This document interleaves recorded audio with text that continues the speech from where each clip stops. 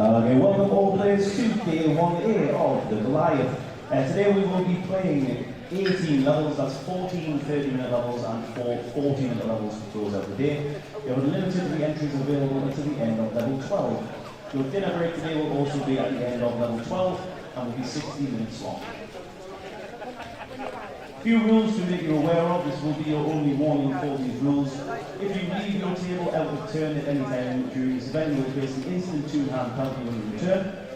If you go all in out of turn at any time during this tournament, you will see an instant orbit penalty.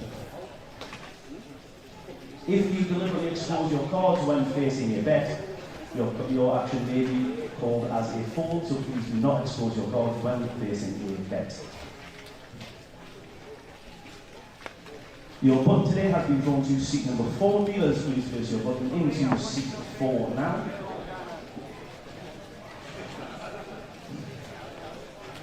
You will see in front of you on your table you have a table place setting with your name and table number and seat number. This must stay in front of you at all times.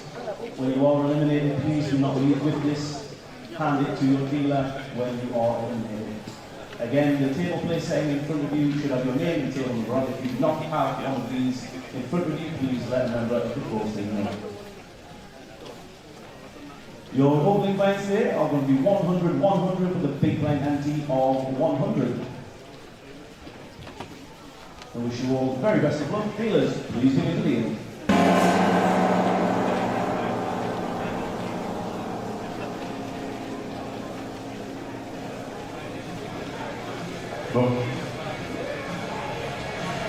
Enjoy your life, ladies and gentlemen, and when you get eliminated, don't blame the dealers, because it's not their fault, you're not very good.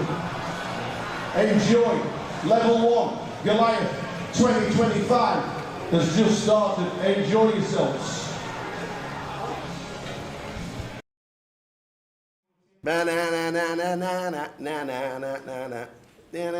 It's here! Hey, welcome everybody! Still doesn't fit.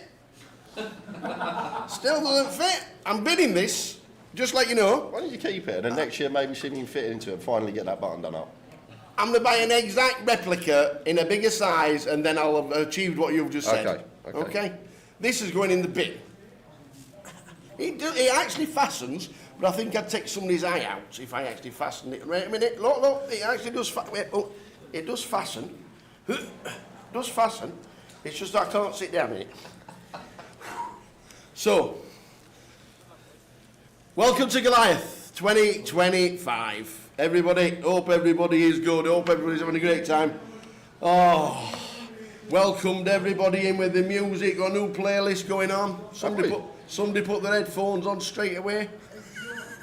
So what are you doing? Oh, afternoon, everybody. Are you ready, Jay? I'm ready. I'm ready. Come down last night. Good prep last night? Yeah, good prep last night.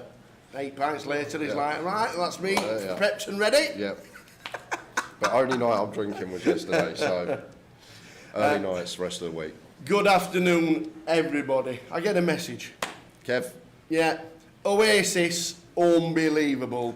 Best gig he's ever been to. When do you start streaming? Is it Monday? Monday?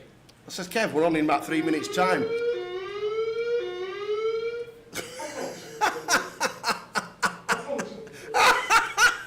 We are investigating an alarm condition. Great! It may be necessary to evacuate the building. Oh, yeah, we go. I don't know if you can hear that on stream. Who's pressed the button? Who's bust out and wants to?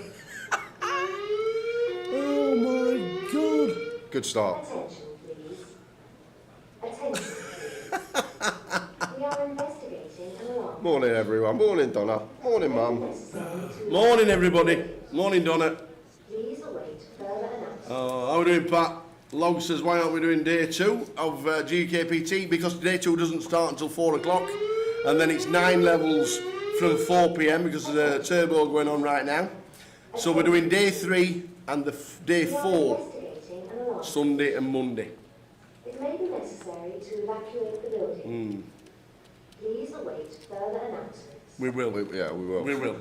Afternoon, Amber, Big Johnny, Disney. Hope everybody is good. Oh, here we go. Welcome to Goliath, everybody. This is it.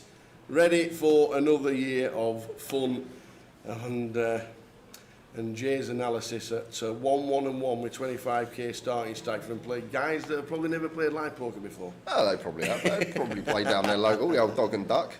Loving it.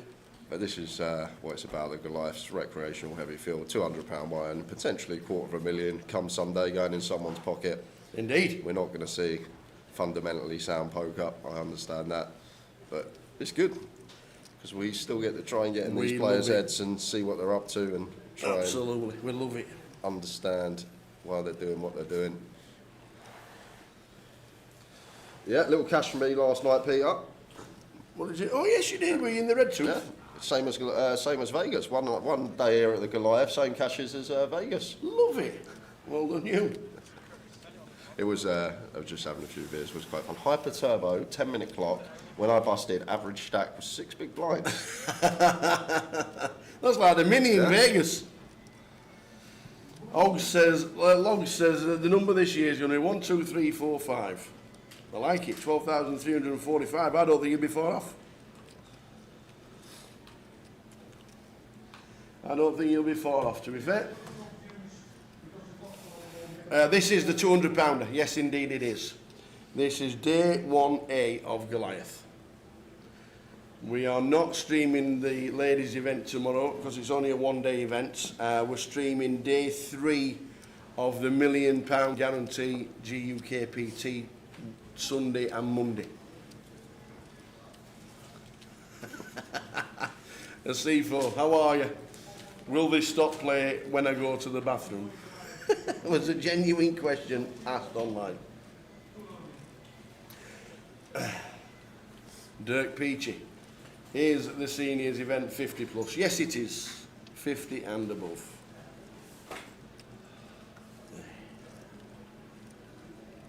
What did you do after London, sir? Chill. Oh, we went. Oh God. Oh, right, go on. We went away Yeah, you said you were going away. to a place called Malvern Hills, Malvern Hills. and the clue's in the name. It's a bit hilly. We had to walk up one hill. That was. I'm not joking. It was like that. Honestly, it was. But it was beautiful. Absolutely lovely town. Never been before. It's in Herefordshire. It's in Herefordshire. Nice. Went for dinner at it was like a castle. I'm not joking. It was a castle thing. Nice. But it was all a surprise. It was a nice day. Had Very some nice. exercise. Lots of walking. Awesome.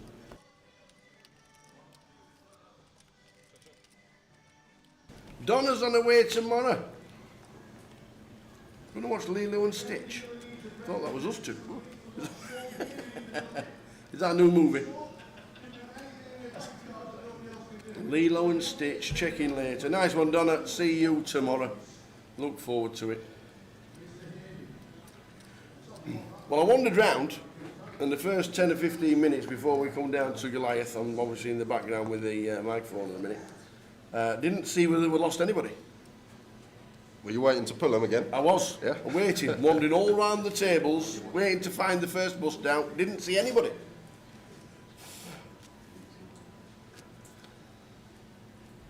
There's no football on today. First Towers treble is next Saturday. Woohoo! Get your coffers out. I wonder why I had so much money the last couple of months. That's it. That's it. You thought you'd done enough in Vegas. Oh, yeah. Towers treble's back next week. Coventry City are playing at home next Saturday as well against Real Betis. On day 2? Yeah. Oh, last year was Dortmund, wasn't it? Yeah, Real Betis on Saturday. So it might be quite busy in here next Saturday for day 2.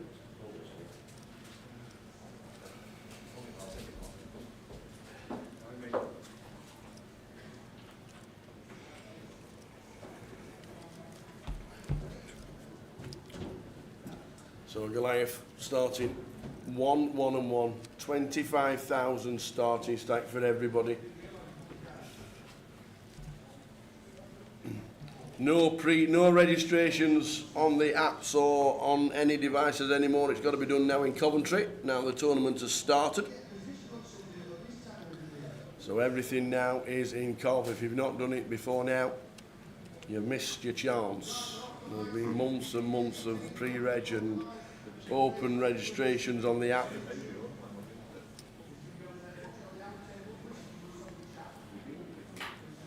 Afternoon Cheech and Chong. Who are they? I don't know. I never heard of them, John. Should we Google Cheech and Chong? It was lovely, Ben. Well, to be fair, one of the nicest towns I think I've ever been in the country. It was. Cheech and Chong.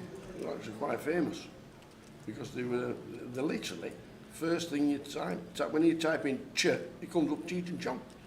They're a comedy duo found in Vancouver and consisting of Cheech Marin and Tommy Chong. There you go. Like it.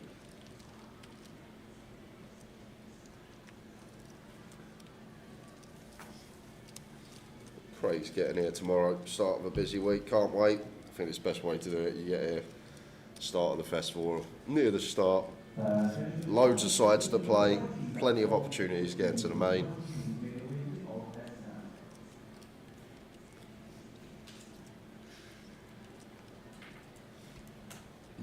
Million Guarantee went about half an hour ago as well. I do think. Hi baby, okay? There we go. I know you said to bring it. Turbo is on. £1,050,000 collected. Well done, absolutely everybody in that event. There were 500 runners yesterday.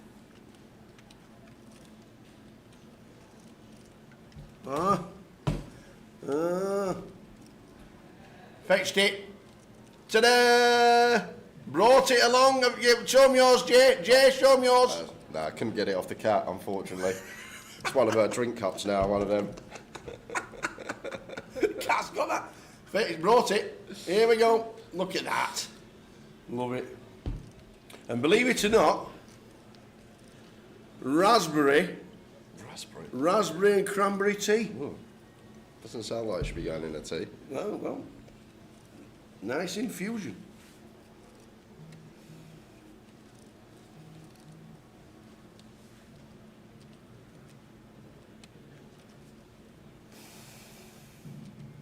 A C4. Local events, I'm not too sure. I think they have an option to do 10% or 12.5.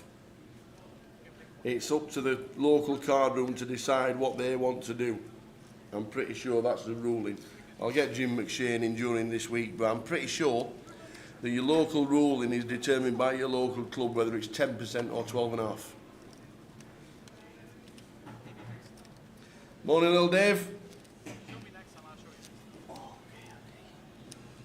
Is there a waiting list for Goliath? Yes, only because the turbo's on. I've got about 500 runners in the turbo. There is an alternate list, but as soon as tables drop in the turbo, they've got 160 runners. Then they'll start dropping down, and then players come instantly straight in.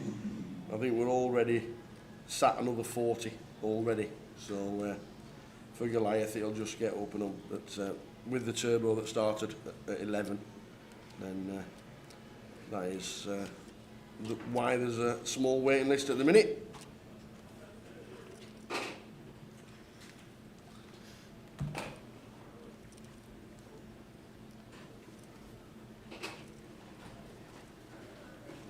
So early stages, 25k.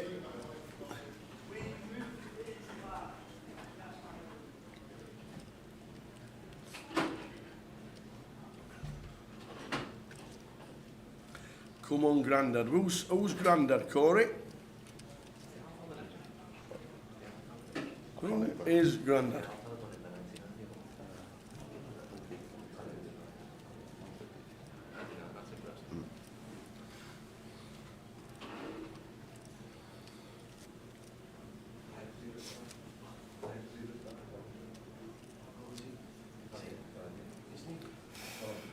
I'm guessing Turk's in day 2 of Goliath. Yeah, I think Of GKPT, yeah, I sorry. saw Turk yesterday, so. Yeah. I'm pretty sure he's made day 2.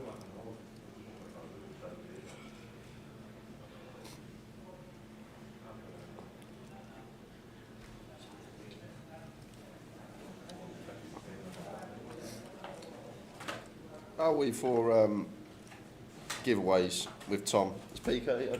Tom has sent us an email, if you want to read it. I haven't had an email. And Jim He's- McShane's he's- here. He's forgot about me. Jim, do local clubs determine what the payout structures are for their local events? No. Or is it set at a certain percentage? There's 2 options set at a certain percentage. So then the club decide which one they want to have? Cool. Is it 10 and 12 and a half? It's rounded up to the nearest 10, plus 10, 10%. So you've got 61, yeah? Yeah, Rounds up to 70, yeah, divided by 10, 7 places. okay. Thank you.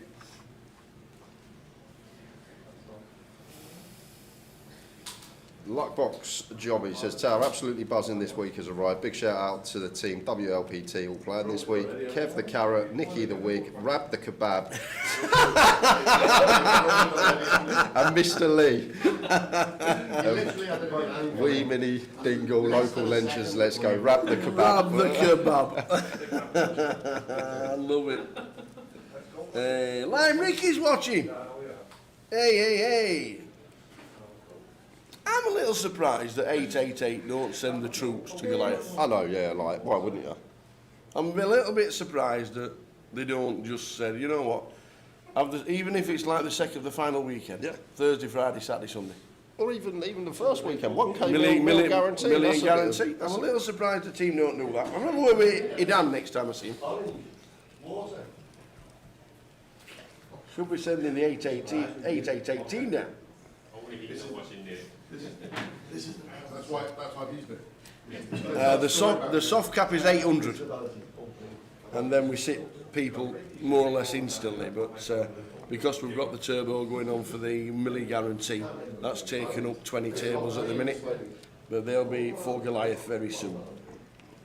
Well, we've got some action here. We can jump into things. Won't be much first level of the day, but going to be some carnage. Top pair, top kicker for Daniel. After the 4-bet from Thomas here. Don't see this tower. He's 4-suited with the 4-bet. Goliath level 1. Interesting. Something you don't really see at this buy-in level. Maybe as you go up the buy-in ladder, people will find some 4-bet bluffs with good candidates, but could have some action. No, we run. Main thing for Dan here, just a call. Don't want to be raising. Keep some bluffs in, if there are any, but our opponent, when they 4-bet, obviously going to have aces in range, even with 3 combos left remaining, but surely as Thomas is going to shut it down here now. This is Goliath. This is day 1A, first level. Is he going to try and put on a show for the fans or wave the white flag here and now? It does shut it down. Checks over. Got to shut down. I know we start with 25k, and that's probably a little bit of a problem, isn't it? But Could check back here, Daniel, with the ace of clubs as well. Very nice. Just north of 1 SPR. We've got ace of clubs in our hand. Don't really care if the club rolls off on the river. And now Thomas may feel obliged to bluff here. Going to be a lot of jacks and 10s. Jacks, 10s, 9s, potential in Daniel's range that we can fold out. These hands without a club, like it's just horrible when it does go check, check, and we lose to like red 8s, red 9s, red 10s, something along those lines. But does slam the brakes on. And as Daniel here could just jam if he wanted to. Thomas with 16.5k, like 1.1 SPR just north of. So could ask for the lot here as Daniel. how big does he go? Probably, I'd probably just go for all of it at this SPR, but he's going to go for a little milker. Was that 8? Is that 8? 12. Can't see the difference with the yellows and the whites. With 12 and in the bin, the ace 4. Interesting spot. So, good morning, Lime. Be early for you, 5:30, 6:30 in the morning. Hope you are well. Pesky's on his way tomorrow. Last time I saw Pesky walking through Planet Hollywood. Ah.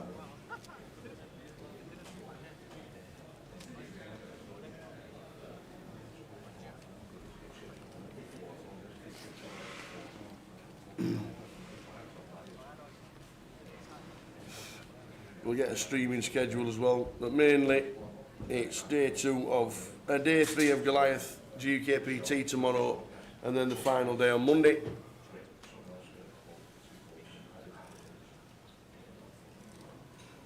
And then Goliath. I think we'll be doing the high roller as well. Yeah, I think high rollers on the schedule. Final day of the Mystery Bounty, day 3, and then it's just basically day 1s of the Goliath up until Saturday when it's day 2 of the Goliath main event.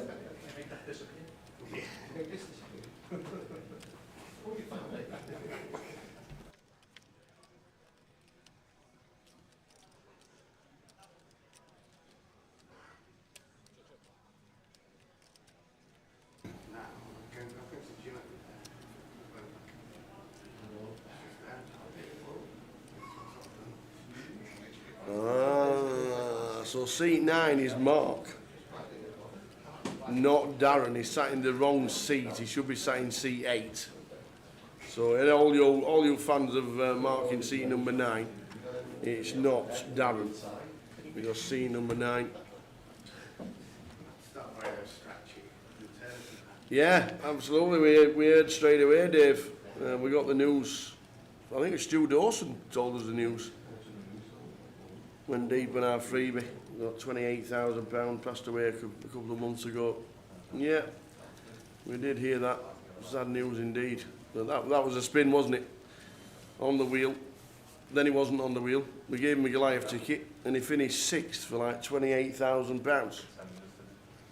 Passed away a couple of months ago. What about Ozzy Osbourne as well? Oh, Ozzy Osbourne passed away. And then yesterday, Hulk Hogan did the same. Just no. Hulk Hogan. It's been a bad week. It's been a bad week. Ozzy Osbourne and Hulk Hogan.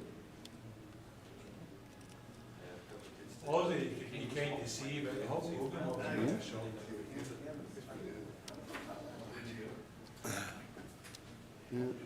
His last video was on the afternoon before, wasn't it? When he was going into a gym somewhere, and loads of people turned out to support him. Afternoon, Craig.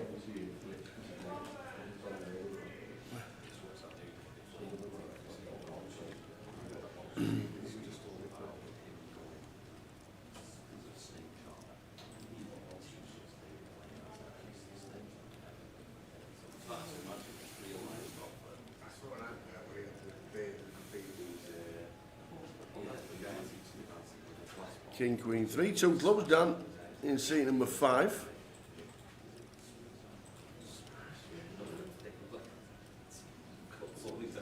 Afternoon, Mr. Michael Mann, watching on Facebook.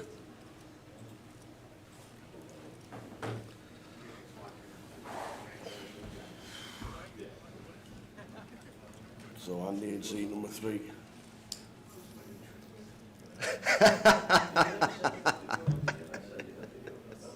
He's a clown, ain't he? What's that? Joe Saunders in the chat. Oh, how are we doing, Joe?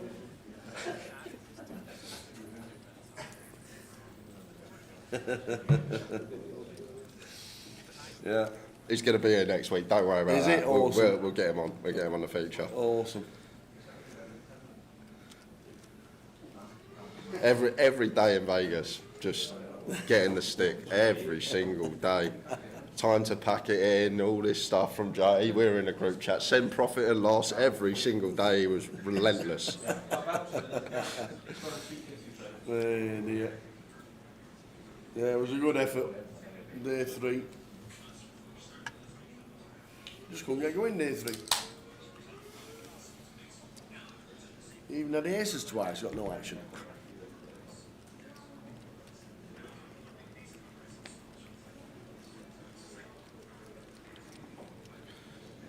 Jack's recorded. King Queen for Andy. Just going to defend.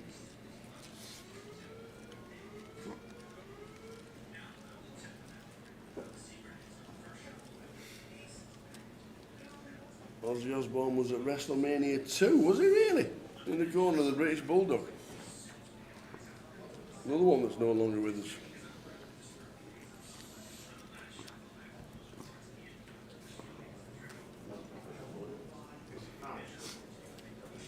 Yeah, I watched a lot of that Ozzy Osbourne gig from Villa Park in the last few days.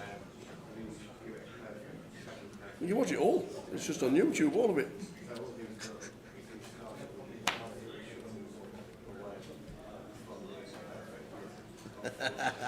Day 3 tower, level 3 J. I think it was level 3 I busted. Was it?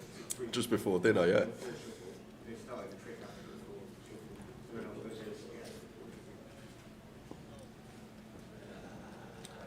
So the information has come through that Darren is actually sat in the same seat.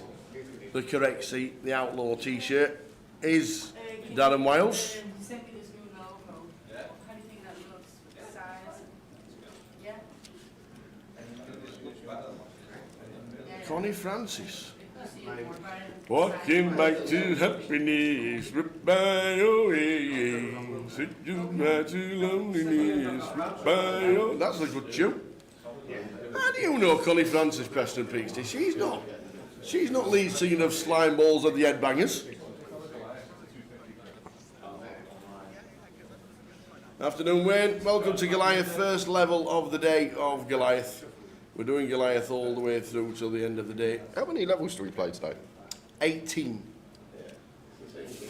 We do 14 30s. Oh, half-hour clock, of course.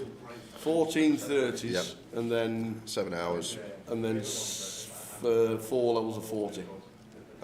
7 hours. 9 hours, 40 minutes plus break. Yes. Yeah. Yeah. I don't think it's too late. No, 9 hours, 40. It depends how long the breaks are. Yeah. I'm assuming they'll be prolonged because of the amount of people they got to get in. 30-minute breaks all the way through. Okay, yeah. 30 minutes, 60 minutes. Okay. End of level 16, there's a 30, so there's 2.5 hours of breaks.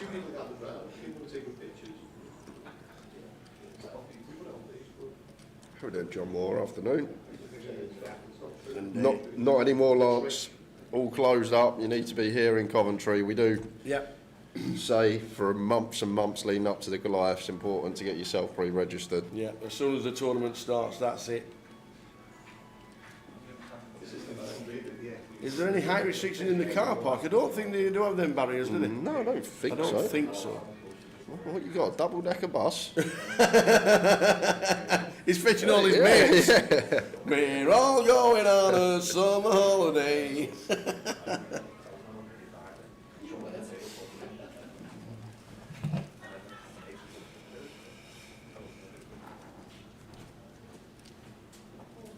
I just bring the works van. No, I'm pretty sure there's all kinds of vehicles. I don't think there's a height restriction. I don't think there can be, because surely the team bus will turn up, won't it, and come through whichever way. Yeah. That is true.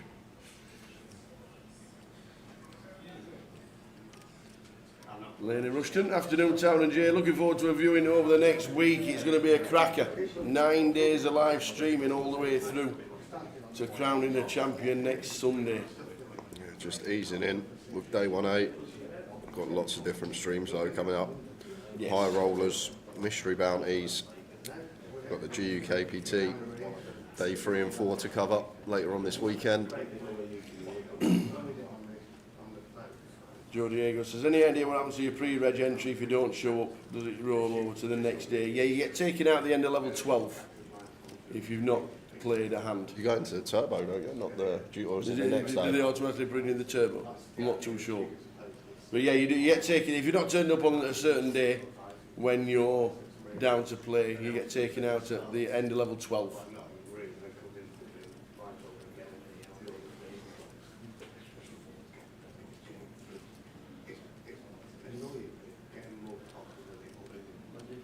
Do you know if you can transfer tickets won on Stars onto the Grosvenor app? No, you just come here. PokerStars have got a live table.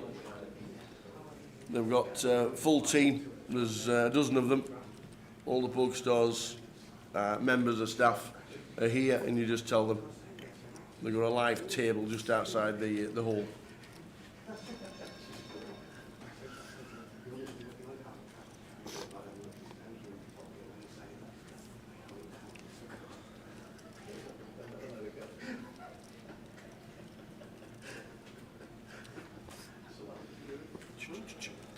Yeah, there is a slight waiting list today because of the turbo that's going on for the million guarantee.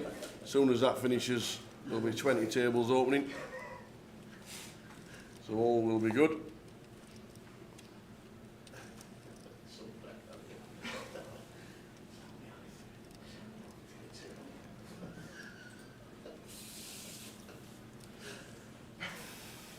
Well, Willie Elliott's here and he's not Spanish.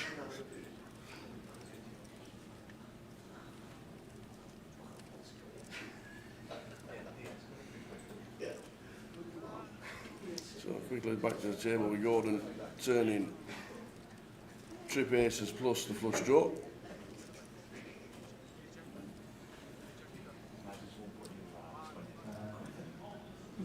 And Dan P just calling with 2 pair. Gordon taking a nice little pot up to 30k.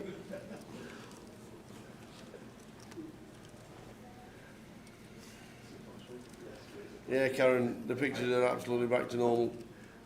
We know it was a little bit of a lighting issue in London, but we'll rectify that with little tweaks for the next time we're there in September. Are we doing the free car protectors like last year? Yes, we are. We are. Every time you get in it, I think it's every entry. I think we get a car protector. It might just be one a day, I'm not sure. But they're definitely there, the car protectors, they look great. What you got there? I've got a list of the bust outs that we've had so far up till now, as the level's about to go up. We've only played half an hour. 20 gone. 20? 20 gone. Who was the first? First was Frankie Chan, Oh, I needed to see him. Brian Tanner, Glenn Hill, Declan Colohan, Daniel Fogg, Obina Iwu, James West, Tim Upson, Michael Tumulty, James Devani, Stuart Reed, Stephen Wright, Christopher Olcock, Manpreet Randwana, Sam Walker, Jordan Cousins, Daniel Smith, Gary Knott, William Peters and Paul Smith are the first Will Peters is out. 20 out today. Flipping heck. What's Dave's job this week? Apart from looking good.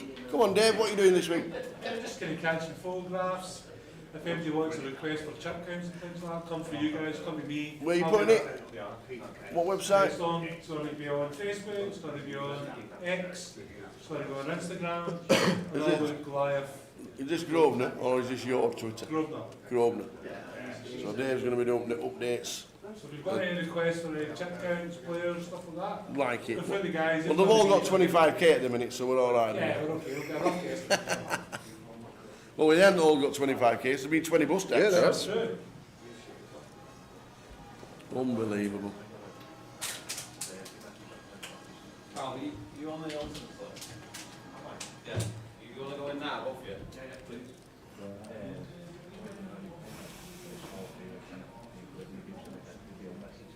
So blind up for the first time. Now 1, 2, 2.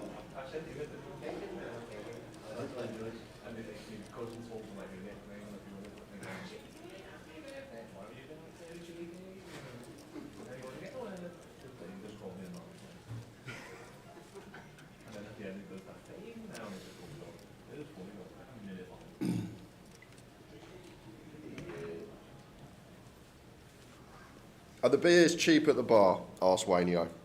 What's cheap? What do you class as cheap?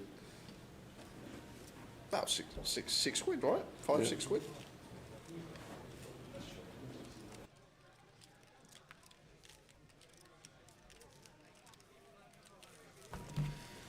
Nine's 1, 1 and 1.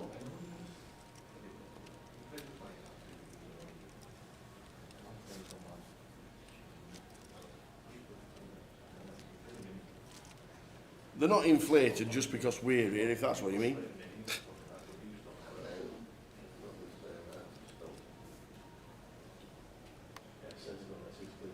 Oh, here we go. Already it's started. Here we go. Gary McGaffney. Here we go. 130 at Chester. Each way, Ridgemaster. It always goes great for the chat box because what happens is it either wins, they come in about 1:45, go, did you get on it? Did you get it? Or it doesn't, and we don't see them all week again in the chat box. It's win-win. You tip in the chat box, you can't lose.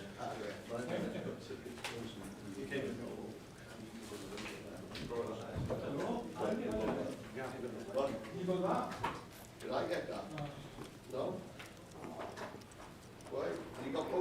these and stuff? Yeah. No, they were doing a bucket of beers last year for like 12 quid, weren't they? Yeah, the Coronas, I think. Yeah. Is Is it bring your own clothes down some today, Tyler? Well, I fetched my own jacket and my hat and my t-shirt, yeah. Have you brought a pound in? You pay £1 to wear your own clothes. Remember that? What a scam that was. What a scam that was. Where did all the pounds go? Head teacher, driving around in his Rolls Royce. Oh, them were the good days. Jeans for Jeans Day, we used to have. What do you call it? Jeans for Jeans Day, we used to have on a Friday. It used to be Jeans for Jeans Day. You used to have to pay £1 to wear jeans. Do you ever have that, Jeans for Jeans Day?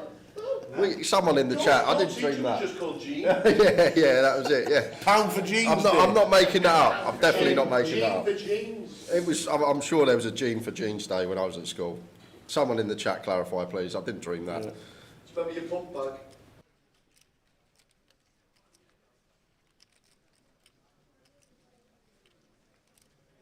That's probably that cable, you know, Paul. We got a spare one. Jeans for Jeans Day. Probably change it, right? I couldn't have made that up. Yeah, pay £1, wear your own clothes. What?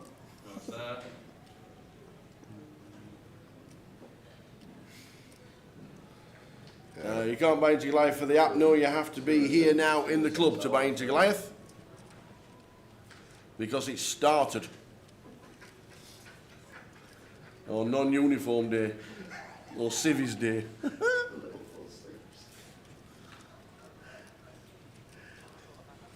Well, I'm keeping a checklist this week. Day 1 Goliath. Raise on the river. It's the nuts. That's 1 for 1. But we're going to go through the week. And every time someone raises on the river, I feel like 90% they're going to have it. So in these spots, this type of buy-in when you get raised, just got to let it go, as Darren. People just don't bluff these spots. He's not letting this go. He's Darren. Don't be He's much. got them in his hand. Like, we need like Shahib turn like King Queen, King of Hearts into a bluff, which. But if you're playing this comp this week, guys, and you get raised on the river, just fold. Yeah. You may run into that small percentage of the time that they've got a bluff, but most of the time they're just going to have it. At this buy-in level, people aren't finding river raised bluffs, and that's sort of something that can help you navigate these fields. It can be frustrating sometimes to make a hand that you want to value bet, and now you have to fold it, but I can assure you as the week goes on, the more we see river raises, I think you'll get the idea that people don't really bluff these spots at this buy-in. What's happening here? How you doing, pal? You can't. What's happening there? I think Seat 9 was sat in seat 9. Then guys just come to the table and said I'm in seat number 9. Seat number 8, now don't post a big blind. Oh! Pork pie man's here! We love you. I might not bet day 2, so. Thank you very much. The first delivery, a Dickens and Morris pork pie. that's a big pie. That is a big pie. Hard to eat in one sitting. Get some mustard, you out, by the way. Thank you very much. You're welcome, mate. You did say you were bringing us one. Yeah. I love the courage in Vegas as well, mate. It was really, Thank you. really good. Joe Diego says, I bet the river with the second ups in the 1K yesterday and I got raised. What's your advice, Jack? Depends on the hand, Joe, who you're up against. Like in the 1K, you're going to be up against players that will find some combos to potentially raise bluff. So, going to be difficult if we're up against someone with the capabilities to let second nuts go. Depending how the hand's played as well. Like without full hand history, it's hard to just say call or fold, but It's not level 1 of Goliath. yeah, basically that's it. Exactly what Jay said. Level 1, level 2 of Goliath. If you're getting re-raised on the river, But it's usually the nuts. as you go up the buy-in ladder, people will be finding some creative bluffs in the form of river check raises. I just don't feel like we're going to see many in this particular tournament.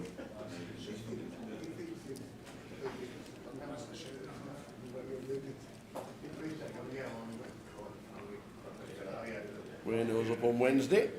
Hope you've pre-reg for Jokers Wild.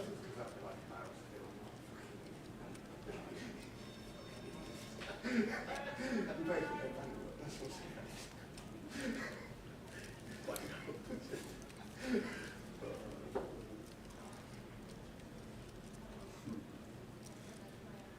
champ, Mr. Will Watkins. How are we doing, Will? Thanks for leaving me basically up the creek without a paddle in Vegas. I blame you completely. Played yesterday in that red tooth. So we're at the bar. Nathan, his mate, me, end up buying in. We all three of us get on the same table. And then Jack here, who works here, he comes over, he goes, "Oh, you playing red tooth tonight?" I go, "Look at this table." I go, "I've got Blackpool, I've got 2 Blackpool legends, I've got the Goliath champion." Carl Jeffrey's on my table, he's looking around going, "Who's the Goliath champion?" In all his Leeds gear. He's looking around like, "Who's won the Goliath here?" "It's you, mate, it's you, you're the Goliath champion." But Carl Jeffrey, Slater, a few of the Northern lads, it was a good bit of fun on the boards, on the beers in the red tooth. Love it. Yeah. Left me stranded in Vegas, did Will. All sat having a nice drink together when the chain busts out. Barry Greenstein and his bounty tournament that he came 7th in or something like that. And then Will Watkins obviously had a couple of beers. He kept going up to Kasuf and said, Can I have a selfie, please? Can I have a selfie? His phone's flat. Kasuf worked it out. Oh, so funny.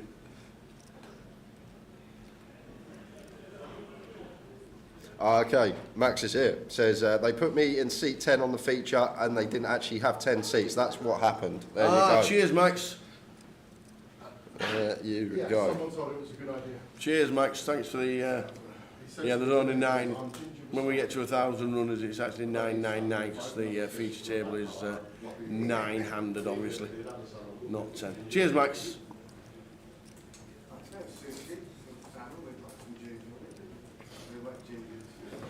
So, King 10 going to get a check mark for Shahab after checks through. Feel like we can go for some value.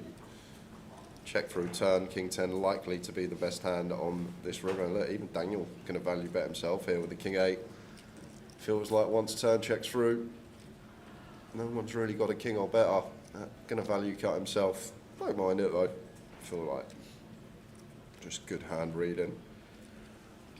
Expect the king or better to bet turn, so once turn checks through, the Ducks at King 8 could be the best hand, but just value cut, out kicked by the King 10.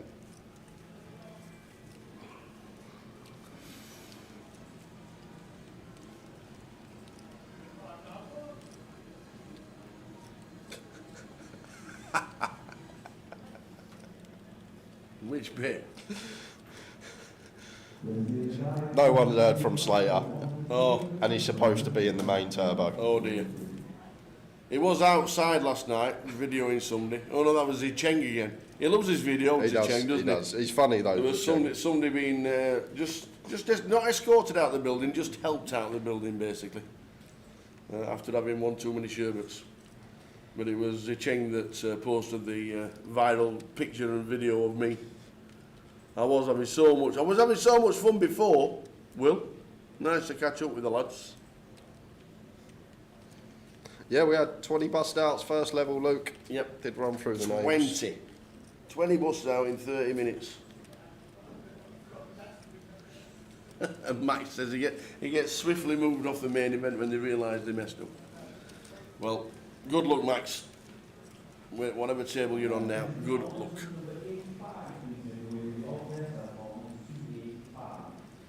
So there you go, all the tables are being filled up now. 85 alternates already in because the turbo was on for the million guarantee. That's hit the guarantee and surpassed it. Well done, one and all. You're welcome. Great effort. All the team, million guarantee. Going to be some FT Monday. Yes. Probably get biggest we've ever covered, I think, what we'll be playing for up top together. Yeah, that's right, Joe. We had Andy Mock at the grand final, the fight one back after lockdown, but still feel like that could be surpassed. That'd be 20%, wouldn't it? The win. Yeah, I feel like it's going to go close to quarter of a Quarter million. of a million, yeah. What's the forecast pot for Goliath? What do you mean, Gary? 471k. That's what's in there at the moment, I That's think. today? Yeah, today. We're nearly 2 mil. Maybe about 1.8 million. What was it last year? Nearly 2 mil, I think. Yeah, nearly 2 million last year. It's the same again this year. I said 1.6, 1.7 Yeah. yesterday. £160 into the pot, that's just over 10,000 runners. Hiya, Connor. No. Normal GKPTs will be 10. I think because of the size of it and the space and the room capacity, they played the extra level to hopefully not make day 2 so big. I think that was the reason behind it. Obviously, capacity and space, we have 1,000 runners in Goliath that you can see in the background, plus all the turbos and day 2 buy-ins. So I think this is a one-off, as it's a one-off million guarantee.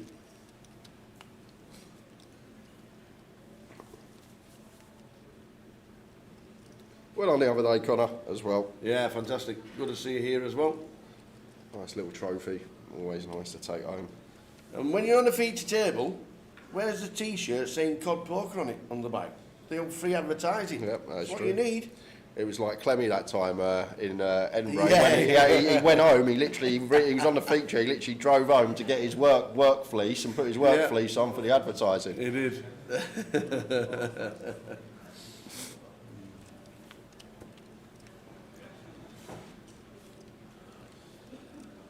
What are the table numbers this year?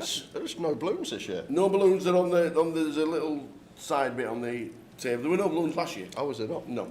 The numbers on the table, 1 to 70 in the big hall that we're in now, 71 to 100 in the side hall, the one that will be having Joker's Wild on Wednesday.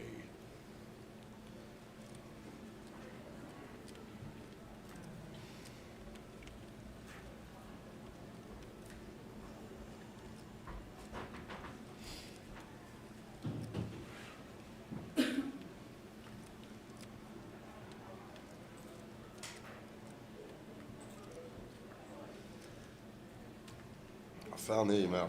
You got the email? Are you Irish, Dave? No. He's definitely Scottish, Dave. Scottish, Yeah. Dave, yes. I don't know if I have you, Dave, here. Number. Oh, just not getting personal. Not a bit quick, then, it? Straight in there being Scottish.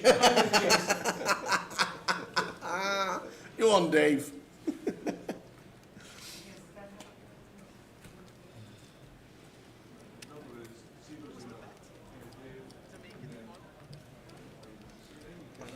So level 2 of Goliath, here we go. We're just moving Max now. Give you mine, 'cause I don't know how to do it instead of- Just realised that Are you on Facebook? there's no seat 10 on the feature table. Just getting all his trinkets. I don't like that hoodie, by the way.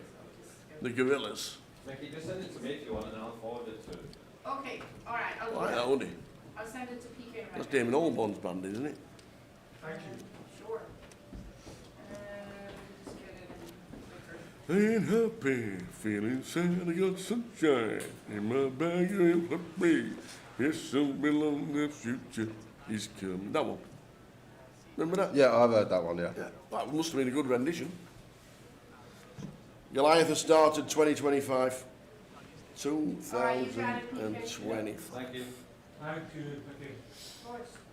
And then one for your kids.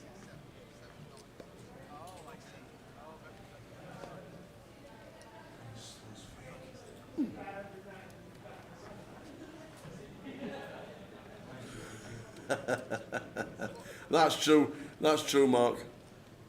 I ain't no Clint Eastwood. How are we doing, Mark? Hope things are good. That was Rotherham.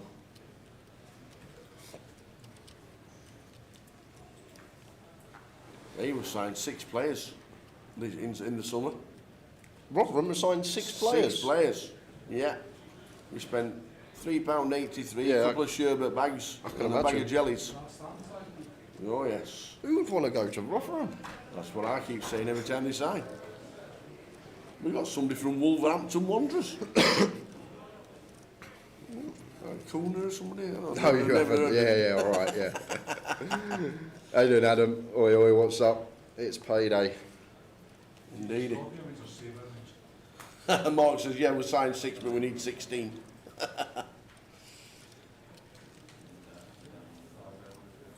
I bought a ticket of someone who got reg for Friday. Any chance I can get that changed without going to Coventry? Could I change it at Luton? No, I don't think you can now. I don't know if we can do it for you, Adam, or you have to be here in person.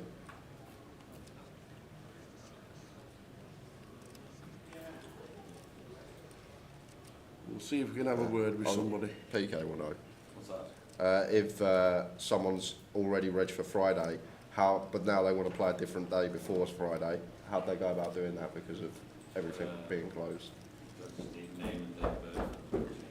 We can do it here if you had them. Whisper me, name, date of birth, and what flight you want to change to, and we'll get it changed for you, mate. Oh, it's good to play the Iron Roller tomorrow. Oh, he's coming on tomorrow, then. Yeah, we'll sort it. You could have sorted it, but if you're playing the Iron Roller tomorrow, you can change it yourself. Yeah, we'll have a wander round in the next session and get some video footage of the floor. What if I did a Facebook Live from the floor? You could. That'd be interesting.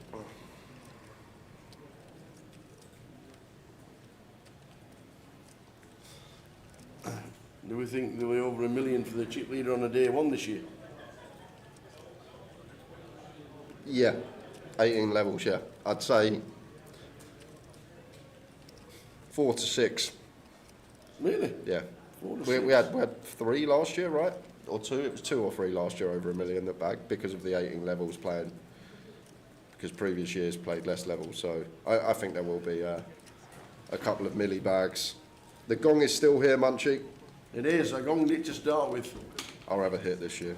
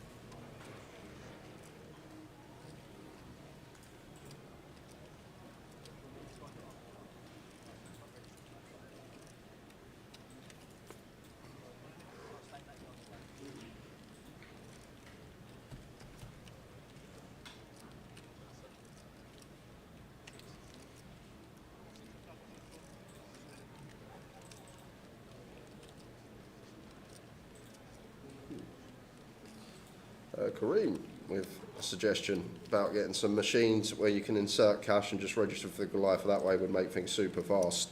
Well, we got the app this year, unfortunately. Yes. Day 1A of the Goliath, where you can just buy in via your phone. You go to the app, you buy in, put your debit card details in, and bosh, you're in.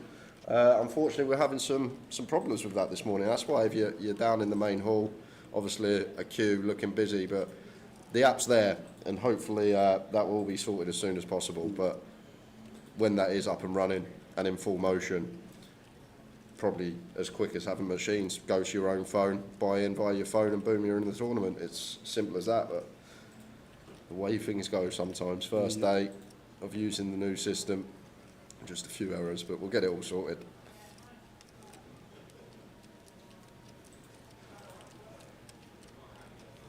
We need Ali Malou, says average old gamer. He's in day 2 of the GKPT.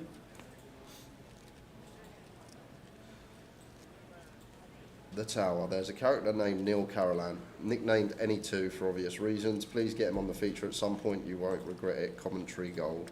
The problem is, because how big the room is and we need to move stacks over, input them into the system ready for the next session, it needs to be one of the tables that is within the vicinity of the feature table. We can't go and grab someone from another hall. So you'd have to be on one of the tables around the feature.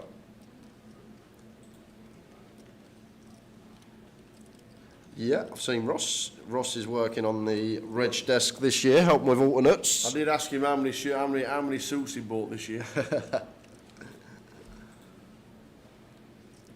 While Joe says, I love the live app. It's great. No waiting for your name to scroll past on a screen, just for seat selection. It is great when it's running and working properly.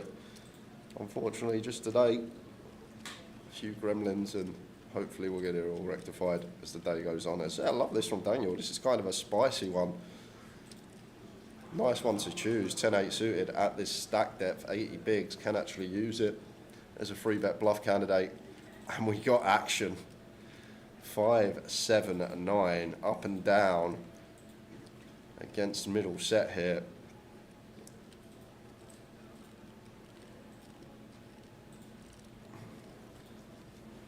So theoretically here, I think Thomas may actually get some leads, because I don't think Daniel gets to free bet 7s and 5s, 9s potentially at frequency, but probably plays more flats at this stack depth. But he's just going to check it over to Daniel here and going to start betting his up and down.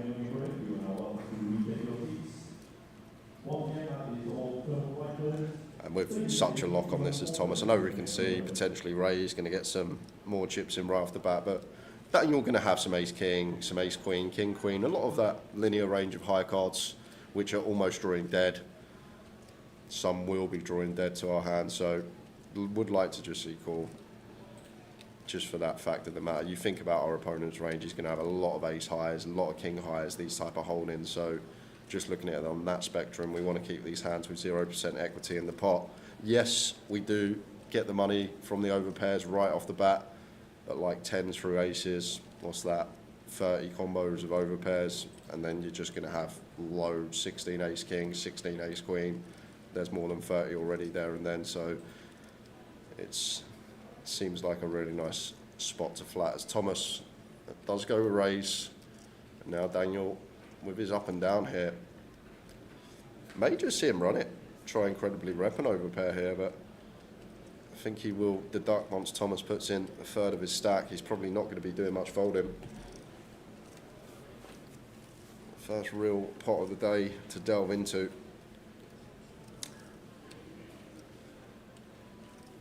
Getting a direct price here, Daniel. Nearly 3.5 to 1. We're up and down. But he is just going to go with the jam and get snapped off.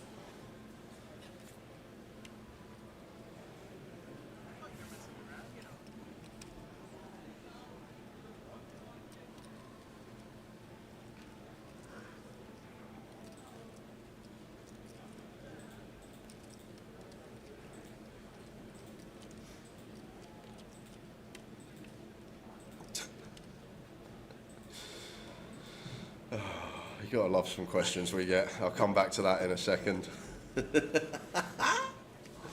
King of Hearts, Jacks and 6s to fade for Thomas.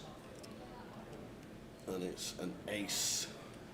Don't the app update the chip stacks? Yeah, all 1,000 players in the room, Waynio. Yep, we'll get them all. Dave, go on. We need Dave, off you go. Update your chip stacks, please, on the app. See you about October then. Live updated chip stacks in a 1,000-man flight. Yep.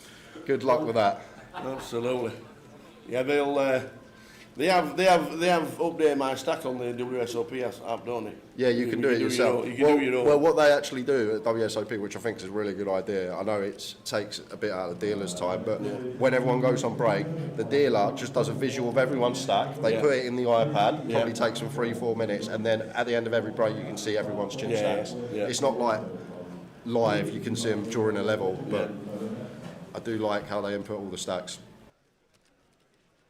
Find him. You're going to find him. On there. Stick his own fridge, bud. Pork pie. Pork plate fridge, kid. French? What whereabouts? That's tower. Give me that. I just want to show the size of this pork pie. This is huge. It's like a cricket ball. Offensive weapon. He won't eat that all to himself in one sitting. Called.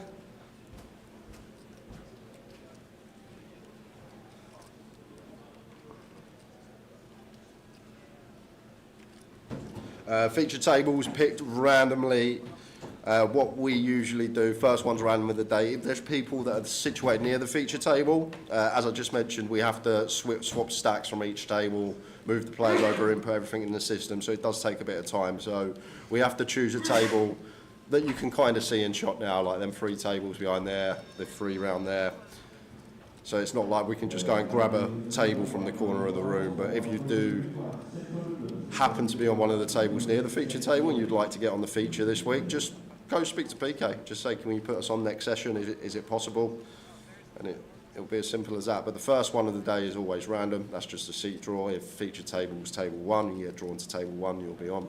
But then when the break hits, we can pick and choose, cherry pick if you like. It has to be a table close to the feature. That will be coming later in the week, Dave, maybe even this weekend at some point. Tower usually does his walk through the casino, and we'll get that filmed and then post that out so you can see how to get from the entrance all the way through to the Goliath halls.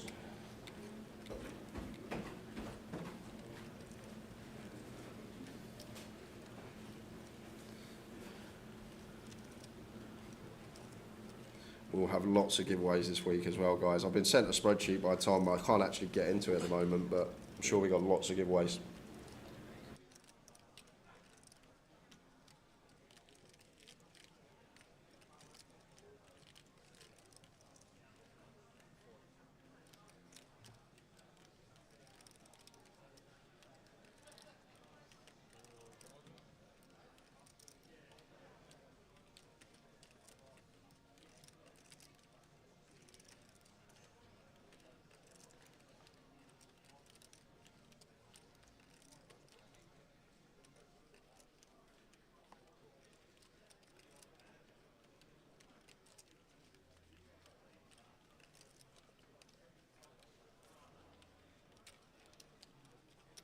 So Ben says the competitions to win a seat on Facebook, how long till the winner is put into their selected day? I'm not sure with that. PK's not in the room. He usually runs all these social competitions, so I'm not sure when the winner for that specified comp will be selected.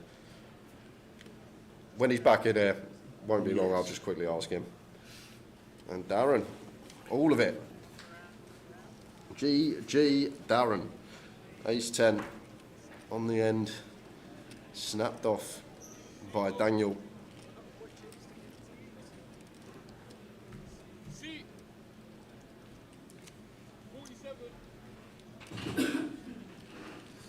And mine, says Malcolm. I'm having a scroll up now, Malcolm. Aha. If I'm lucky enough to get to day 2, can I be late as I'm working next Saturday? You can be late, but your chips will be in play. So it's one of those. If you can get here an hour late, you're probably... What you're going to do, 2 to probably like 3 orbits. So if you bag your day 1 flight, chips will be in play from the start of day 2. It's one of those. I can put the word in, Malcolm, see if we can delay the start for you, but highly unlikely.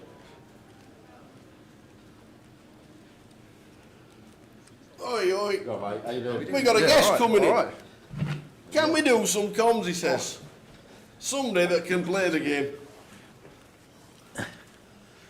Ta-da! Mr. Rick Trigg. Is it 3 UK PTs these days? Yeah, 3 still, but I've given everyone a couple of years without playing to have a shot at it. I know but you've... no one's getting close, are they? I think Ali's on 3 and Julian's retired. Yeah. You won't be seeing no more from Julian. He's out on the sea. Yeah, he's out. Julian threw in his canoe.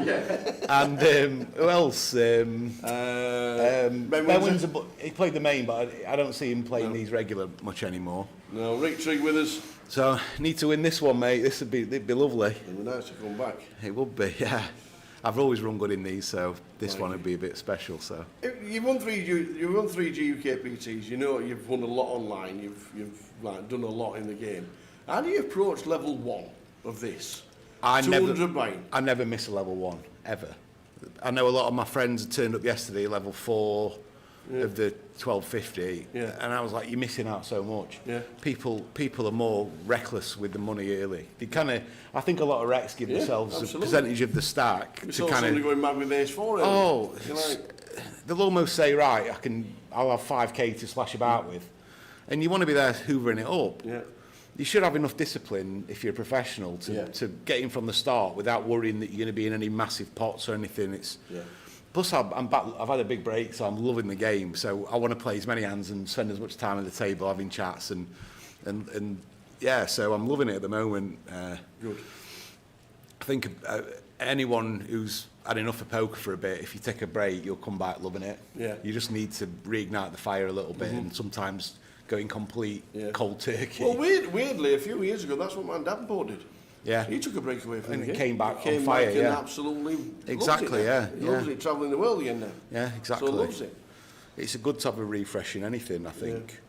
I didn't think I'd be back playing because I got to a stage where I kind of resented the game a little bit. And, and I was going through the motions, I was bored with it, and I was getting jealous of people having big results that are my friends, and I'm like, well, how's this mindset? It's not me. It was just a rut that I got in personally, and a few other bits in my personal life. But since I've been back, my mindset's unbelievable, and having worked for 3 years nearly, I'm thankful to be able to still win at a rate in poker. I can just do it full time again. So yeah, I'm loving it at the moment. So who have we got? Have we got anyone we know? Or We got oh, perfect. a table full of Goliath players. That's the way we want it. But it's brilliant this weekend. Of course, It's like the recreationals main event. So it certainly is. It's brilliant. Yeah.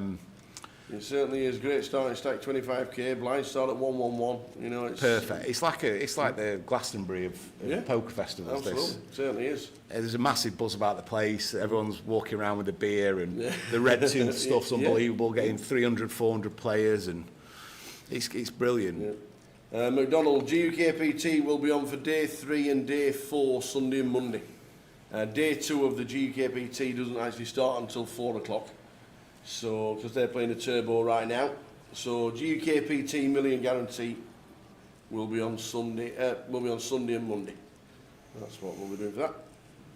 It's good to see a nice ace-9 offsuit fold under the gun there. I think it's a hand that a lot of players, recreationals, will open there, but it's not got very good playability. Obviously, suited, we can get involved. So, nice little raise here on the button, ace-10. And Queen 6 off is a hand that, unless you've kind of perceived to have unless you think you've got a big, massive skill advantage over the button, you just want to be folding stuff like this. Nice little raise and take there for Thomas. It's going to be brilliant. The reason I love this the best is you get in a final where maybe 8 or 9 have never been anywhere near that sort of money in poker. And just seeing the different dynamics and people's nerves or people going for it or what have you, it's unlike any other, isn't it? Like, it's superb, it really is. And I know they put a million guarantee on to start the week here, but what do we think it's going to get to? Do you think it's going to get? It probably finish at 1.1.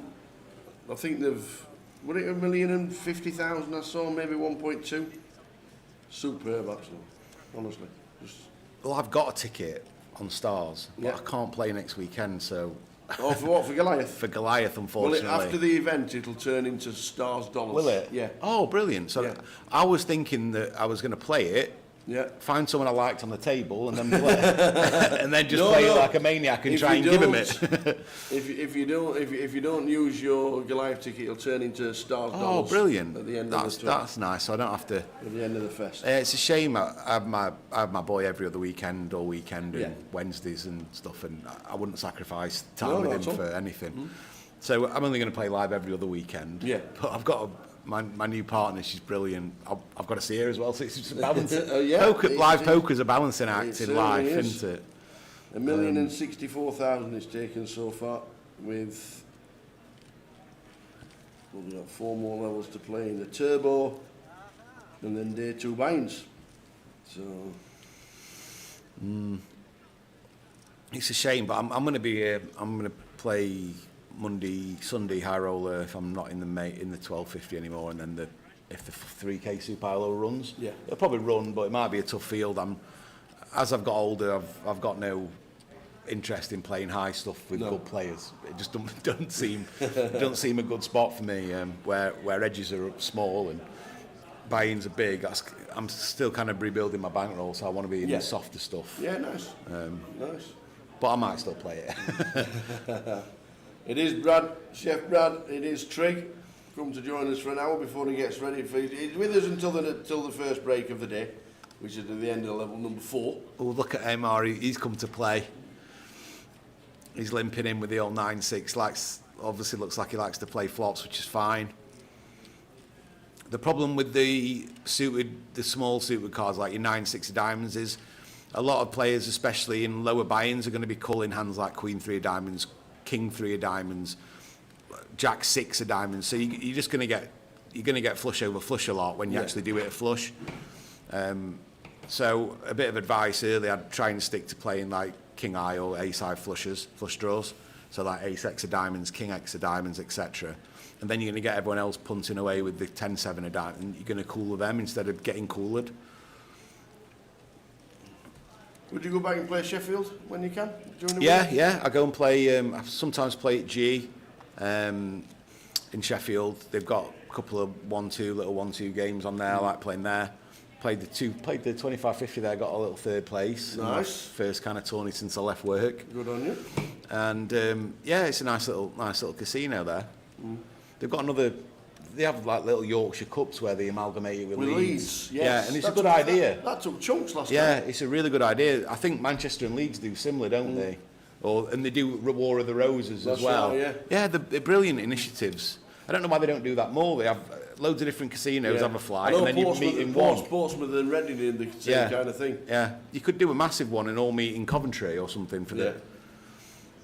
I was just talking to. I played at another casino the other week, and I met Tony Kendall, TK. Oh, TK. Well, not met him. I've known him 25 years. Yeah. And I've seen him again, and the first thing I said was, bloody hell, you look younger than you did 20 years ago. And we were talking about the Grosvenor Grand Prix. Do you remember that tournament? Yeah. Well, and if there's ever a tournament, to bring back, it'd be that one. Grand Prix. It was brilliant. It was pot limit. Yeah. And you could qualify online or qualify live at your local casino, and they ran qualifiers every week nearly for months and months. And the top 12% would go through, regardless of stacks. And then you'd all meet up in Walsall, pot limit tournament. You'd all be in the money. That's right. 99 quid or something. And it'd get chunks and chunks, wouldn't it? 138, and then Zippy would normally win it. Yeah. or that gentleman who's now in jail in America for murder. Old Beb Jones. Old Beb Jones, yeah. Yeah. So I'd love that to come back. But obviously it'd have to be limit, no limit. Yeah. Pot limit days have long gone, unfortunately. But even World Series, they don't no pot limit holding. They had a limit. They had a limit. They have a limit, event. But no pot limit. Yeah, no pot limit. They had a limit bracelet event that went on for like 11 days. Yeah. Bet. Yeah. The A6 off is a bit spicy. Squeeze in here. I'm surprised Amar didn't call there with the deuces, try and flop a set, but the A6 is a bit dicey there because you're going to get called a lot of the time, and A6 off, you're not really going to love any kind of flop. Yeah, the Grosvenor Grand Prix, that was, and if you could do something similar where everyone met up at one place, everyone was in the money. Yeah. But I know there was a problem with it where they used to, if they only got 6 on a table, they used to kind of, the regs in the locals used to stop people buying in and no. Yeah. And there was a bit of shenanigans there, and I'm sure they'd be back into play again. Let's see what the Queen 8 wants to do under the gun. It's fine to open on a table if you think you've got a big edge and you're not going to get played back at. So he's gone for 7, seems to stand a raise. Amar will call this seeing what he's been doing last couple of hands, which is obviously fine. This is just too loose in the hijack, yeah. Good fold. Ace Queen can squeeze or call, I don't mind either. Call's a bit passive, but as I say, you're gonna outflop a lot of aces, or you get some hearts like in behind you calling that you can cooler. But it goes for a squeeze, which is nice. Ooh, Shahab, sorry. Ace King off. In the big blind. he's got to squeeze this maybe to like 7k, 6.5, 7k, I think. But if he just wants to call, I don't blame him. Would a fullback get through, or Gordon still want to see a flop? I think he'd still want to see a flop, to be honest, with the suited. Off suit, we can just easily fold. Suited, we're not loving it because it just looks such a strong play from the big blind. But I think if he goes reasonable under 7k, I think he's gonna have to call and see a flop in position. Looks like he's gone really big. Is that 12? I'm not sure. Or was that 8? Oh, 8k. That's a nicest sizing, yeah. And this could go either way. I don't mind calling. I'd probably fold, but I don't hate calling. You gonna call it, Tal? What do you think? I'm probably not, even though they're suited. Yeah. Probably not. It's right on the borderline, isn't it? Yeah. Ace Jack's an easy fold. Ace Queen. Is he ever doing it with Ace Jack? No. No, he's never doing it with Ace Jack. But Well, yes, cool. Gordon does want to see a flop. Ace Brick would be interesting, wouldn't it? I don't blame him here. 4, 5, 6. Now, it's interesting, a lot of Recs will just carry on firing Ace King, and a lot will just check all the time and assume because they've got Ace King, the other guy's got a pair, and they'll just often give up, check and give up. So I imagine, wow, he's just ripped it in. Now, Yeah, there's me overpair. yeah, I mean, he's a bit fortunate to get that through because of all the hands Gordon's calling. He's got Ace Queen, then all the rest of them are 10s, Jacks, Queens, Yeah. or 10s and Jacks and 9s that are probably going to call. So he's kind of fortunate to bump into the Ace Queen part of the range there. But you got to admire his courage. Just right, I'm all in. Have some of that, mate. And I've got backdoor flush draw and 2 overs if you've got a pair. Worked out well for him. So Goliath going along. Tomorrow we concentrate on day 3 of the GUKP. Then you're in. What did you bag up? 103k. Oh, lovely. Second bullet. I played all day Thursday until about 1200 big blind, so good 8 or 9 hours, and then straight back in all day from Thursday. It was really enjoyable actually. Just seeing loads of people I've not seen for a while. Yeah. Catching up with everyone. Stato, we had a good chat, and Awesome. Nick Marchington. First time I've really spoke to him and met him, but he's a nice guy.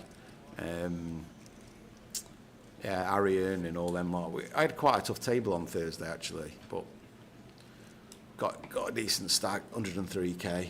That'll do. You can get in. I know a lot of people who are doing a lot of money in this already, so I'm glad just to. Yeah. First bullet would have been. Did you manage to get on Malou's table? No, I didn't see Ali. I've seen him dotting about. He's hard to miss, isn't he? Even though he's diminutive. He. No, I didn't. I saw him not dotting about, but I've not been on his table yet. I don't want to.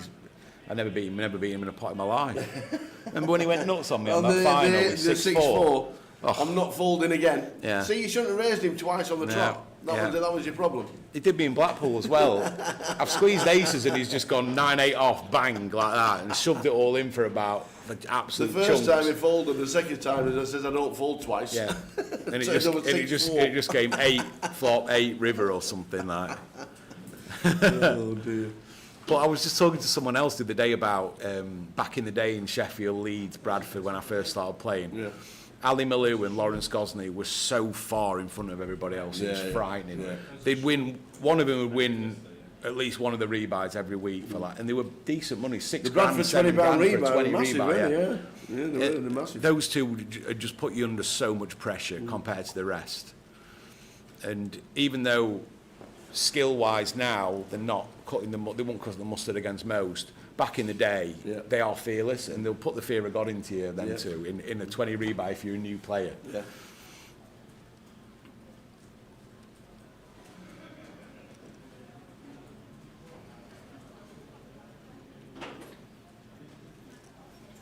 This is a bit of a spicy bet on the turn, and it might get king to fold. It might get tens to fold here. No, good call. But what's the 9 going to do now? He's almost bluffing now. He's. This will be interesting if the 9 carries on. He's only got 10k. The pot's 16. I wonder what he's going to do now when checked. I mean, he's definitely getting checked too.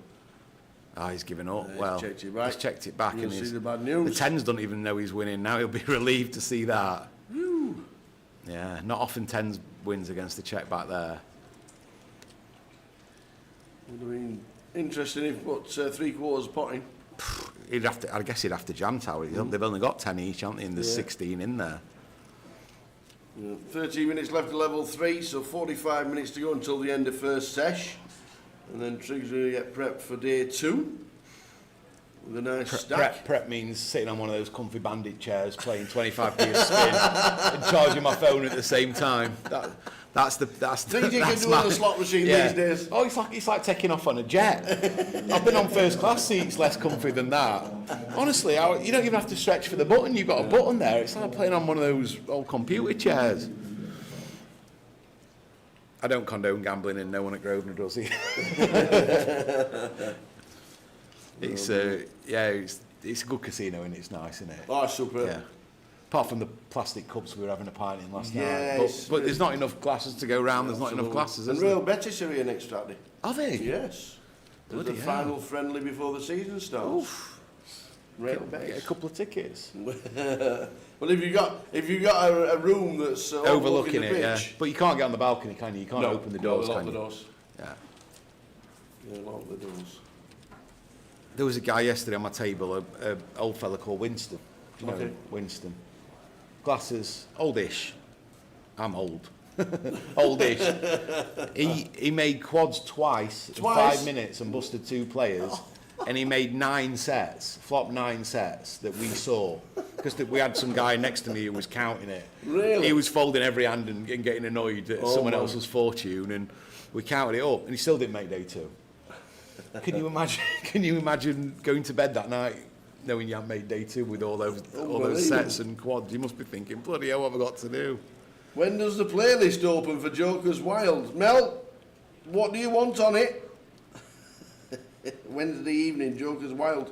You let me do the playlist once, it went down like a lead balloon, didn't it? I'm trying to put some stuff on that's a bit out there and Tower's like, right, get some Queen on, forget this crap. I came into the commentary booth asking, I'll play a song for the comms because they were struggling because obviously the music's blurting out. I said, Jay, what do you want on? Of course we're in a party. He says, stick me Niz Loppy on. You know the JCB song? I'm Luke, I'm fine, but my dad's Bruce Lee. It's He hardly a brought me party round tune, in is his it? JP. I don't know, mate, It's a nice tune. Yeah. But it's hardly a party tune. Yeah. Looking forward to Wednesday in Joker's Wild. That should be an absolute classic. As always, 6 o'clock, Joker's Wild starts. And pre-reg for that is 140 already. I would play that. I want to play it, but I can't play it and drink, I don't think. There's no point. It's a drinking game, isn't it, really? Well, yeah. Yeah. It's not. The poker's the poker's definitely secondary. 100%, yeah. I'm going to try and play it. If I can switch the little lad round to having him Thursday, I'm just thinking out loud, then I can play it. But then I'll be you've got to get hungover, back. yeah. I'll get back, yeah. Then you've got to try and get back, unless you're picking him up Thursday afternoon. Yeah. Oh, wow, look, this is going to be unlucky for Gordon. He's riding to a set now. So it's going to be a jack or good game. Pokemel's nailed it. You can't play the Joker's sober. No, exactly. It was great though seeing the stuff in the Red Tooth stuff. Everyone with a pint on, playing, everyone having a laugh. Yeah. It was that. I used to get jealous how people could have fun playing. I took it so seriously, and people still do.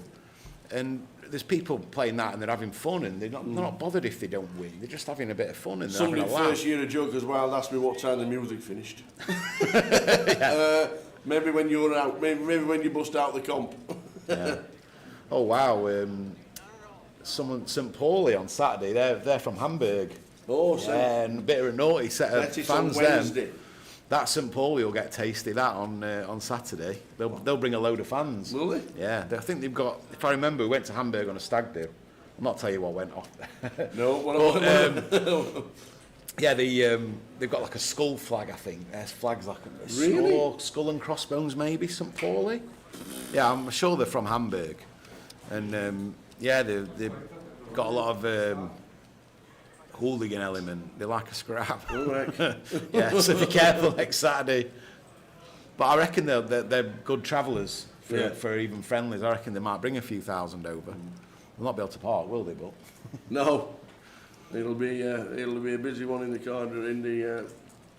car parks for sure. So it's Betis on Wednesday and St Pauli on Saturday. Thank you very much for the information. Shahab now picks up Queens to a fairly big size raise, over 3x. Guess he's going to pump it up to about 3k. With my guess, looks like he's gone maybe 3.5.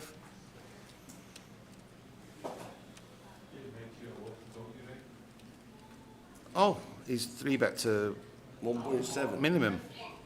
Absolute min. Minimum. So Daniel's Absolute definitely min. going to definitely seeing a flop.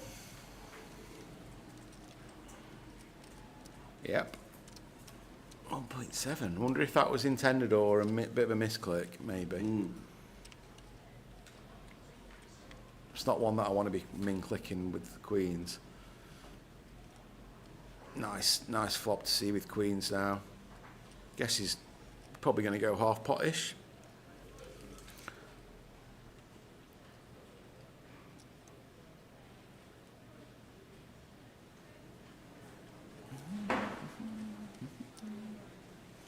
Looks like 2k. And we've got a backdoor flush draw, but the ace might not be live. I think I'm just gonna ditch this, I think.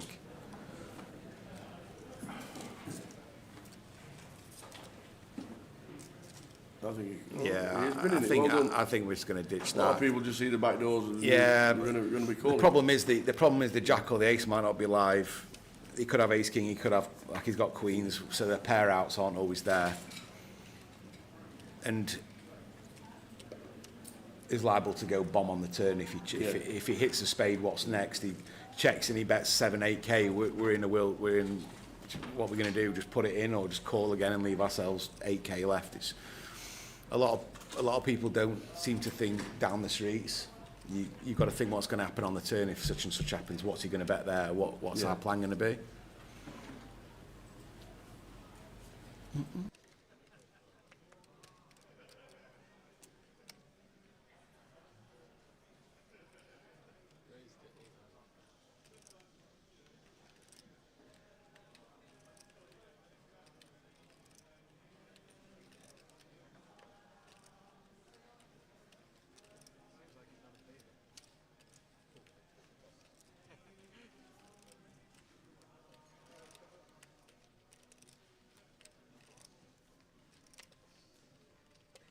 Sixes for Mark. Sharp with the nines. Sharp's picked up quite a few hands. Is it 25k tower starting stack? Yes. So he's doubled his stack already, Shahab. He's been in loads of pots, but he seems to be in the zone. So under the gun with sixes. Could have a small bet. Checks the standard, and I think Sharp's definitely going to call this bet. King queen, just got to fold. I'm always interested in what sixes does on the turn here when he has a stab or a c-bet and he gets called. I guess he's going to go check with the sixes now for sure, and then the nines will check or bet sometimes. Wow, he's going to carry on with the sixes. It's strange because it's not really a bluff and it's not really a value bet either. It's kind of in the middle. He can get called by some worse hands like flush draws, but he's not going to get called by much that he's beating, but he can get some stuff with equity to fold. But it's not a very good bet if a hand like nines is always calling. Let's just see what he does on the river. Yeah, 4 of clubs on the river, brings a flush draw. This would be a bit of a suicidal bet, but he's going for it again.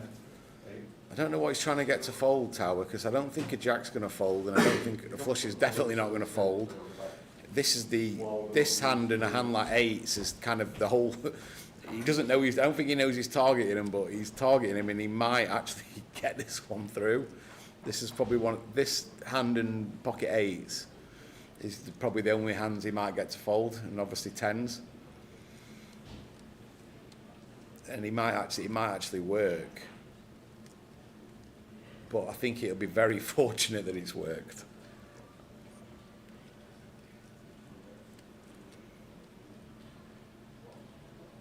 At least he doesn't have a club in his hand, so he is blocking some of the 6x of clubs, 6-5 of clubs, 6-8 of clubs, A6 of clubs. So it does take a few flushes out of Sharp's range there with the 6 of clubs. It makes it marginally better, but he might get it through. But Shahab's got 50k there. He looks a bit sticky, and he's paid it off. So it's just the bet's never ever getting through there in a million years. But at least he had the guts to go for it. Bet 5 on the river. What is the best food choice, Tower? Have you had anything else to eat, bar? What was here yesterday? No, I got up and had breakfast this morning. Yeah. Upstairs in the hotel. Really nice. Yeah, it is good there. I had a freshly made omelette with a side of bacon and sausage. Very nice indeed. I had a granola pot. Granola? What's the matter with you, Yorkshireman? What's going on? Granola. Yesterday the pizzas flew out the building. Yeah, they did. Absolutely flew out the building. I had to kind of calm the pizza guy down a little bit. He's brilliant, the salesman. Yeah. Well, the young kid. Yeah, the young kid. So I've ordered one, and it was nice. It was better than you get in a normal pub or whatever, it'd be quite light, crispy, tasty. Yeah, so I'll give it 7.5 out of 10. Quite nice, reasonable money as well for what you get. But he's charging round all tournament. Anyone a pizza? Everyone. He's a good salesman. He's passionate about it, and he answers all your questions, what have you, and he's good with his service as well. But last level of the night, 1600. Yeah. Alex Montgomery's in a big pot, and the guy's jammed the river for 2x.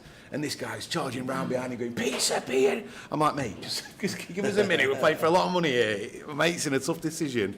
Just be a bit more subtle about it. But pizza's best thing I've had while I've been here. Yeah. But this is before all the trucks have arrived today. The hot dogs. Oh, yes, and the burgers. And the burgers, yeah. And so the hardest thing is salad.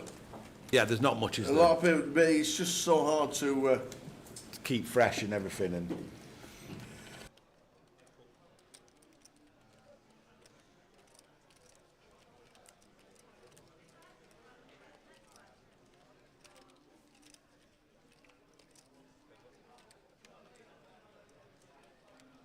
this is it. So yeah, the food's all everything's going to be open now, isn't it? So, yeah. Raise a case of have we got a room near the lift? Not too bad. It's not Coventry. It's not Birmingham.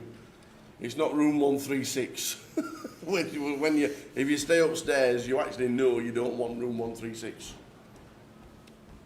But no. This is an interesting one. It's going to get Amar's betting like he's got the best hand, and he's going to get a bit of a shock if nothing changes.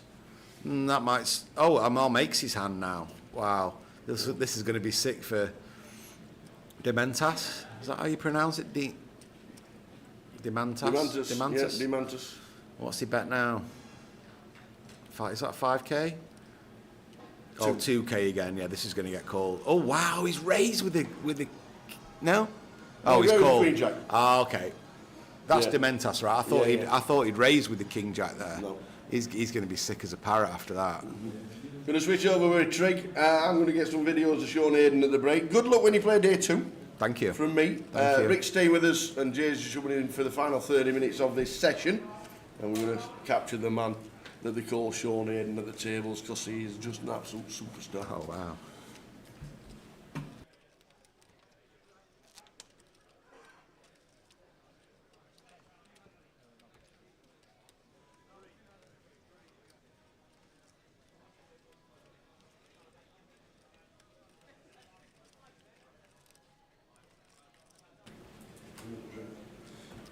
I was saying St Pauli are in town next Saturday. They're a bit naughty, aren't they? Hamburg team. I thought they had Real Betis next Saturday. Yeah, apparently they've got Betis on Wednesday and St Pauli on Saturday. Yeah. Someone's saying they're pretty political and they travel in numbers, so okay. That'll be exciting next Saturday. Has it been? As you'd expect, I think. Yeah, just a lot of kind of seat one. He's been kind of table captain. He's been in a lot of pots. He's stacking his chips. He's in the zone. Yeah, it's been decentish standard, to be fair. Seat 8, just bet 3 streets with 6s in a kind of weird spot, and Neil almost got 9s to fold on a jack, 7-3. Oh, okay.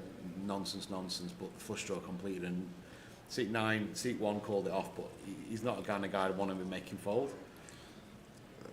7 of spades turn, set, gets the check mark for Daniel. We got Mark. Mark was the 6s guy. Mark is not coming to fold today. He's come to play proper poker, and he's going to get some bad news in a minute. Just a call from Daniel with position.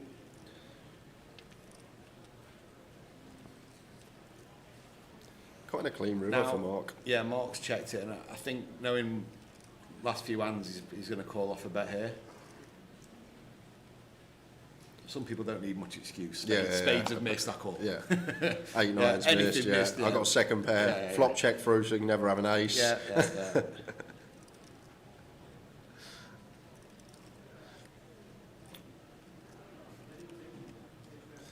Are you going to play anything this week? You got a chance to play? No, I played the Hyper Turbo Red Tooth last night. Or did you have some fun? Yeah, mate, I was in a bad state. I was saying to Tower that, and it's so refreshing sitting down with people who love the game. Yeah. Having a beer, they're just chilling, they're enjoying it, everyone's chatting. It's so refreshing sometimes to see. I bet you enjoy the game so much more now you don't play full time. Like I bet you look forward to it. I do play full time now. I've started again. Okay. But I've never loved it much. I'm loving it. I feel like when people take a break and they come back to it, they've got so much more. The problem with me is I'm an all or nothing kind of guy. I've got to be in it all together or not. Yeah. And especially with my working hours, I was up at 6 a.m. in bed at 10. And with the online games, like, you start a tournament at 6, there's only so many times you can get 10th at 3 a.m. for $110, and then you're hanging all day at work before you think that's not for me. And the live games, obviously, with me, when I work 9 to 5, Monday to Friday, I'd want to spend weekends with my partner and my friends, you know what I mean, and obviously Percy. I'd have as much as I can, and I wouldn't want to spend my time with him grinding away somewhere. So I'm happy to be back. I needed a break. I wasn't feeling the game at all, and I think everyone plays the best when they're loving the game. Yeah, I agree. At the moment, I'm watching everyone's vlogs. Vegas, I had the biggest FOMO ever, but it was just too early for me coming back. I need to just grind a couple of rolls out on my poker sites now and sell a bit of action to the higher stuff, live stuff, but mainly keeping the highest, like 1,500 quid, 2K, it'd be the highest buy, and I'll play live for quite a while. That's big enough for me, you know. I'm not chasing any accolades or one more ego GUKPT. Yeah, well, I'm chasing that. I'm chasing that, but I'm playing them more so because they're really good tournaments with a good structure and a mix between pros and fun players. How much do you bag for yesterday, for day 2 today? Oh, nice. That's 5 startings, very nice. Yeah, I made a couple of really bad mistakes. There was one where I wasn't paying attention. This is a lesson to everyone. So, the guy raises to 1,200 at 3-6, and I call my position with 4s. And there was a guy next to me, Scouse fella. I looked up and he'd got a 5k chip in and 2 100s. And the dealer said, that's a raise. And I'm thinking he's put it in as a call. Like some people often do that, they put it in as a call. So with the way the dealer said, that's a raise, it folded back round to me. And he's got 11k back, I've got about 35,000. And I looked at him, he says, I'm calling you now. In a way that meant he knows he's made a mistake, but he's not going to fold now. So I've got 4s, but he was the type of gentleman that's been calling ace deuce suited, ace three suited. So I thought, right, I'll put it in, and he's got ace king. I win the hand, and after the hand, the dealer says, he did say raise, you know. So what a dust off I've done. He's gone 1,200, the guy squeezed to 52. With 11 back, he's come round to me with 4s. I'm like, I'm all in. He got up and had a bit of a strop. He must think, what a punt that guy is. So if somehow you're listening or the stories relate to you, that's me being on my phone, scrolling 355 at Haydock and not paying attention, to be fair. But yeah, I'm loving the game at the moment, mate. I'm studying all the GTO wizard stuff and catching up on stuff but I guess the trick is just, I'm not getting staked. I play my own money. I'm playing a little bit lower, which I don't mind. But I'm not going to be one of them that's in loads of makeup and selling action all the time. and having to report back to stakers about I just want to do my own thing, and if I can earn as much as I was in the job with a better lifestyle, happy days. Yeah, Trevor. Couple of aces in the cut-off. Nice. 3 bets to 3,500. Oh. Now I think Amar's is going to cold call this. Yeah, I agree. From how he's played the first round or two I've seen, I think he's just going to call this. I think it's probably the right thing to do. Like, I don't know if you're going to get Jacks in good ear in the Goliath to this action ever. It's actually really funny, like cold call in the cold call world. Like there's some really top notch pros that like say never cold. Wow, did he just fold? Look at this. I don't mind that fold out of position to that action. Like, but I wouldn't expect many Goliath players to fold that hand. And ace eight as well didn't want to put in the extra 2,500. If you're watching this back with the aces, you're going to be sick as a parrot. You're going to think, whoa. Top notch fold from Amar there. Yeah.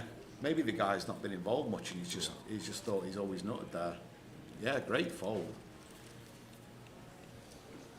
Yeah, it's one of these points in the game, like once again, if you've not studied cold calling and how you're supposed to proceed post-flop, maybe just take from the game. But there's like Pads, obviously you know Patrick Lennon, he's a big advocate for cold calling, and then you've got other like good players that big advocate for just playing 4-bet or fold. So it's one of those sort of areas. In those spots, when it happens, you usually put them on 10s and Jacks, don't you? Yeah. It's a good spot to do it with aces when you've got aces sometimes. If it can only go two way. If there's people behind to act, you can end up getting in a 4-way pot. I guess if you're only going to have Jacks and 10s to do it, it's probably a bad thing to do. But you can mix it up a little bit. Sometimes you can flick in the old like 7-8 of diamonds and just cold call it. Like, and then it just goes check on a 9-eye and you just win with a small bet on the turn. Ace queen off, another one that people like the cold call. But you've got to be deep enough to do that and know your opponents. You don't want to be getting too intricate. But it just, I feel like it just against good opponents, it just condenses your range to a few select combos, and it's just pretty easy to play against. Yeah, I agree.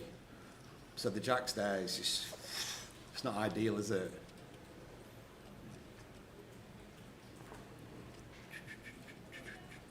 I was speaking to Dean Clay earlier. I've known Dean a long time. He was on Blonde Poker back in the day, poster on there. And he's a great guy. And we were chatting yesterday and he said, I made a mistake last night. The Turks Open, Keith Littlewood's called. He's called 5s. It's come ace 3, 5. Yeah. And he's gone bet, and he's jammed all in with his set. And then he's looked up and it's not set. It's ace 3, 4. And he's got kings and ace king to fold behind. And I was like, because it's rainbow board and Keith, who had the ace king, he was like, what can you have? You've got to be a set. Yeah. I'm thinking of these little exploits. I'm like, if they're folding, if he's folding ace king there, 5s and deuces are the perfect answer. If you somehow got 4-5 suited, like off we go. Let's go. Yeah, that's pretty sick. He should have just span it over and not been like, I meant to do that, lads. So you're up against, I'm capable. Yeah. The biggest shock about that hand is Keith holding ace king on an ace high board trig. I think that's the. That is a shock. Speaking of which, ace king, here it is for Shahab. He's loving the game at the moment, Shabab. Look, got all massive towers and chips. That's what it's about, right? You build these stacks this tournament. A lot of recreationals that won't get the opportunity to play on a featured table.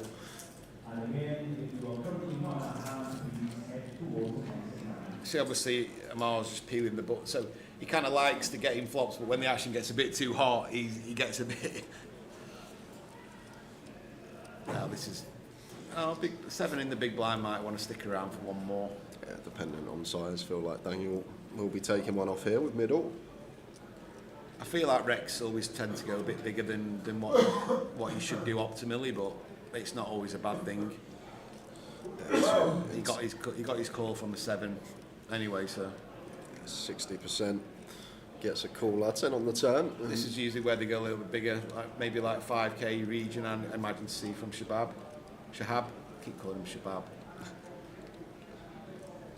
tell you what, it's amazing how many fresh Chinese players we've had recently. Some of the youngsters as well. There was 25. There must have been 20 or so playing the 1K. Yeah. And there was none a few years ago. Yeah, It started off when they won the Open.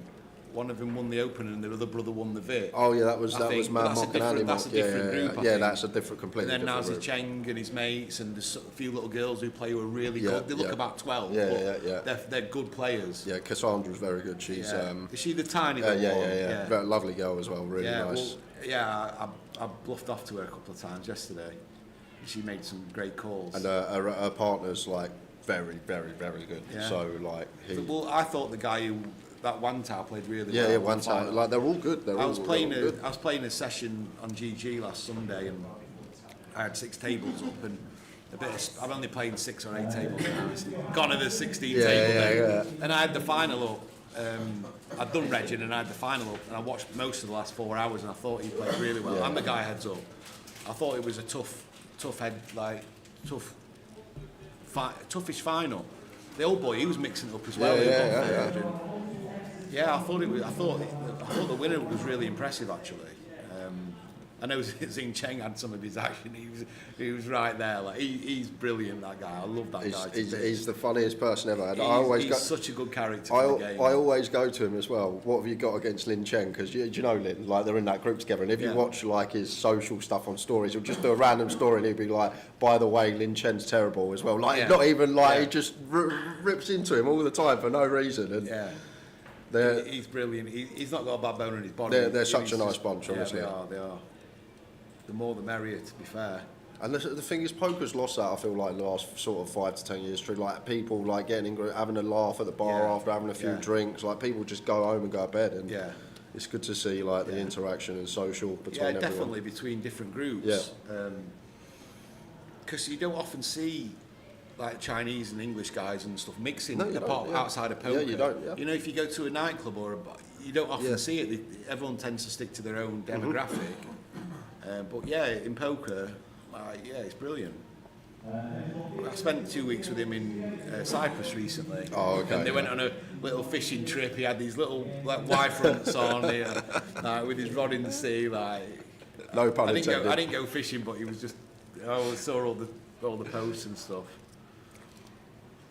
Yeah, they're good. They're good set of people, and always very polite and just have a laugh. And they don't mind firing as well. They've all got seemingly unlimited money. That's what the crypto industry's done to poker as well. I was hearing a story about some guy in Nottingham. You'll probably know who I mean.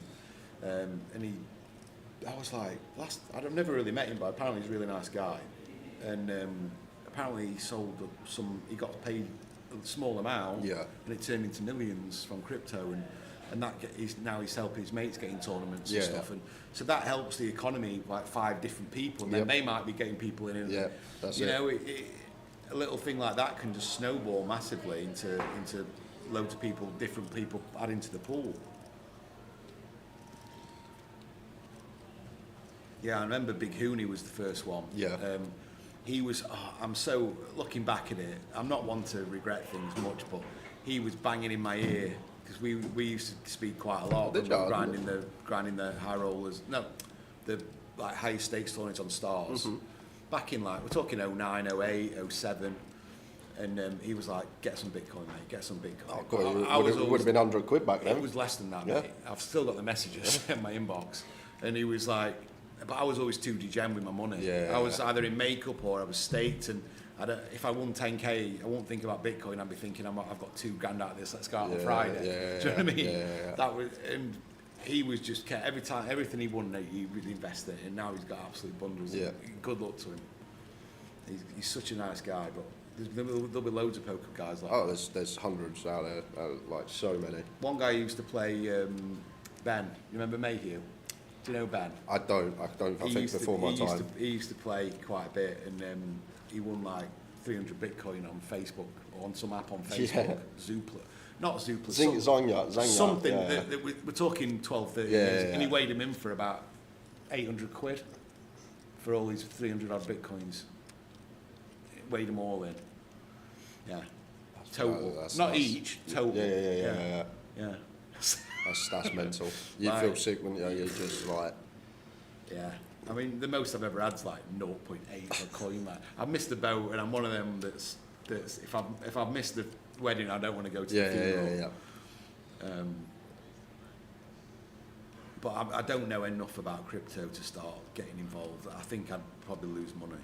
I prefer to put my money where I've got an edge. 335 Haydock, like you said. Yeah.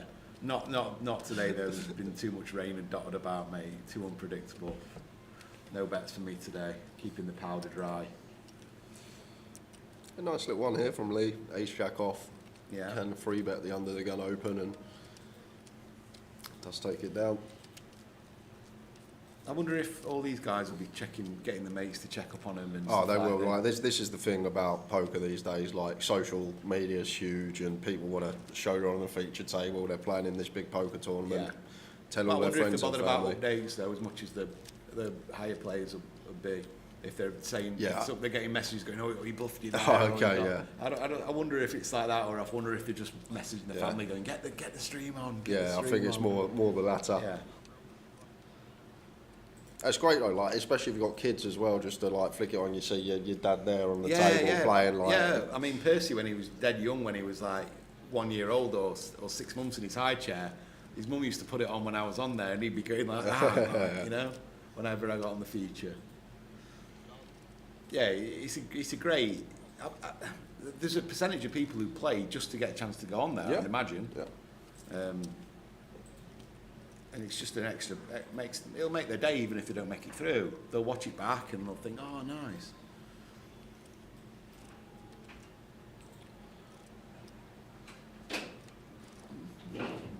I was just talking earlier about the kind of dangers of playing kind of like small to medium suited connectors in early stages of these tournaments, Yeah. because you're never getting king 3 suited to fold behind you. Queen Yeah. 9 suited calling behind you. Yeah. You're going to free roll yourself and get coolered a lot in those spots. Well, this is a lot of people, like even at the higher stakes that we get to cover, Yeah. don't understand this. Like when you're actually early stages, like 100 big blinds deep, you're actually meant to free bet these combos Yeah. more than fold. Like To thin the 10-7 field suited, out. 10-8 suited, Jack 9 suited. Like you're meant to free bet these hands at Yeah. that stack depth. But as soon as you become 50 BBs or below, they just never get free bet. They're Yeah. just supposed to fold Yeah. basically all the time, and then defend maybe like in small sometimes, but.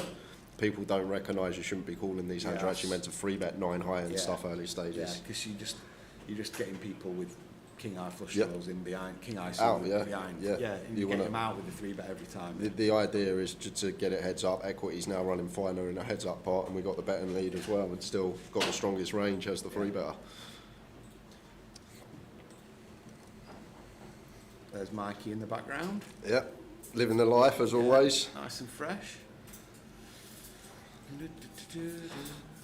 I was saying to Tower, how it's brilliant watching the final, knowing that it's so much money, and the guys most of them have never been on a final anywhere near it, and just the dynamics of it. Yeah, and it's great to see. I'll always watch the final when it's streamed. Oh, it's our biggest stream of the year by a country mile. Yeah. I think we got nearly 4,000 watchers last year. I think it was Brilliant. something. Dean Stimpson, I want to go on the feature just here. Jay say, what's he doing when I 5-bet rip the King Jack off? I'm all Hey, for that. everyone I'm all- talks a yeah. good 5-bet jam Yeah. with King Jack Yeah. off, but not many actually do it in reality. Benny Spindler. He got pabbed, didn't he? 7-betting with King Jack off. Yeah, wasn't and it? he had A6 or Eight something. or A6 yeah, pad, something. yeah. Yeah, love it like Yeah. that, yeah. I never forget that hand. That was the time when Deeb got 3-bet by the German guy in the main when Deeb had Oh, aces. and the he guy, had a A6. It was the year when everyone was clicking any Yeah, ace yeah, X yeah, and yeah. just trying to get it in with the 30% equity, and that kind of slowed down. But now it feels like it's back Yeah. with the 4-bet and 5-bet jams with your ace wheel. It's like you said, it's the Chinese like that come over. They love it. They do. They love a 3-bet, do. 4-bet, 5-bet. They are tough Yeah. to play against. Yeah, I don't know if it's just me, but I'm trying to get my money in better than 30 at best. Obviously, there is spots that might warrant it. I think with my grey hair now, I'm getting a few more folds by the way. Some of the 3-bets I was getting too many through than I should yesterday, and no one was playing back. I said to Ravi, I said, if I had jet black hair, you wouldn't be folding all these 3-bets, would you? Just get a bit more fold equity, don't you, when you're a bit older, mate? as you'll find out in 10, 15. Yeah, we'll see. To be fair, I've got a few grey hairs coming. Can't I fight. feel You it. can't, that's one thing you can't fight, mate. Yeah, and the body as well. I'll tell you what, it's not pokerist. My legs are in absolute tatters. I don't know if you've ever been Tottenham Hale Underground Station. Don't think so. So I'm there a couple of days ago. Get off the tube. Lift's not working. They've announced it. Lift's not working. There's a woman at the bottom of the escalator with a pram that she can't get on. To me, I've gone, I'll give you a hand, love. And these steps, I've had to go up Tottenham Hale to the top, mate. And it nearly killed me. Honestly, Oh, it mate. nearly killed me. I had this pram, and he still had the kid in it as well because it was only a small kid. Oh, and bless you. I've had to. I was at the top. I said sorry. I had to stop. I'm like, I need a moment here, love. I can't keep going. But my legs now, mate. That's a nice thing to do. I cannot feel my legs, and I Should thought. be due a bit calmer though. And I said I need to get in the gym after that because I woke up next morning and I just could not feel my legs. It's just old age. Well, since I stopped at my other job in September, there was a gym next door, proper jailhouse gym, and I got in really good shape. I was down to like 82 kilos. That's good. Really that is, good. yeah. But since then, I remember I actually moved. when you went on Yeah, the health since kit. I moved to another company and up until I've put like 9 kilos on. Fucking, I need to get back on it, mate. Honestly, I never felt as good in myself when I was banging out a session a day, 2 hours, sauna, steam room, looking after myself. Yeah. When you sat in your house playing for 8 hours, 9 hours, grinding away, it's just tough. That's the only thing I'm missing now. I need to get back and get doing it. We should do it together. We should have a little prop bet, me and you, maybe. Give us a little kick, I mate. need something like that. Because I need it as well. Like. I was my personal trainer used to be like that, but I can't afford to pay him $350 a month. Yeah. Now, like, it's too much money for me. So I need to get there on my own back, which has always been my. If I've got an appointment, I'll keep it and I'll be there. If it's just me myself, I'll just tell myself now. Yeah, I'm the You'll same. be all right. Yeah. So I need to get back on it because there's nothing better than that feeling, the endorphin rush after you've done a session and you feel amazing. Yeah. So It's kind of just getting started though, ain't it? Like I feel like once you're in the kick for like Once a week you're in or the zone, two, yeah. it's all right. It just comes naturally. It's just breaking out of that comfort zone what you used to. Not. I don't go back to my old gym now because they'll take piss out of me. So I need to find somewhere else for a bit and then go back to that one when I've lost a bit. I'll have too many looks. Mr. Go, giveaway please, hope you're all well. We will start the giveaways next session. Trigg's going to go and bag up for day 3 in the GUKP main. Yeah. Tower and I will be back in situ, so we will get some giveaways going. And if I get a top 4 finish in the main, I will give loads of tickets away to some stuff next week for the giveaways. Lovely. We'll get some 200s and whatever the red tooth stuff is. So we'll get some streamers down. It's a nice find. By Thomas, size could go slightly larger Yeah, at this like stack this. dep, but nice combo choice, fold out. I would definitely go larger against Shabab, who's got that many chips and who's been in every part. I wouldn't bet on it getting through much against him, just because he's just been playing every part. He's got position, he's got the chips. I guess we're going forced to be continuing here. I guess whether we should or not, with our hand, I guess. I don't actually have too much Jack X. I feel like King Jack, Queen Jack, flats more against button open, maybe, and even Ace Jack wants to keep in a lot of dominated we stuff. haven't got much avenue to win the pot one we check, have we? Yeah. I know we shouldn't really. Sometimes we've got to have give-ups there, but I don't blame him just for firing one out and just taking it from there. Overcard club. Shahab, sorry, he's not one of the guys I'm going to be trying to make fold if I was the rest of the players. He's been in most parts.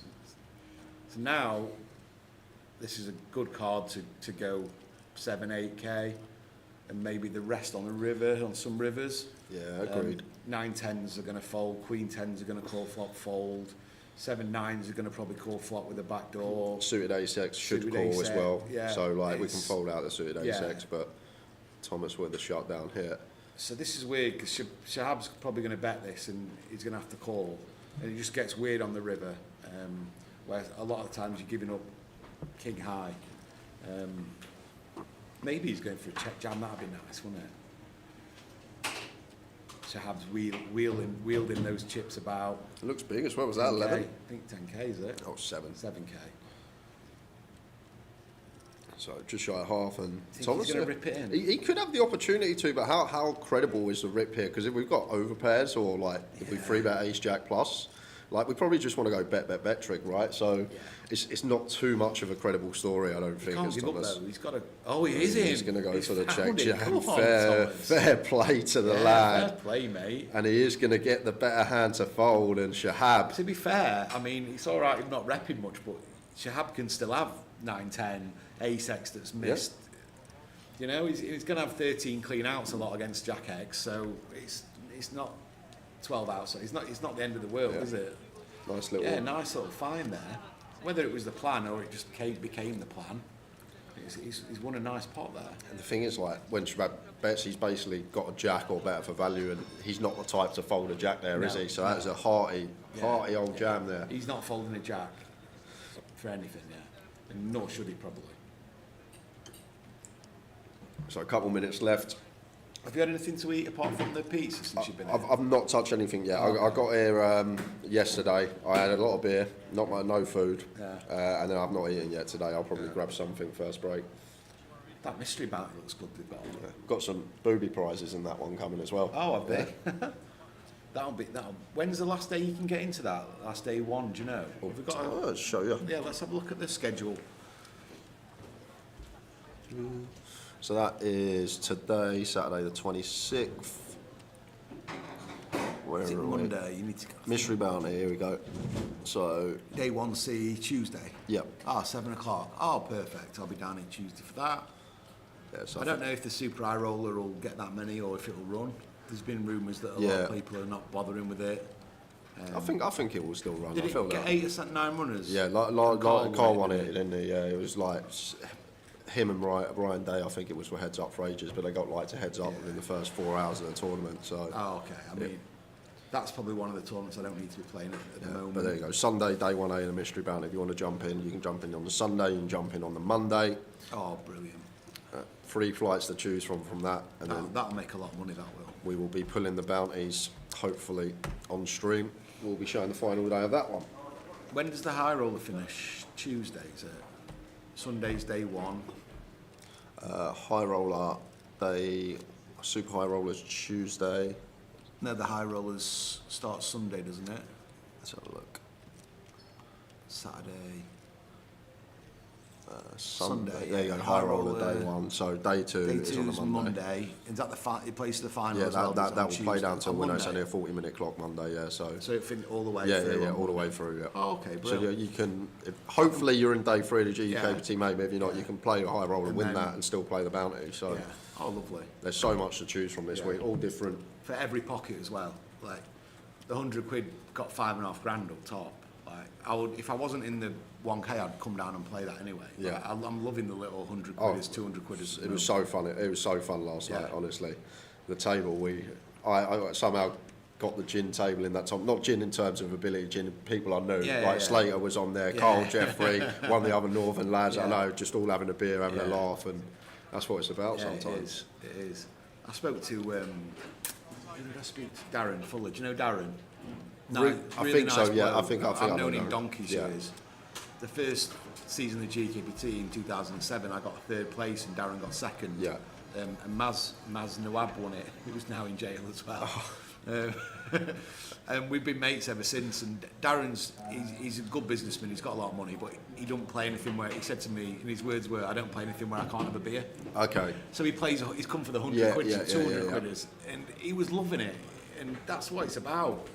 Not a lot of people want to play for massive swings, and even if they've got a lot of money, they're no interest in playing and having a skill disadvantage and getting bashed Yeah. up. They want to play with people of same ability and have a beer and have a chat. I feel like what you said, if you're enjoying the game, you play better as well. Yeah, exactly. That's it from us, guys. That flew by, that last half hour. We're on a 30-minute break. Going to be back at 2 to 3. Big thank you to this man. Yeah, no problem. Been Rick. lovely. Enjoyed it. Go and back for Go and day try 3, and and win hopefully we'll see something, you yeah. on the stream tomorrow, Yeah. mate. So 30 Brilliant. minutes, guys. Cheers, Rick. Cheers, mate. Enjoyed that.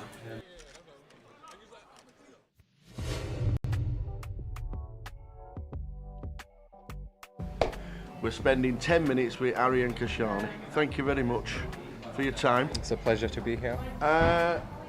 Where did you start playing poker? And how on earth did you get into it? I mean, growing up, I've always been very much obsessed with anything strategy-based. So you're no three-card brag man. No, and I used to play a lot of cards, but a lot of different card games. And I've always been a very competitive gamer. Anything with strategy is just... until I came across poker, it was actually during a sleepover at a friend's house. Were you a killer at Monopoly? I used to, well, whenever I knew we was playing Monopoly, I used to open the box and slip some of the 500s into my pocket prior to the game beginning, and when people went past the go and got 200, I was getting 600. I love it. The additional notes were coming out. But yeah, where my friend Christian, I think I was leaving college. I wasn't 18, I was 17 years old. He taught me the rules and my mind was blown. I was hooked. I was like, wow, I've discovered this a bit too late. And I was just immediately hooked to a point where when I started uni, my attendance... Where was uni? Huddersfield. Yeah. It's funny because growing up I wanted to be a pilot, then I wanted to be an architect, then I studied accountancy and finance, and now I'm a poker player, right? Well, accountancy, facts, figures, numbers, maths. For sure, yeah. So I joined uni. I didn't really enjoy it. My attendance was very low because I was too busy playing poker in my local card room. It all started with free rolls. I used to turn up with my shades on, hood up. You look like now, do you think, why did I do that? Yeah, I was just obsessed, and the obsession, it really forced me to dig deep, and I've just been obsessed ever since coming across it. And when you find something that you have that deep connection with, it just comes natural. Ever since coming across poker, all I've ever wanted to do was to play poker, and I've always worked very hard. I mean, when I was at school, I used to do papers, and I worked in behind a bar, then I worked in a hotel, then I worked in a restaurant, then I worked in a nightclub. Then I went and worked in an office. I was a credit controller for a very big organisation, collecting £5 million a month. I've always been obsessed with numbers as well, but my heart was always in poker, and all I wanted to do was poker from the minute I came across poker. Well, my first number for you was 2015. Huddersfield. First cash in 25, Huddersfield, yes. 25. Yes. That's where it all started. Can you remember much about it? You finished 12th? Yeah, I mean, that was one of the biggest buy-ins at the time. Yeah. I think people tend to forget that we've not always played at these stakes. You work your way up. Yeah. But at the time, yeah, it was really, really big. Was it a direct buy-in? Or it would have most likely been a satellite win for sure, yeah. Nice one. I like it. The Huddersfield on the map just because it was your first score. But your first big score, 2019, the Christmas cracker. Yes. Like, these fields used to be huge. Yeah, for sure, for sure. Manchester did really, really well at getting the numbers in, yeah, for sure. They did? £12,000. Yeah. I mean, on the final table, I remember the final table as well. I wanted to carry on playing, but financially, I was in a position where the 12K meant a lot to me, and I made the decision to take the money, although I did want the trophy. But yeah, it was a lot of money back then for sure. Absolutely. Running deep in a huge field. Obviously, the Northwest was like one of the biggest ones that there were in all the districts, in all the areas around the country. Did you like playing the day ones and then getting yourself into these big fields? Was a big field like? I mean, very comfortable. Everything I play now is intentional, and a lot of analysis goes into the games I play. Back then I was playing anything and everything. Yeah. You need to be very careful. I mean, game selection is an art. It's something that not many people know much about. They literally play anything. They don't really set themselves restrictions on what to play, what not to play, past what point to stop regging, past what point not to reg. But my approach is usually a big percentage of my overall tournaments are in small fields to make sure I'm consistently getting in the results, and then some in medium fields, and then only very small amounts in the big fields, because even if you are the best player in the world and you play in big fields only, you can just go through big periods of not cashing at all, right? So I think it's very important to get the consistent small cashes in, and then obviously put yourself in the big fields. But more or less straight after the Christmas cracker, which had a big number, you end up in Nottingham at the Grand Prix. Yes, that was a very interesting one. 2,712 that was a very interesting one. They had it was one of the first ever hybrid tournaments where you would play the day ones online, and then you would eventually turn up day two, play live at DTD, and they had this promotion. If you played day 1A online and made the final table, you would get a 10k package. Okay. So when we was approaching the final table, there was 2 tables left. There was another guy who had qualified from day 1A, and I knew that if he makes the final table, he also gets the 10k as well. So every time it was this big blind, all in, all in, all in, and it was just like fumes coming out of his ears. But we both made the final table. We both ended up getting the 10k package. With the 10k package, I ended up actually getting more than first place, but a friend of mine, Fabian, ended up winning that. Congratulations. Well, you were second. I did really well because he had all of the chips with 2 tables left, and I just outlasted everybody. Got myself the second, and the stack distribution heads up was ridiculous. Then, unfortunately, we ended up in lockdown. Yes, but how was it for you? It wasn't unfortunate. It was. I'm going to say lockdown was very good there because historically I've played online a lot, and the games were really, really good during lockdown. A lot of people who played live, obviously they couldn't play live, so they were forced to play online. So the online prize pools were getting ridiculously big. Like the Irish Open, I remember it was guaranteed at 1 mil. He ended up collecting 3 mil. And the winner got 462k. The numbers were ridiculous. Everybody wanted to play. But yeah, the games were good for sure. Really, really good. But lockdown was a very tough period for a lot of people also. Of course, but you certainly did well during it, which is really nice. But obviously coming out of it and coming into the live poker back again, last year, big year for you. For sure, yeah. Nearly $300,000 as it says on the database. For sure, it was the first year where I started competing for the leaderboard, and I wasn't really going for it till I think March time. I got a few results in a row, and I thought it makes sense, and I made the decision to give it a go. It was very competitive towards the end. The best I thing mean, about start of the year, everyone was like, "Oh yeah, it's over. Cal's won it." And the deeper into the year we got, the closer it got. It was very, but the very best thing for us watching it from the outside in was you and Brandon battling away. Robbie as well. Robbie was up there as well. It was very, very competitive year. I really enjoyed it. You ended up with a 15k package, which was really, I managed to get that in the last event. I needed to finish a certain place to get that, and I did just that to be able to scrape the points needed to finish 5th and go over Brandon, I think it was. Did it help with the 15k package, or did it just go on top of the pile and then we just still have the plan to play what we need to play? Oh, it just goes towards buy-ins in the future, that's all it is, experience. When you play locally, then you play nationally, then you go and play an EPT. What's that like? It's obviously different games. They attract different player types, and I think one of the biggest keys to succeeding in poker is knowing how to adapt to different player types. And different players, they play very differently. I mean, it's one game, poker's one game, but everyone has a different understanding of the game and everyone plays very differently. So it's very important for you to try to gauge how someone thinks about the game and try to come up with a strategy to counter that, basically.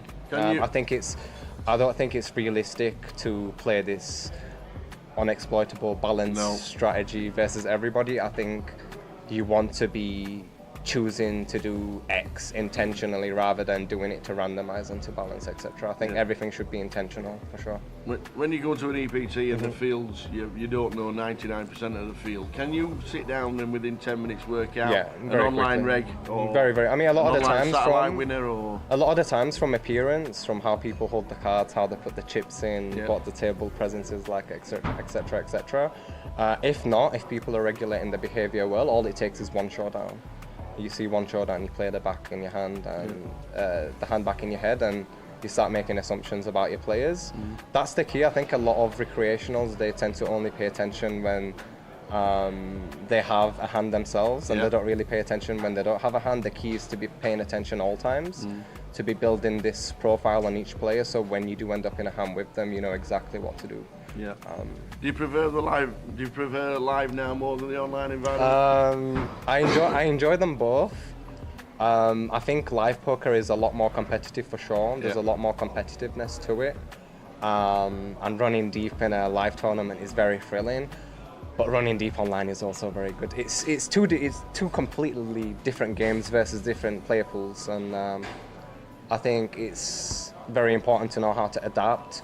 There's been a lot of very successful online players who come and play live who don't tend to do that well, and a lot of the times that's because they're not really adapting that well. They're trying to play the same strategy, and a lot of poker is just adapting to who the opponent is. It's not a game of cards, it's a game of people played with cards, and you need to play each individual based on their tendencies. You do a lot of coaching. I do indeed. Online. Yes. You're very successful. Do you like it when your proteges get a nice little touch somewhere and you keep in touch with them? And for say, sure, it's very rewarding to help people become better at something that they care for, and that something is poker, which I love very much. So it's very rewarding to be involved in the journey of some of these guys, to see them grow, to see them get these results. And I've actually built a community. There's between 30 to 40 people, very close-knit. Everybody's helping each other. We have constant, regular hand discussion channels. You're always studying between yourselves? Yeah, for sure. I mean, poker's all I do. Even when I'm not playing poker, poker is all I do. I mean, of course, besides spending time with family, I'm very blessed to have a very supportive partner and to have a 7-year-old son. So whenever I'm not playing poker, because poker can be very, very draining, and for me, I'm very lucky that I have my family to lift me and re-energize me when needed, so I can go again. I think your off-table routines have a big impact on your performance at the tables, for sure. A lot of studying obviously leads to a lot of results, and like you say, you do a lot of chatting between you guys. Is it nice for you to sit there studying, knowing that these results are coming because of all the hard work? Yeah, for sure. I've always believed in hard work. There's no such thing as talent. There's no such thing as talent. And if you believe someone is more talented than you, all you have to do is outwork them. And a lot of it comes down to mindset as well. I think in any industry, if you want to succeed, you need to have a bulletproof mindset. In poker, very much so, because it is very mentally challenging. You have a lot of obstacles and a lot of challenges that you need to overcome, and there's a lot of injustice, and people tend to have entitlement issues. So having a mindset that allows you to play your A game is very, very important, but that's actually a very difficult thing to achieve. Do you set goals for yourself? Yeah, I have yearly goals, I have monthly goals, I have weekly goals, I have daily goals. You have to, because if you don't, you're just living life. Life just passes you by, time goes by very quickly. But when you have a plan and you're taking baby steps every day, it accumulates, law of compounding over time. Those baby steps accumulate and the results will eventually turn up, for sure. Just quickly run through the AK. I absolutely love the AK. The name just fits with the game, and it just looks perfect. Thank you. It's like every time somebody walks in with an AK, it's got to be Arian. It can't be anybody else. I've had a lot of people ask for it, but if I start handing them out, it's not going to be as unique, is it? No, absolutely not. You're still young in the game. You've had a lot of success. What's the future? Short-term success, I don't take it for granted. Absolutely, nobody does, and nobody should do. Sure. But what's the plan for the short-term future? To keep doing what I'm doing, but on the long term, to me, success is not getting a few results, it's to be able to beat the competition at the highest level possible for as long as possible. If I can carry on doing what I'm doing for the next 10 years, that will be success in my eyes. Right now, obviously I understand the game on a deeper level, and I have had this success, but when you look at it, it's only like 300 live games, and that can be very much dictated by variance, good variance, right? But if I do what I'm doing for a decade, then it can't be all variance, right? Absolutely not. Absolutely not. And, so that's the aim. It's great to walk into a card room and Arian walks in and people look round and they know they spot who you are and they know who you are, and they're now getting to see the name sitting down at the tables and think, you know what, it's just a little bit tougher. It's very overwhelming. I mean, even when I went to the EPT, I mean, some of these guys I used to watch on the TV, and to turn up and to share a table with them is one thing, but to be able to compete, that's that's another thing. It's very rewarding for sure. I've made a lot of sacrifices.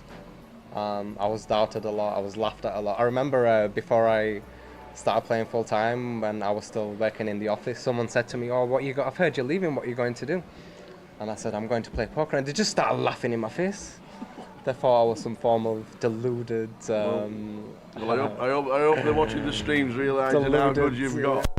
Degenerate gambler who is lost, but you can't expect other people to share your views. Everyone has very unique views in life, I think. Yeah. Only you know truly what you should do, and you should do it.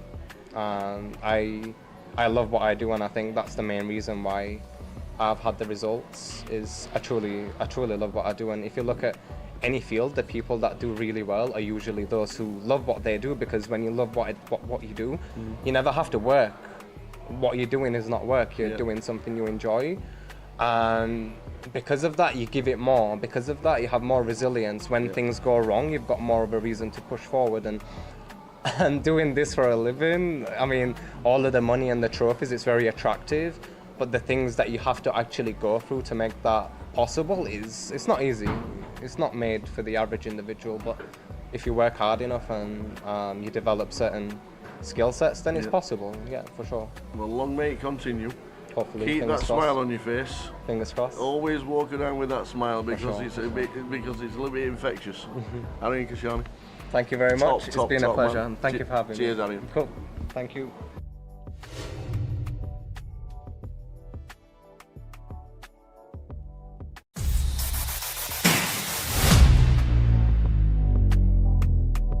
One of the most consistent players that we've seen in probably 10 years of the GUKPT. Bouncy. Good to see you. How you doing, buddy? Yes, good, thank you. Poker. Yep. Where did it begin? Long time ago. long time ago. Yeah, I think it was about 2005. I'd seen a little bit on TV, what's the kind of late night poker and things like that. And there was a casino, some £10 rebuy tournaments. Yeah. We used to go to the casino for a night out. I thought, yeah, I'll jump in one of them, have a go at that. And really enjoyed it, you know, got into it straight away. Great set of people down there in Teesside. Yeah. Good game, good pots, and everyone got on really well. I mean, some of the players who were there that first tournament, like Ian Woods, you know, he was on my table, you know, I think he knocked me out the first tournament. He's still playing, you know, there's a lot of the lads who were still, it was a really good community, you know. It's an amazing community, and we'll come to that during this little chat, but can you remember your first ever cash?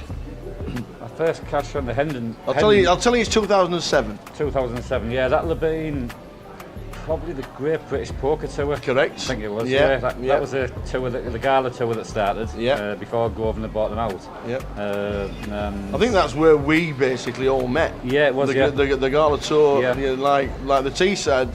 The Teesside gala was massive for you lot, especially. Yeah, it was, and we had a great support on the tour. Back in the day, we would have 40 or 50 people going to a lot of the tournaments. Yeah.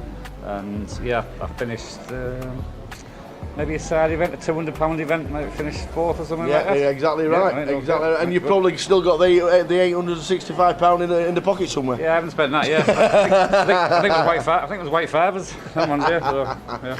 Obviously, that was the year that the GUKPT came along. Yep. Did you look at the GUKPT and think this tour looks pretty good? I'm gonna have to start travelling around a little bit. Yeah, they both were running like side by side. Yeah. And the first festival I went to before that was the Northern Lights, Blackpool before the GUKPT took it over, and I was blown away. I walked in the casino, the atmosphere was fantastic, and still the same today. You know, I still love that feeling when you go there. Yeah. I think because as a kid we went there on our holidays, and it always reminded you of having a good time.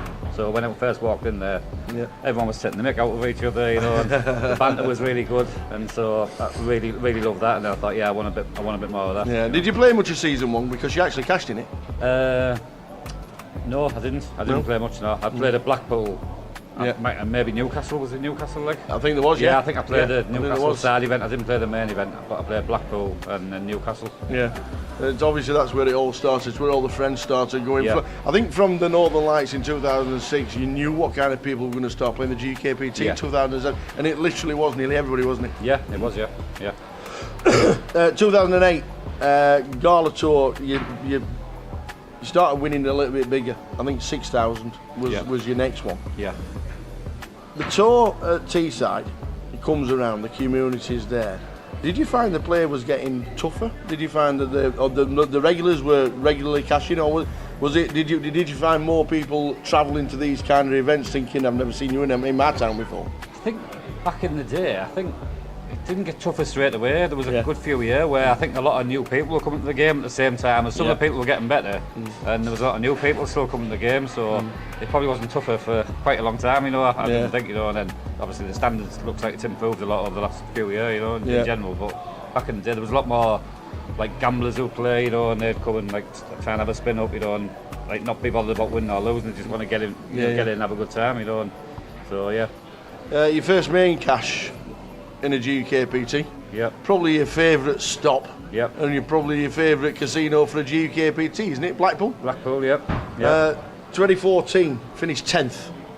You know, is Blackpool. Obviously, it's there every year. Is it like a synonymous stop that everybody just has to go to? Yeah. For me, I mean, it's like it's the party atmosphere. It's, you know, as well as a lot of serious poker played. But there's something for everyone. You know, there's cash games at all levels. There's small buy-in tournaments, bigger buy-in tournaments, and a lot of the lads. I mean, last year, back from Teesside, a lot of them come and played one tournament and had a few. And they come for the holidays. You know what I mean? Absolutely. Nights out, you know. So they really enjoyed that. Yeah. And it's still great to this day. You know. Yeah. Same season, the grand final. Yep. 10th. Yep. Gutted not to hit the final table, I'm guessing, especially with the first prize. Yeah. Lost. I remember. I mean, I was short stack, believe it or not. I played my short stack very well, so nothing much has changed in 15 years. Played short stack really well, and then doubled up right at the end of day one, and kind of got in the game. And there wasn't many of us come back to day three. Sorry. Yeah. There wasn't many of us came back, and I got in a big flip, nines against Ace Jack with Charlie Cabell, who ended up, I think it was his first live tournament. I know, yeah. He ended up going on to win it and winning about 84 million, and that was about 200 pound cash since, Brilliant. Obviously the grand final and the Vic, it's got that thing. A lot of people say it's one of the toughest fields assembled in Britain. Yeah. Would you agree with that? Yeah, but I think there's a good mix of like kind of local like businessmen who play, you know, as well as like the tour regs, and occasionally get people coming in from all over playing, you know. So that was. I mean, the other thing was as well, I was working quite a lot then, and that time of year I got a lot of time off in November, December, so I would play Blackpool in the grand final. But yeah, I would say. There was a really good mix of standards. You know, there were some really good players. You know, and you look at the fields. If you look back through the time, you know the ones who've won it. You know, absolutely. And keep on coming time after time. There is some class players go there. Yeah. We move on to Vegas, 2016. Yep. Was that the first time you ever went? Because that was your first cash. Yes, it was. Was it? I only went for a week. Everybody goes to Vegas for the first time at cashes. Yeah. To be honest, I only went for 4 days. Really? Yeah, I was going for a week, and my daughter had a show in London, so. But it was organised after I'd booked the trip, so I had 4 or 5 days there and then came home, so played one tournament, cashed it, and this is easy. Left me all the dollars. Vegas is easy, yeah. I'll come here again. It hasn't quite worked since, but yeah. Brilliant. We introduced the National Poker League.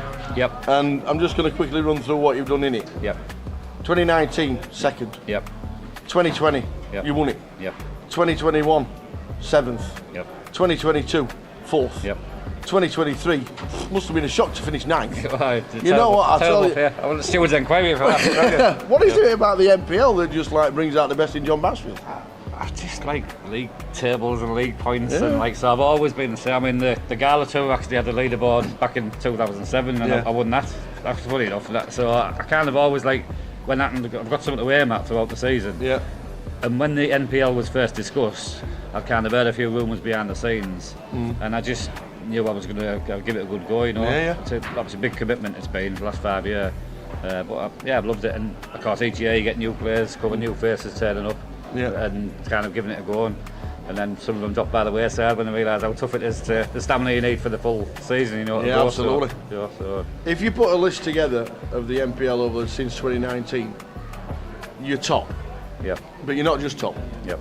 You're top by an absolute margin this wide. Yeah, That's a testament to yourself. Yeah. But it just shows with the NPL as well. It just shows how the players take to it. Yep. And obviously you do see the same faces in the top 10 for a few of the years, but it just means you're still going to be playing and getting results. Yeah, you have, especially the way they changed. I mean, I know I've got quite a big lead in the NPL, like overall leaderboard, if you like, but it was a couple of the years you got points for cashing, so it's a little bit of a cheat, 'cause I got a few extra points there when you were just getting points for playing rather than cashing. They've changed it to cashes, which was a lot better, a lot fairer, you know. And obviously a lot of people have stuck to that as well and give it a good go. This year they've added more stops, which has been tougher again for a lot of people, but we'll kind of see how that goes, you know, next season, see what it's like then. 2022, your biggest cash. Yep. 31k, the mini main. Was it disappointing not to get the win, or is it all about the trophies at the minute? Yeah. Obviously 31k. I like money. Yeah, I like trophies. I like the fame, the press. But no, it was. I was well down heads up, so it was a little bit disappointing because he had a part of one ship lead, and I managed to get just in front, and then lost hands straight away. So it was like I took about 3 hours grinding back the level, got in front, and then I bluffed it all off. Yeah, which I don't do very often. So. Favourite stop? I know we've touched on it a little bit earlier, but where is your favourite stop in the UK? Yeah, Blackpool. Yeah. Blackpool without one doubt. Blackpool and London have always been my two for the grand final. The Vic's like a great card room, you know, and Blackpool is definitely up there. Yeah. Leeds, but I love Leeds as well. We're getting out today, Leeds. It's my most local one, so it's very, very friendly. You know, you get a lot of the same faces turning up for that. I really enjoy coming down here, and we still get a lot of the Teesside lads who don't travel as a group. We still get a few coming down here. Look, it's closer. A few weeks ago, we posted like 20 faces on who would be the picks for the GUKPT Hall of Fame. Yep. Would you have?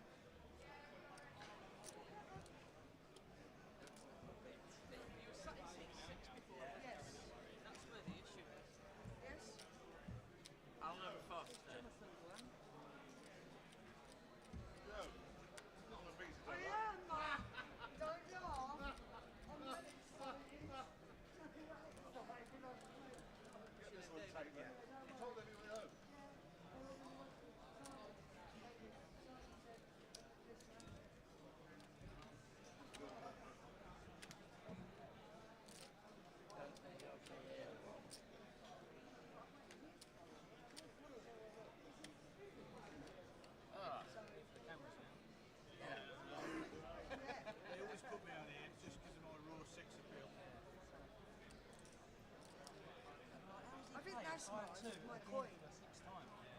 Your name's on it? Yeah. No, Joanne.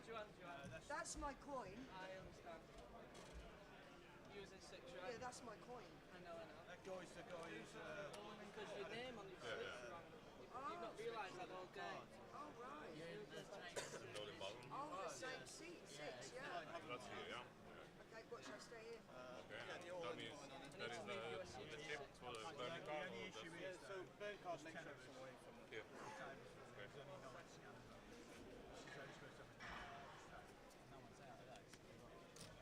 So all the time I've had a wrong name.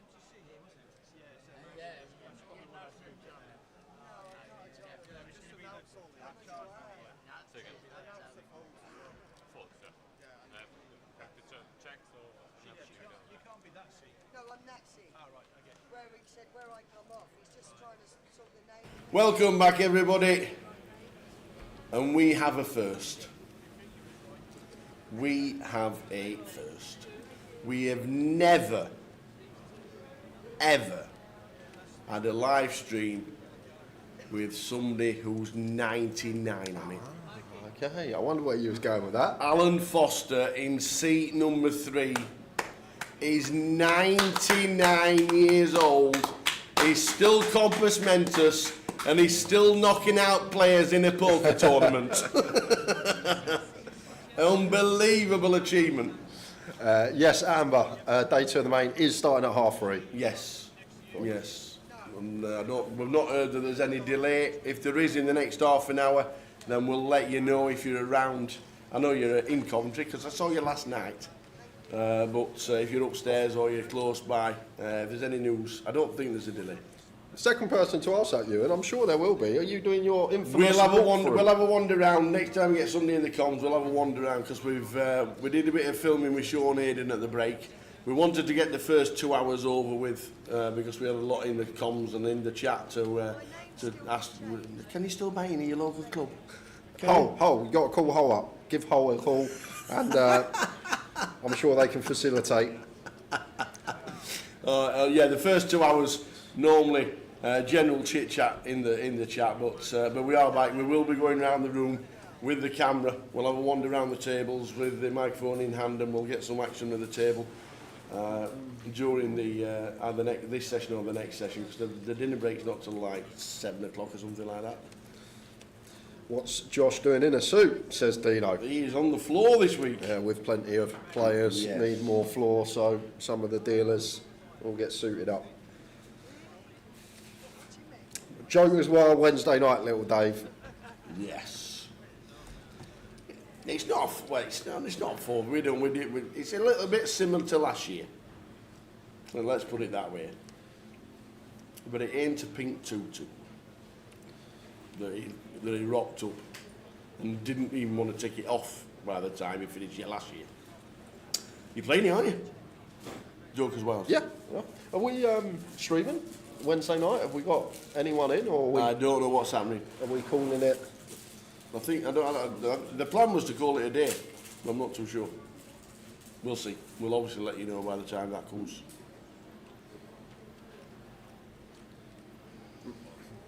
So, new table with us. This is Goliath main event day 1A. Plenty of runners in, 943. That'll crack you. The alternates list is quite large because day 2 and the turbo of the million guarantee still going on, and still got hundreds of runners in that. Big up the Medway Massive. Where's Medway? Is it midway to Medway? Where's Medway? I don't think I've ever heard of that place. I know Highway, Lowway, Medway. Yeah. Highway to Hell. Heard of that? Medway. That's a new one on me. Aaron says I'll be down next Thursday. See you guys then. Awesome. Good luck today, Amber. Smash it up. Day 2 of the big one. Yeah. Best get dressed and ready. We've not heard it's not 3:30. That's all we can say on that. Yeah, Becca, where do you live, Amber? If you're 30 minutes, you're not even left yet. I'm guessing upstairs. Oh, okay. Yeah. Got to be. 1,101,000 at the moment. And Andy McKenzie. Come on, Andy. Get down here. Shades of 2 years ago. Afternoon, lads. Coming down on Wednesday. Looking forward to a catch up and a few beers. No beers for me. I've done all my beer drinking yesterday. In one day. So there will be no more alcohol. He was allowed 8 drinks for the week, and he did it all last night. Literally. Afternoon, Andy. Safe trip down on Wednesday, and we'll see you then. You know where we'll be on Wednesday evening from 6 p.m. No costume this year. For you? Yeah. Oh, yeah, you'll be all right. Yeah, no costume for me this year. Just the forfeit from the World Series. I don't believe it. That's a nice flop for Martin.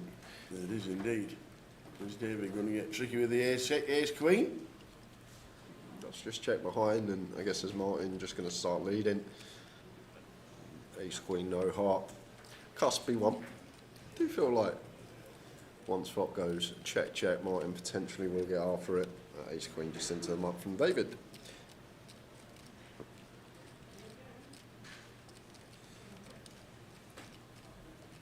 John Moore says, good luck to Martin in seat 5. If you have just tuned in after the break, Alan Foster in the 3 seat, 99 years old.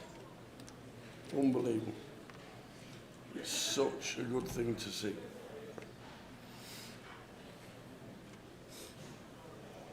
I was 15 minutes away in an Airbnb.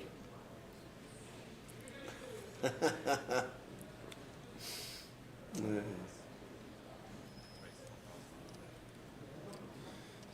Kiran with the King 7 suited. Makes it 2 bigs. Luke in with call, King 5 suited. Maybe one that prefers free betting if it's going to VPip.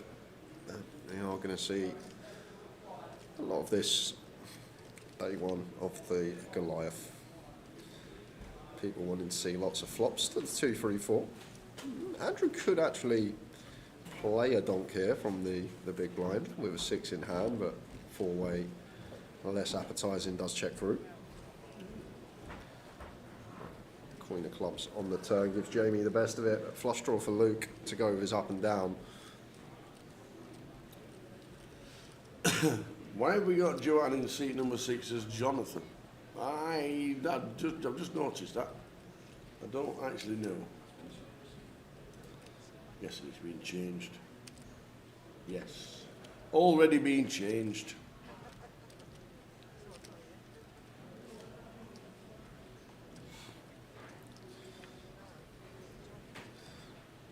Eight of Diamonds River check mark for Jamie.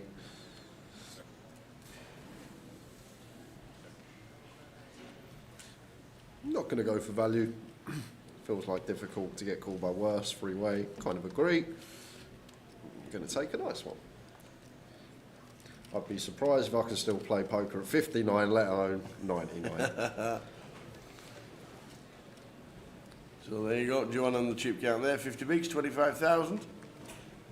Joining the table at 500 BB.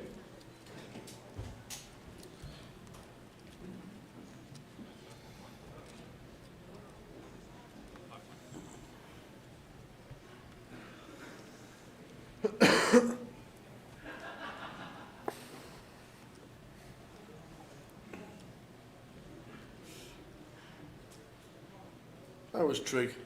Good. Seems like he's he's got the bug. Yeah. Do you know what?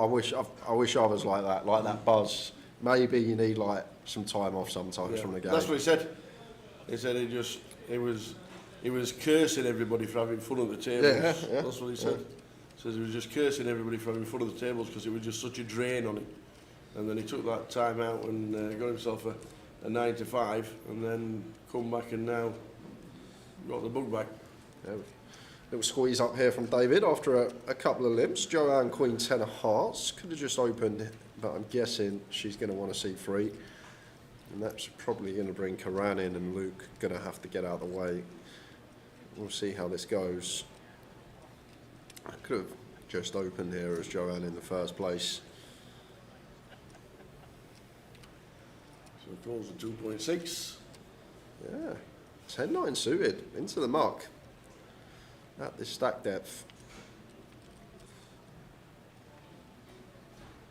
7-9 flop, rainbow. Double gutty for David. Gonna probably just continue. Got the overpairs in range and nice flop in terms of equity for our hand. And Joanne complete with into muck.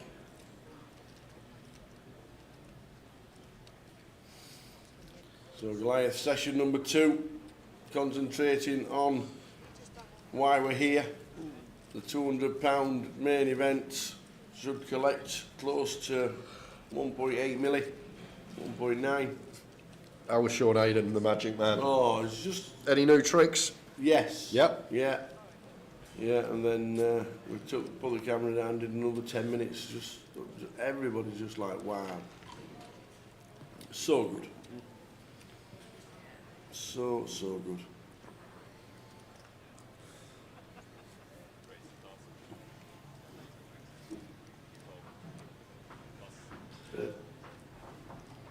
We'll get Kiran's picture changed.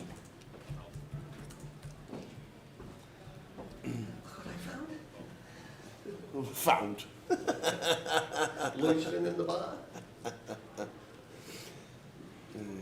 Ready for day 2, Big Jimmy? Yep. Come on, son. 3:30. Going to kick off for the big one.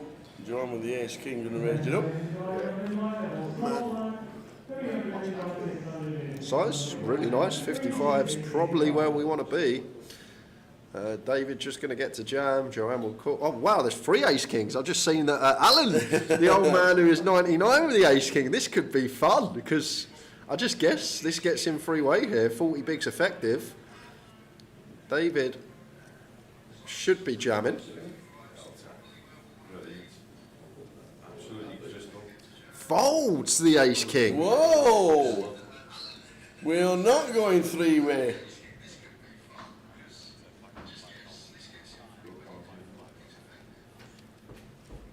So we're going to call. Fold of the ace king. Okay. 4's out of the way as well. No draws for anybody. Is this going to be checked down? Diamond hits as well, gets a bit more wet on the board. We go to check, check. 8s and 9s. I've got an ace, yeah, me too. Nope. Try and nick it.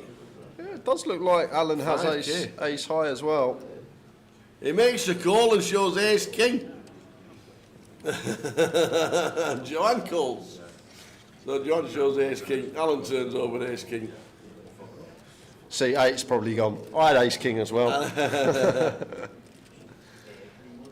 Yeah, he's telling him next door, I folded ace king, and he's saying, no, you didn't. He said, yes, I did. He said, no, you didn't. I feel like ace king maybe for like the recreational, someone that doesn't play poker too often. The old infamous saying, oh, it's only ace high. People not actually recognising like 4th best starting hand. If it's someone that plays a lot of online and you pull up your HUD and you played over 100,000 hands, you'll see that ace king suited would fall in front of jacks. So people sometimes convince themselves that it's only ace high, not recognising we half the combos of aces and kings and can dominate some star flipping against all the pairs. So just one that probably just wants to get in there, maybe just fought Joanne. Never doing it with ace queen. But just the properties of our hand, I feel like it's still fine to get in even in this tournament.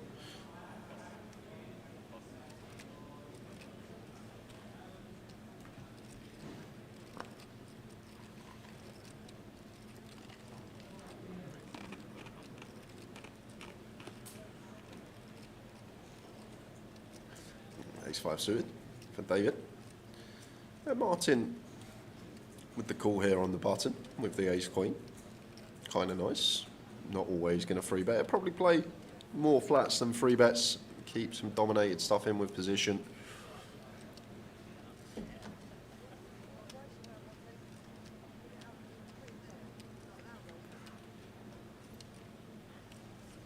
Ace-high flop, ace-3-6. Nothing for Kiran. Yeah, top pair for David. Multi-way should just see a small size.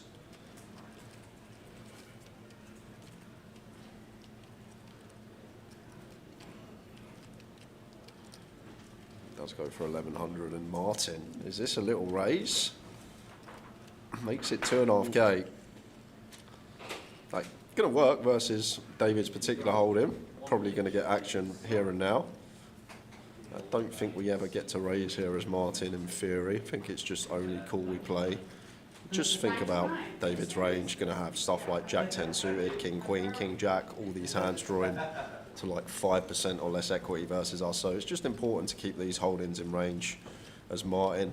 Times our opponent's bluffing and our opponent also has Ace King in range, which we do not. So I feel like it's supposed to be a call on the flop, but we get to the turn after a small raise in position. Now firing for 6k and lovely looking turn for David here. Ace is up. Looks right down. We do jump in front of ace-3 suited. 2 combos available with that from our perspective. Ace-3 spades and hearts both there. But ace-6 is a worry. Sets is a worry. Does he feel like out of position, not wanting river to go check, check, going to run it here and now? Restricted right, man, looks at that. Oh, it's getting bigger. This race is getting bigger by the minute. All of it. And then a snap goal with the ace queen.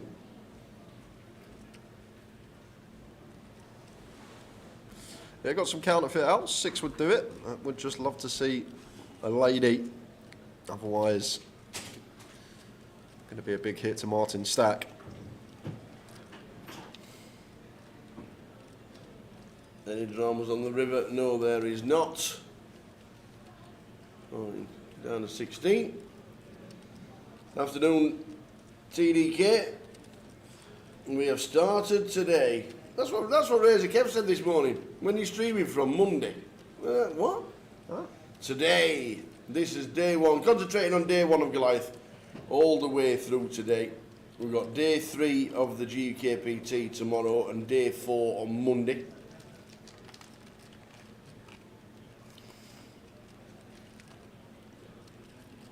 I've been looking at the hours. 206 for day 2. 206. Oh, then Mick the Mod.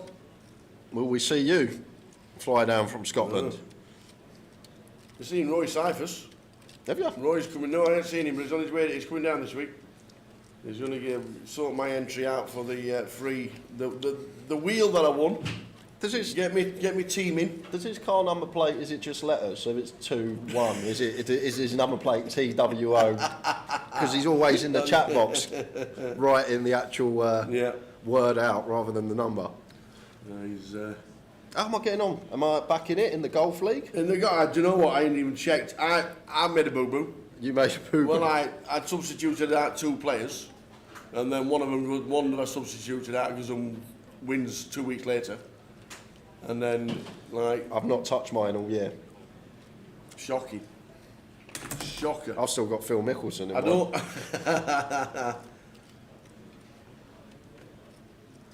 Is the app safe to buy in on? It's safe to buy in on. At the moment, it's having a few glitches because it's that busy.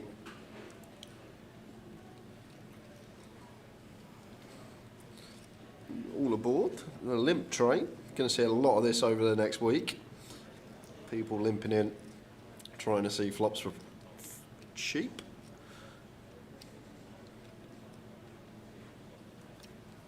David going to start betting the King Jack. Jamie calls with his ace. Martin's going to overcall the Queen. Welcome to the Goliath. 10 of diamonds on the turn.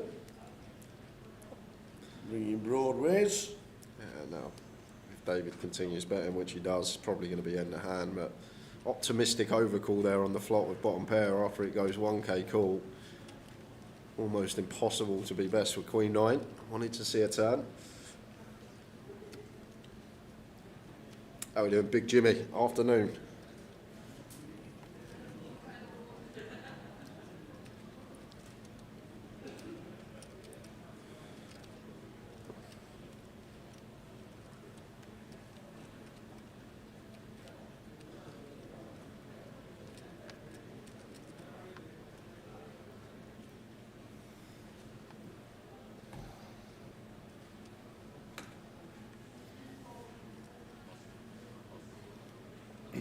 $996 runners, getting close to that 1,000. Obviously busy today with the GKPT and the Turbo, and then day 2, 206 in the day 2 that started in 15 minutes. So Karam with the open, Queen 10 on the button, Luke unknown holding in the big blind defence. 3-3-9. Nice one for Karan to just c-bet small. May even get some bigger bets at this depth if like we've got an overpair, strong 9, trying to play for it all by river, so he's size up. Let's just go small, just south of third. Looking 9, that calls the 800. So now, when Luke calls on 9-3-3, range is basically going to be 9x, 3x, some ace highs, some flush draws, maybe something like a 10-8 of diamonds wrapped around 9, but these are more inclined to potentially check raise. So as Kiran here, probably just take a 3-1 tower, just realise can still bluff like an ace or a king river when check to. About 8 of clubs rolling off here. So as Karam in our head should be done with the hand, unless we want to target a 9. Like, just need to think about how flops played. Are we folding out a 9 here, which it looks like Luke has, and I feel like that's the key here. Do we think this opponent's going to fold a 9 after check turn? And I don't think he will in this tournament. There can be some ace highs in here that we potentially could bluff out, but I feel like ace highs with a club may bluff themselves, but he is going to go for it. There's Karam, and does get it through, and maybe ace high in there. No 9 in his hand for sure. Is it warm and do we need a hoodie this year? It's warmer in the casino itself, but there's a lot of people walking around in t-shirts, and yet there's a lot of people walking around in hoodies. So I'm guessing it's all down to yourself.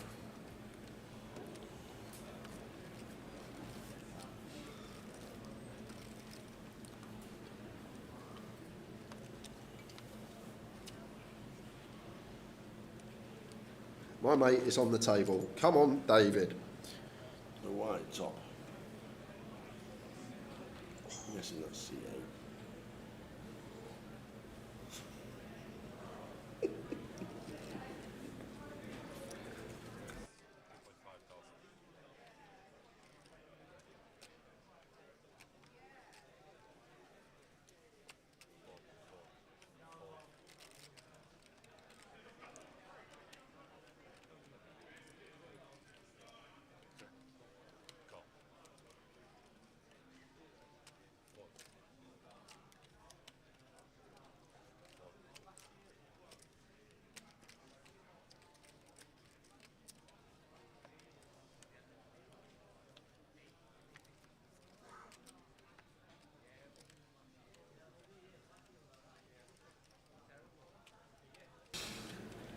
All depends what seat you're sat in. Like every poker room, always bring a hoodie, sunglasses, and money. Yeah, well, case jack rolls off here. Only saving grace for Luke. Mono board, so potential to get away.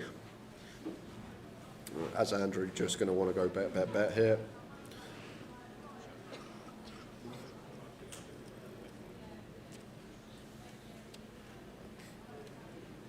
For 2,500 again. He's setting up an 80% river jam.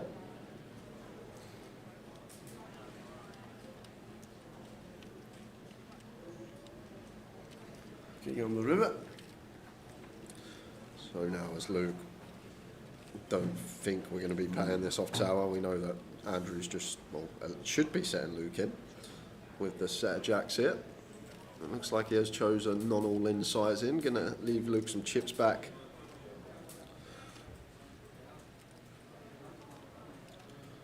Just something to take note of as well, guys, like how quickly Andrew's bet on each street. Like, he's not even really thought about it. He just quickly grabbed chips, thrown them into the pot. And I feel like that's a sign of strength here, and Luke not paying it off. Good discipline lay down. Something like Ace King gets there with a spade as well.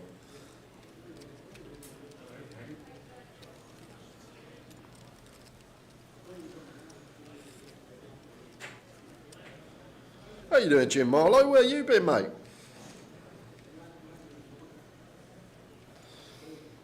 How we doing, Jim? You not fancy the Millie Guarantee? It's starting in 10 minutes. 206 players for day 2.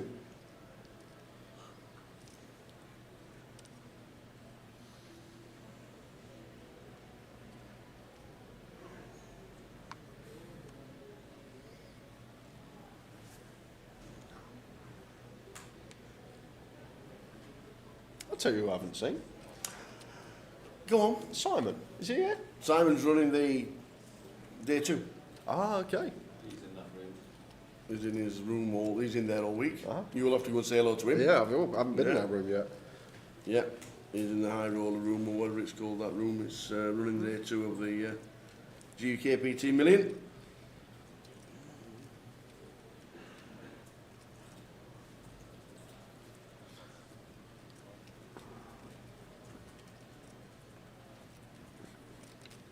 Jamie just calling ace-9 suited. I feel like only having you really against the button open at this stack depth. Slightly too many to be setting him in. Keep some dominated stuff in as well.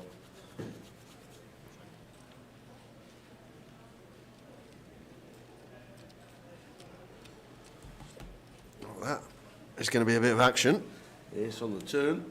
However, shouldn't really lead here as Jamie. It's one of these spots, yes, we turn top pair, but the opponent still has the stronger ace-x in range. And at times he hasn't got an ace, he's likely to bluff. Like when we lead here, the times that he's just got something like a, say, like a king 10, although that's probably going to call anyway, but important to keep bluffs in our opponent's range, especially when he's got ace king, ace jack, ace 10, all that do pip us. 24 and 100 as Luke here, not going to be able to fold on this run out. Hearts missing, clubs missing, going to have to pay this off as he does. And sees the bad news out kicked.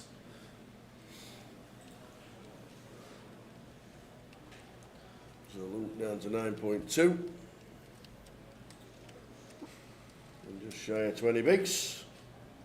Late reg until the end of level number 12 and re-entries. Is it 12? Just 12, isn't it?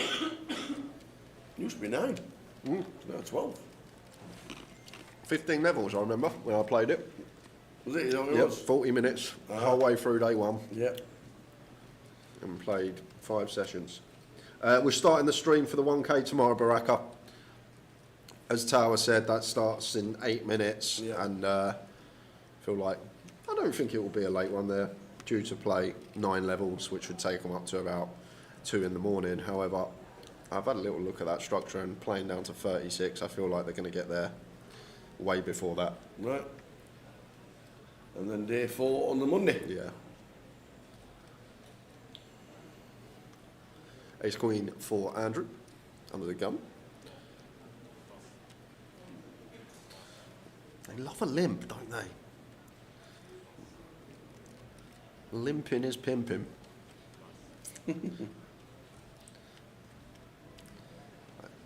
Obviously, just so much better to open this hand. Ace Queen, just going to allow more hands in. Idea in this game as well, better to be heads up and going multi-way. Equities running a lot finer. Just increase our equity within the pot. Start knocking out random holdings. It does get a nice looking flop for Andrew. Top pair, nut kick up. Goes for 20%. David, bottom pair, backdoor straight draw, going to stick along. Jamie, middle pair, wants to have a look too.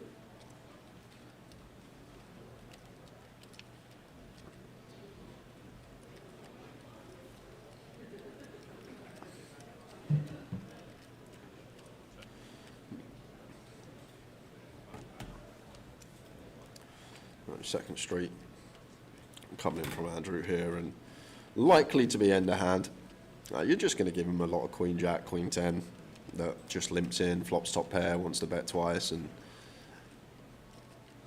like he's not going to bet into feel like a random ace high. It just seems very queen X heavy here.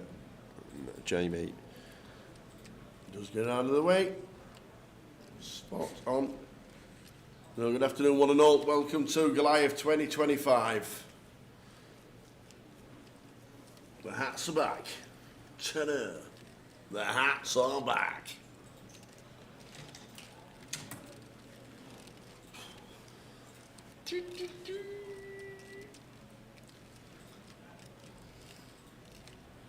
Over 1,000 runners today. 400 alternates in.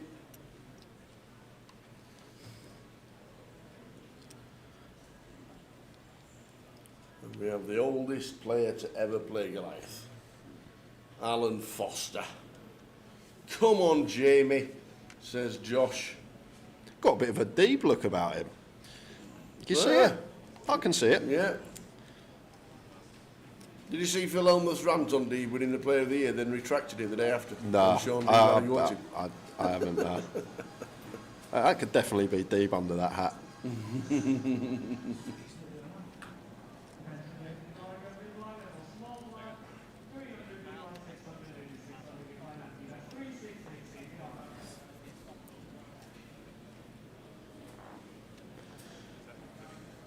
So we'll see a lot of this once again. Another limp, 6-7 off from gun involved. Here's our flop. Here's 4-5. Three-way limp coup. Everyone's got a piece. Middle for Andrew, top for Alan, and Martin up and down with club.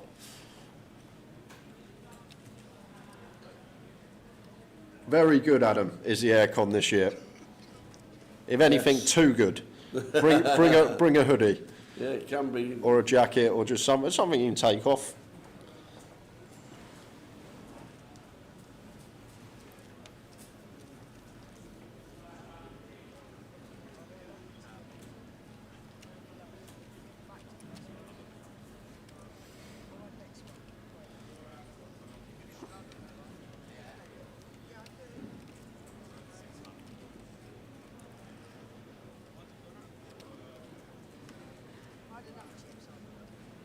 Yep, you can, Nick.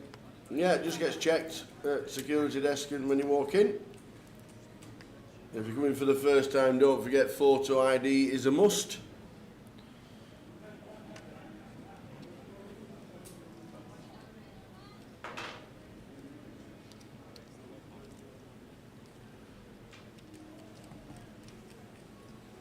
Plenty of new players coming across. Obviously, stars have satellited in.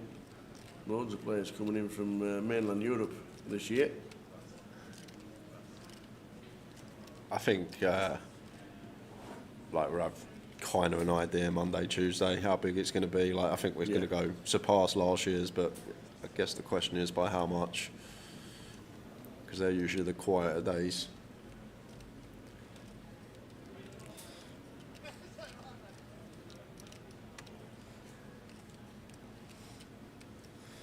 Nice one for Kieran. And for those that can't decide what day they're going to play yet, I highly recommend Thursday. That's probably going to be your best flight because Joe Saunders is coming down on Thursday. And if you get on his table, that's just a free stack right there. And he will fire away relentlessly like Rambo, honestly. So if you haven't picked the day yet, Thursday's probably your best bet.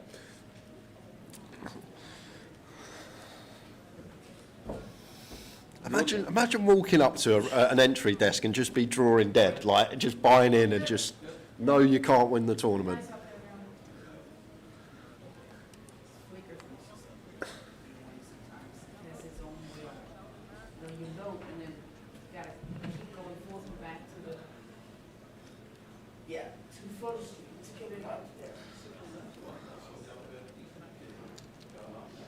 Oh, it's not the internet, it's Flickr, it's Flickr. Flickr is just being Flickr. So, but, yeah, 99, huh? No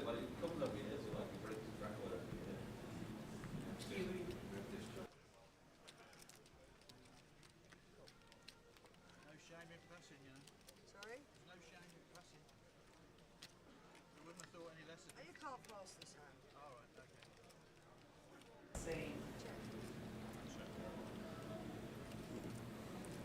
See you Thursday then, Richie.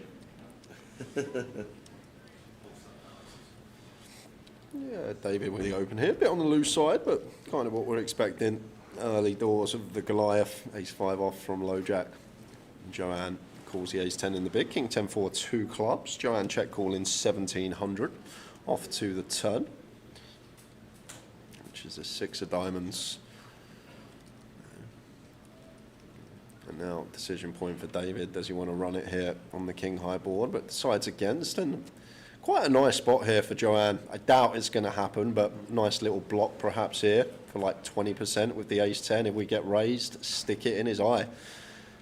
Seemed like a really nice spot to potentially go for the block 3-bet bluff, but instead she bluff catches against David.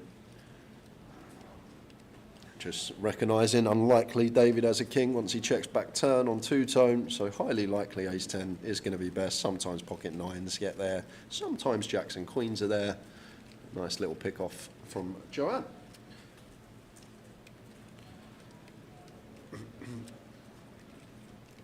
Lance says, what's the capacity for this event?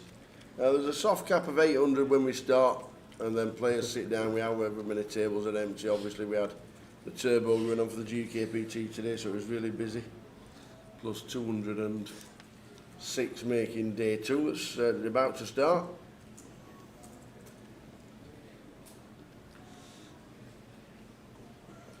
That was when my life peaked right there, Trotani. That king of clubs rolling off on the river. That, I'm not joking. That's probably where it peaked. Gold. It was.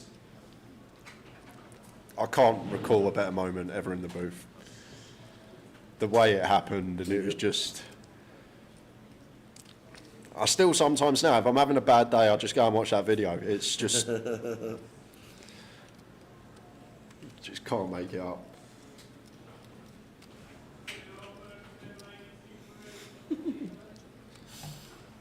Pray for the King Clubs. King Clubs one time. King Clubs one time. I remember Boovie ran in thinking there was a Royal or something, didn't he? He thought there was a massive hand. It was just me, anti-Raylene Saunders.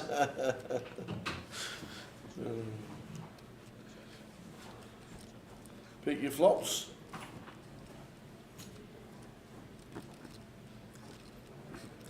Yeah, I wouldn't be betting this one into 3 opponents as Jamie, but Jamie going to get after it. Should just be a call here from Joanne. No raising going on. We got top pair. We got a flush draw. Just cool. See a turn. Maybe Jamie just trying to put his chips to work, working with nearly 2 starting stacks early on. We're going to have much better bluff candidates than Jack 10 off, I think, here. Queen of Hearts on the river. That is the nuts for Joanne. That'll do nicely. I'm going to seek some value. That won't be getting any. Into the bin.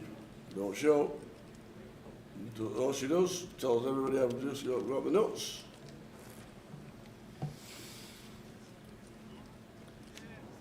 So blinds 3, 6, 30-minute clock for 14 levels. I think it's 14.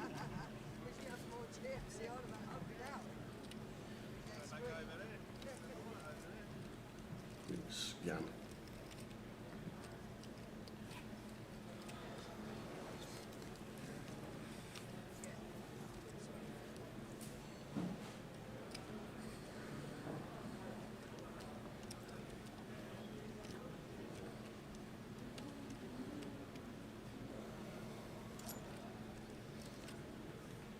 Yes, spot on.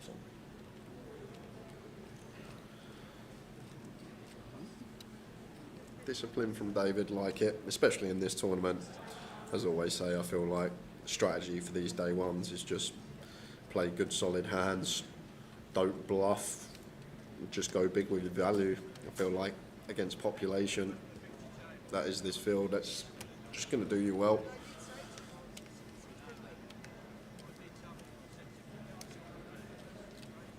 And then when day 2 comes, that's when you can start opening up. Your bluffs are going to get through more often, people not wanting to bust.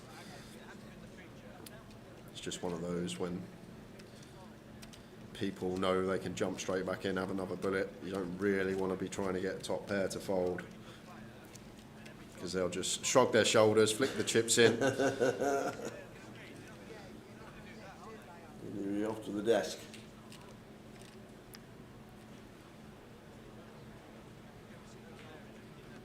Like some spots have to like c-bet and ace high, king high boards as the opener, heads up pots, 3-way pots standard, but I'm just talking about down the streets when highly likely someone's range contains top pair.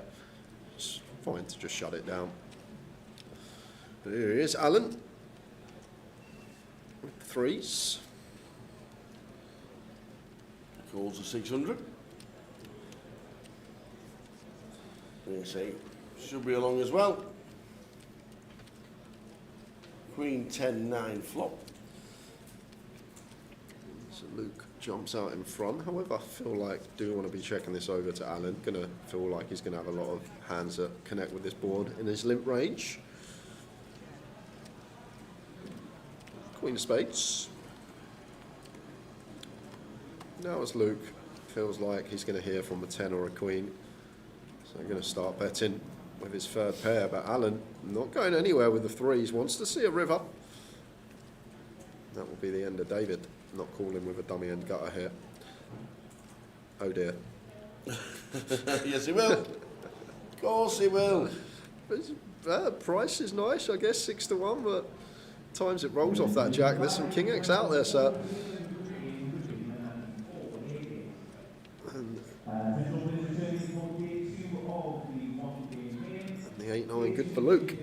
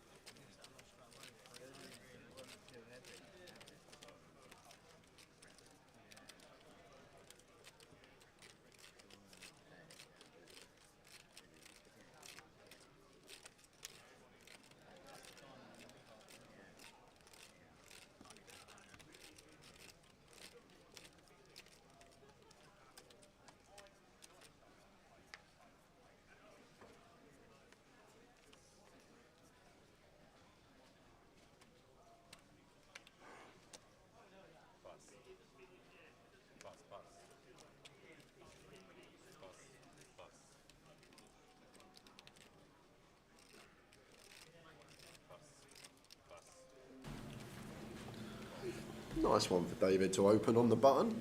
It goes with limp, okay. Could have just picked up blinds and antes here with an open, but now we're going to let David realise his 33% equity.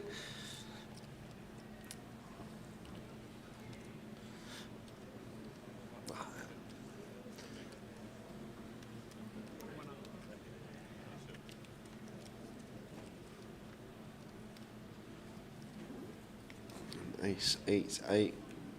2 spades.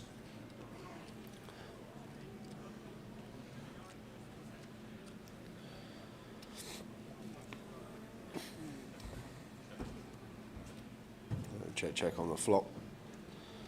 4 on the turn. Sneaky little wheel draw for David, and he is going to start bluffing here. Don't mind this at all. Once David checks back flop, probably hasn't got an ace or an 8. So you're going to have a lot of queen high, king high stuff that limps in on the button, and we do get out to fold. Nice little stab there with a 5-3 like that. But then once again, just open on the button, pick up blinds and ante. Hand of king 10 suited's capabilities, probably just wants to raise it up in the first place.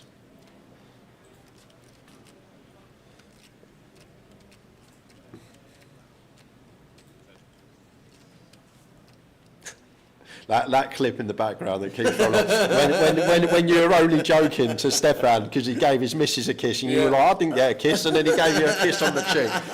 That was great. That was great.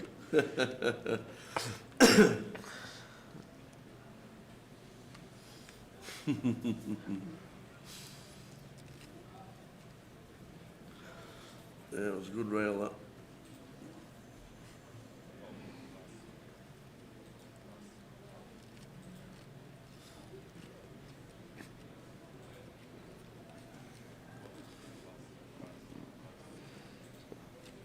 So Alan with the limp, Joanne with the over limp.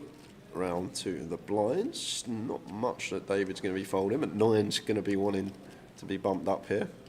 Probably go like around the 3k remit, 5 big blinds out of position to 2 limpers.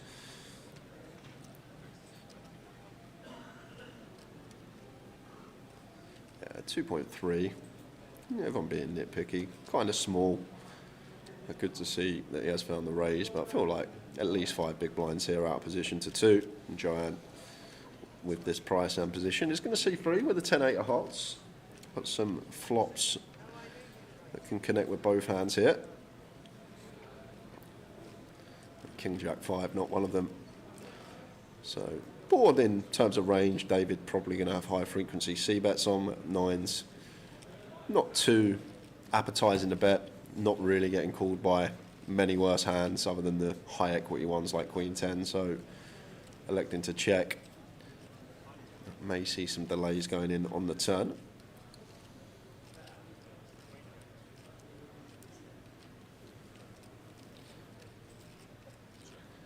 Decides to check again, and Joanne, look at this. 10 high, gonna have a little bet. Them 9s are in a spot. It's kind of interesting from David's perspective here, like Joanne now probably repping a jack. maybe turn pocket sixes. It does get the nines to fold. Very nice indeed from Joanne.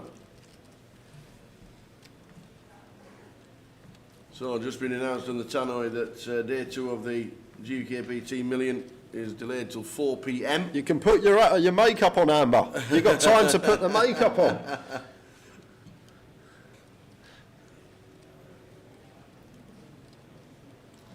Only just announced it, but delayed till 4.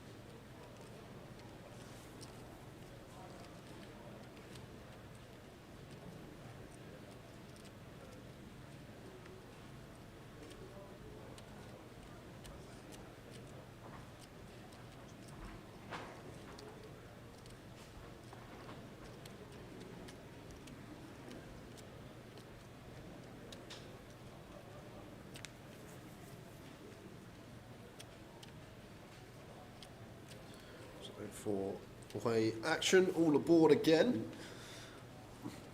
Going to be passing by relentlessly the old limp train over the next few days, I'll tell you that.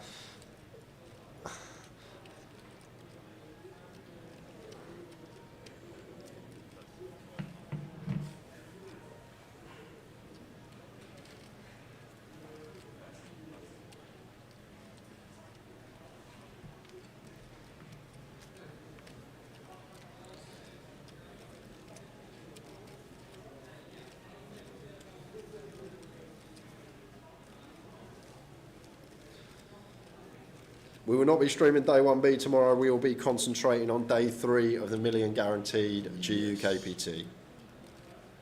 But we will have plenty more day 1s of the Goliath coming up over the course of the 9 days that we are streaming.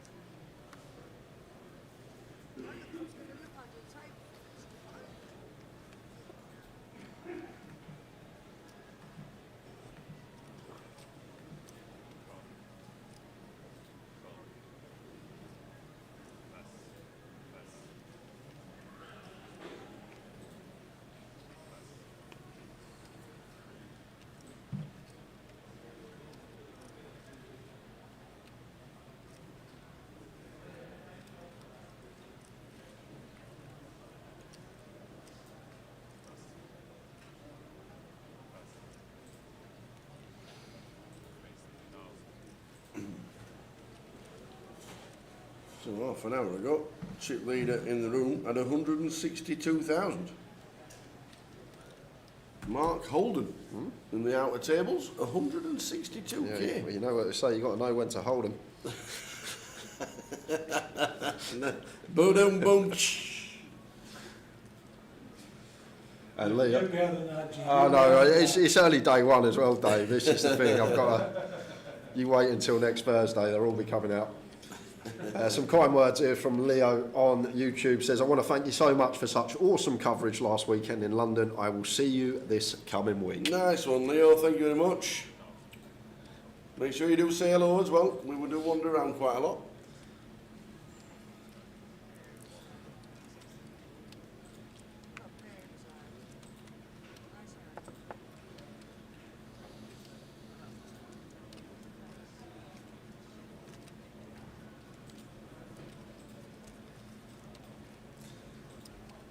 Have you seen the brownie stall yet?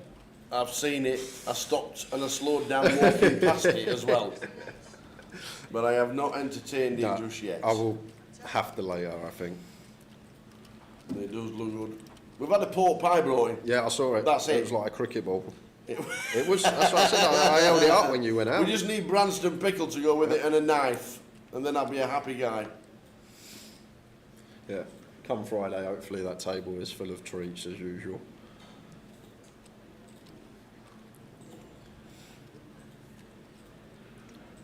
Branston pickle, or a bit of piccalilli. I don't like piccalilli. Branston pickles are right. A bit of cheddar cheese and Branston pickles. Oh nice. yes, Yeah, very all right. nice. Certainly is. What a combination. What a combo. Yeah, so. One of Sam's mates, old Chef Neil. What are we doing, Chef?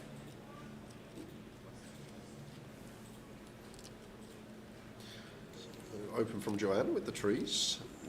David flatting King Jack off. Like against under the gun, like theory wise, if we want to go to that land, probably just fold as David. If it's someone that's opening a lot, maybe one that can free bet at a small frequency, but I don't think flat is going to be our best option here against a gun opening range, especially when we start the hand with 30 as well. Not too much room to navigate post flop, but we are going to take this heads up.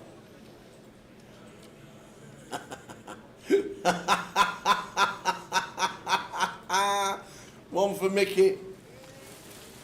Mickey? Yeah. Oh, just well, that's nice. Just got a message from Kirsty McCormack. She says Neil's coming down on Tuesday and we'll send some Scottish goodies. Ooh. And we'll make sure that he's got something under his kilt on this year when he stands on the chair.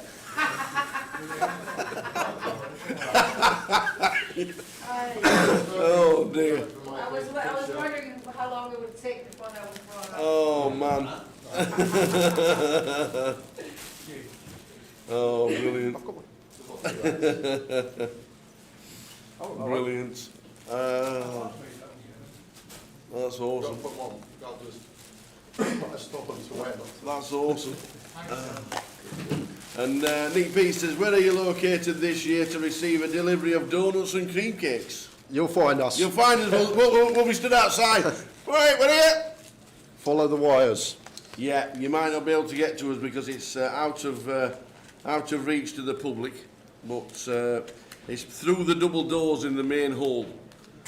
So when you walk into the main hall where the PokerStars stand is, you then go straight through. You'll see double doors right at the end, and then it's straight through there. Or if you go into the hall where Joker's Wild is, on the stage, we're behind there. Ooh, oh, that's a bit small. Wouldn't normally happen for me. The old hat. The merch is on. Ta-da! Look at that. Like it. Don't often see you in That's a a hat. proper golfing hat, that. That's a proper golf hat. Get me in one of them. Well, yeah, you do it. I play golf in a hat, though. There we go. Just does. 2X in here, Uddy. 2X. Two of them. 2Xs. T-shirts, 2X. Shoes, size 12. Nobody gets shoes away, do they? And I just need a key for the Ferrari. Okay. That's it. There we go.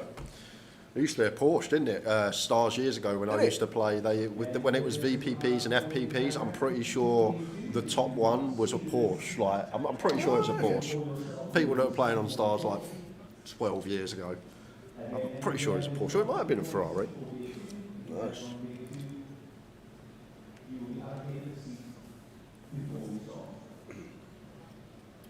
Did you answer Maverick? Yeah, there's also a day 4 as well. Don't forget in the GKPT. So there's a day 3 and a day 4. So we're doing both of those. It was a Lambo, Abercanary. It was Mini Ari, wasn't it? I remember now. Because then he was sponsored by him for a little bit after. It's a throwback. Dario Minieri. He couldn't even drive. Obviously, they bought it back at a fraction of the price.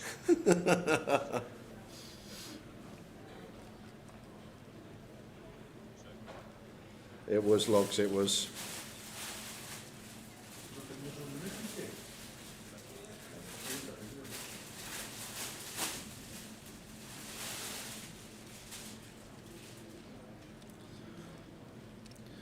Nice flop here for Jamie. Just going to come out firing with his trip 9. So get a call from Karan here. Like when we bet into 3 players here as Jamie, Karan shouldn't be calling stuff like ace high. So very easy here to range him. He's going to have some pocket pairs and he's going to have some 3x and the case 9 available in range as well. So quite interesting now as Jamie, if we get called on this street, because we expect to lose 3x here on the turn. So potential what Karan had working with a 3, maybe like a small pocket pair.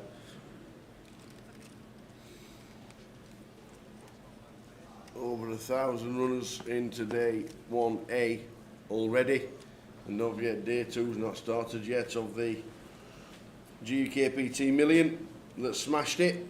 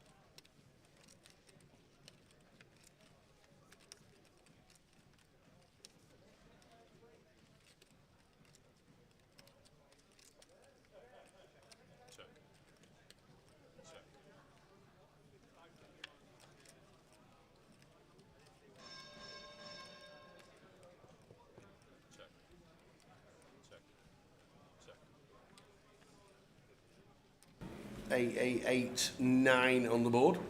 Martin's holdings unknown to us. David P with the jack.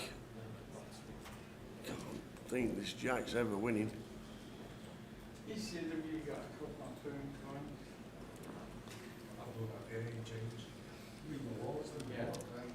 Well, the old 7 deuce. You've seen the whip winning the hand on the feature. Is Ben Miller back in this? I think they're both here. I just news to people if you don't know what's happened. Yeah. Goliath Ben Miller is now just Ben Miller, and Portsmouth Ben Miller is Portsmouth Ben Miller because Portsmouth Ben Miller's not done enough. Ben Miller Goliath, he was having runs in Vegas. Yeah. He's running deep in things. Yeah. So I've made the decision that Goliath Ben Miller is just now version 1 Ben Miller, and until Portsmouth Ben Miller does something, he's going to be Portsmouth Ben Miller. Okay. Both lovely guys, though. Yes. But we had this conversation, who is the real Ben Miller, the other day at the bar. And we sided with the Goliath Ben Miller. He is V1.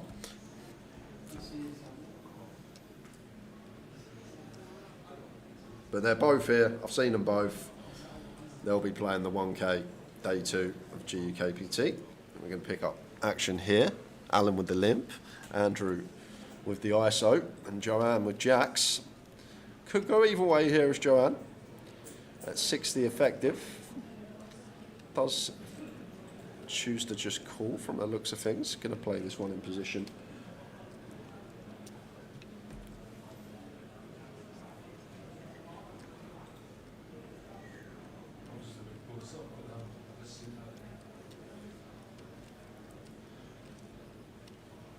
And there's a bit of paint on there. Can't catch quite what it is. There we go, King 7-5. So Ace Queen C-bet gets there on the Queen of Clubs turn. And after that quick check back from Joanne on the turn, I'd love to see a value bet here now from Andrew. Like, we just make the assumption here that if Joanne has a king, she at least thinks about betting turn. Like, when she snap checks back, she's going to have a lot of 8s, 9s, stuff like this, maybe an A7 suited. So I feel like this is a very nice value bet from Andrew here, just recognising that the check back on the turn from Joanne is highly unlikely to be a king. Therefore, our Ace Queen next pip down, going to be best most of the time. And there is information to be gained from timing tells. It's just one of those, when she does go for the snap check behind, she's probably never got a king, at least thinks about betting that one, and she is going to pay it off and see the bad news, loses to the ace queen. But very nice value bet there from Andrew. I only actually feel like a small percentage of this field in the Goliath find that value bet, credit where it's due. I know from our perspective, it feels like ace queen always has to bet after the turn action, but not everyone finds that. I can tell you that. Nice one, Andrew. No, we won't, Ben. We'll pick up GKPT main action day 3 tomorrow. Yep. And then we will be playing down to an FT. And that 206 that I was saying that we're in to day 2 is without the turbo and day 2 binds. Wow. So that's going to be absolutely monstrous.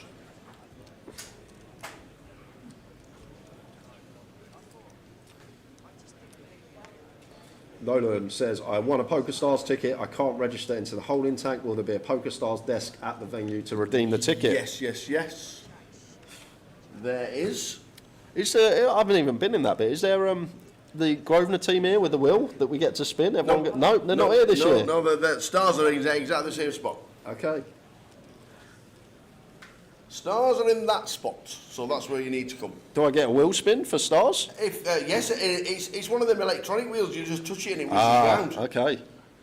I won a scoop ticket in Ireland. Did you? I did. I've not used it yet. What do you want me for?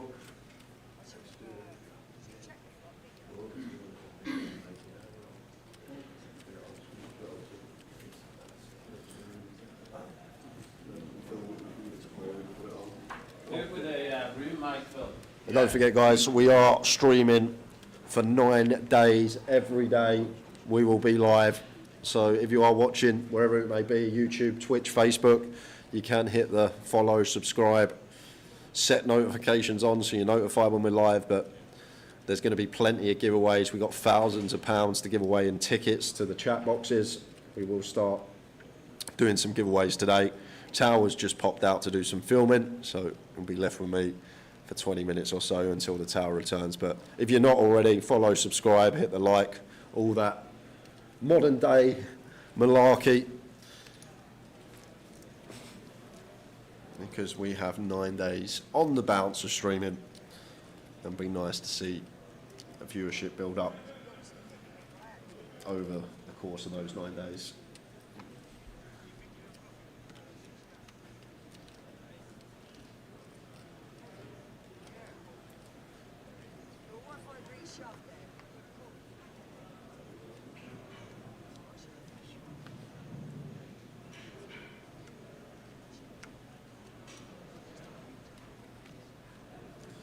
So at the moment, the app went live today for Goliath Day 1A. There was a few problems, gremlins, whatever you want to call it. So at the moment, that's on hold, Stephen, the debit card for the app. But they're working on it, the guys, and hopefully it'll be rectified and all back to normal tomorrow. But that's why if you are in the casino, you will see a lot of queues at the moment, because unfortunately we're having some problems with the app. But that's being worked on as we speak, and hopefully it will all be up and running again for tomorrow, and then you can buy and buy your debit card, and it just makes things a whole lot easier logistically.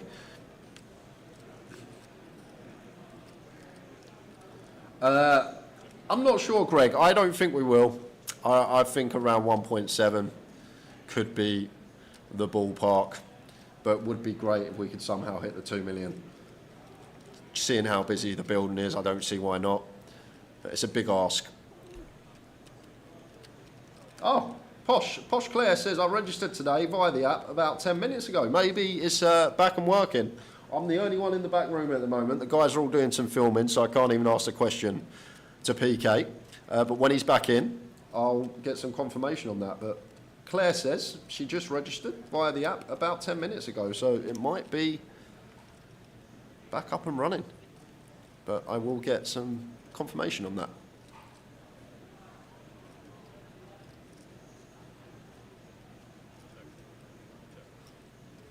So check mark for Jamie with the old Doyle. And once again, it could have just been a raise and take from Luke if we just open the button. We're probably meant to jam the button as Luke, actually. 7-6 suited for 9 should be a jam in theory when folded to. Went down a different path and the pot gets away from us. This is 200 to enter, £200. Last year, I think it was around $250,000 up top to the eventual winner. But we're looking around at least 10,000 entries this will get. Be great if we could smash the 11k mark. We'll see how the week goes on.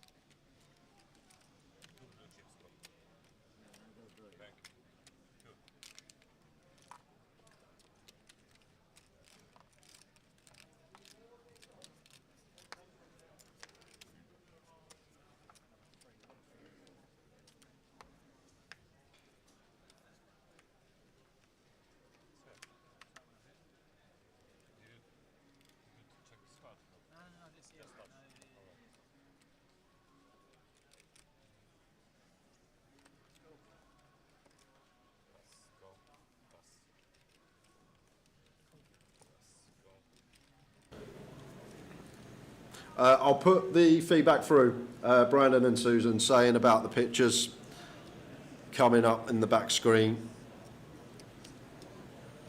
making them feel a bit dizzy. But I'll let the guys know. I will just put the feedback through. Maybe we'll get something else that runs on the back. Usually it's just still frames, isn't it? It's not usually showing videos. But I will put the feedback to the guys. Oh. There we go. Owen Nelson says it said on Facebook a while back that the app is back online for buy-ins. Thank you for the info. As we see ace a7, bit of action possible. Martin with 2 pair, Alan flopping trips.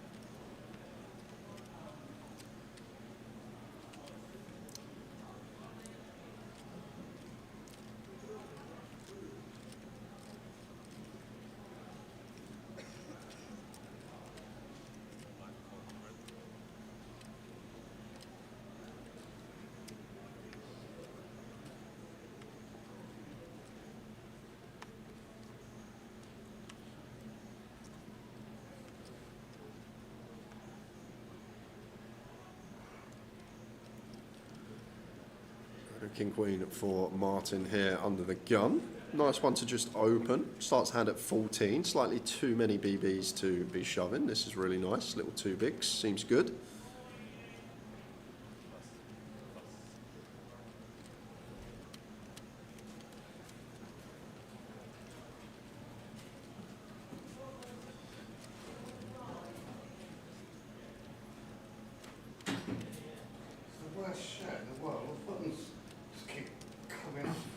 Surely you can just make buttons appear, Sean, out of thin air.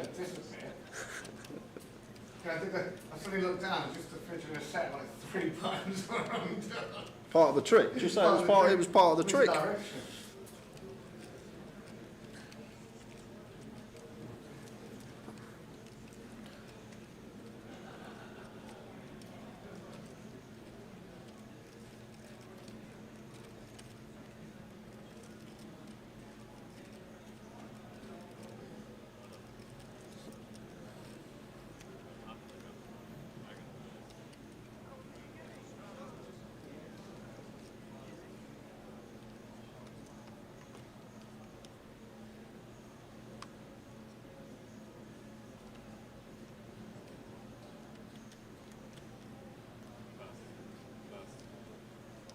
King Queen for David here.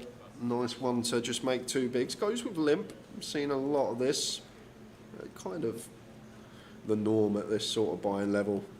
We'll see a lot of people limping, wanting to see a flop for cheap, thinking it's the way to play, but in reality you're just leaking chips. Never got a strong hand, kind of cap yourself.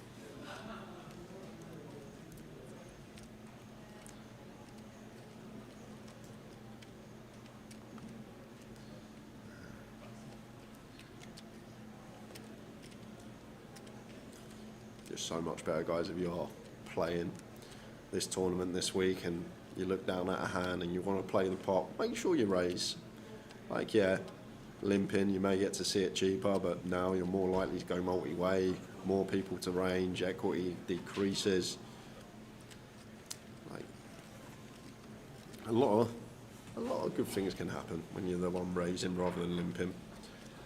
Just feel like one of the first things, if people are trying to improve, that needs to be eradicated from their game. Like, as you go up the buy-ins and you look at some stuff in theory, yeah, you can start playing some limps off a certain stack depths, but if you're not studied and you've not looked at that area of the game tree, then you're just in no man's land all the time. So just 2 bigs or thereabouts, and straight away you're already improving your poker game if you're one that does like to limp in.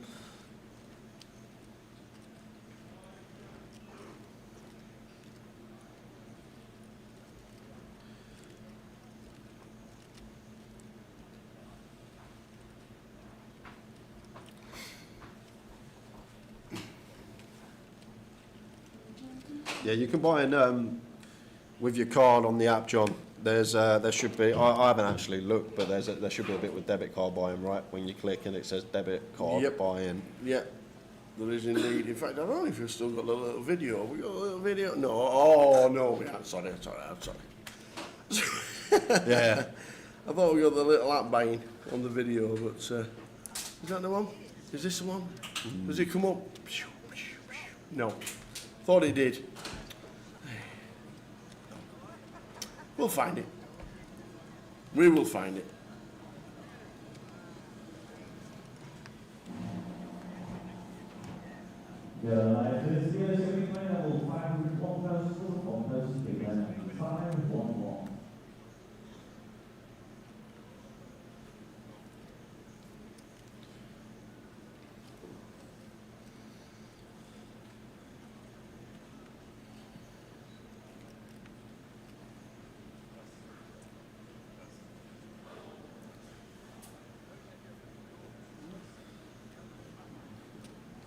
Once again, see a limp here. Like, if I was Joanne, it's probably never going to do it. I'll just jam ace-4 suited.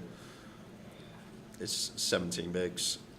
David's never going to have a strong hand that can call, so we just don't have to play a pot out of position. We nick his big blind onto the next pot, but it's just going to take a freebie. And check.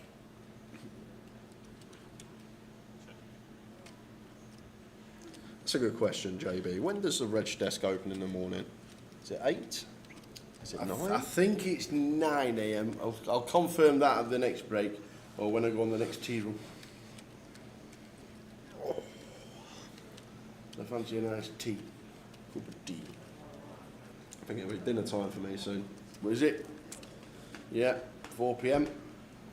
Breakfast. Was you up for it this morning? No, I wasn't. I had a lovely omelette. Oh yeah, I forget they do omelettes. Oh, beautiful. And you wouldn't be able to guess what I had in my omelette.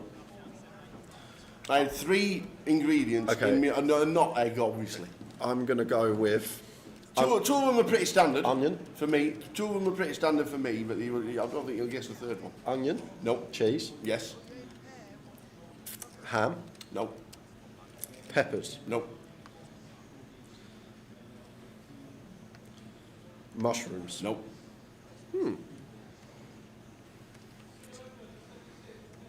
Trying to think. And it was delicious, by the way.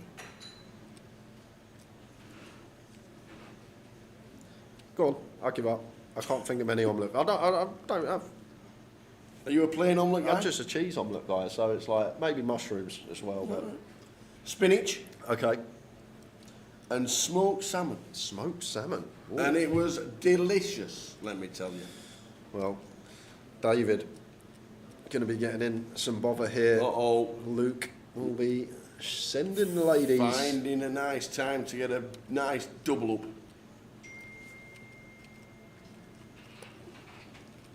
And Matty Smith's coming Thursday evening. Awesome. Posh Claire's coming tomorrow. Nice. For the women's event. Very nice indeed. See Katie's bagging up some nice little bags for the final table lists when you get there. And some other prizes too. So Katie yesterday playing day 1 of the million, but I don't know if she made day 2. Any dramas for Luke, or does he get a full double up? Oh, 5 would be interesting. Oh, let's chop it up. You've got the queens against the jacks. You've got perfect opportunity. And the dealer does that to you. Not fair. No, tomatoes, for me, tomatoes in a omelette are wrong. Because they just go really, really hot. I also don't get why people have tomato with a full English. Because you just get that half a tomato. I know. Like, it's weird, ain't it? And tinned tomatoes are so much better anyway. It's like, it's really... Tinned plum tomatoes on a plate, salt and pepper. Yes, please. I never understood a full English and just a tomato on the side. Can't even give you the full tomato. Yeah. They're about 12p. Wouldn't put a wedge of lettuce with a full English, would you? Like, you wouldn't. Like, Sean is here. He has been entertaining us. We did a couple of videos with him in the last break. We'll get them flicked in. And I actually quite agree with you as well, whoever said that the background's a little bit hard on the eye when you're playing. I think you're absolutely right, because for us commentating it is as well. So maybe we'll just have a static background for a little bit. We usually just switch between freeze frames, don't we? Yeah. Like, there'll be Francis, and there'll be Bixie, then there'll be yourself, then there'll be Brandon.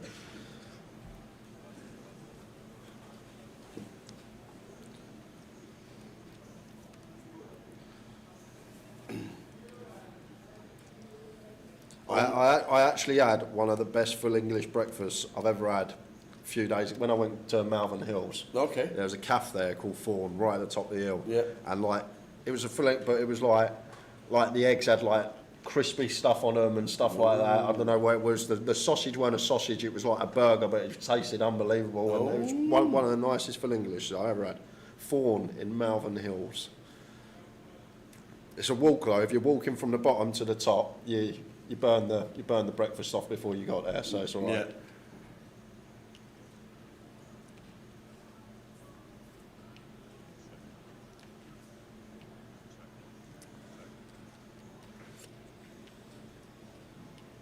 Yeah, hash brown, got to be done. Big Johnny, do like a hash brown.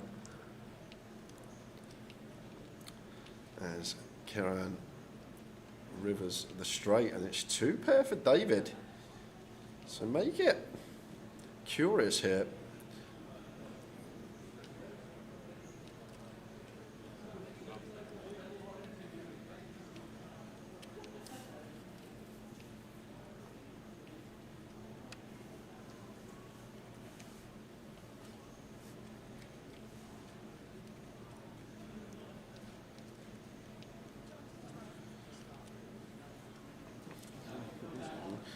$2,200. Don't really beat much here as David, but it's a limp pot check down to the river. Just looking what's in the pot, I'm guessing it was limp check to the river, so he's gonna pay.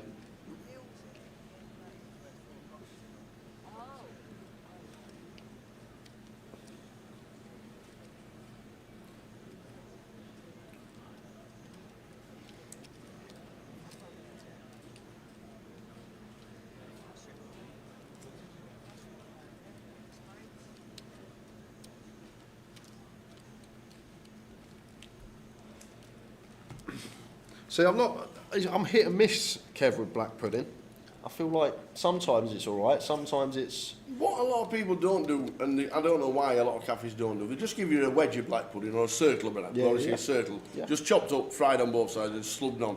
Why don't you chop it up into little pieces, a bit of, like crumbs, stick a little bit of butter on it, and then stick it on top of your bacon. Delicious. It's a game changer with black pudding. Chop it up and put it on, put a lot of butter on it. It's beautiful.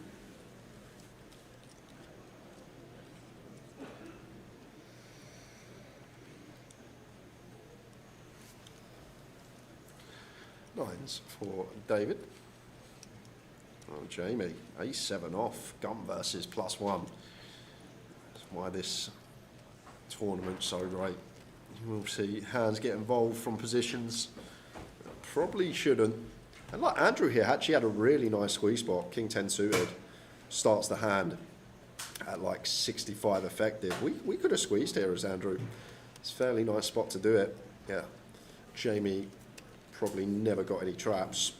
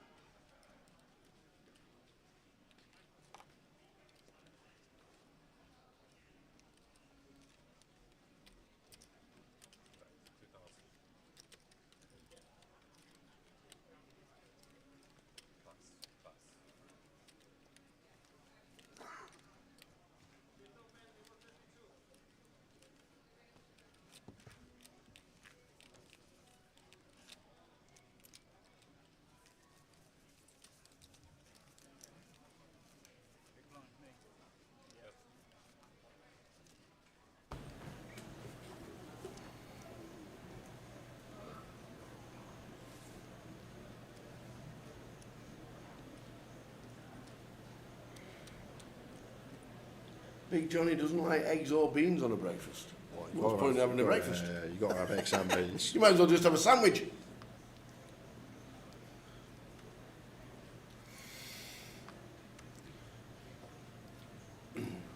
So day 2 of the huge 1 million guarantee has just started.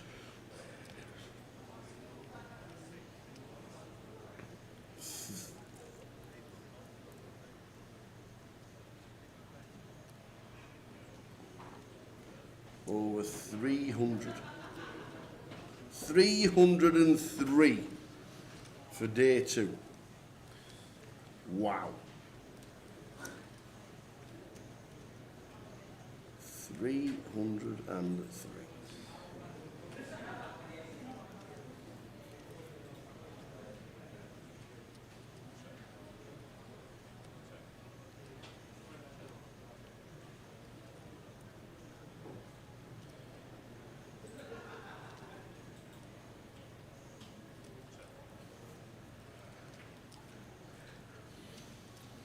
Neither, Kev. Add the white stuff. No way. You do not have mayonnaise on a full English. It's sausages and mayo, unbelievable combo. Really? I'm a brown sauce kind of guy. Like, if there's no mayo, then obviously ketchup, but if there's mayo. A real bacon here in the hotel upstairs. Big Jimmy. The Hilton.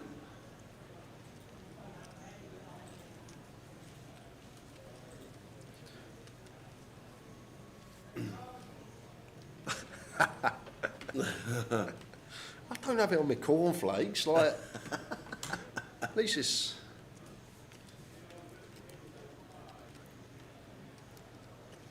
Posh Claire, absolutely. I'm with you on that one. Just doesn't sound right at all.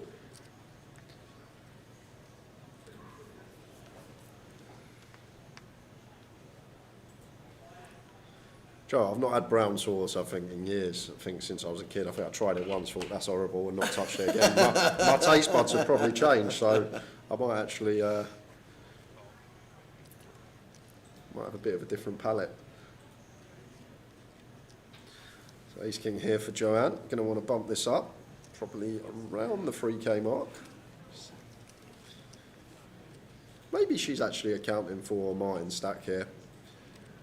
Still could have gone for what 3K would have been fine. Still would have been enough not to make it an underraise. I would have preferred a couple of extra BBs on top of this from Joanne. When we make it too big, 'cause these limpers are not really doing too much. Yeah, we get a bit of value from our hand, but any hand they limp for 1 BB, they're not going to be folding for an extra BB. We are going 3-way to the flop.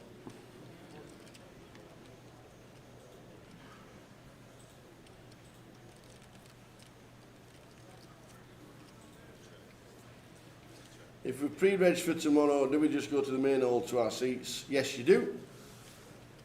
Yes, you do indeed. Obviously, coming to the casino as normal. Make sure you've got your card with you. It definitely helps. Got a value bet now as Andrew. Would have personally led turn after flop check through. Feel like people are going to be playing honestly in this tournament. And now that we get to the river, nice clean value bet.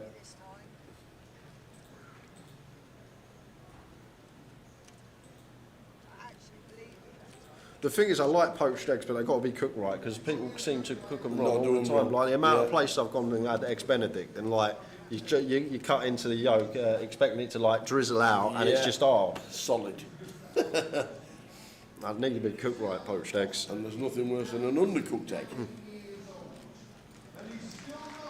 Good luck, says Mehmet, to all the players in live from Mehmet and Fikra. Oh, Mr. Allen. Somebody just announcing on stream that Alan Foster, 99 years old. What a star. 99 years old. Stands up, gets the applause. Fully deserved. What about fried bread? Eggy bread's the one. I love a bit of eggy bread. A bit of eggy bread. No one does eggy bread. You can't walk in a cafe and it's never on the menu, is it? And it's not easy, not hard to do, is it? No, it's not. You just put an egg in a pan and just flick your bread in it. Or egg in the hole. You ever had egg in the hole? Egg in the hole? Is so you cut a circle out of the bread, and then you put the bread in the pan and you crack the egg in the circle. Oh, okay. Yeah.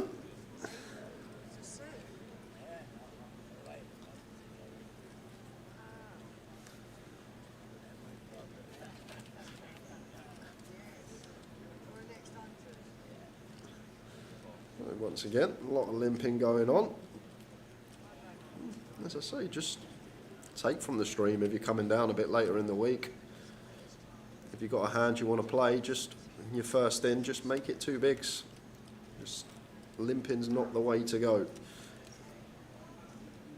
And if you are starting to just eradicate that, you've already got a decent edge on a lot of the field that will be limping in first in.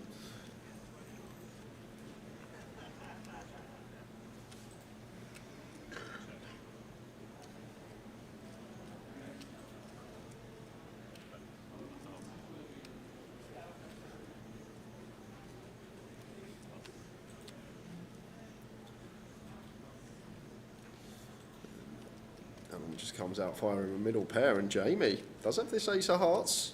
Wants to see a turn, was getting an okay price, nearly 6 to 1 on the call. Queen of diamonds on the turn. Option on Jamie, who decides to check. Alan checks back, still in the lead. And still good. Alan flicks over the check. Shows a 7, and it is good.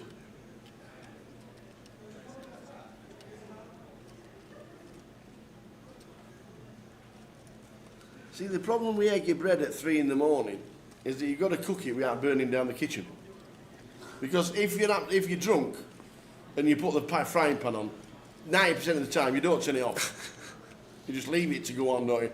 And then somebody's shouting, "Now turn down, who's cooking at this time?" Did you bring your own drink, Dave? Oh, good lad. Ah, thanks for that. Thanks for that, pal. We haven't actually had a tea run yet. Cheers, Dave. Glad you fetched your own drink. All right. I'll be waiting for break to go and have a food run. All right. Steve Ellis, you're right. It's only allowing voucher buy-ins at the moment. The debit has been disabled at the moment. They're having quite a few problems with the app. I think it's just so busy with it. I think it might have crashed. So apologies for that, Steve. At the moment, they are working on it, frantically working on it, the team. But at the moment, there's no direct debit buy-ins at the minute because the app is down. Nice fold there. For that reason. With the 4s for David. Yes, it is 7.5 BBs, but likely to be flipping, can be crushed. Kiran has to call off getting this price, and we are racing. Does he survive? Oh. Looking unlikely. going to need the K6. Yep. And does not find it. Luke in C9 eliminated.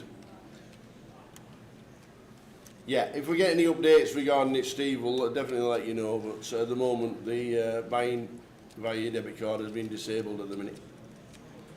How many entrants are we expecting tomorrow? And any tips for a first timer? Says Matt Clark. Matt Clark, get here early. Make sure you sign in pretty early. I would say around about 10:30 if you can. Between 10:30 and 11, come downstairs, grab yourself a coffee. There'll be over 1,000 runners tomorrow. It'll be capped at 800 to start with, and then bring in the alternates after that. Well over 1,000 for tomorrow. Enjoy it. Come down, you know the game, you know how to play. Come down and enjoy it. Massive hall, you'll get greeted by somebody walking around in some sparkly jacket, playing some bit of music to greet all the players, come to the tables, and then around about midday we will start. So just go and enjoy it. Is the pie and mash stand there? I don't actually know. I've not seen. Sad. Oh no, bad news. Tony, sad news from Jay. It weren't here last year either. It's not here. That used to be my go-to. The Welsh team apparently are coming Thursday. All the Welsh lads are on the way Thursday.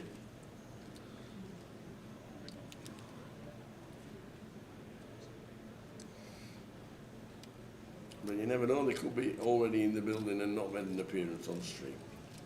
Can't wait.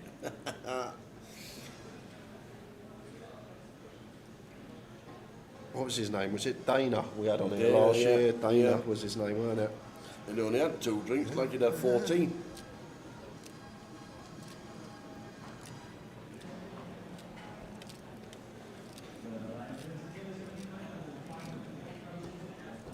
No, there's no sushi stand either. I don't know what it is. I don't actually know. Actually a really nice spot to back jam as Joanne. Like, limped in here, so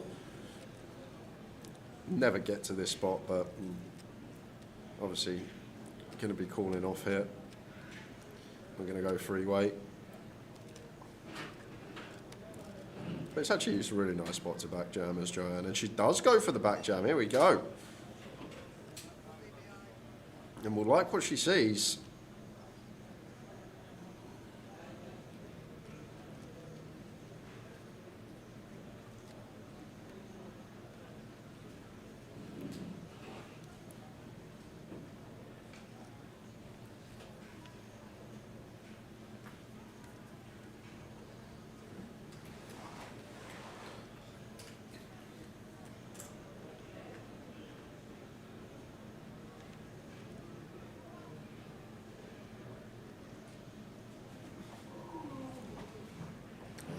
Diamond's now working. Joanne's locked up a hefty side, and the ace on the river. Give her a nice healthy double, plus more. We're going to lose Martin.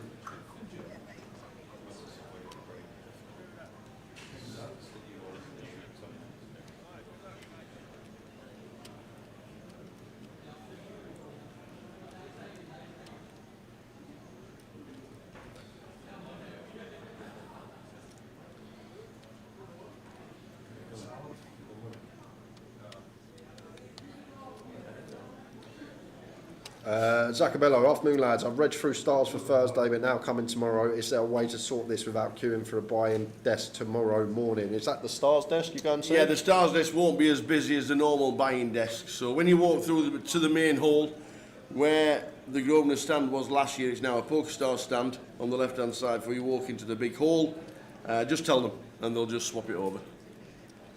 Very efficient they are. And Admar, favourite supermarket biscuit? Favourite supermarket biscuit, a chocolate hobnob. Yeah, Bourbon for me. You can't go wrong with Bourbon. To be fair, the new Nutella biscuits, you had them. They are unbelievable.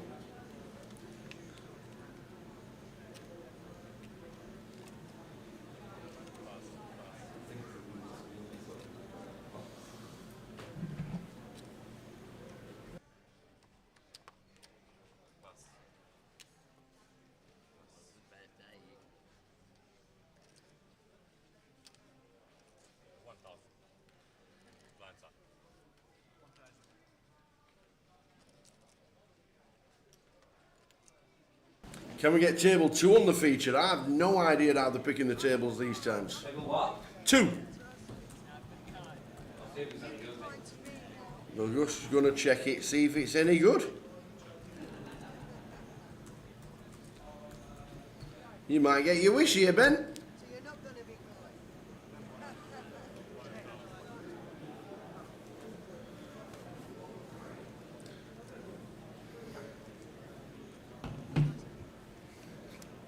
We found out that M&S bourbon biscuits were pretty good. Yeah, we didn't did, we? yeah. Where were we? Were London, was it? Reading, was it? Reading? Was it Reading? I think we were in that little show bar. I remember eating them in there. Yes, they were a cracker. M&S do some good food, must admit. They do, don't they? They do some really good. And I tell you who else do good food as well, Waitrose. Waitrose do some really good foods. Like M&S, you pay for it, but it's good quality. Why, do you normally nick it? I mean, as an enlarged price, as opposed to like a little one. Ah, an enlarged price. I thought you just ran out with it. But need that size running out. It doesn't work. So final 25 minutes of this session, then there'll be another 30-minute break.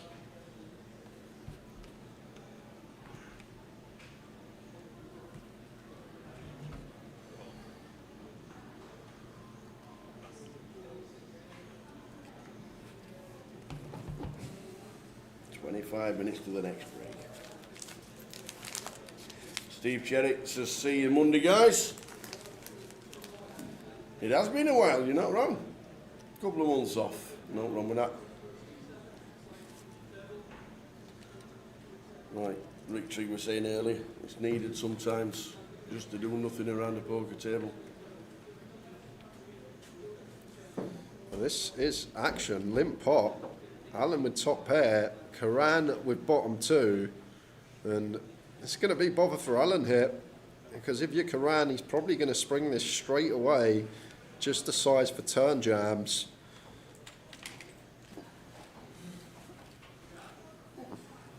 It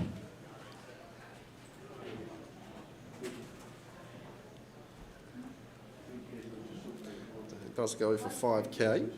Might have gone 6 just for a more comfortable jam on the turn, but even still, good to see the raise. And Alan, what a fold, sir!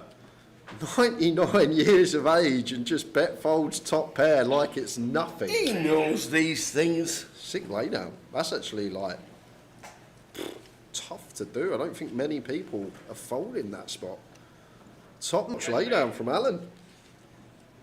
Nice one. So Steve Cherry's on his way Monday, Dean Griffiths chase it on his way Tuesday. You come and take Bobby on so we can go somewhere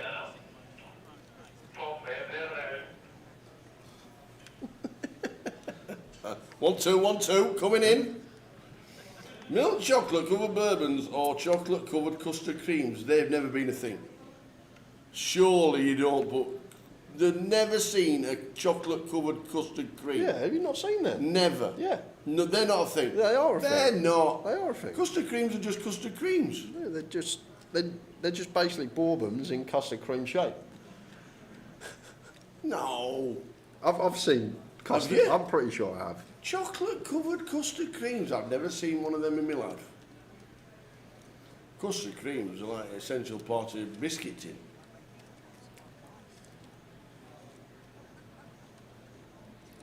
Are rich tea fingers still a thing? Are they still out there? I've never bought a rich tea biscuit in my life. Okay. They're good with a cup of rich teas. No, they're not. Yes, they are. No, they're impossible to have with a cuppa. Yeah, but you've got to get the timing right. Once you're experienced at dipping and knowing the longevity before it breaks into your cuppa. I'm pretty sure that you were scientifically worked out that it was like 0.8.4 Something seconds. like that. They're perfect. Little dip, boom, in your mouth, off you go. You just don't want to be having a conversation while you're dipping. Because somebody stays in there. And now I need somebody to prove to me that they sell chocolate-covered custard creams. We're here all week. Yeah, I don't think Krispy Kremes are real either. Anyone want to prove that to me this week, that Krispy Kremes are real? Bring some in. Don't believe in Krispy Kremes. M&S, chocolate-covered custard creams. I wonder if there's an M&S food shop at the in the retail park near Tesco's. I'm not sure. Does anybody know that? Is there an M&S food stall at the or a food shop at the Tesco retail park near to CBS Arena? Not too sure, Ben. Not too sure. PK is working on it. We'll let you know.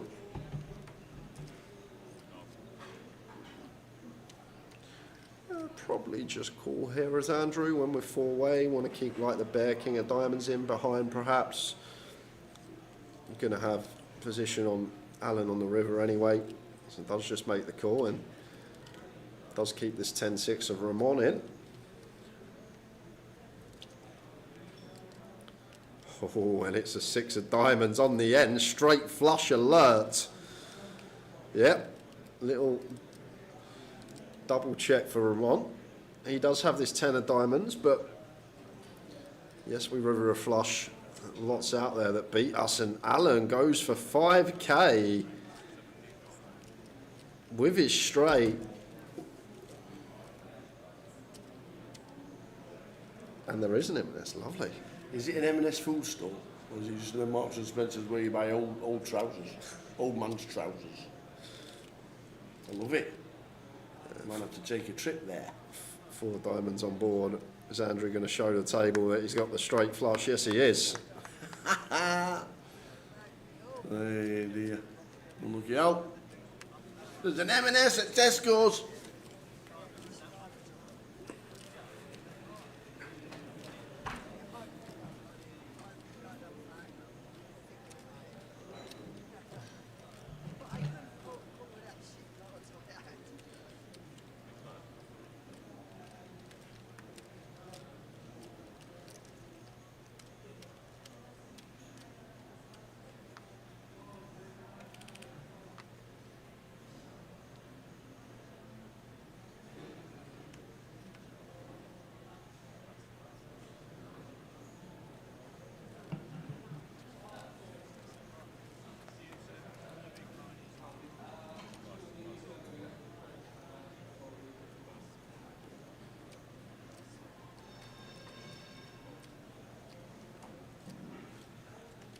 Queen Jack for Ramon.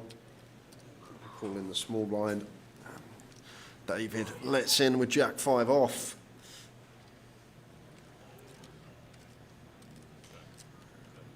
Ramon flops best with top pair. Does end up checking through.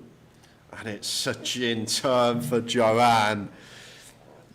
That is the nuts. And we got Ramon here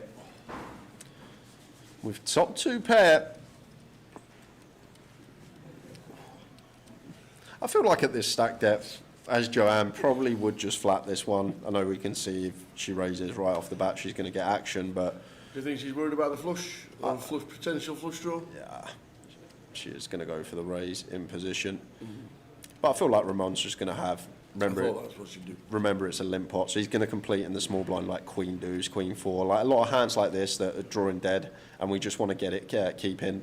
Like I know we can see it's worked out perfectly on this occasion. I feel like in the long term it's a nice one to just call. There's the wave from Ramon. You still got 4 out, sir. You have. First time at Goliath. Winning C on stars. And it's a 6. Clean for Joanne. Lovely spot to be in. Nearly 3 more than 3 starting stacks. Very nice indeed. Approaching. Well played, Joanne. Well timed.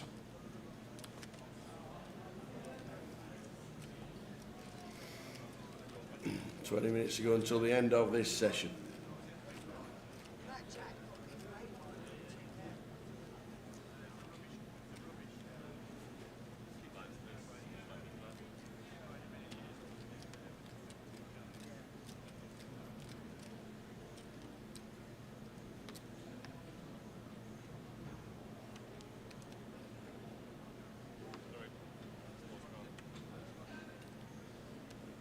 Do you know the scariest thing about this year, Tara? We're going to have people playing the Goliath that were born in 2007. No. Doesn't seem real. Oh my. 2007. 2007, that's when we started. Yeah. GUKPT. I know. God, man. The fresh-faced 18-year-olds are going to be giving it a go. 2007. Once again, a few limps in. David with the punishment. And Jamie going to have a nice clean jam here. 25, effective. Okay, just goes with call. Just a really nice spot to jam the 10s here. As Jamie, like, just recognise Alan and Andrew really weak ranges once they limp. David, not necessarily just going to be nutted when he squeezes this spot. So when we got 25 bigs and pocket 10s, just really nice spot to say the words I'm all in. And now David getting to realise his equity, out flopping Jamie here.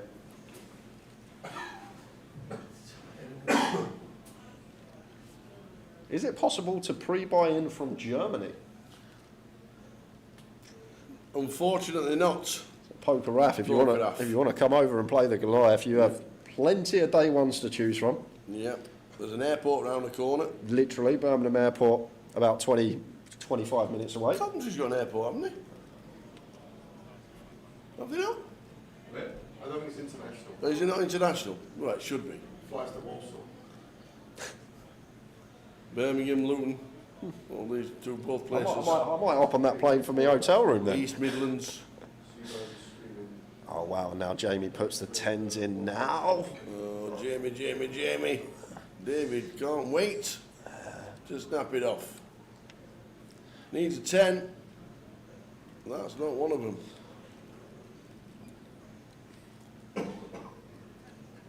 And it's not. Yes, another one bites the dust. Just one of those. If we find the jam pre like we're probably supposed to, that's it. Hand over, queen jack off, don't call. So David up to nearly 100k. Unlucky Jamie. We'll have another opportunity to get in.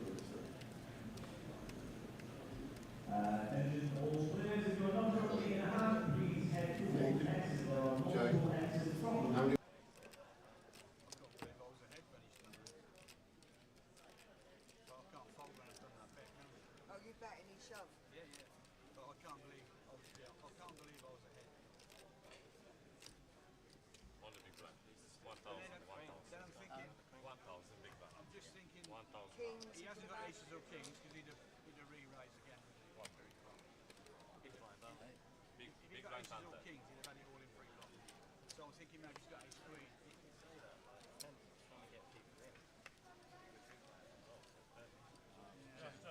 That's put it 5,000. Great. Or it's okay.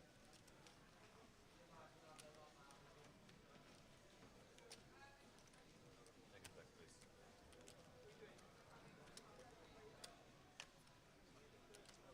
Cool. That's 2,000.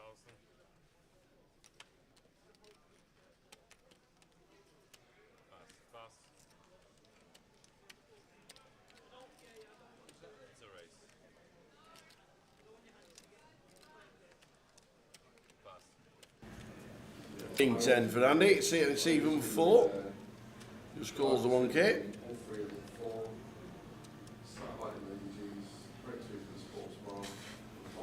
Hey Milan, at the moment, the app is currently not taking buy-ins on the app. We're just struggling with the app at the minute. The guys are working on it, and we'll let you know when it's fixed. The app had a crash. I think it's back up running again, the app. It was the app's running, but you can't buy with your debit card. You can only buy with vouchers. So when we get the app, when we get that facility back, we'll let you know. One of them spots as Andrew that might have been a little block with the intention of a 3-bet as a bluff. Seemed like the nut combo to do it with. But just check river. They're going to get a petition for Goliath next year for when Alan Foster's 100 and Goliath are going to and Grosvenor are going to buy him into the event for free. I think that just might happen. Yeah, I think it should happen. I think that will happen. I'm sticking my neck out and saying Ed Grosvenor, head of poker will automatically see it and think, do you know what? Yes.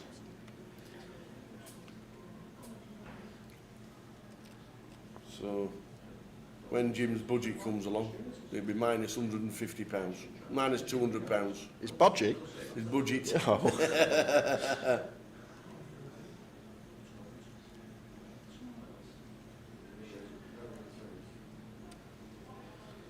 We've just spent part of your budget for next year. Is that all right? 200 quid, that's £200, that's all. When Alan's 100, it'll be an automatic buy-in. As a gift. You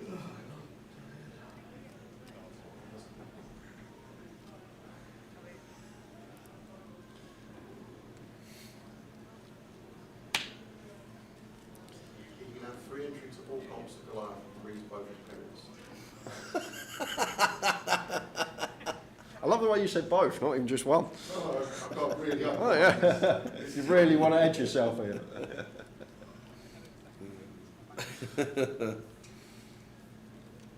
So heading towards the break, 12 minutes of the session left, and then a 30-minute break.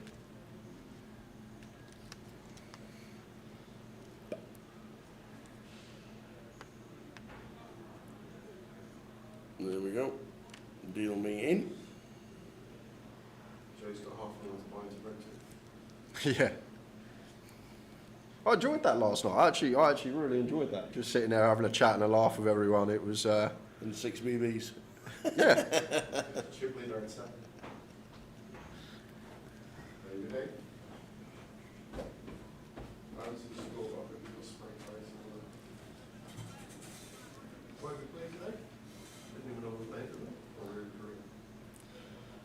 King Deuce for David. Does have the chips. Getting after it.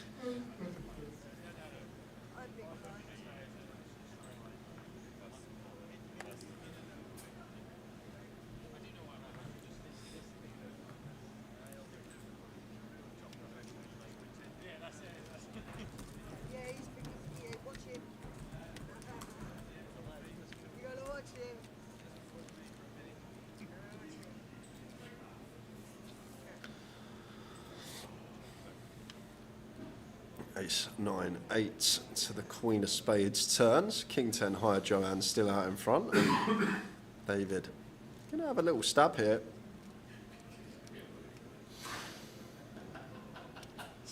And Joanne, is that a raise in position?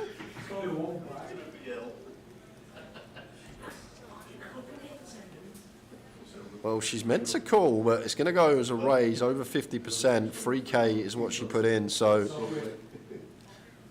it is ruled that she has to make it 4, correct by the dealer.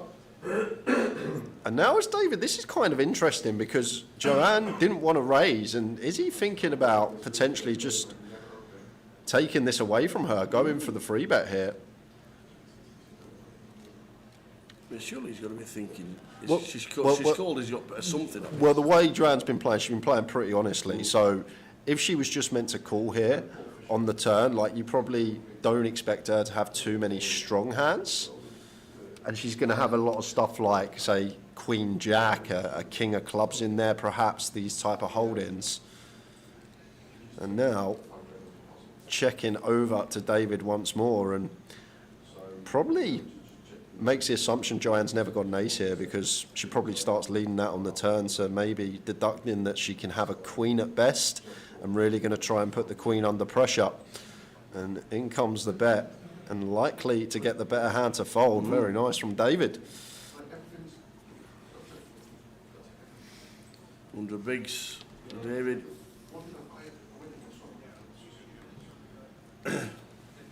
Valerie's on the train, watching on YouTube, en route to Coventry. Playing the ladies' event tomorrow. Safe trip. You just tuned in and we're on a break in about 5 minutes. 30 minutes to do whatever you want, Val, before we're back. Didn't she fancy a flight? I don't know. Don't know if flights were available at the time. Where's your jet?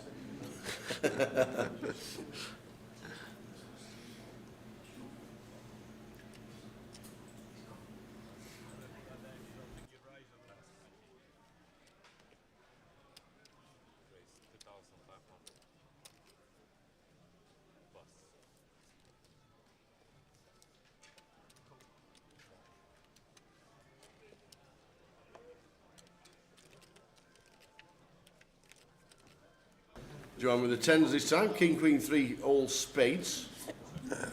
Not what you're looking for, as Joanne does. Check it over to James, who's going to take the initiative here when check to. Yeah, well, to continue with 2 tens that don't connect with anything.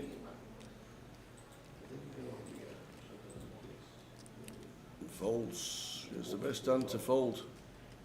Can you bring your backpack in? Yes, you can. You'll get it checked at security at the top before you come into the casino. Yes, you can. How are we doing, Paula? Hope things are well. Do we know who the youngest is? No, we've said 2007 is when you need to have been born to be the youngest here. 2007. When GUKPT was in its infancy.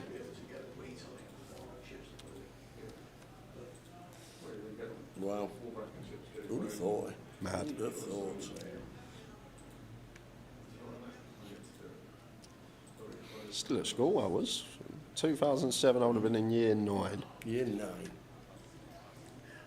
Is that the first year, second year, third year, fourth year? That's third year, just before your. When did they change that? I don't know. But it was so easy to do. Why did they change it? Year 7 to year 9 was like you're just meh, and then year 10 and 11 was GCSEs, and then past that was sixth form, A levels. When you were at the school for the first year, you were the first year. Guess what you were when you've been there for a second year? Second year. Correct. It weren't hard, was it? You got. I went senior 1, senior 2, year 9. Bonkers.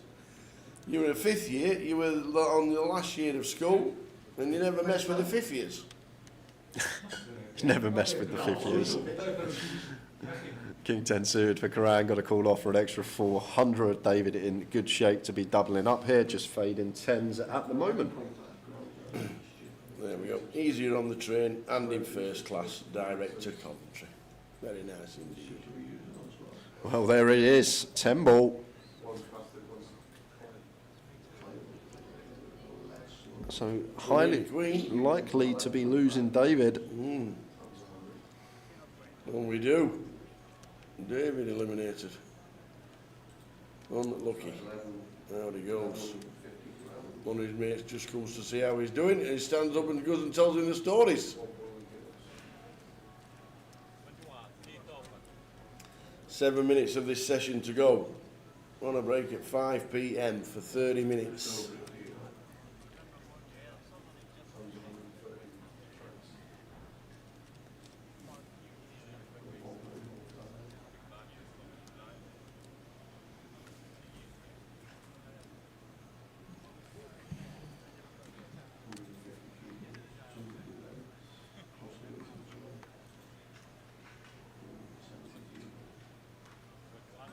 $1,272 so far today.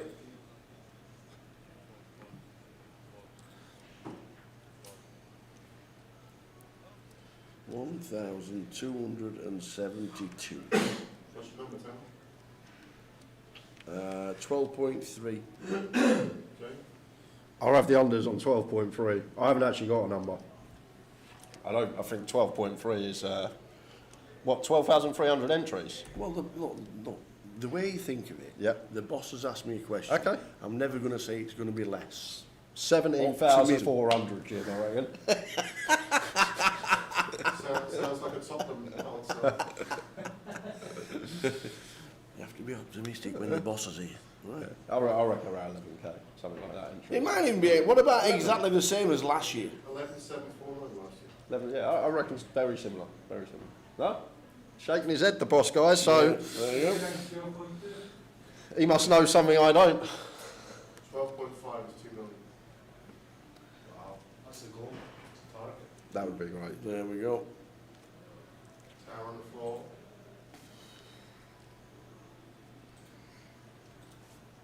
Was it last year we were one out of each other, or was that the year before? The year before, yeah. When we had independent guesses and we guessed one out from each other, yeah. Finishing each other's sentence. Yeah. Dressing each other's clothes. Wait till Wednesday. Oh.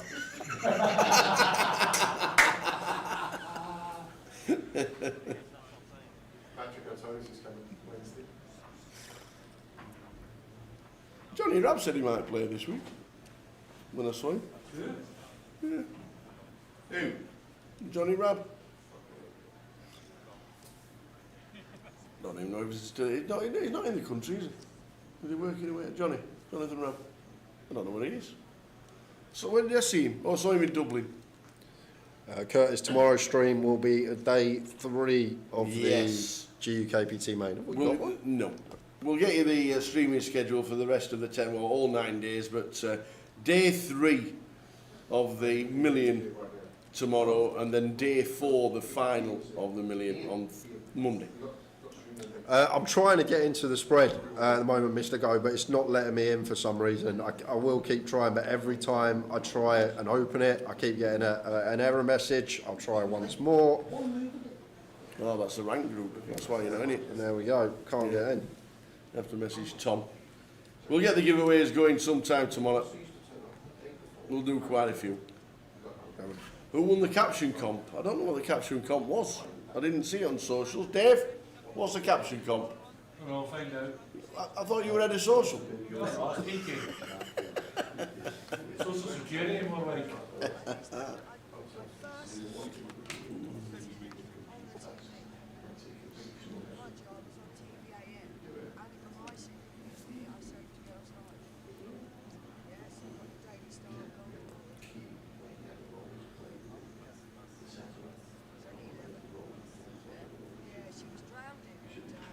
Good to have Alan on here for the whole session. Certainly is. Would be great if he could. Means he's not been eliminated. 6-7 off for David. Opens on the button. James King Jack off here. Feel like way to go at 30 BBs. If we free bet, we get jammed on. Quite annoying having to fold King Jack off against a button range. So calling seems nice. Keep some Queen Jack, Jack 10, suited kings in there that would dominate.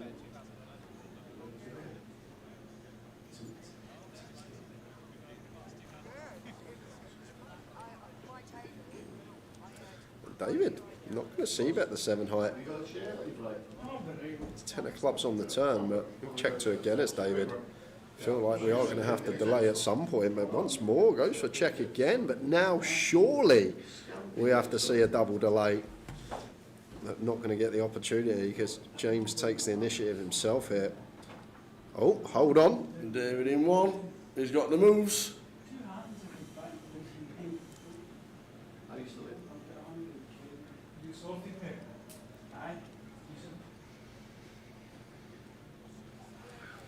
James probably trying to fold out ace high, but ace high probably calls for this size.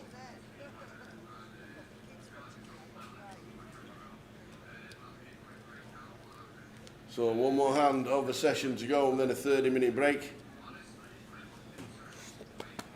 Jay's going to order his breakfast. Yep. You've not eaten today? No, I haven't. I don't eat for the first 5-6 hours in a day.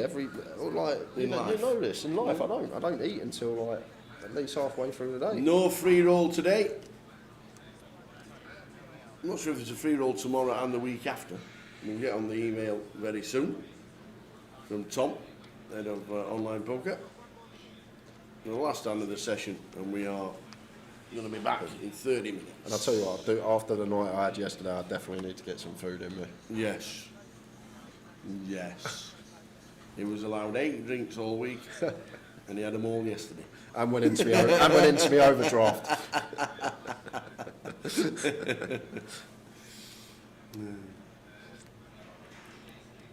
So another limp. This time from James. Over limp from Joanne. batting in for the limb. C2's lost a chip. So off to the flop.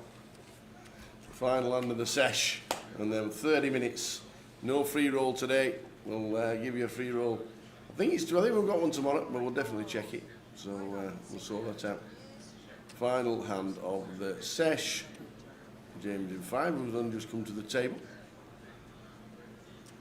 And that could be end of hand.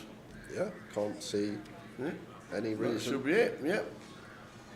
Dinner break on. Well done, Mr. Allen. 99 years old, makes the next break.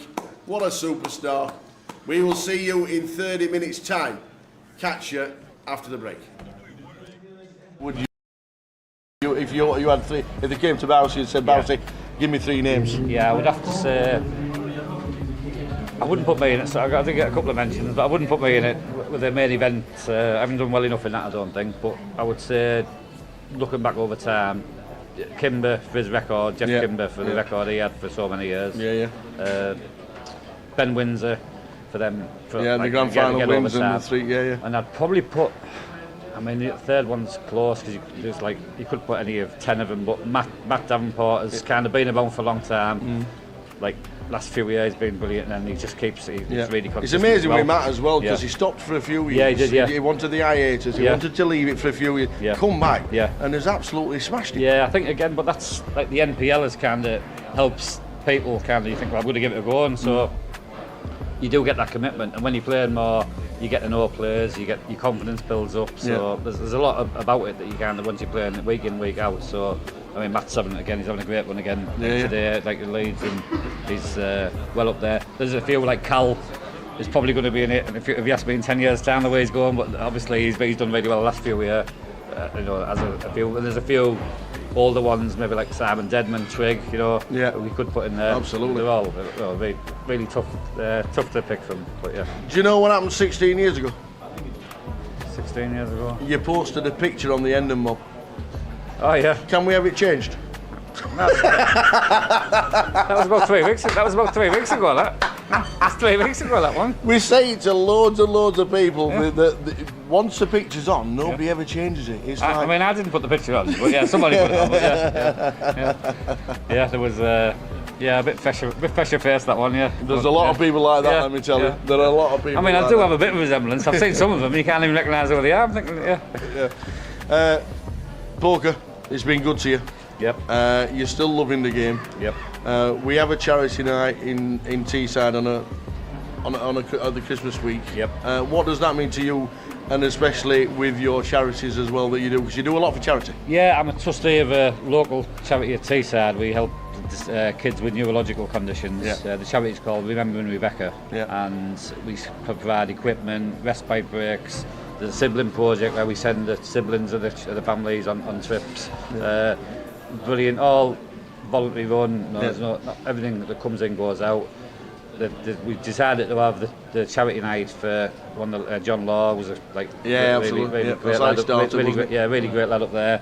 And we just carried it on, and then probably 5 or 6 years ago, when I got involved with the charity, they moved over to us, and we've had a great night. A fantastic night, singing, dancing, playing poker. What more can you ask for?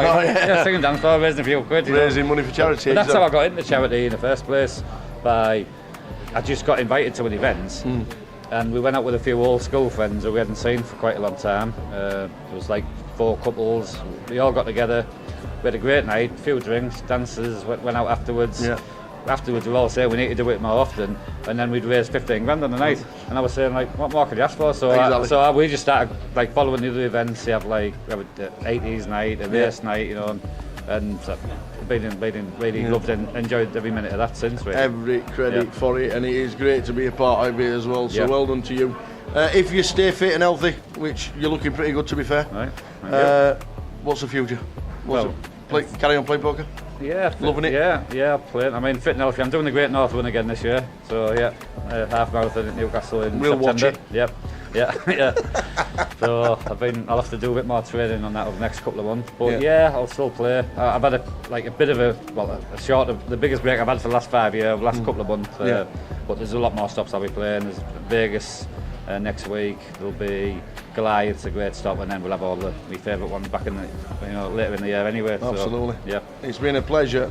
Keep it up. Always good to see you at poker tables. Yep. And we always have a laugh. Yes, we and do. a joke. We do. Thank you very much. Fantastic. Long Cheers, way to John. continue. Bouncy. Thank you.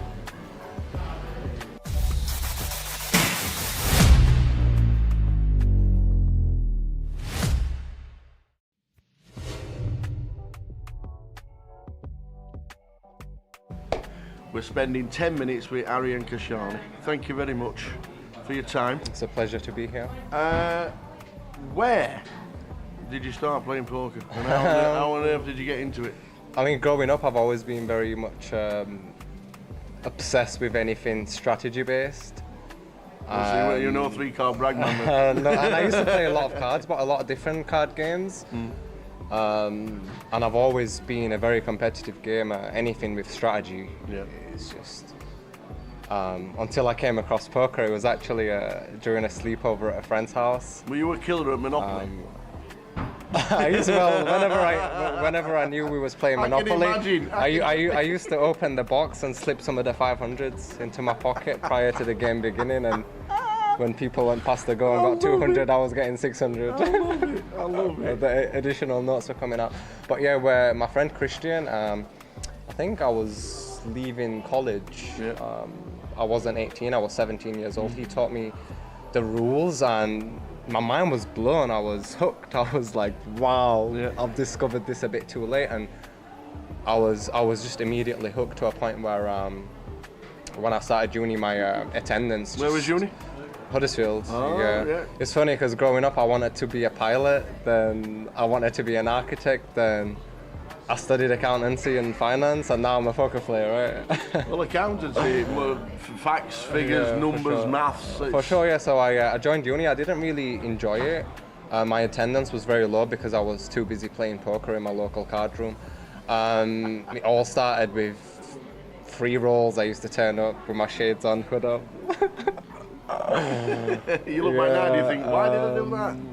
Yeah, I was just obsessed, and the obsession, it really forced me to dig deep, and I've just been obsessed ever since coming across it. And when you find something that you have that deep connection with, it just comes natural.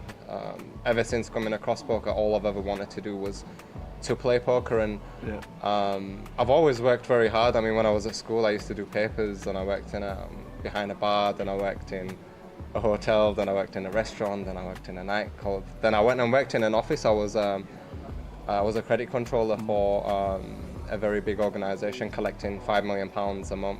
I've always been obsessed with numbers as well, but my heart was always in poker, and all I wanted to do was poker from the minute I came across poker. Well, my first number for you was 2015. Huddersfield. First cash in 25. Yes. That's where it all started. Can you remember much about it? You finished 12th? Yeah, I mean, that was one of the biggest buy-ins at the time. I think people tend to forget that we've not always played at these stakes. You work your way up. But at the time, it was really, really big. Was it a direct buy-in? It would have most likely been a satellite win for sure, yeah. Nice one. I like it. The Huddersfield on the map just because it was your first score. But your first big score, 2019, the Christmas cracker. Yes. Like, these fields used to be huge. Yeah, for sure. Manchester did really, really well at getting the numbers in, yeah, for sure. They did? £12,000. Yeah. I mean, on the final table, I remember the final table as well. I wanted to carry on playing, but financially I was in a position where the 12k meant a lot to me, and I made the decision to take the money, although I did want the trophy. But yeah, it was a lot of money back then for sure. Absolutely. Running deep in a huge field. Obviously the Northwest was like one of the biggest ones that there were in all the district, in all the areas around the country. Did you like playing the day ones and then getting yourself into these big fields? Was a big field like? I mean, very comfortable. Everything I play now is intentional, and a lot of analysis goes into the games I play. Back then I was playing anything and everything. You need to be very careful. I mean, game selection is an art. It's something that not many people know much about. They literally play anything. They don't really set themselves restrictions on what to play, what not to play, past what point to stop regging, past what point not to reg. But my approach is usually a big percentage of my overall tournaments are in small fields to make sure I'm consistently getting in the results, and then some in medium fields, and then only very small amounts in the big fields, because even if you are the best player in the world and you play in big fields only, you can just go through big periods of not cashing at all, right? So I think it's very important to get the consistent small cashes in, and then obviously put yourself in the big fields. But straight after, more or less straight after the Christmas Cracker, which had a big number, you end up in Nottingham at the Grand Prix. Yes, that was a very interesting one. 2,712 runners. That was a very interesting one. They had it was one of the first ever hybrid tournaments where you would play the day ones online, and then you would eventually turn up day two, play live at DTD, and they had this promotion. If you played day 1A online and made the final table, you would get a 10k package. Okay. So when we was approaching the final table, there was 2 tables left. There was another guy who had qualified from day 1A, and I knew that if he makes the final table, he also gets the 10k as well. So every time it was this big blind, all in, all in, all in, and it was just like fumes coming out of his ears. But we both made the final table. We both ended up getting the 10k package. With the 10k package, I ended up actually getting more than first place, but a friend of mine, Fabian, ended up winning that. Congratulations. So you were second? I did really well because he had all of the chips with 2 tables left, and I just outlasted everybody. Got myself to second, and the stack distribution heads up was ridiculous. Then, unfortunately, we ended up in lockdown. Yes, but how was it for you? It wasn't unfortunate. It was. I'm going to say lockdown was very good there because historically I've played online a lot, and the games were really, really good during lockdown. A lot of people who played live, obviously they couldn't play live, so they were forced to play online. So the online prize pools were getting ridiculously big. Like the Irish Open, I remember it was guaranteed at 1 mil. He ended up collecting 3 mil. And the winner got 462k. The numbers were ridiculous. Everybody wanted to play. But yeah, the games were good for sure. Really, really good. But lockdown was a very tough period for a lot of people also. Of course, but you certainly did well during it, which is really nice. But obviously coming out of it and coming into the live poker back again, last year, big year for you. For sure, nearly $300,000 as it says on the database. For sure, it was the first year where I started competing for the leaderboard, and I wasn't really going for it till I think March time. I got a few results in a row, and I thought it makes sense, and I made the decision to give it a go. It was very competitive towards the end. The best I mean, start of the year, everyone was like, "Oh, yeah, it's over. Cal's won it." And the deeper into the year we got, the closer it got. It was very, but the very best thing for us watching it from the outside in was you and Brandon battling away. Robbie as well. Robbie was up there as well. It was very, very competitive year. I really enjoyed it. You ended up with the 15k package, which was really, I managed to get that in the last event. I needed to finish a certain place to get that, and I did just that to be able to scrape the points needed to finish 5th and go over Brandon, I think it was. Did it help with the 15k package, or did it just go on top of the pile and then we just still have the plan to play what we need to play? Oh, it just goes towards buy-ins in the future, that's all it is, Experience. When you play locally, then you play nationally, then you go and play an EPT. What's that like? It's obviously different games. They attract different player types, and I think one of the biggest keys to succeeding in poker is knowing how to adapt to different player types. And different players, they play very differently. I mean, it's one game, poker's one game, but everyone has a different understanding of the game and everyone plays very differently. So it's very important for you to try to gauge how someone thinks about the game and try to come up with a strategy to counter that, basically. I don't think it's realistic to play this unexploitable balanced strategy versus everybody. I think you want to be choosing to do X intentionally rather than doing it to randomize and to balance, etc. I think everything should be intentional for sure. When you go to an EPT and the fields, you don't know 99% of the field. Can you sit down and within 10 minutes work out an online reg? Or very. I mean, a lot of the times from winner or a lot of the times from appearance, from how people hold the cards, how they put the chips in, what the table presence is like, etc., etc. If not, if people are regulating the behavior well, all it takes is one showdown. You see one showdown, you play the back in your hand and the hand back in your head, and you start making assumptions about your players.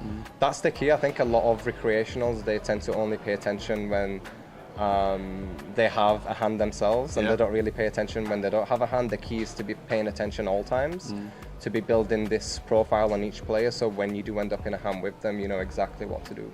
Yeah. Do you prefer the live? Do you prefer live now more than the online environment? I enjoy them both. I think live poker is a lot more competitive for sure. There's a lot more competitiveness to it, and running deep in a live tournament is very thrilling. But running deep online is also very good. It's two completely different games versus different player pools, and I think it's very important to know how to adapt. There's been a lot of very successful online players who come and play live who don't tend to do that well, and a lot of the times that's because they're not really adapting that well. They're trying to play the same strategy, and a lot of poker is just adapting to who the opponent is. It's not a game of cards, it's a game of people played with cards, and you need to play each individual based on their tendencies.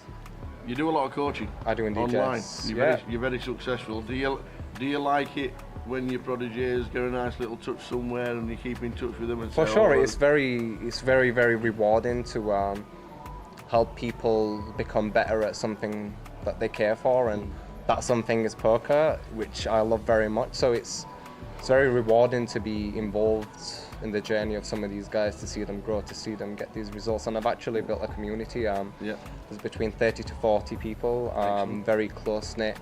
Everybody's helping each other. We have constant, regular hand discussion channels. You're always studying between yourselves? Yeah, for sure. I mean, poker's all I do. Even when I'm not playing poker, poker is all I do. I mean, of course, besides spending time with family, I'm very blessed to have a very supportive partner and to have a 7-year-old son.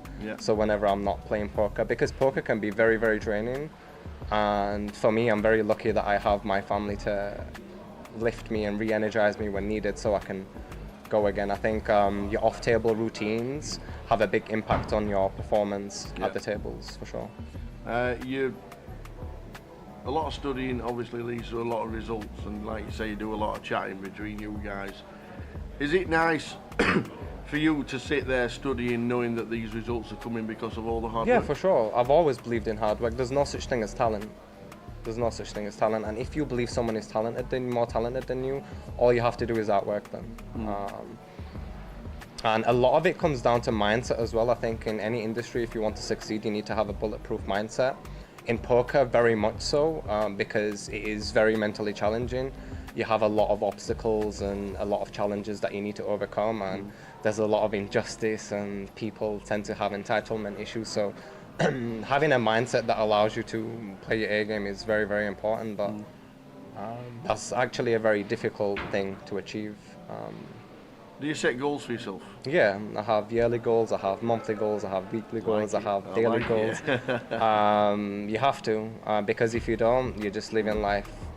Life just passes you by, time goes by very quickly. But when you have a plan and you're taking baby steps every day, it accumulates, law of compounding over time. Those baby steps accumulate and the results will eventually turn up, for sure. Just quickly run through the AK. I absolutely love the AK. The name just fits with the game, and it just looks perfect. Thank you.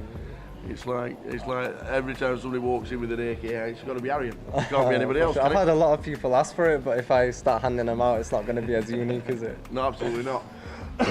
You're still young in the game. You've had a lot of success. What's the future? Short-term success, I don't take it for granted. Absolutely, nobody does, and nobody should do.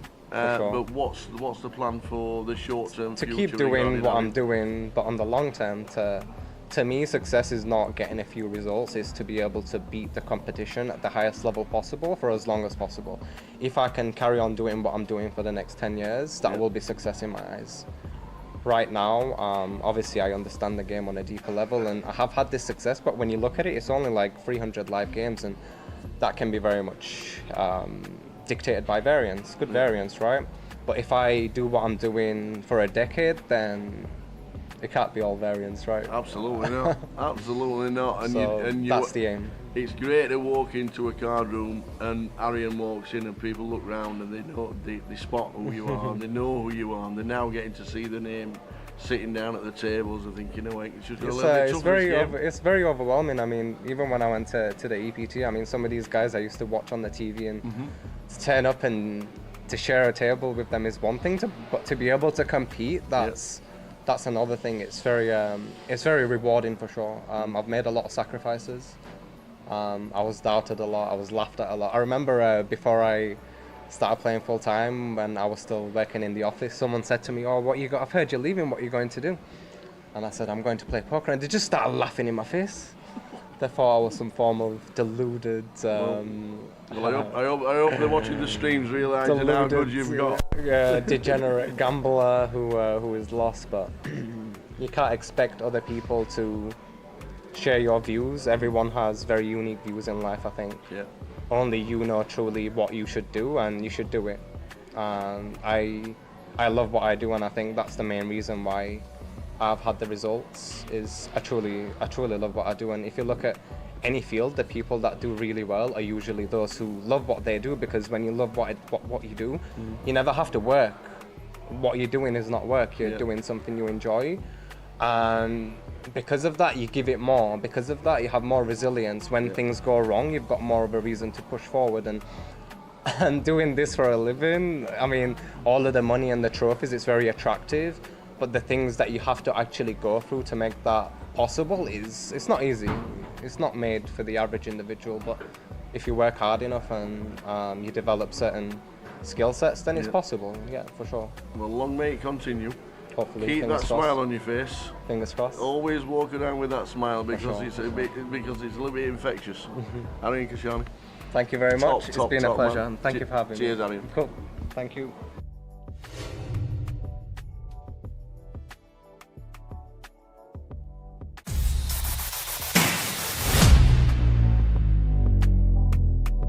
One of the most consistent players that we've seen in probably 10 years of the GKPT. Bousey. Good to see you. How you doing, buddy? Yes, good, thank you. Poker. Yep. Where did it begin? A long time ago. long time ago. I think it was about 2005. I'd seen a little bit on TV, what's the kind of late night poker and things like that. And there was a casino, some £10 rebuy tournaments. Yeah. We used to go to the casino for a night out. I thought, I'll jump in one of them, have a go at that. And really enjoyed it, got into it straight away. Great set of people down there in Teesside. Yeah. Good game, good pots, and everyone got on really well. I mean, some of the players who were there that first tournament, like Ian Woods, he was on my table. I think he knocked me out the first tournament. He's still playing. There's a lot of the lads who were still. It was a really good community. It's an amazing community, and we'll come to that during this little chat. But can you remember your first ever cash? My first cash on the Hendon. I'll tell you, it's 2007. 2007. Yeah, that'll have been probably the Great British Poker Tour. Correct. I think it was. That was a tour, the gala tour that started. Before Grosvenor bought them out. I think that's where we basically all met. Yeah, it was. The gala tour, like the Teesside. The Teesside gala was massive for you lot, especially. Yeah, it was, and we had a great support on the tour. Back in the day, we would have 40 or 50 people going to a lot of the tournaments. Yeah. And I finished.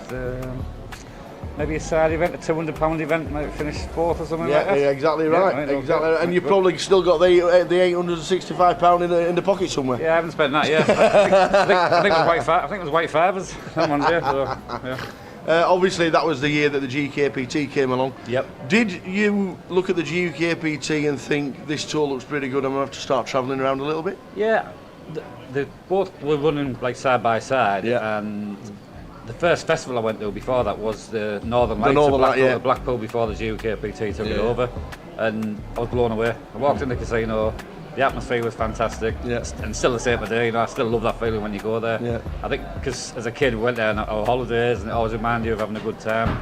So when I first walked in there, everyone was taking the mick out of each other. You know, and the banter was really good, and so I really loved that. And I thought, yeah, I want a bit more of that. Yeah. Did you play much of season 1 because you actually cashed in it? No, I didn't. I didn't play much. No, I played at Blackpool. And maybe Newcastle, was it Newcastle League? I think there was, I think I played the Newcastle side event. I didn't play the main event, but I played Blackpool and then Newcastle. Yeah, it's obviously that's where it all started. It's where all the friends started going. Yeah. I think from the Northern Lights in 2006, you knew what kind of people were going to start playing the GKPT in 2007, and it literally was nearly everybody, wasn't it? Yeah, it was, yeah.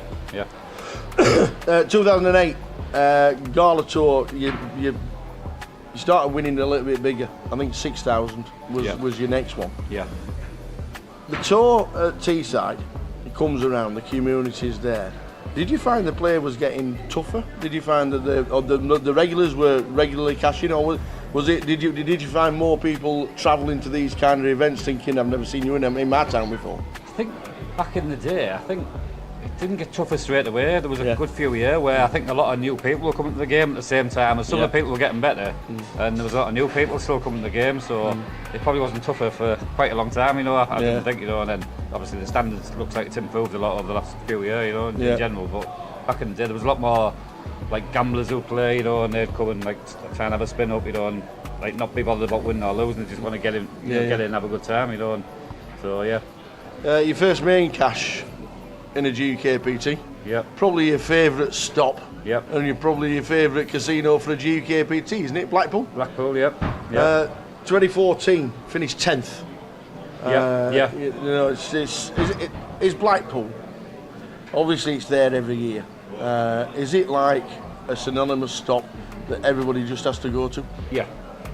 For me, I mean, it's like it's the party atmosphere. It's, you know, as well as a lot of serious poker played. But there's something for everyone. You know, there's cash games at all levels. There's small buy-in tournaments, bigger buy-in tournaments, and a lot of the lads. I mean, last year, back from Teesside, a lot of them come and played one tournament and had a few. And they come for the holidays. You know what I mean? Absolutely. Nights out, you know, so they really enjoyed that. And it's still great to this day. You know. Same season, the grand final. 10th. Gutted not to hit the final table, I'm guessing, especially with the first prize. Lost. I remember. I mean, I was short stack, believe it or not. I played my short stack very well, so nothing much has changed in 15 years. Played short stack really well, and then doubled up right at the end of day one, and kind of got in the game. And there wasn't many of us come back to day three. Sorry, there wasn't many of us came back, and I got in a big flip, nines against Ace Jack with Charlie Cowell, who ended up, I think it's his first live tournament. I know, He ended up going on to win it and winning about 84 million, and I've had about 200 pound cash since, Brilliant. Obviously the grand final and the Vic, it's got that thing. A lot of people say it's one of the toughest fields assembled in Britain. Would you agree with that? Yeah, but I think there's a good mix of like kind of local like businessmen who play, you know, as well as like the tour regs, and occasionally get people coming in from all over playing, you know. So that was. I mean, the other thing was as well, I was working quite a lot then, and that time of year I got a lot of time off in November, December, so I would play Blackpool in the grand final. But I would say. There was a really good mix of standards. You know, there were some really good players. You know, and you look at the fields. If you look back through the time, you know the ones who've won it. You know, absolutely. And keep on coming time after time. There is some class players go there. We move on to Vegas, 2016. Was that the first time you ever went? Because that was your first cash. Yes, it was. Was it? I only went for a week. Everybody goes to Vegas for the first time at cashes. To be honest, I only went for 4 days. Really? I was going for a week, and my daughter had a show in London, so. But it was organised after I'd booked the trip, so I had 4 or 5 days there and then came home, so played one tournament, cashed it, and thought, this is easy. Left me all the dollars. Vegas is easy, I'll come here again. It hasn't quite worked since, but Brilliant. We introduced the National Poker League. And I'm just going to quickly run through what you've done in it. 2019, second. 2020, you won it. 2021, seventh. 2022, fourth. 2023 must have been a shock to finish ninth. Right, You know what, I tell you. I want the steward's inquiry for that. What is it about the NPL that just like brings out the best in John Basfield? I just like league tables and league points, and like, so I've always been the same. I mean, the Gala Tour actually had the leaderboard back in 2007, and I won that. That's funny enough. So I kind of always like, when that, I've got something to aim at throughout the season. Yeah. And when the NPL was first discussed, I kind of heard a few rumours behind the scenes, and I just knew I was going to give it a good go, you know. It's a big commitment it's been the last 5 years. But I've loved it, and of course each year you get new players, cover new faces turning up, and kind of giving it a go, and then some of them.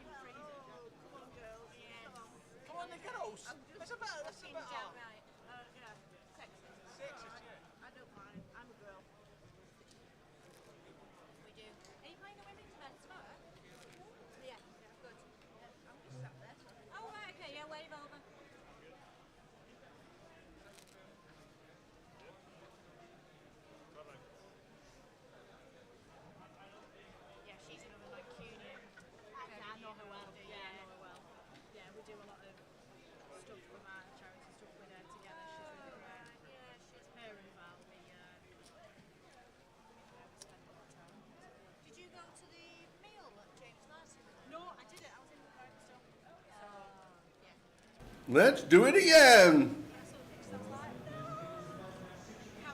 Natalie Bromley's on the feature.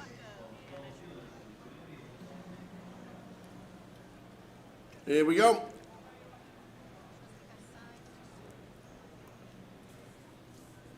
Last session to buy in. 2 hours of poker. End of this level and the break to buy in.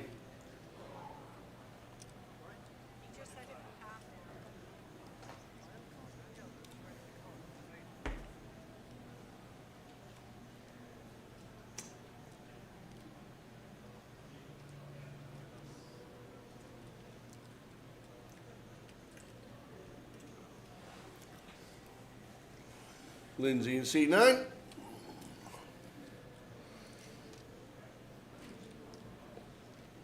Where do we normally see Lindsay? Is it Manchester, Berry New Road? I think it is.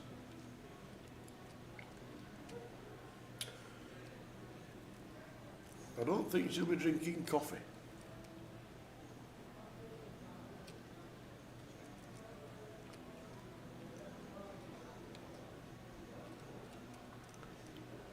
Dean in 8.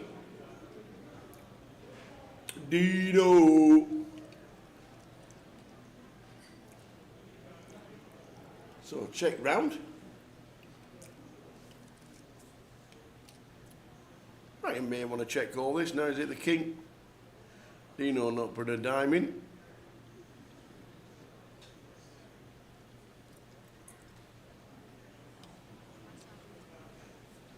So we do check call.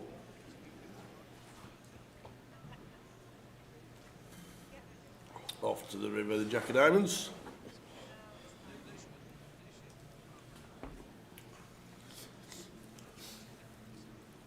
And then Paul, does he want to take another stab? Yes, he does. 5k. Looks like again the best hand to fold. Well, look at Ryan. He'll slide his cards into the muck.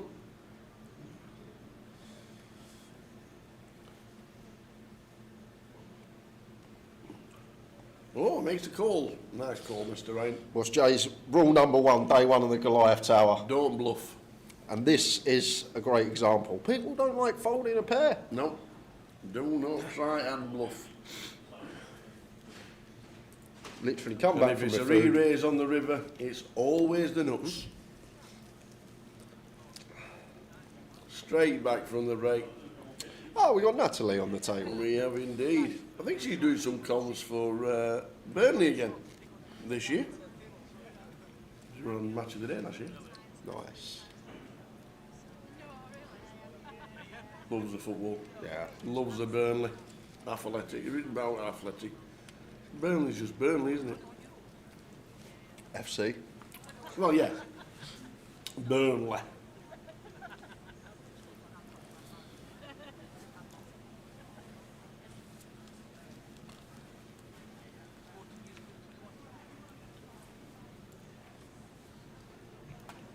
Unbelievable numbers for day 2 of the million guarantee. Just superb. Ended up with 303 entries for day 2, and it's a staggering £192,700 to the winner. Wow. And they're paying 121.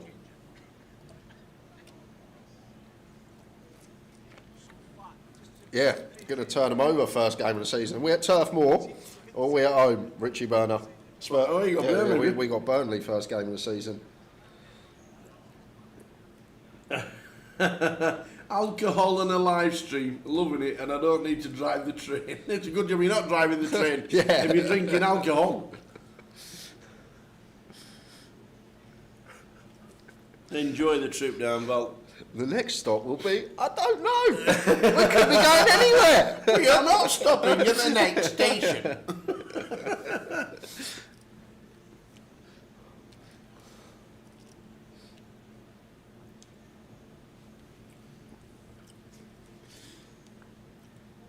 So white flag away from Ryan, kind of agree. Nice board to just see bet and then give up. At least have the overcard if we are going to be barreling. Yeah, do expect Lewis to have a fair amount of leads here. Coming out the big blind, going to have lots of straights, 2-pair combos. Ryan just an easy fold with Jack high.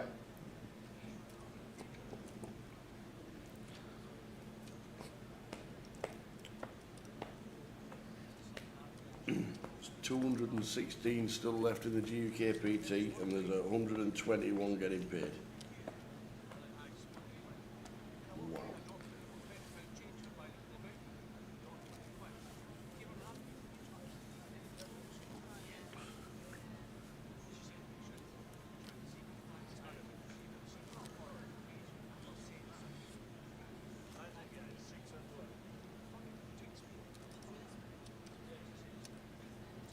Is there a dinner break off this session? Do we have an hour? Or is it still 30? Yes.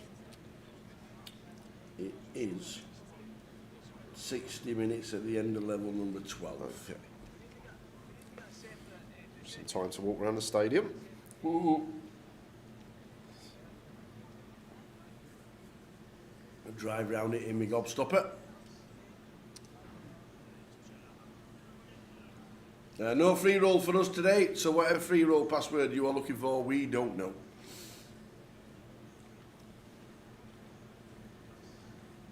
Deuces for Natalie.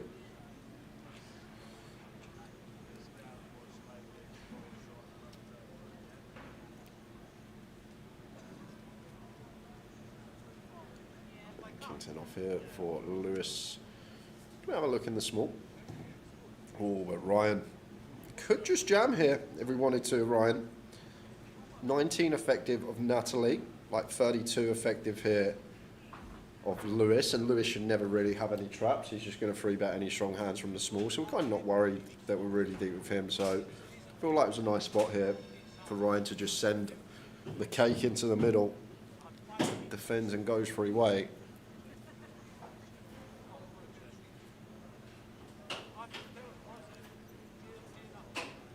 Ten of clubs turn.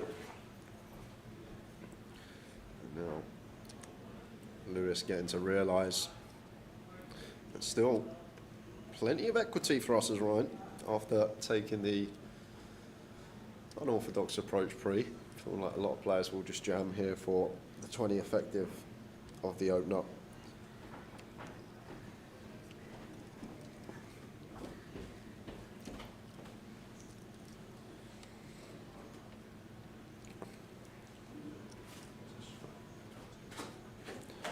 Queen of clubs on the end.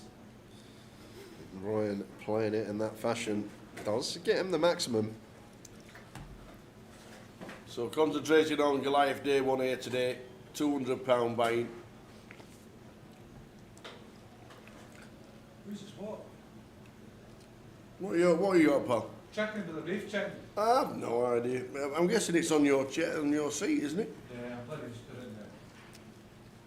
I'm leaving, right? I think it'll be on.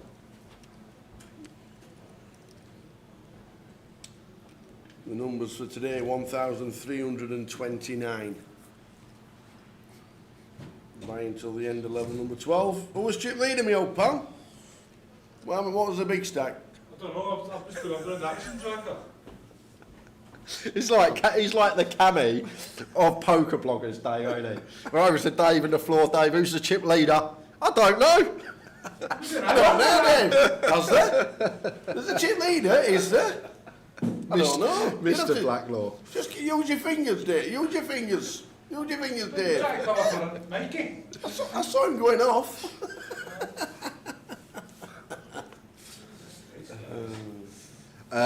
We're not sure, Sinner.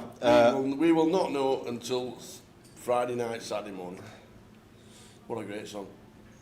I go out on Friday night and I come home on Saturday morning. I've never heard that. The Specials. Oh. And the Specials were from Coventry. Oh, okay.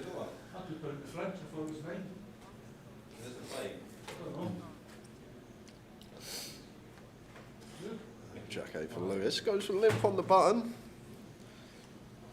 David finds boots in the big blind. I'm going to raise it up. Should put it in the fridge. Why? Chicken was hot. Right, okay.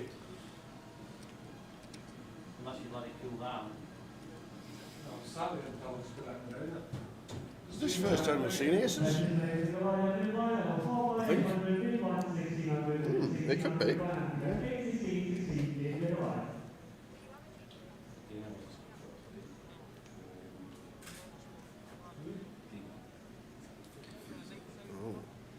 Dummy and gut for Ryan, middle pair for Lewis. David just going to want to get this heel in over 2 streets. But has some of that with the ace of hearts, goes for a sneaky little check. Now Lewis comes in with about 3.2. Well, is David going to just call? It goes for the raise right off the bat. So check raise here with the aces. Does get the extra 3,200. He may not have got if he just went for a bet himself, but mixing it up. And always difficult to play against someone that's capable of mixing it up. You'll see a lot of players in this field, when they check that board, they're just always going to have an ace high, king high, something like pocket nines that whiffs, but David showing that we'll mix in some traps. Nice.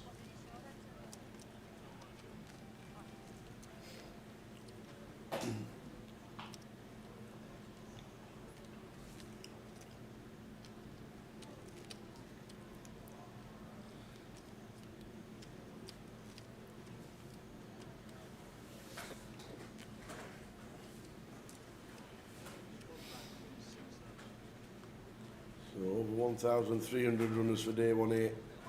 Goliath never disappoints.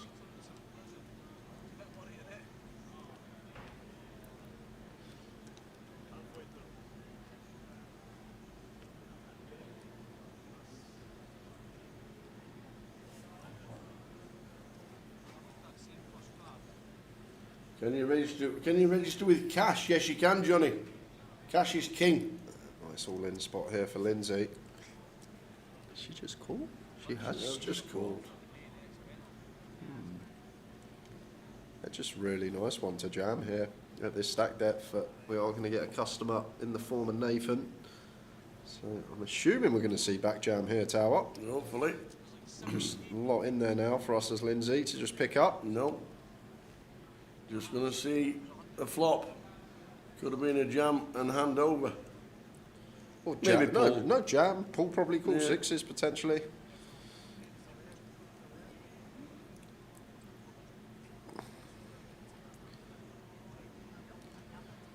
All of it. I'm going to find the action with the sixes. Should be calling. Got the overs. Could be ace queen, could be ace king. Maybe not played like this, but The key element here as well, Lindsay starts the hand with 11 BB. She should shove any pair that's bigger than ours, but then maybe that's a bad assumption because she should shove ace queen in the first place, and she somehow went for the limp call. So, like as Paul here, should never ever see any bigger over pairs in theory. You're going to see the bad news. Paul with the sixes. Lindsay with ace queen.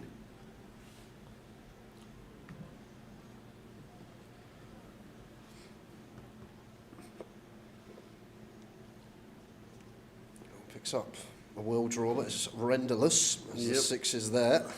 Ace and queen still. Well, that's the end of Lindsay. And it is. GG Lindsay. Probably the same result if we play it in the standard manner. Sixes don't fold for 11 in the big anyhow, so would have just got it in pre and lost the flip. Destined to bust. Is tomorrow filled up yet? I want to come back. I had a shocker today. I've seen Yo-Yo's more stable than my stack. Ben. Always check the app, is what I say first. But if you don't want to check the app, we can. And day 1B tomorrow, there's only got 377 in it so far, but that will get busier and busier when people get eliminated and can't come back in today. And at the moment, buy-ins on your debit card are not available on the app. The app's having a few problems, but you can buy in with vouchers if you've got them. If not, just here in Coventry.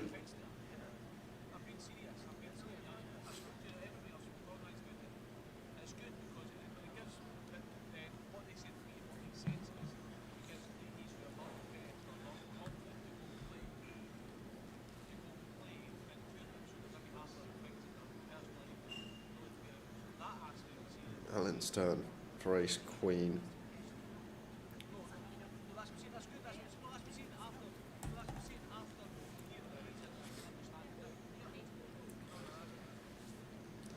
$3,200 from Alan. Nathan, pretty clear shove. Nice from him. Good take for 14. Alan in a tricky spot. Alan's got to call ace queen for 14, even +1 versus +2. I don't think he has. I think he has, Tower. I don't think he has to. I think he has to. I don't think he has to. And he folds. What? It's folded. Was you down there on the floor? No. Not at all. I'm nowhere to be seen. What? You can fold ace queen in that spot. No, you can't. Well, he just did. It's 14. Like, if you start going north of 20, I can see it, but 14 BB's effective. Ace queen.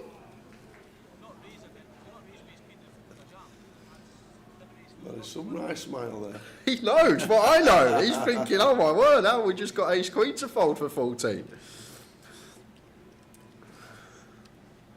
How did you know? Just sometimes you can tell a player what he's going to do. You can just see. Well, if that's what he's thinking. Automatically thinking it's ace king or a big pair.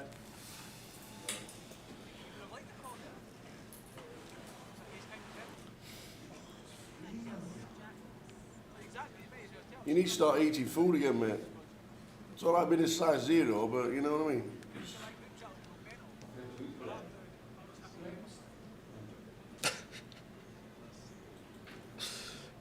The cake of your dreams wins joke of the day.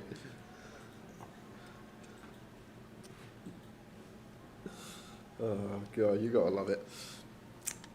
Ace king suited for Paul on the button. Gonna get to ISO here. Would prefer open from David, as I've been saying the first sort of 4 or 5 hours today. If you come in to play this tournament and you want to increase your chances of running deep, do not want to be open limping. If you're first into the pot and you got a hand you want to play, even if it's like 6-7 suited, make it 2 bigs. It's going to work out a lot better for you than going for these open limps. A lot of people have seen the first 5 hours of this main event.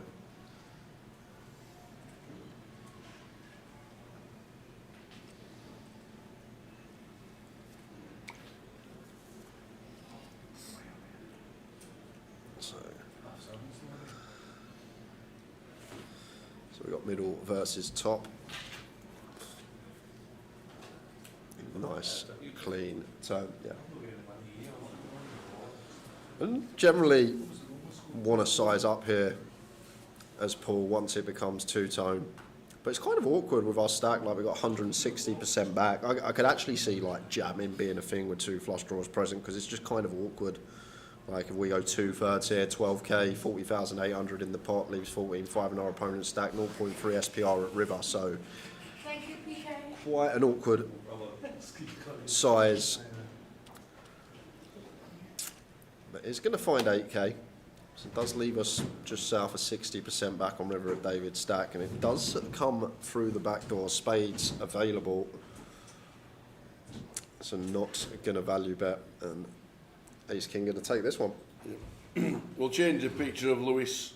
I think he just randomly picks a Lewis out of the database, so we will get it changed.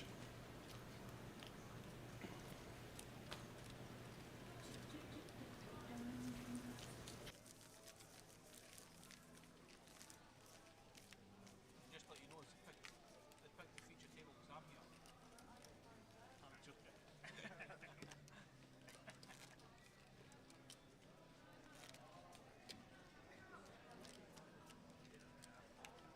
I won a bet last night with the lads at the bar. There you go, Cash's Queens.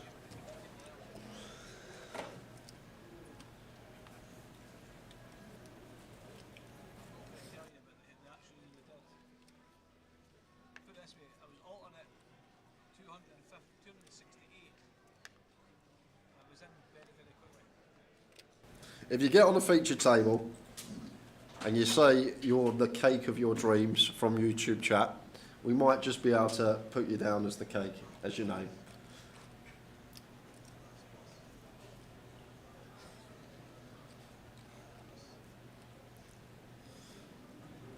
We have a few through requests. I weren't there. They had the rattlesnake in Scotland.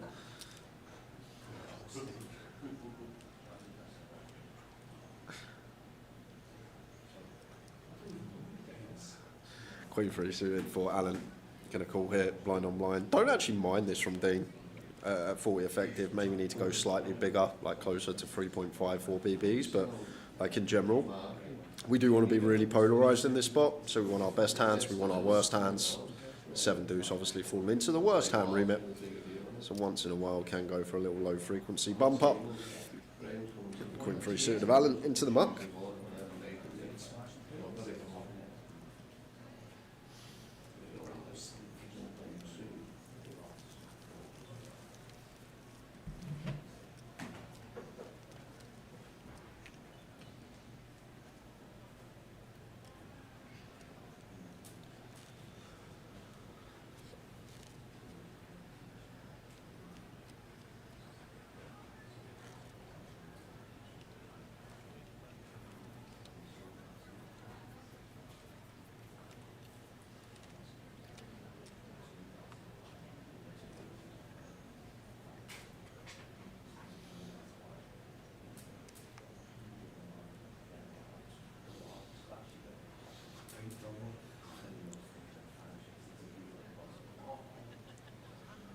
For Lewis.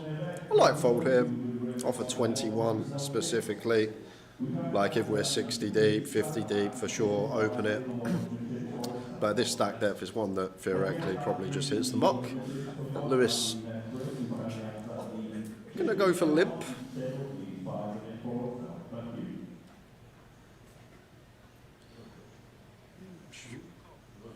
Dean surely not going to entertain the Queen 5 off, even being on the button here. Does have chips, but this would be optimistic. Does let it go. Oh, but Alan, Ace King here.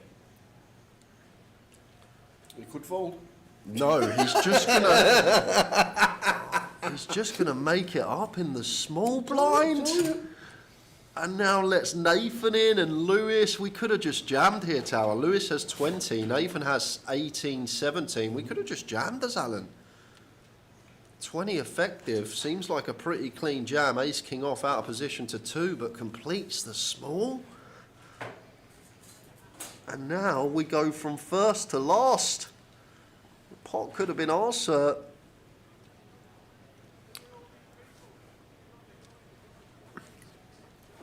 Now Nathan and Lewis probably going to battle it out, both with a pair here. Ace King will get out of the way. There was an avenue for the Ace King to just take this down pre.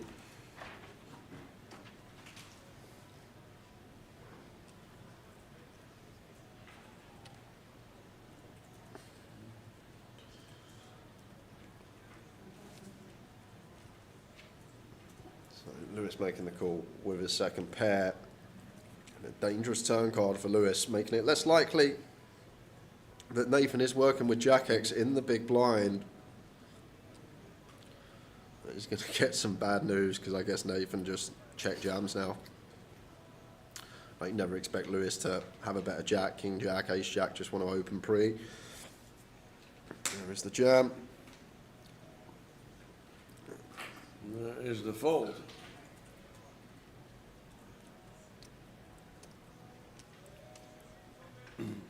You don't need to hit it if you jam pre. You're going to take it down there and then. That is true. Don't need to hit the jam pre, get called by Ace Queen, Ace Jack.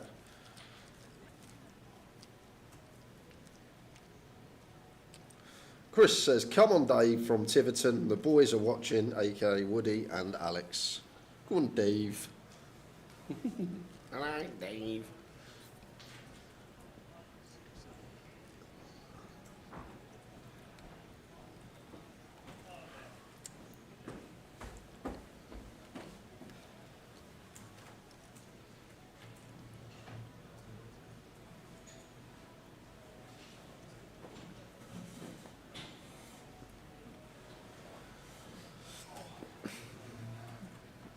There's probably a few, Luke Powell. Can't give you any names, but I'm guessing there's a few players here from South Wales. Everyone travels. They do indeed. Over 1,300 yet again. Day 1-8.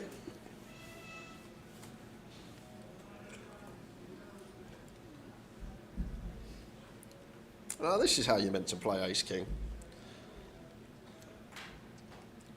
Open. Nice comfortable jam. 15, just shy of. Anything for Paul to give Natalie a spin.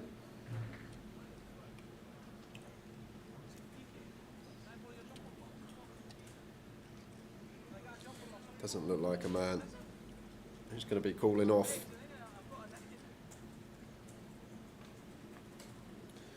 Nice little pick up from Natalie, gets her back 23k. Near starting.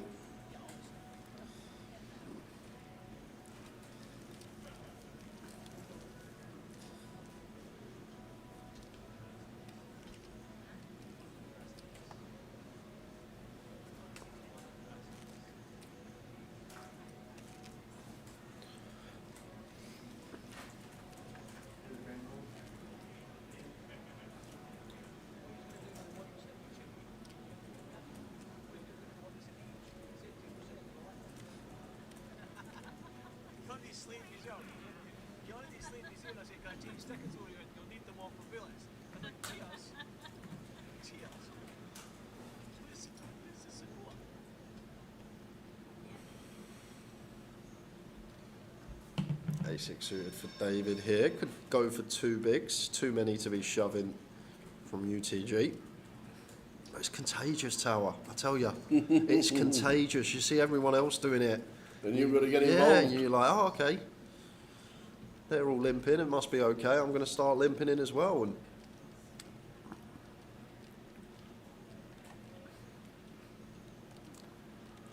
like, we just make this two bigs. Potentially, we just pick up. We don't know what Ryan's got, but we either just get this through. We get some value from worse. We have position. Now Ryan going to get to realise, like, even if he's got like a deuce 8 off, he's still going to have 35-40% versus our hand.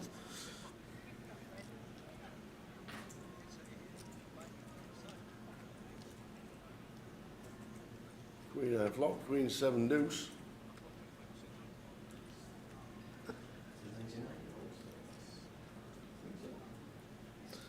Please, Jay or Phil. Who's Phil? Phil? No idea. New member of staff. Oh, okay. How many coffee breaks throughout the whole day? Thank you. Every 2 hours. Every 2 hours. It's 30 minutes first, then 30 minutes, then an hour dinner, and then 30 minutes the final break of the day. So you get 4, 2 that are 30, then the hour dinner, and then the final 30 for the final break of the day. Yep.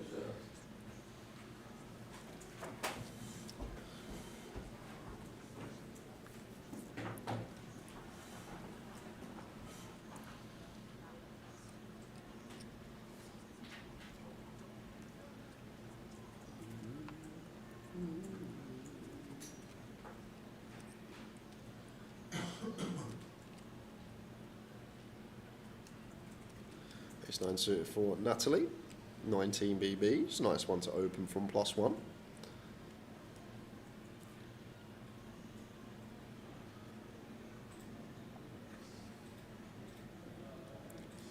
Sixes for Nathan here, 26 BBs on the nose to start the hand. So I feel like, yeah, against +1, we don't really want to shove sixes unless it's against someone we feel like it's opening too much. So seems like call's the only avenue. Ace deuce suited though for Lewis off of 11. He's going to come in and have a look, and David gets the opportunity to jam the lot in. Perfect squeeze. And what we got here, 17 BBs. Like, the thing is here for Natalie, I don't think David's the type from what we've seen already. She would have noticed he's been limping. Fairly passive player. He's not going to have ace-8 for ace-deuce here. It's just not that type of player. So therefore, it's a situation, yeah, we can flip versus some stuff like 6s, 7s, 8s. However, we are more likely to just be dominated by some of the bigger ace-X, by some of the 9s through kings, these type of holdings. But she is going to go with it.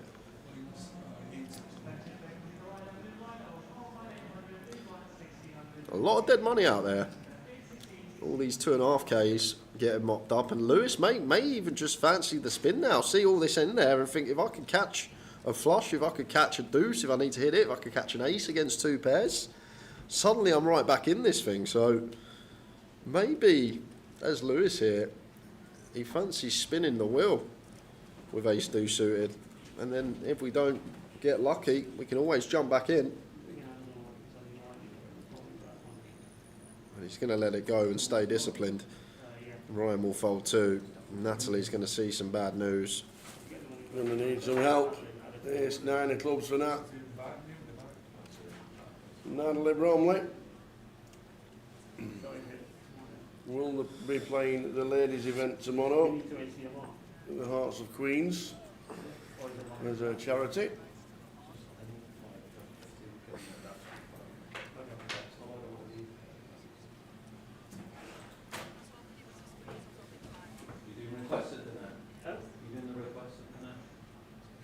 Oh no, shit, I'll start doing that.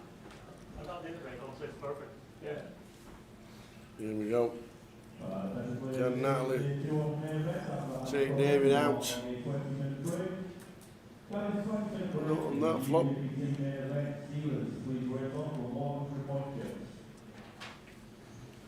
Well, that more out's playing now with the 8s. Got her.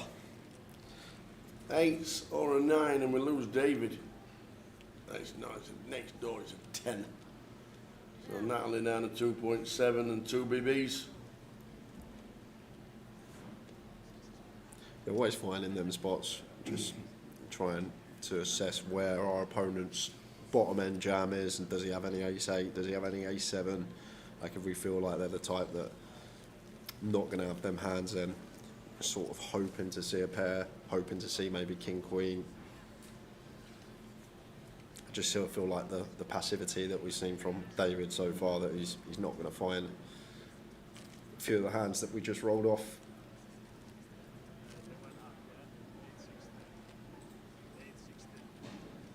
I like the shirt though from David. Nice bit of colour at our feature. Yes. What is that, Tower? Is it a... That's some kit.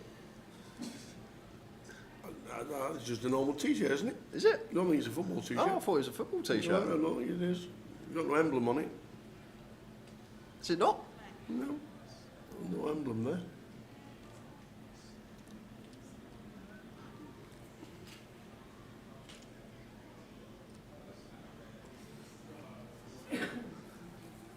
Lewis going to get the opportunity to jam. Blind's just gone up, so only working with 7, 8 BBs. Has to go in. Then over to Paul. Not picking up the whole cards.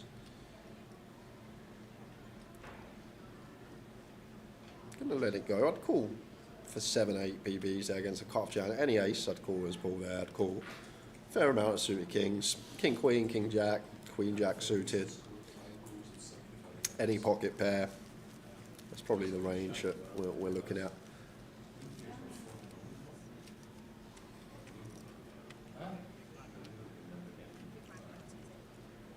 Anybody doing the Euro Millions for tonight? Just the 106 mil? I've never really done the lottery. No? I used to do the postcode lottery about 15 years ago.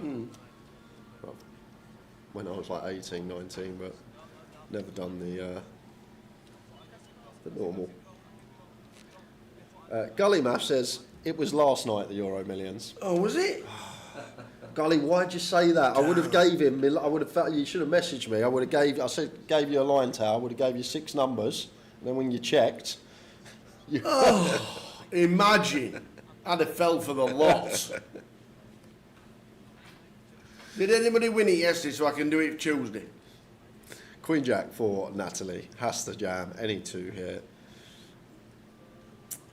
Would be, she's forced all in. I thought she was under the gun. She's in the big blind. So, not enough to cover ante and big blind.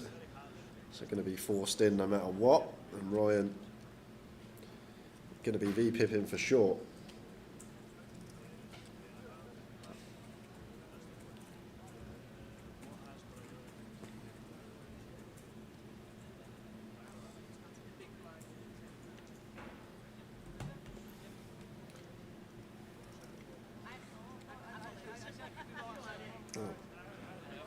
And Natalie's in for 2.7. Hasn't looked, but she'll be happy with what she sees. Yeah. 2 live in-betweeners against the ace-10, a nice healthy 40%. Thereabouts she should have. Actually 44% accounting for the dead cards, top left of your screens.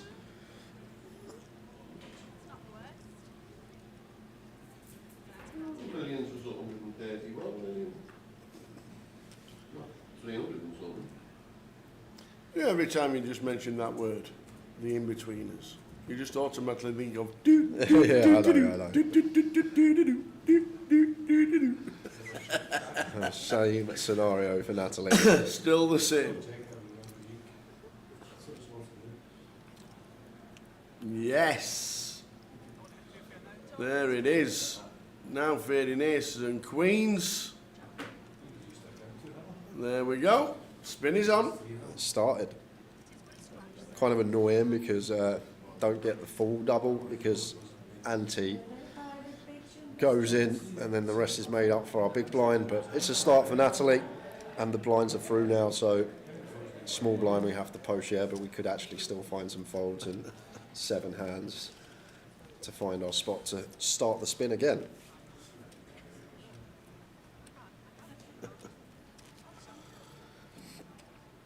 $131 million on Tuesday. Are we having a syndicate? Team? Yeah. Yeah. Get Bowie's money before he leaves. Lovely. What you want? 131 million Euro Millions on Tuesday. Are we having a syndicate? Yep. Yeah. Yeah. What's don't know.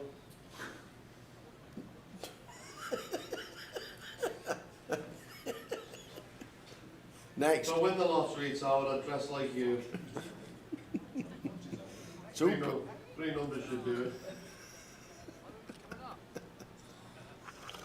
£2.50 a line these days. God, that is expensive. Wow. Used to be £1 a line. £2.50 a line. Flipping heck. Why is there no, like, obviously we have the national lottery, Yeah. we then have the Euro Millions for Europe. Why is there not a world lottery? Oh, I imagine. Because that would be massive, wouldn't it? It'd be like billions. In 1 week, it'd be like enormous. Why has no one come up with that idea? Maybe you can't. Huh? Maybe there's red tape and you're not allowed to. Yeah, literally, a bill. And Natalie finds 10s now, and what shape she's in. Alan with Jack 10 and a Jack heading into the muck. He makes the call. She's liking what she sees. Great shape.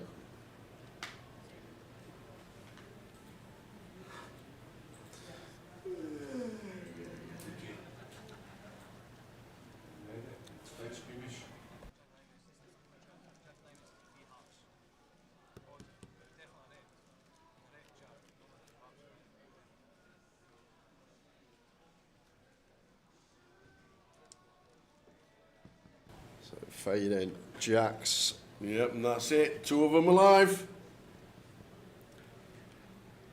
Here we go. 1 BB up to 13.4k. Another double, and she's peaking over there, Natalie. She had about 23, 24 when she called the all-in of David.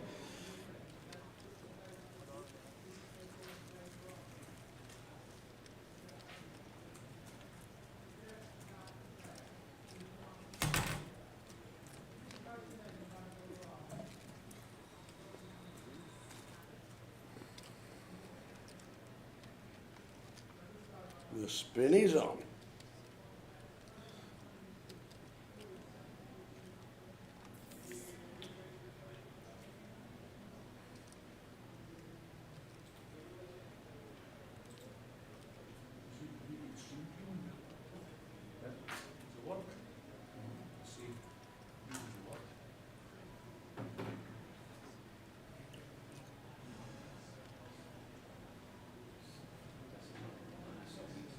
Anthony Poogie, chip leader, 242k at the minute.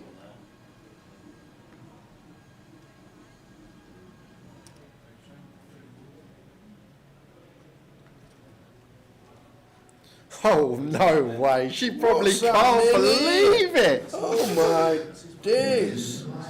It's gone for the open here rather than the open jam, and you would be suspicious, wouldn't you, when the button opens here, when they're only working with 8 big blinds.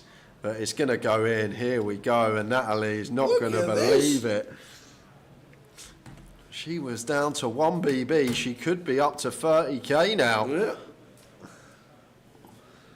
You do well to lose this one. 5% equity for Dean. 1 in 20 times he wins this all in.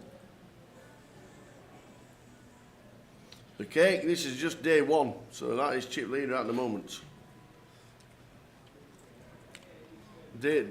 Chip leader over the course of the day 1s will be over 1 million by the time we get there. Natalie, aces. Good luck. Yeah. Running queen, king. Running 10s. And that will do it. That's a lock on the turn. Natalie, 30,000. Saved herself a bottle. Hasn't had to re-enter. And 1.5 starting stacks now. What a series of hands. Queen Jack cracks ace 10. 10s holds against Jack 10. Very next hand, aces doubling up through ace 10. This is day 1A, and if you want to get involved yourself and you want to play one of these flights, flick a button, Jay. There we go. This is all the main event flights with the dates, the times. The turbo, the only difference, we play down to 10% of the field, so not timed. And if you don't fancy the main event, there's plenty of other stuff. Flick a button, Jay. We got high rollers. You fancy some 4-card high roller, £500 in. We got a 3K super high roller. 3K super high roller, 1,500 high roller, and then plenty of side events. Whether you fancy a Joker's Wild, we got the CRD Mystery Bounty Main Event Travel Open. Plenty to choose from. Very nice indeed. And it's here at the CBS Arena in Coventry. And at the moment, the app is not taking direct debit binds at the moment. They're working on the case. It was working. Obviously now it crashed earlier and then it didn't come back on. So there's an option. So the guys are working on it. Well, Pete Scarrett's just popped out for a couple of seconds and comes back in and says, "Did she rebuy?" No. No. Just went on a spin. She's won the last 4 hands in a row, or 3 hands. Queen Jack, 10s, aces. So now we're going to see a flop. If this comes king high. Even queen high. Queen high would be nice. Look at 19k in the pot already. Oh, Ryan, delicious. Top set.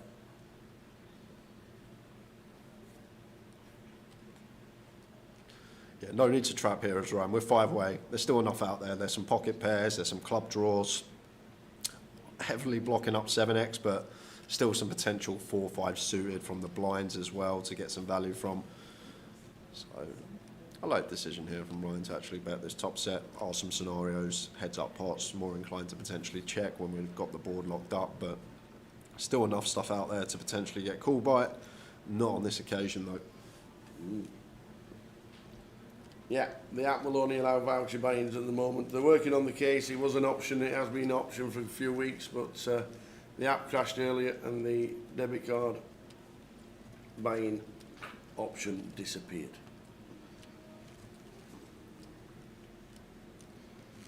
They are working on it.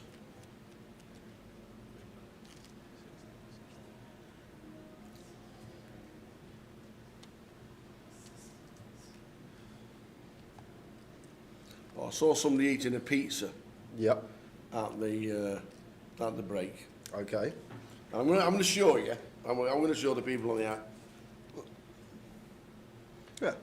That's how you meant to eat it. But the thing is, they're doing it wrong because you got to just have a dollop of mayo and dip the pizza in. You don't put the mayo on top of the pizza. You got to put the mayo on the side and dip the pizza in. Go on, the camera's on. Show them. Is the camera on? Right, hang on a minute. It's just ridiculous. What is that all about? He literally went with a tub of mayonnaise. And I had to take a picture just for you. No, it's not. And I'm like, that Jay'd be round here in a shot. Who was that? Got a lot of respect for him. He'd be round here in a shot if he knew. Oh, man. I'm like, whoa. I don't mind dipping the end in mayo. Nah, it's got to be dip all the of it. end in. Sheesh. Oh. They were stood at the bar, munching away they were.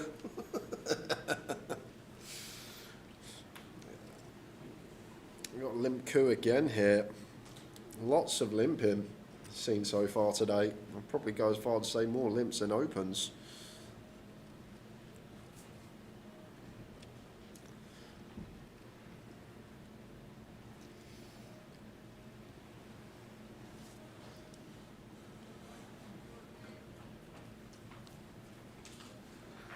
Nathan just wants to run it with his flush draw. Here we go. David not going to be folding. Top pair. I don't think he will. No. No, it's a definite call. Oh, what's that? Ace Queen for 14's a definite fold, but King 10's a definite call here. You could see it. Literally see it. So in nice shape.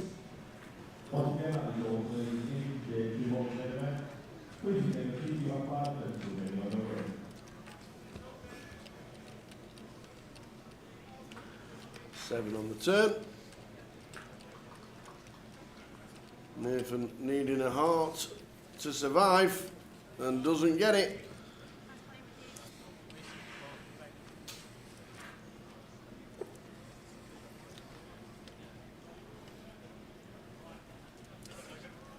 David. What happened there? I wonder what I thought the chips were going to the left-hand side then.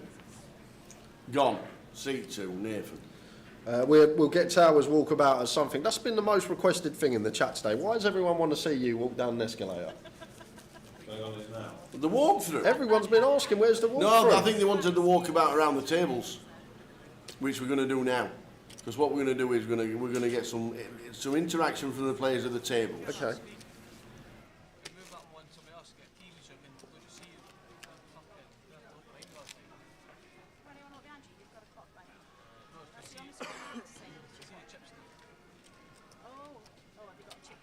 So what we're going to do is we're going to go around for a wander around the room with the mic, capture some action around the tables and see how everybody's playing, and then we'll bring it to you as soon as we can. The debit card option at the minute, Harry's Golf, has crashed and is not available at the moment. The guys are aware of it. It crashed earlier today. So the debit card option is not there yet. but they are working on it to get it back because it was a fantastic thing.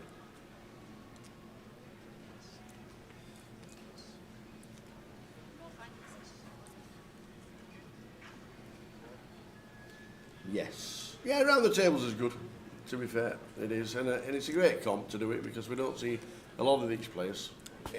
No, he's not going to be shoving. He's not learned from his first mistake. He's literally just lost. He's not thought he's had a mistake, that's why.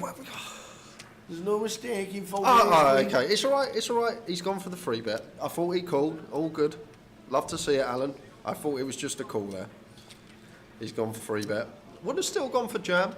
When we free bet to this size, our opponent kind of knows we're committed. Whether we want to try and induce from something.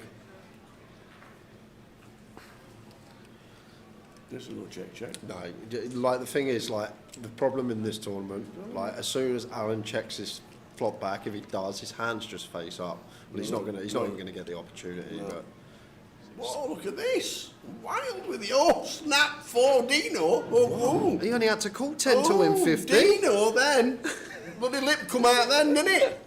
Flipping heck. Cool. Let's go, Alan.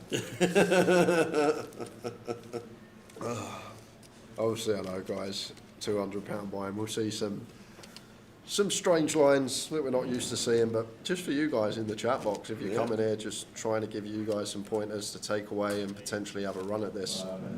People pull up their own £200, they can play however they like. Absolutely. But for those that potentially want to try and make some money from this game, just sort of give you an insight. Some avenues to be taken in each given spot.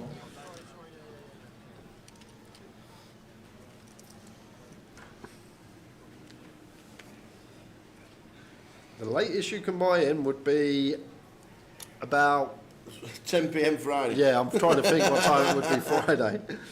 End of level 12 per day. So every single day, end of level 12.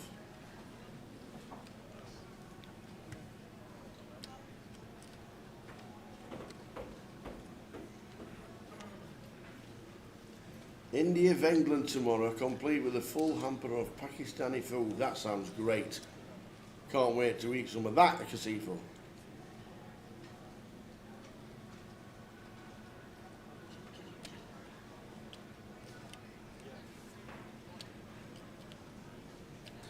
How do Kenny? Sunny Yarmouth. Very nice. Oh, it was wet this morning in Coventry, I'll tell you. Well, Dean? Dean is like steaming. Just look up, we got an all-in Jack 10 off against Ace 3 suited. Guessing this went open from the Jack 10, Lewis jammed, then Dean feels priced in. Has to call it off. There we go. Lewis doubling up. Oh, have a good trip, Kenny. We'll see you next week. Awesome. I've already announced to everyone on stream that Thursday is the day to play because that's the day Joe Saunders is coming and that's free starting stacks every half hour, especially with the app now. We'll be in and out like a jack in a box. The only way to buy in now is through either the app or here in Coventry, but the buy-ins for the app at the moment is down. When it comes back up, you can pre-reg and buy into Goliath via your debit card on the app. When it comes back, at the minute it's down because it crashed. Other than that, here in Coventry and nowhere else.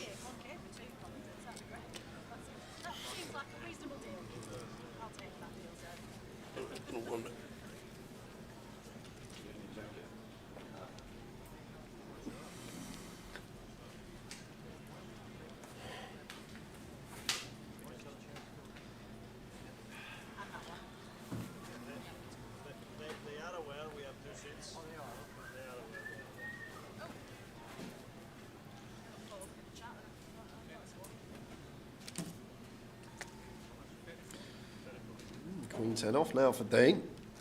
Been some advertisement to the table last couple of hands. The free bet pot against Alan, where he led fold when he was getting 5-1 on the call, then just raised call in the Jack 10 off. So everyone would have seen these antics And it may look like from the table's perspective, a bit of steam there after losing a couple of big ones. Queen 4, viable defend, the suited variety for Paul. We're going 3-way to this flop.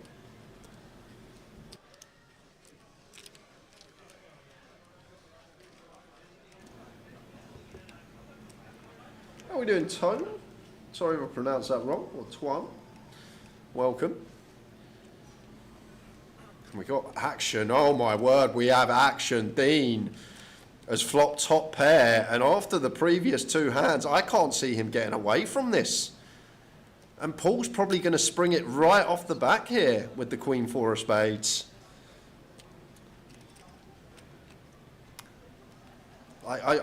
I feel like it's just such a great dynamic for Paul to raise here and now. I feel like most of the time, yeah, we want a flat, just because it's one of these boards, our opponent's still going to have some hands we get value from, like ace, queen, king, queen over pairs, but also one of the boards people tend to throw the barrels on as the opener.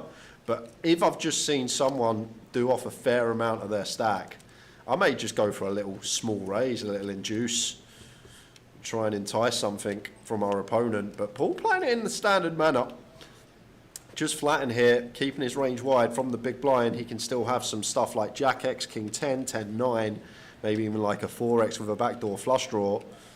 And now faced with the turn barrel, this is probably where Paul's going to run it, because Dean's only got 30k back in his stack.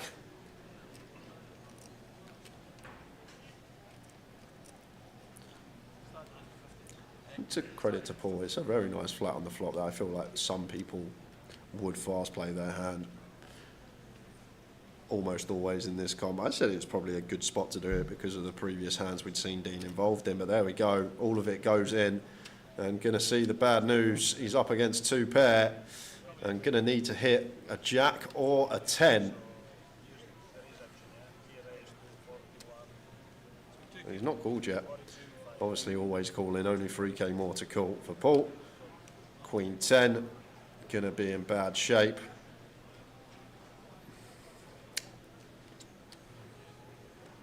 And it could be chip leader at the table to out the door in 3 hands for Dino, unless he can find a jack or a 10.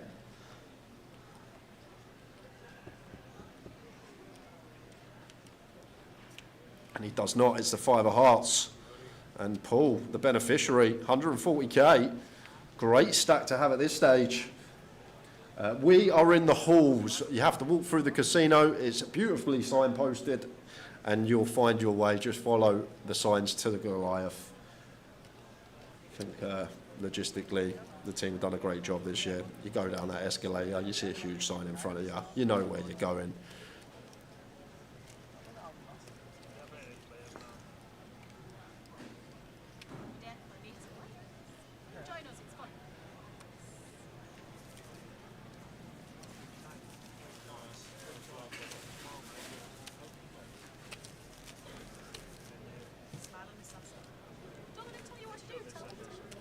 Poker Mel. He never told me about this. I've just read it. I've just got to read this out. Funny story about Joe. If you don't know Joe, he's probably one of the biggest spots in all of the poker community. He just gives it away just to give people some sort of insight what we're talking about. But anyway, Mel was in Malta in April, sitting on the balcony very late at night, having a wine to finish the night, and recognised a voice coming from the balcony beside us. And I went, I recognise that person, then went, oh, are you the King of Clubs guy from the stream? His whole company burst out laughing and went, you're famous. His words towards you, Jay, were not flattering. I can imagine they weren't flattering.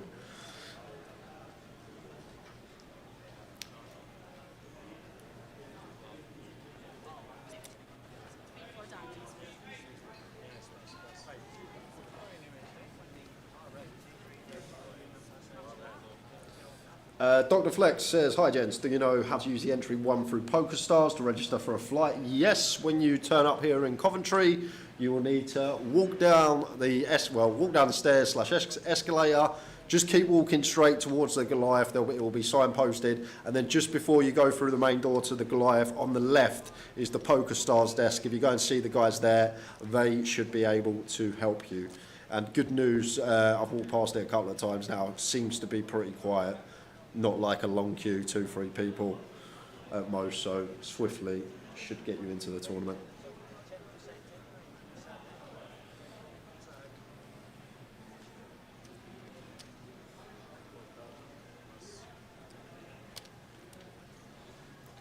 Ryan just with the continue, gets it through.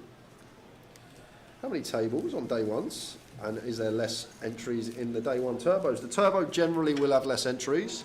And then generally on these day ones, we get anywhere between like 1,000 and like the Friday's going to probably be like 2.5K on the day getting through. Depending how many players we can get in and out, obviously space is an issue. But usually in general, like 1,500 to 2K, I'd say, entries a day. Like the Monday and the Tuesday, generally the quietest days of the week. And then it just gets busier as the week goes on.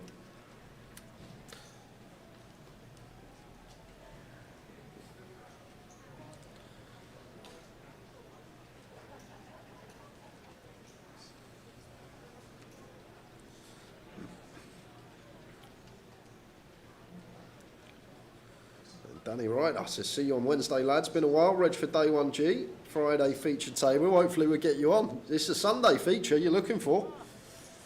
You're here on this feature table on Sunday. 8 days from now, you're going to be a happy person. Why didn't you let me know this, Kenny? No one told me this story.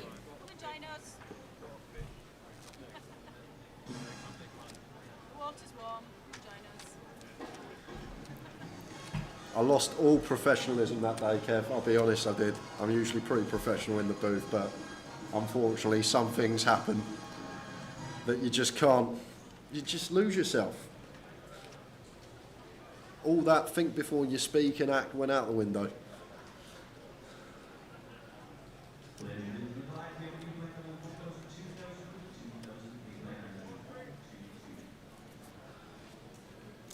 Tower not with me at the moment. Probably going to be like back in 20 minutes, half hour. He's doing some filming. There'll be a lot of that throughout the week. He's the content man. So just getting some walk arounds, just for content to put up during breaks or on social at later dates. An hour to go until dinner.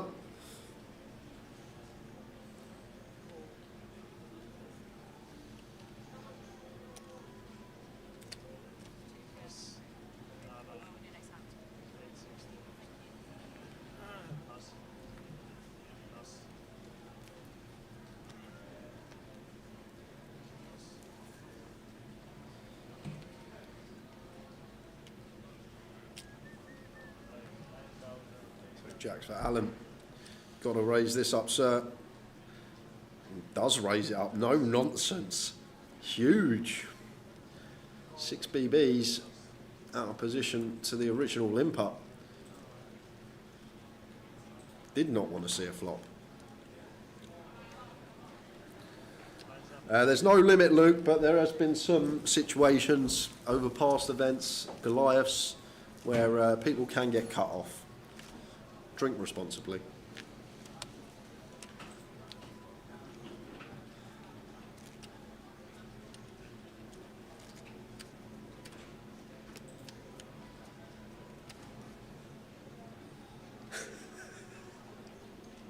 I'm going to wait till he comes back to read that out, Danny. But it's true, it is true.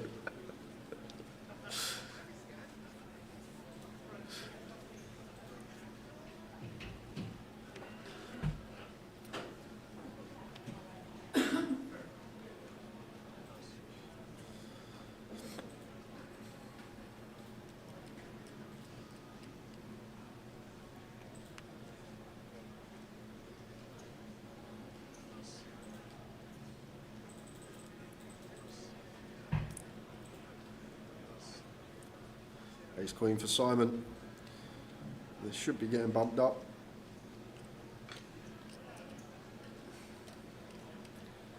Yep, simple as that.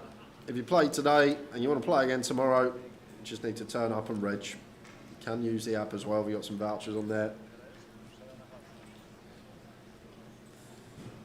We're struggling with giveaways at the moment. I've messaged Tom, he's not replied to me yet, but he sent me the spreadsheet that he always sends me, but it's not opening. It keeps coming up with an error message, so something on his side. And as soon as he responds to me, and hopefully we can get a different spreadsheet over to me, we can start some giveaways. We want to get some done today because it's day 1A. Going to be concentrating on GUKPT on Sunday and Monday.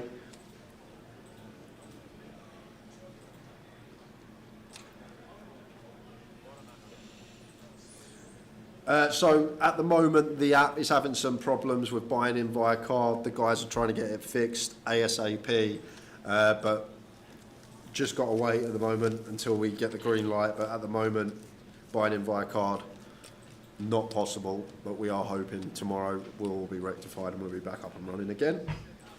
I doubt we'll ever see the Goliath in London.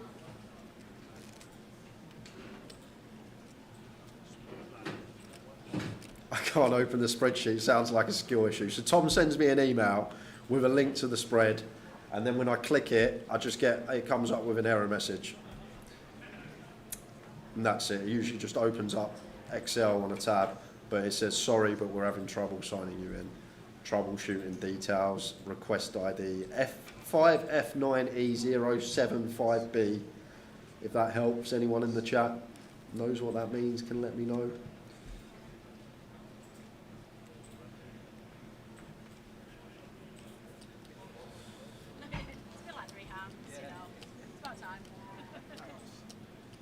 And if I miss any questions, guys, just let me know. Plenty coming through across multiple chat boxes right now. So I may miss some, but just drop it back in. 9 o'clock, Paul, registration desk, 9 o'clock. And if you get there at that time, likely to be no queues.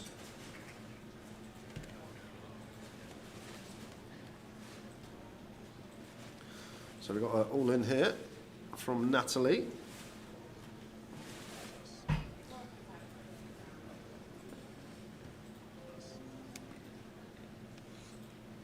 going to be getting through. Not going to be spinning the wheel with the 7.5 suited.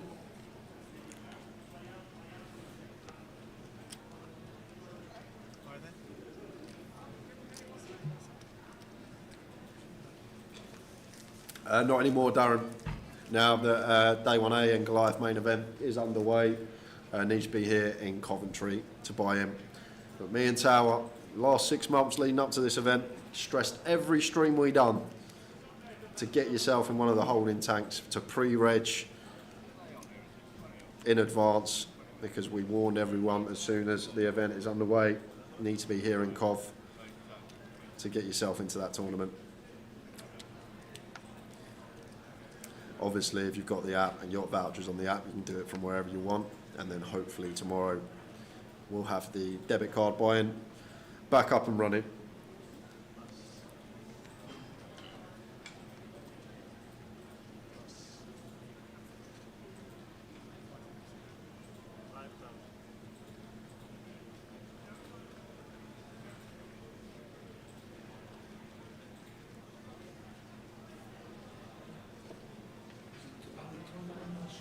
No, Willie Watkins last year, Alex Todd was the year before.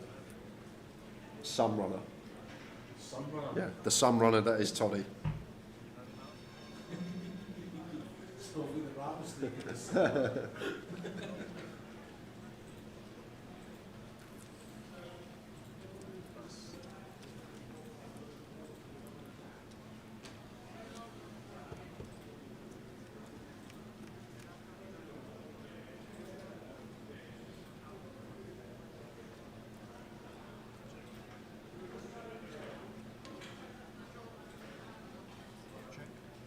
Yep, that's fine, TM. If you've got any stars tickets for the Goliath, you can use them. You need to see the guys at the desk, PokerStars desk. It's literally, as you're walking towards the hall, you need to do a right to go into the main hall, or you can just walk straight past the toilets and to the left just before the escalators, you will see the PokerStars guys. If you go and see them, they will get you sorted. I think we've got 100 odd tables at the moment in the room, thereabouts.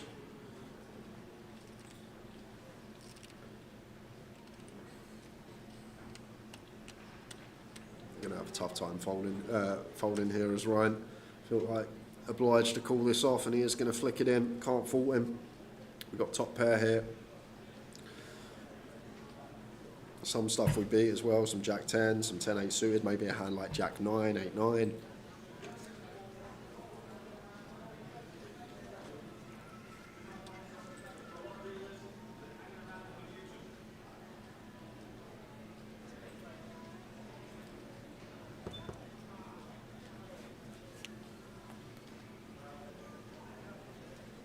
So 2 spades on the turn.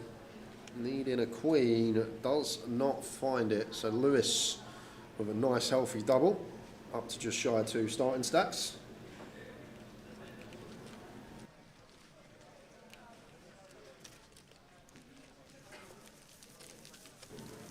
Yeah, Dean, only go in play when you sit down. You get pulled from the tournament if you're not sat before late reg closes. But it's not a case that you pre-registered, you turn up at 12:30 and you've lost 2 orbits worth of blinds until you're seated. Then your chips will go in play. So that's why we always recommend for this event to just get pre-regged, even if you can't make it on time. You're there, you're in the holding tank, you walk through the casino door, you go to the desk, you get straight in.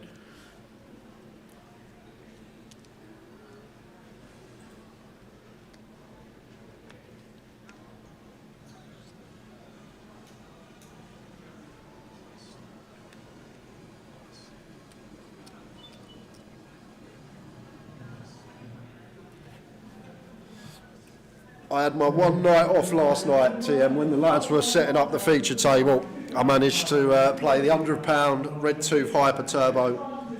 I had many a beer, and I just had a good time, really. It was good to chat to a few people, have a laugh. It was, I really enjoyed myself yesterday. But there won't be no more tournaments for me this week, other than Joker's Wild Wednesday. I've got to do my forfeit, though. God knows what the guys have got planned for me, but I've got my forfeit because of this. Unfortunately, Robbie Ball, me and him going to have words. And Mr. Davenport as well is another one. He goes and plays Venetian, he goes and plays Aria, he goes and plays the Win. Forgets about my old FPL and the WSOP. So it is going to be myself with the forfeit at the Goliath Tower, pipped us by 28 points.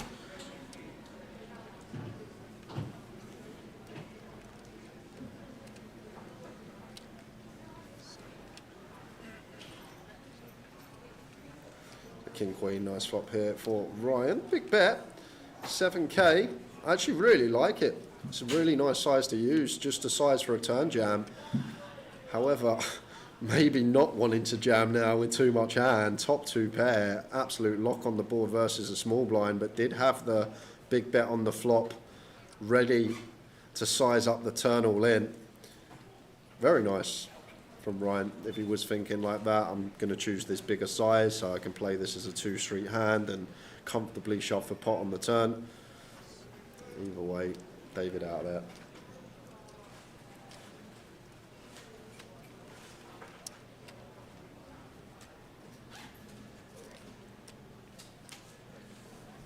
Yes, I don't think there's going to be any playing other than the joke as well for me. There's going to be plenty of action on stream. We'll have a laugh. We've got thousands to give away in tickets to the chat box.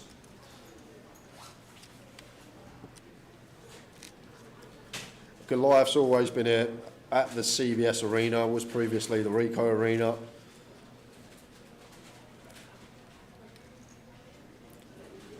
And this is number 13, I believe.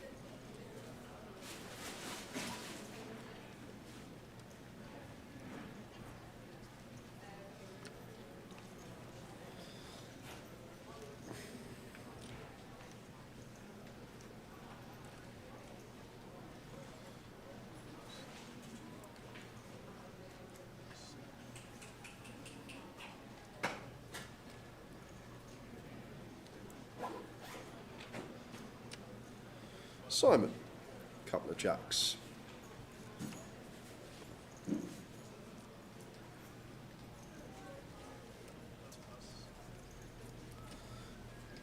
Oh, not you as well, Val. Someone else has already asked me that this week, and I told Annette when we were in London that I'd come to her table. So I can't give you the secret word, unfortunately. Otherwise, it's not going to be very secret anymore, is it?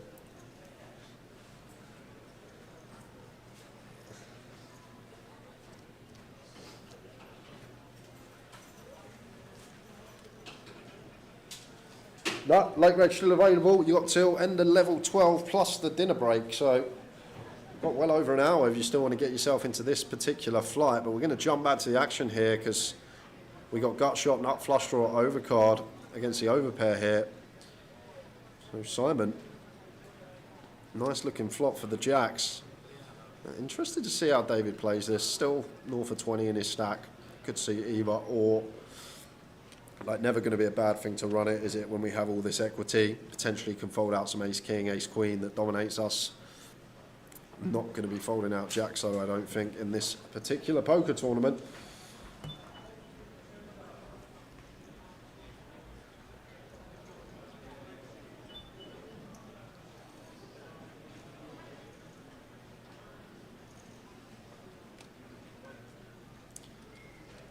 There's a call from Simon. Maybe wanting to see a clean turn before he runs it. King X of clubs getting there. A hand like King Queen, King Jack suited, although King Jack of clubs not a thing from Simon's perspective, but it's only really the King Queen of clubs we're worried about that gets there in the form of King X that wants to raise the flop because Ace King of clubs is in pre, King 8 of clubs probably folds pre.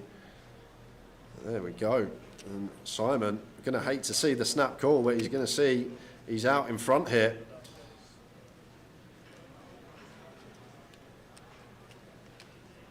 And on your backs, lads.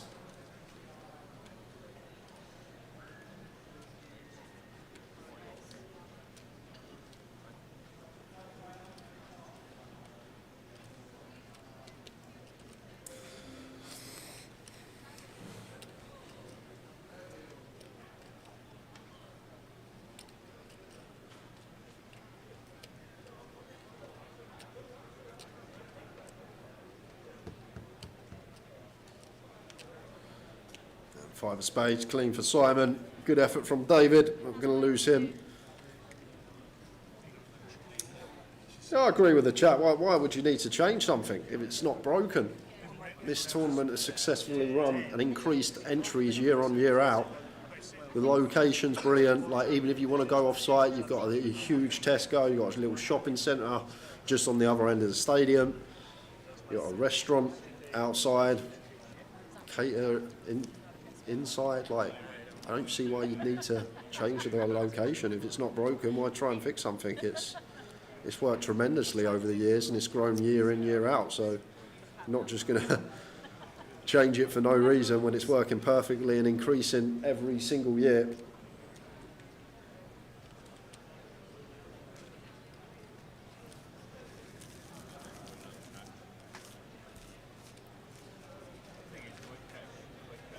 WSOP changed many times, but it only went Binions to the Rio and then the Rio to the Horseshoe. It's still all in the same location, just 5 minutes down the road from each other. Don't think you'll ever see a Goliath in London.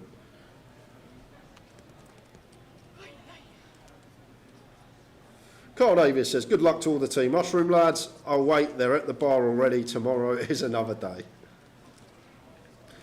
Log says, odds of Sheena Okamoto winning the Women's Festival in London next month. I'll tell you what, Logs, a lot of people sang the praises of Mizraki this summer with the PPC and main event. But what she done absolutely knocks it out of the water. Like, to win that same event back to back, like 1,000+ runners, like, just incredible feat.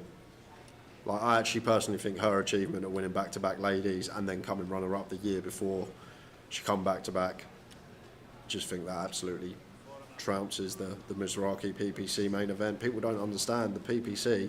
Yeah, it's a 50k. Yeah, you're playing against most of the best players in the world, but it's the easiest tournament to win. You've only got to beat 100 people. There's not many tournaments, WSOP, you only have to beat 100 entries.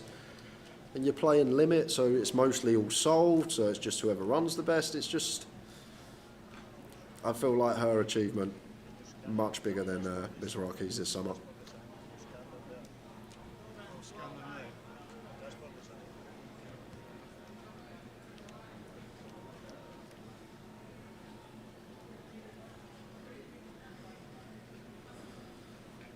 Queens for Ryan.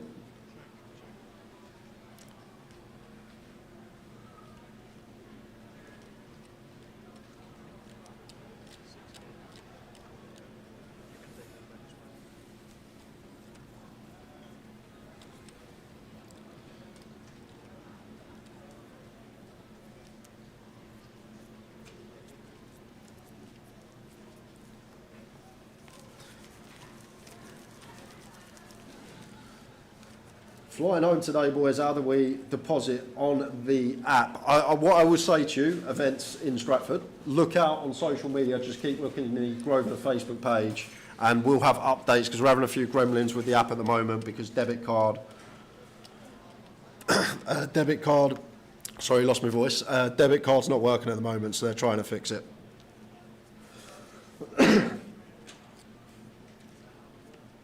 100 of the best though, but what people don't understand, Ali, they're playing limit games. They're playing all the games that are solved and where the edges are so minute. They're not as big as they are in Hold'em. like this is the thing. You've only got to beat 100 people. Like you could go and teach someone all the limit games over a year basis, put them in the PPC, and like over 10 years, like they're going to win it 1 in 10 times. Simple as that. You've only got to beat 100 players. A7 for Natalie, all in, just sub 10. Joseph, aces with 6, he can't believe it.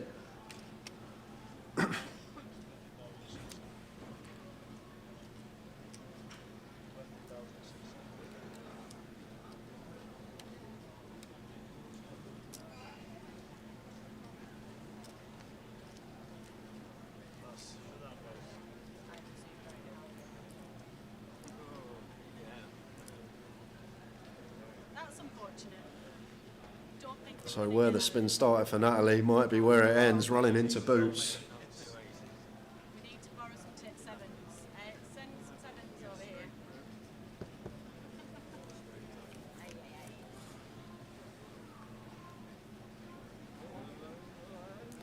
Well, there's hope. Only a glimmer. K7 required. And that is dead on the turn, 2 pair, no good for Natalie. Done well to spin it back up. Well, she's actually got 6.1k, forgetting that, well, it says that Joseph, hold on a second, must just be a graphical error. It says that Natalie has 3.1 BBs left, but I'm guessing stacks were slightly out. What a lot of people don't understand, you can go to Vegas, like not a lot of people can pull up 50k and play the 50k, but if everyone could play this 100-man tournament, you're going to win the 50k PPC more often than you're going to win a 1k WSOP event. And it's just a numbers game. You've not got to beat 4,000 players, you've got to beat 100 players. So it's just simple maths. Yeah, it's 100 of the best, but what you're not listening to, you're playing mixed, you're playing limit. Other than no limit, deuce to 7 triple draw, everyone is almost the same in skill level, so it's just going to be whoever runs the best. And that's why the PPC is one of the easiest tournaments to win of the summer, because of field size. It's just mathematical. It's not anything else to say about it. It's just maths.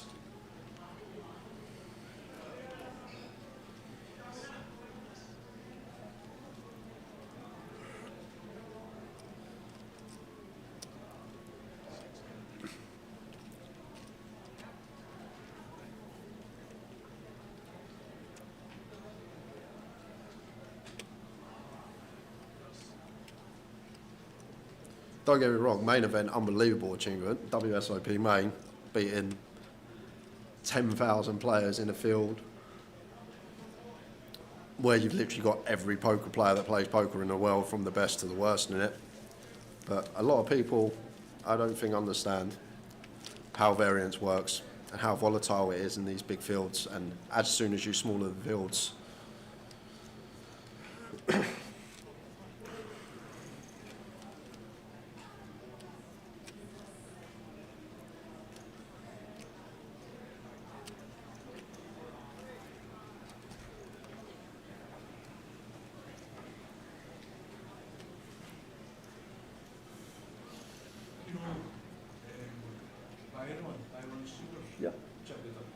Byron Sugar's the old chip leader.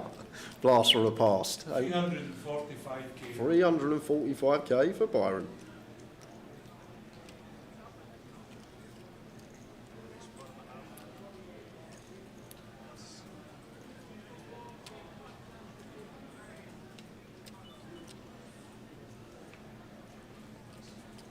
Ace Queen for Ryan.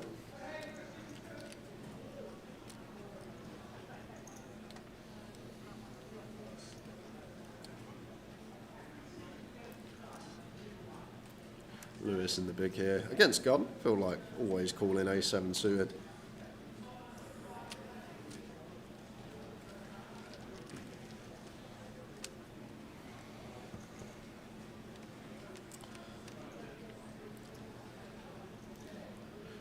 This be a nice little board to potentially play some donks on. Against gun specifically, like gun shouldn't have 5-6, shouldn't have any 2-pair combos. Yeah, it can have some sets, but we're going to defend 5-6 off, 7-8 off, 8-4 suited.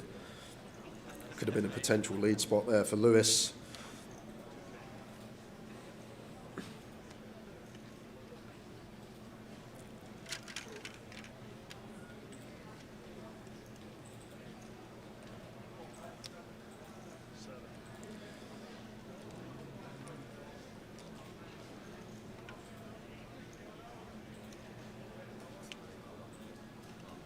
$10k will be BB for day 2, Calma. Coming back 10k day 2. Chat box is flooding at the moment, guys. We'll get to everything. Got to concentrate on the poker as well. If I do miss any questions, I can revert back to them. Just post them again.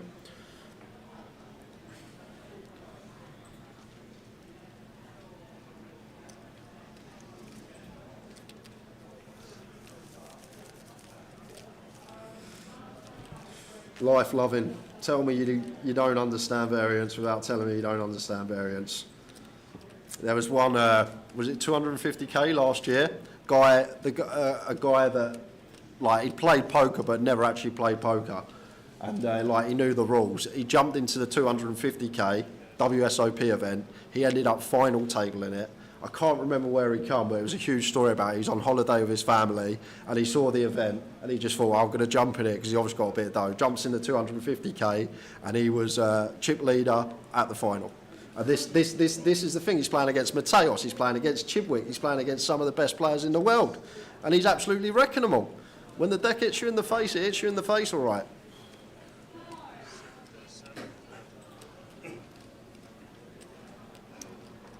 It was a lad on a golf holiday and he saw the poker was on.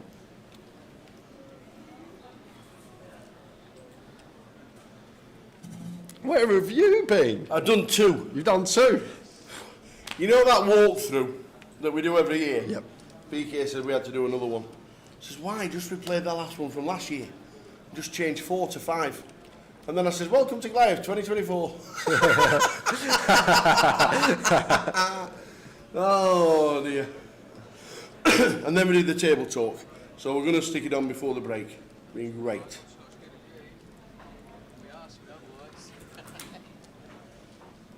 Good old chat.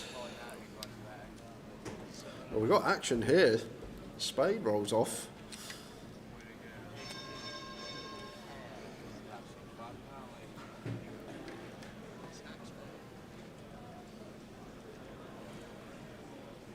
At the end of the day, guys, I think we can all agree after that conversation, luck is needed.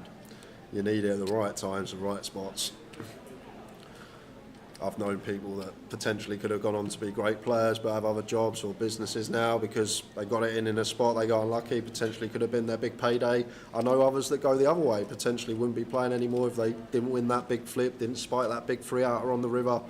Like, they're pathways that this game can take you, and at the end of the day, especially in the live setting, you need that luck. We don't live long enough as human beings to realise variance in a live field. We don't. We're never going to get to play 1 million hands in a live setting in a lifetime. Yes, we can online. We can play 16 to 20 tables, 8 hours a day, and yeah, we get to realise that expectation. But in live, that's not the case. Someone can just generally run bad forever at live poker. That's how it goes. And online is different because we can get the volume in. We realise a lot quickly, but a lot more quickly. But people don't understand how much of a beast variance is, and when you're on the right end of it, you just feel like you're unstoppable. You're the best player in the world.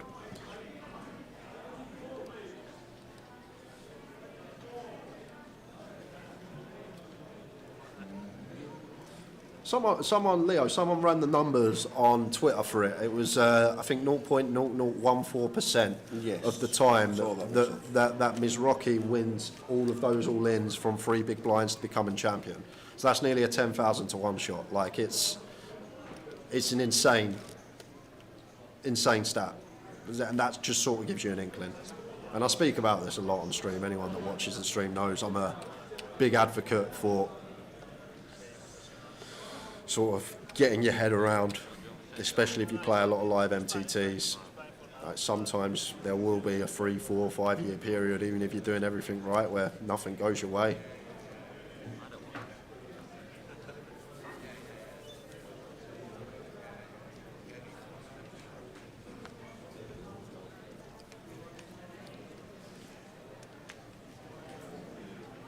So you wanted to walk around, you wanted to see some of the tables. We've done it.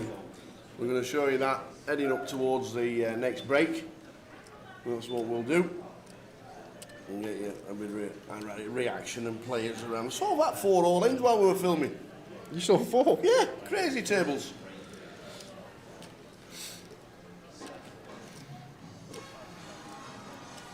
You sort of get a harsh lesson with the game as well. This is the thing. I remember being late teens, early 20s, running very hot, and I used to think I was better than everyone. I used to think I was the best. Whenever I sat down and played, well, I'm the best player here. No one can beat me. And then it sort of hits you in the face when, as soon as you start, like, you're better, but you're a better player because you've learned more and you've got more experience, but you're not winning as much, and you're like, well, what's going on here? But sort of, I feel like as you get older in this game, you get wiser. When you're like late teens or early 20s, you want to be the best and maybe not learn as much and put as much work in away from the table and actually understand the fundamentals of the game.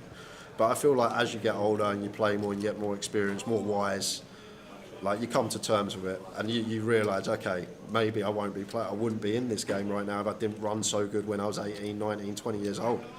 Might just be an accountant or an actuary, something like that. And this is the thing, sometimes it just sets pathways, not just run good at the poker table, but run good at life, trying to be involved in this game and being able to do what we do.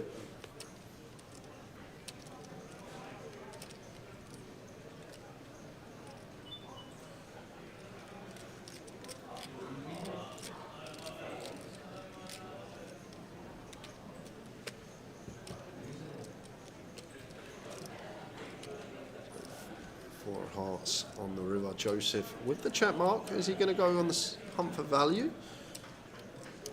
Yes, he is. Oh, what a value bet from Joseph. Gets paid. Goes 2 streets with the 7. Love it. Just sort of recognises here. Alan's not checking back a queen, right, on the flop. So A7 just going to be the best hand most of the time. Very nicely done from Joseph there. Moves up to 80 bigs. Simon Baker on 102. And Phil Baker's on the table. Nice. But Natalie's not there, I just realised. She busted against aces. Nearly the spin. Nearly the spin.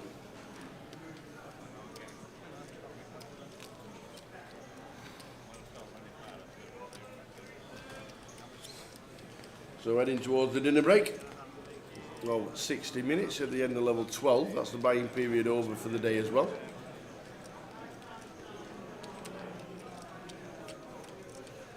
Official numbers will be out soon, but obviously players that haven't turned up will get eliminated, taken out the day 1A, so that might drop a little. But at the moment, he says 1,377.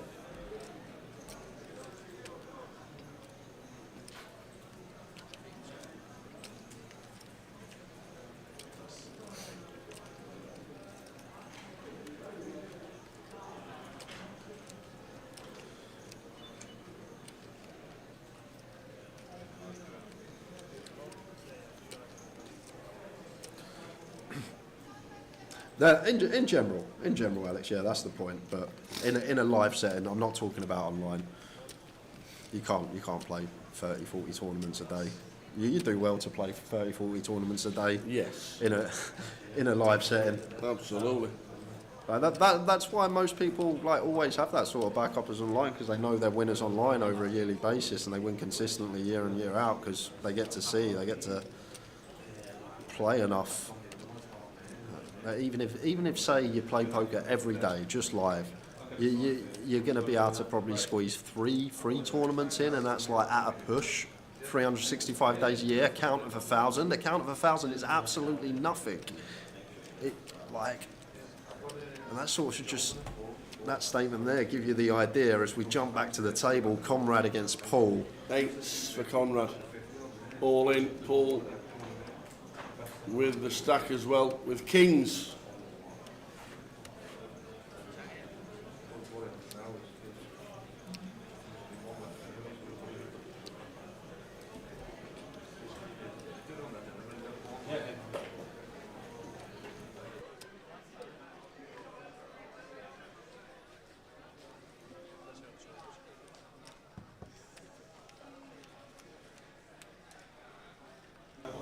Any action for the 8s? Can we get that? Or are we heading to the door?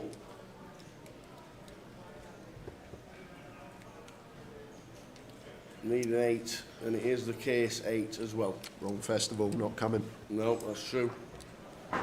Ooh, next door. Next door. Evening, Alex. We're going to find out exactly what time the reg desk closes. The app crashed earlier today, and when it came back, the buying through your debit card disappeared. They're working on it. They're trying to get it back, but as soon as it does, you'll know, because we'll know, and then everybody will tell us. Midnight tonight. What time does it open in the morning? Please. Oh, I thought it was 9. Did PK not I'll say see you in 9 30 earlier? seconds with the opening times, please. Okay, 10. it might be 10. I said 9 earlier. Someone asked in the chat. I hope they're still listening, whoever I said 9 to. I'm sure PK said 9. They can have a coffee. Oh, yeah, have a breakfast as well. Yeah, A nice breakfast here.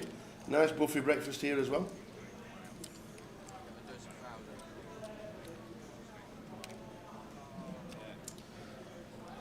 But yeah, once it's back up and running, Alex, it'll make things a lot easier. We know that. It's already proved to work. So these guys were getting really excited about using it, and then all of a sudden it crashes and it just disappears. So obviously nobody's happy about it, and they're on with the guys that sorted out the app, and they'll get it all sorted. Fingers crossed, ASAP.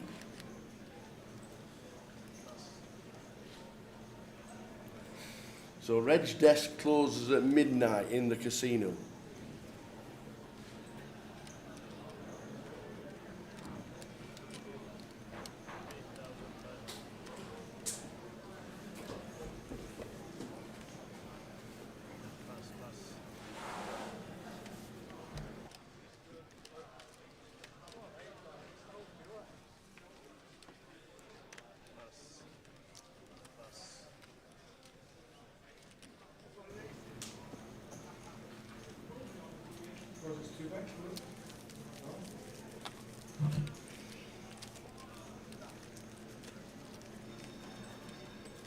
Yeah, Paul Rennick says he's still listening.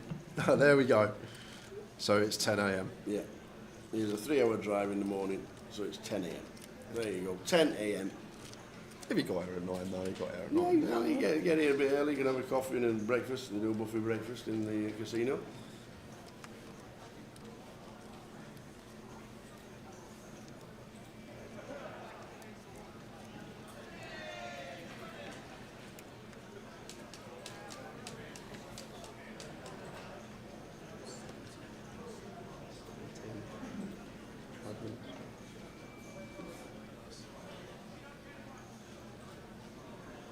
I'm guessing C2's buying all the 100 chips.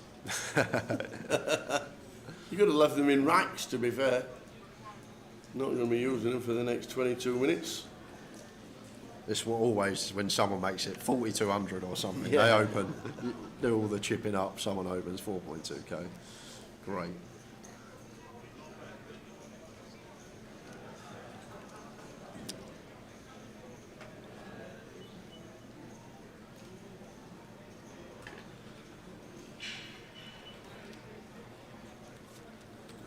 Is that Phil Baker? Yep. It is. In the hat, or in the hood.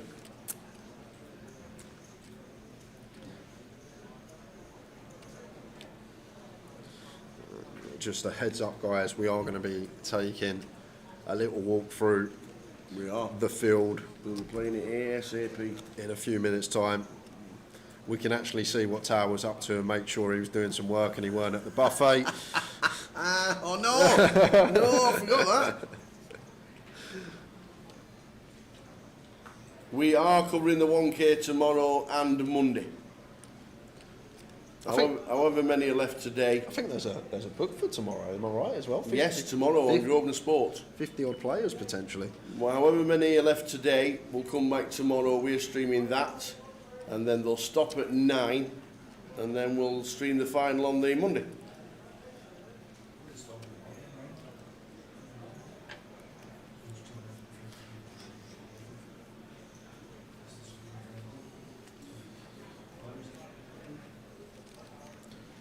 Phil, inconspicuous double gutter with the 4-3 here.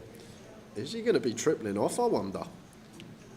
Queen of Hearts, kind of an okay one. Like, it doesn't really have any interaction with some 2-pair stuff, I guess. Like King Queen probably going to raise pre, Ace Queen going to raise pre for Joseph, so unlikely that he ever turns Rivers 2-pair. Maybe Queen 5 with diamonds is the one. You make the assumption that a lot of people in this tournament play honestly, so when he's got 2-pair plus, probably going to raise the turn as Joseph. So here it comes from Phil. Third barrel coming in on the Queen of Hearts. Can't check 4 high and goes massive, 35k. Just like graphic error there, says 3,500, but an extra 0 should be added on top. And second pair for Joseph with the King 10.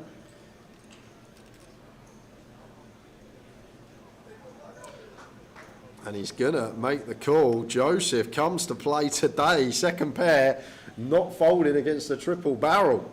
Once again, Tower, rule number 1 of the Goliath. Don't bluff! Ladies and gentlemen, stick it on repeat.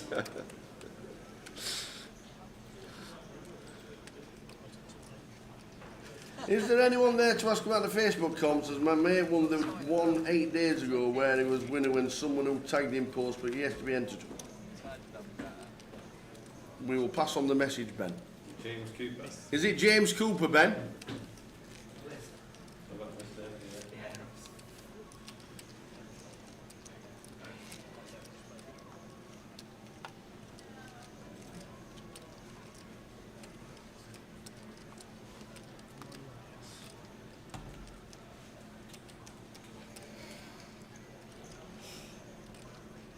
If he's not James Cooper, what's his name? Jimmy Cooper. Well, it could be. Yeah, it is James Yes. Cooper.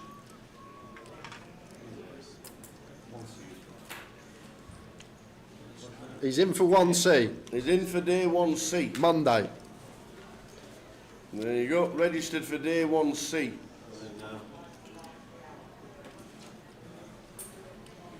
I'm guessing he's confirmed he wants to play day 1C, is that right? Yeah. You're in. Leave it with me. Jimmy the Cooper, you're in.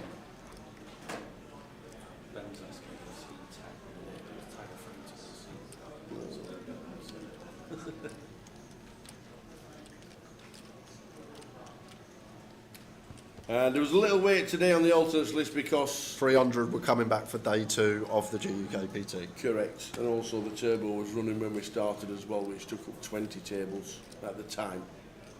So the soft cap is 800, and then instantly the sit players down. So we're going to have one more hand, guys, and then we will see what the Tower was up to. Just be funny if just you sat there in a chair with your glasses on and just scrolling your phone for 20 minutes. Looking at the bets for next Saturday. I'm already in the lab for Towers Treble next Saturday.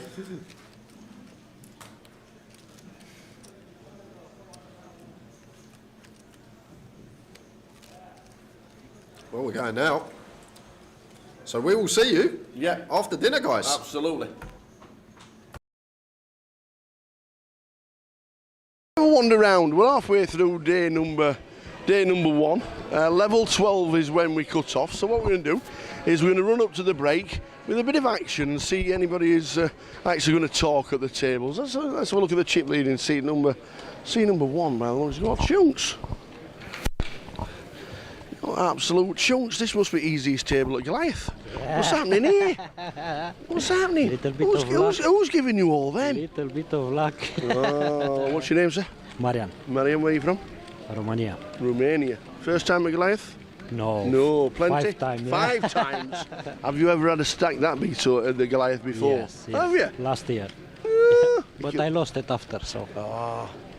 Doesn't count. Well, come to the table because this guy's all in. What's your name, sir? Anthony. Anthony is all in. Mr. Woodcock is all in for about 60,000 here. Oh, we've got a call as well. We're going to see some action on the first table. What we got here? What we got? Oh, they've only got them 2-1 things. Rocket. Them 2 1s. Anthony Woodcock looks like he's going to get himself a nice little double here. What a great table to start the walk round with. Dominic, 39, seat 6. Yeah, we go. Looks like you've got him as well. We're 1 for 1, me and you. Wide 60, I don't know if I've got him covered. Yeah, it's very close. Played 1-1-1 live on telly. Lovely. No bad, is it? Shall we come back again? Yeah, why not? Let's have a quick wander round as Anthony Woodcock gets himself doubled up. Aye, aye. What's he got a penalty for now? What are you doing? Hang on a minute. Whoa, whoa, whoa, whoa. Hang fire. Hang fire. Hang fire. What's your name? How you doing? You right? What have you been doing to get a penalty? I went all in out of place. Out of turn? Out of turn. Do you know how to play this game? No, apparently not. We saw you through. You did. We had a couple of selfies together. You did, you did. Because you watch the live stream all the time. Yes. Met the champion, thank you very much. Got a photo done. and now I get a penalty. When did that happen? Just now. Just now. Just come out of the penalty box. You can't look at him if you're in a penalty. Or is this your first stand down at the penalty box? Yeah. Oh, just move all in. I lost 2 blinds. I have to go. Unbelievable. This guy's looking at the cards every time. What's it like sat with people that just go all in out of turn? There's no need for that, is there? Confusing. Unbelievable. And it was against you as well? Yeah, it was. Did he have the best hand, do you think? I don't think so. He called the floor. He called the floor. Well, I tell you what, don't get him a coffee. I hit the tree. Oh, it's all going on here. It's all going. Don't do it again. Do not do it again. Bloody going all in out of turn. What's the point in that? Was it aces? I had a straight. Yeah. Oh. And there was even action on the board. Oh my word, he couldn't wait to get his chips in. Just tell her you'll be home about 2 o'clock, will you? Tell her you'll be late, so you're going to be chip leader. Come on, Constantine. Oh, I love these tables, they're great. How are you, man? How are you? Trev. How's it going? Trev Bowers, how are we doing? What's happening? Let's play a hand with Trev. I just picked up a little pot. You want to sweat? Oh, you picked up a nice. You picked up a sweat. Go on, that's all right. Well, that's all right. Don't tell anybody though. No. That's good. Oh, all right. Show the camera here. Oh, with this one here. Yeah. Yeah. I saw somebody today who had a card protector from the first Goliath 2011. Yeah. Yeah. Well, that's a long time ago. I sat next to a guy today earlier on who had the ashes next to him. In an urn. His brother. He actually had his brother. He had his brother in an urn as a card protector. Yeah, I weren't too sure about that, but he seemed happy about it. What are we doing here then, Sarah? Well, there's been a bet and a raise, and now there's been a 3-bet to 4K. Button's going to fold. Even I'm not good enough to jam that. How many? 17,000? You're crazy in seat 9. I mean, if it had been 16, I think I'd have played it. How did you get your chips? Just a few little pots, just chipping up really. Nothing major. Yeah. Nothing major, just a few bits No car crashes just yet. I haven't got as many as that guy over there though. He's got stacks. It's George, his name is, I think. George. Yeah. We'll find him. Where is he? He's got loads, absolutely loads. We'll find him. We'll keep it going. Yeah, we'll do. Cheers, mate. Fingers crossed for a bag at the end of the night. Yep, would be nice. And don't forget, it's a good bag. Indeed. Any bag is a good bag. Nice one, Trevor. Top man. Quick wander round. Hello, young man. Looking good in this suit. How do I get through there? I need to lose weight. Got to wander around the outsides till I find somewhere. It's great to wander around because we're all playing with a lot of fun. A lot of fun around here. It's really good. There's some stacks building around here. Hello, young man. How are you? That's a chunk. 100 and chip leader on the table. This must be an easy table. Yeah, it is, yeah. No, it's pretty difficult. Been here from the start, so... nice one. Well, you're on about 140k, so what was the big pot? Jack's VA's king to the guy next to me. Yeah. Is king here? He just told me I don't win flips, and then got in a flip. I like it. I love the confidence. I don't win these. It's like 60 bigs flip. And before that, I just said, like, you didn't win any flip today. It's so unlucky. And you just win a 60 big flip. Yeah, so the big three-wheel. Well, Gareth are doing well in a minute. Yeah, keep it going. Are they all chatty at the table? Are they having fun at Goliath? Yeah, having a great time. Good. Yeah, it's good. Good. Play with a smile on your face. Come on, Michael, we need a double. Sort it out. Best t-shirt in town. Guns N' Roses t-shirt. Best t-shirt I've seen. Fun fact of the day. I saw the first ever gig of Guns N' Roses in the United Kingdom in 1988. Hold on, sir. Nottingham Rock City. Hold on. They were an hour and a half late on stage. Yeah, they're notorious. They were absolute pain in the arse it was. I went this year and they turned up early. Yeah, he's making up for it. Yeah, I think now they got bedtime. They got to go and take to their pills. It's all curfews now and everything. Back in the day, an hour and a half late they were. Yeah, they're unbelievable. Notorious for it. Yeah, unbelievable. Oh, you're a big fan, man. Well done. Nice one. Nice one. I love the t-shirt. Keep it going in Goliath as well. Let's have a quick wander around here. Oh, my brother from another mother's still in. Look at that. I love that. What's happened there? Oh, is that you? We've got a lucky elephant and we're all in. So a quick thing. Come on, Chris. How many are we in for? 30, 50, 55. No action. No it's a winner. action. It's a winner. Go on, show them 8. If you could show them 8-3. I'm not showing myself. If you could show them 8-3, I would be amazed. How many more times are we doing that this session? About 2. Yes, I know, he knows. My brother from another mother. C1. Do you know, I thought that was your brother? And then I saw a black beard and you hadn't had a black beard for 25 years. From the back, Daz. From the back. I thought it was. And then I realised you're sat in seat number 1. Chips around here. We've got chips down over there in seat number 2. That's a nice stack. Let's have a quick wander around. How do I get through? Can't get through. No chance of getting through. Seat number 2's got a stack. I'm going to come to talk to you, but I can't get through, so I'm too fat.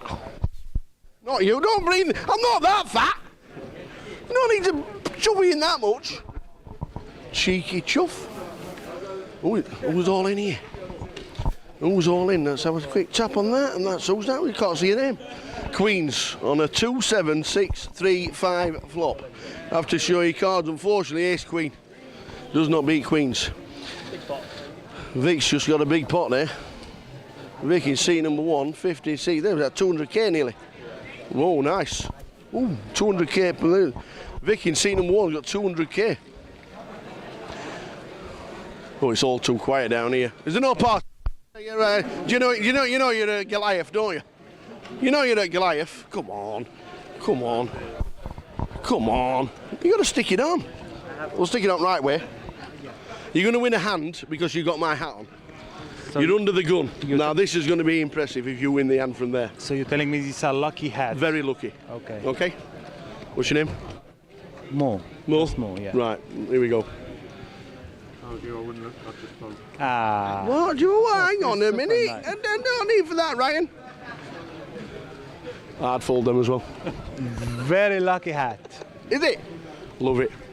Let's see what the solver says. You didn't even know it was on you. You know that under the gun thing? That means it's you to act first, okay? Nice. Love it. You keep going. Yeah, but I can't keep this hat. You can't? Why not? Because it's expensive blind. To be fair, you lost the first hand with it. And everybody else around the room, when I put the hat on them, they won the hand. So that's nothing to do with the hat, that's to do with you. Can I give it another try from next hand? From the big blind? Yeah, of course you can. Yeah. We'll have a quick chat to Ryan. Oh, we're holding hand, we'll just leave him. No, it's all right. We're all right. It's just...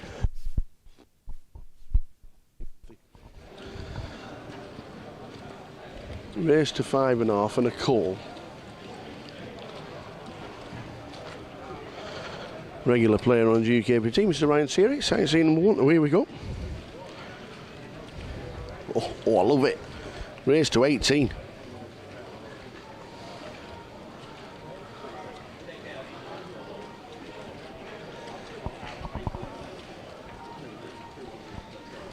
Come to the table at the right time here, Mo. Yeah. Has it been an active table? Aggressive, yeah. Has it? Very aggressive table. Look, since we start this table, just 1, 2, 3 started, all the players are new. All new? Oh, wow. Well, we call the 18, turned into a big pot here. Sounds like a great table, this, to be sat at. Good luck. Love it. Oh, they're going in the bin, I can tell. He's already given me the tell that they're going in the bin. But I'm the only person who have the hat. Get. Told you. Told you. You could see they were going in the bin. Tom Bagley's got cards. So too Ryan Seary. Like a GUKPT 2021. Great to watch some action. Have you worked every player out of the table? Do you know how everybody plays now? Not all, but well, yeah, most of them. Yeah? Right.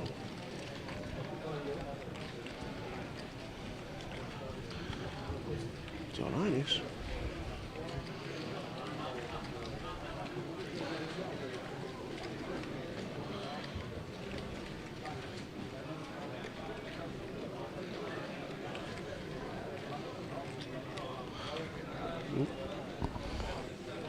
Bear 40, turning into a bit of a biggie.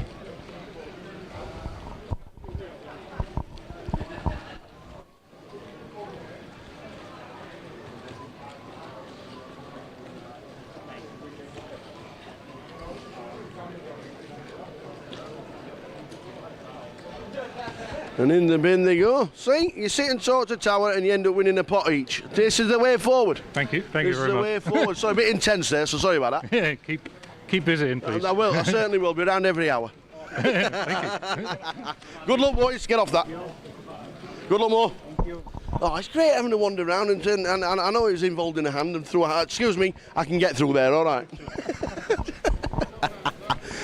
And I know it's a bit intense sometimes, but this is Goliath. This is what it's all about. You can have a laugh and a joke at the tables while people are involved in a hand. And they were still involved in a hand, and we still had. So I thought you were talking about me. Quick wander around. Okay, how have you got all these? I don't know how. Sarah, come on, how on earth have you got all these? What's happened? I played well. This must be the easiest table in the room. It is not. It is not. No, Laura's got the lot. Look at them. Nearly 150, now 200k nearly. Yep. What was the hand there you're scooping in? Ladies' night. Oh, the old queens like it. Nice stack, 200k, very nice indeed. Keep it going, you two. If you both make day one, are you playing the ladies' event tomorrow? Nope. What? Never. No, my word. Oh. No. That's a stack, by the way.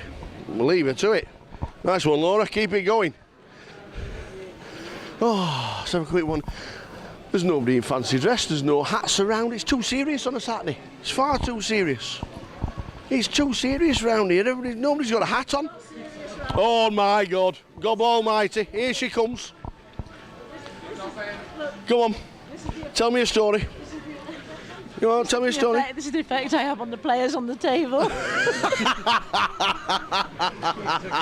He was like, no. Oh man, what's your name, sir? Vic. Meet Caroline. How are you? You all right? You've got a stack. What's happened? Oh, what are you doing to me now? If you want to bring me along and jinx me. I've just bluffed him. Yeah, I'm under the gun. Right, I'm just going to play this hat. Oh. Go on. Is this the under the gun hat? This is. What's the blind? So long since I played a hand, I can't remember what the blinds are. 2.5k. All right. I'm going to play the last hand with my... That's short-term memory loss, is it? Turn it round so you got them the right way round. Short-term memory loss. What were the blinds? Oh, I was in the last hand. Oh, look, we've got an all in here. No. I can't even raise it again because it's an under raise. It is. There's undercrackers in and everything. Who got him? I think you just dwindled away, didn't you, quietly? Yeah. Just sat there and just thought. Yeah, he came over here. He's not said a word. I've been very nice to him because I could see that he was struggling in his head, suffering. Yeah. Well, Vic's minute 26. You see, the thing is, I've humiliated Vic. I have emasculated him in the hand previously. Already? Yeah. I took his bollocks away and then I gave him back the left hand when I showed him. And you wanted to take him away again? When I showed him. What have we got, by the way, anyway? I'm going to fold it, you know. Yeah, I know. Yeah, I would as well. In the bin. Do you want to see what I've got now? No. You see that anyway. Show me your bluff. Oh, you were. They don't seem to win with this hat on, let me tell you. I can't say what I had during the hand. I had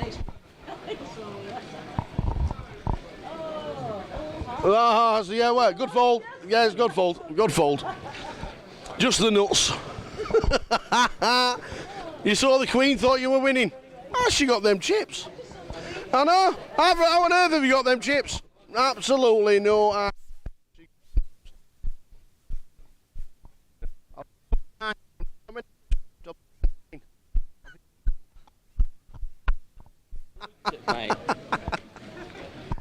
Oh, love it.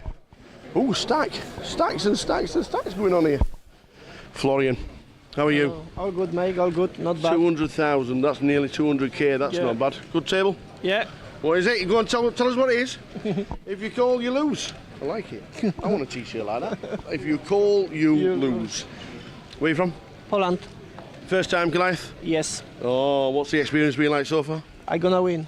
You're going to win? Yeah. I love it. I love it. How many of you have come over? You come over on your own or? Yeah, I'm alone. Just you? Yeah, just me. When you win, just take all the money home with you. Yeah, I take to my family. I love it. Love it. Quick check.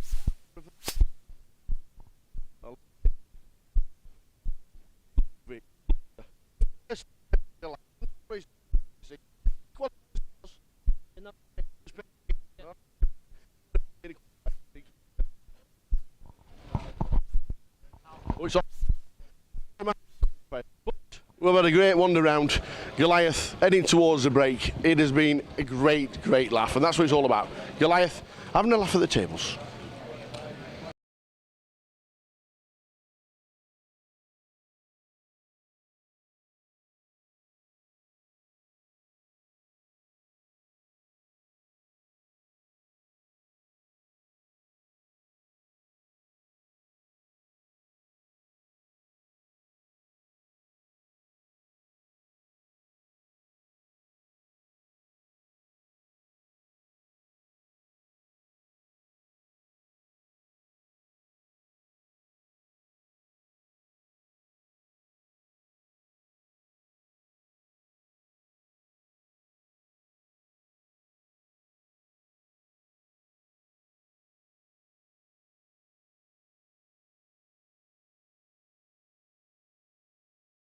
Stamina you need for the full season, you know. Yeah, absolutely. So. If you put a list together of the MPL over since 2019, you're top. Yep. But you're not just top. Yep. You're top by an absolute margin this wide. Yeah, testament to yourself. Yeah. But it just shows with the NPL as well. It just shows how the players take to it. Yep. And obviously you do see the same faces in the top 10 for a few of the years, but it just means you're still going to be playing and getting results. Yeah, you have, especially the way they changed. I mean, I know I've got quite a big lead in the NPL, like overall leaderboard, if you like, but it was a couple of the years you got points for cashing, so it's a little bit of a cheat. 'Cause I got a few extra points there when you were just getting points for playing rather than cashing. They've changed it to cashes, which was a lot better, a lot fairer, you know. And obviously a lot of people have stuck to that as well and give it a good go. This year they've added more stops, which has been tougher again for a lot of people, but we'll kind of see how that goes, you know, next season, see what it's like then. 2022, your biggest cash. 31k, the mini main. Was it disappointing not to get the win, or is it all about the trophies at the minute? Yeah. Obviously 31k. I like money. Yeah, I like trophies. I like the fame, the press. But no, it was. I was well down, heads up, so Yeah. it was a little bit disappointing because he had a 5-1 chip lead, and I managed to get just in front, right, and then lost hand straight away. So it was like, I took about 3 hours grinding back the level, got in front, and then I bluffed it all off. Yeah, still don't do very often. So. Favourite stop? I know we've touched on it a little bit earlier, but where is your favourite stop in the UK? Yeah, Blackpool. Yeah. Blackpool without one doubt. Blackpool and London have always been my two for the grand final. The Vic's like a great card room, you know, and Blackpool is definitely up there. Yeah. Leeds, but I love Leeds as well. We're here now today, Leeds. It's my most local one, so Yeah. it's very friendly. You know, you get a lot of the same faces turning up for that. I really enjoy coming down here, Yeah. and we still get a lot of the Teesside lads who don't travel as a group. We still get a few coming down here. Look, it's closer. Yeah. A few weeks ago, we posted like 20 faces on who would be the picks for the GUKPT Hall of Fame. Yep. Would you have any inclination of who would you, if you had three, if they came to Bousey and said, Bousey, give me 3 names? Yeah, I would have to say, I wouldn't put me in it, so I did get a couple of mentions, but I wouldn't put me in it with the main event. I haven't done well enough in that, I don't think, but I would say, looking back over time, Kimber for his record, Jeff Kimber for the record he had for so many years. Ben Windsor for them. For, the grand final wins and the 3, And I'd probably put, I mean, the third one's close because you could put any of 10 of them, but Matt Davenport has kind of been around for a long time. Like last few years he's been brilliant, and he just keeps he's really consistent. It's amazing with Matt as well, because Yeah. he stopped for a few years. Yeah, he did, yeah. He wanted the hiatus, he wanted to leave it for a few years, come back, and has absolutely smashed it. Yeah, I think again, but that's like the NPL has kind of helps people kind of, you think, well, I'm going to give it a go, and so you do get that commitment, and when you're playing more, you get to know players, you get your confidence builds up, so there's a lot about it that you kind of, once you're playing it week in, week out, so I mean, Matt's having he's having a great one again today, like the Leeds, and he's well up there. There's a few like Cal is probably going to be in it, and if you ask me in 10 years' time the way he's going, but obviously he's done really well the last few years.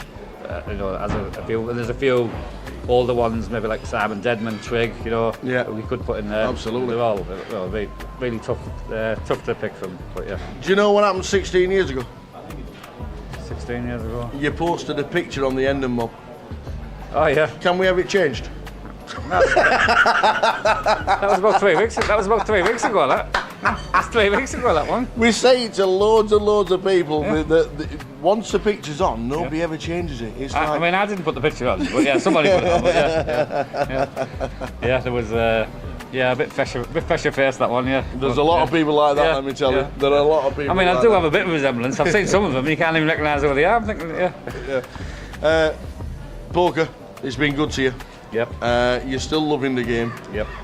We have a charity night in Teesside on the Christmas week. Yep.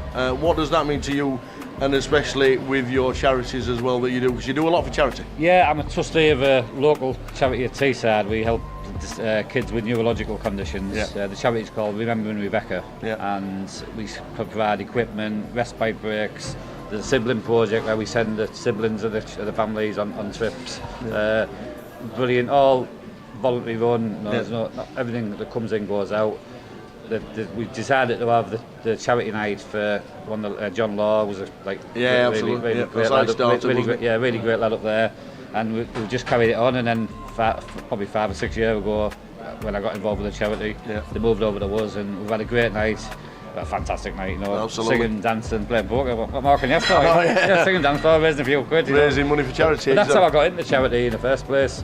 I just got invited to an event, and we went out with a few old school friends who we hadn't seen for quite a long time. It was like 4 couples. We all got together. We had a great night, a few drinks, dances. Went out afterwards.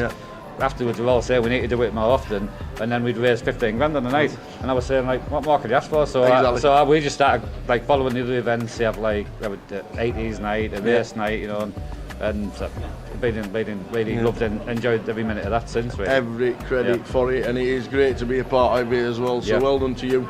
If you stay fit and healthy, which you're looking pretty good to be fair. Right. What's the future? Carry on playing poker? Yeah, Loving it? Yeah, playing. I mean, fit and healthy. I'm doing the Great North Run again this year. So, yeah, half marathon at Newcastle in We'll watch September. it. Yep. Yeah.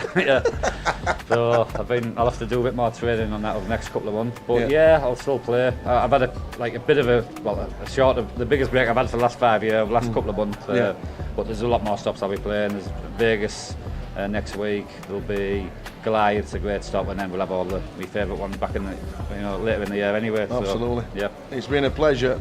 Keep it up. Always good to see you at poker tables. Yep. And we always have a laugh. Yes, we and do. a joke. We do. Thank you very much. Cheers, Long way to John. continue. Bousy. Thank you.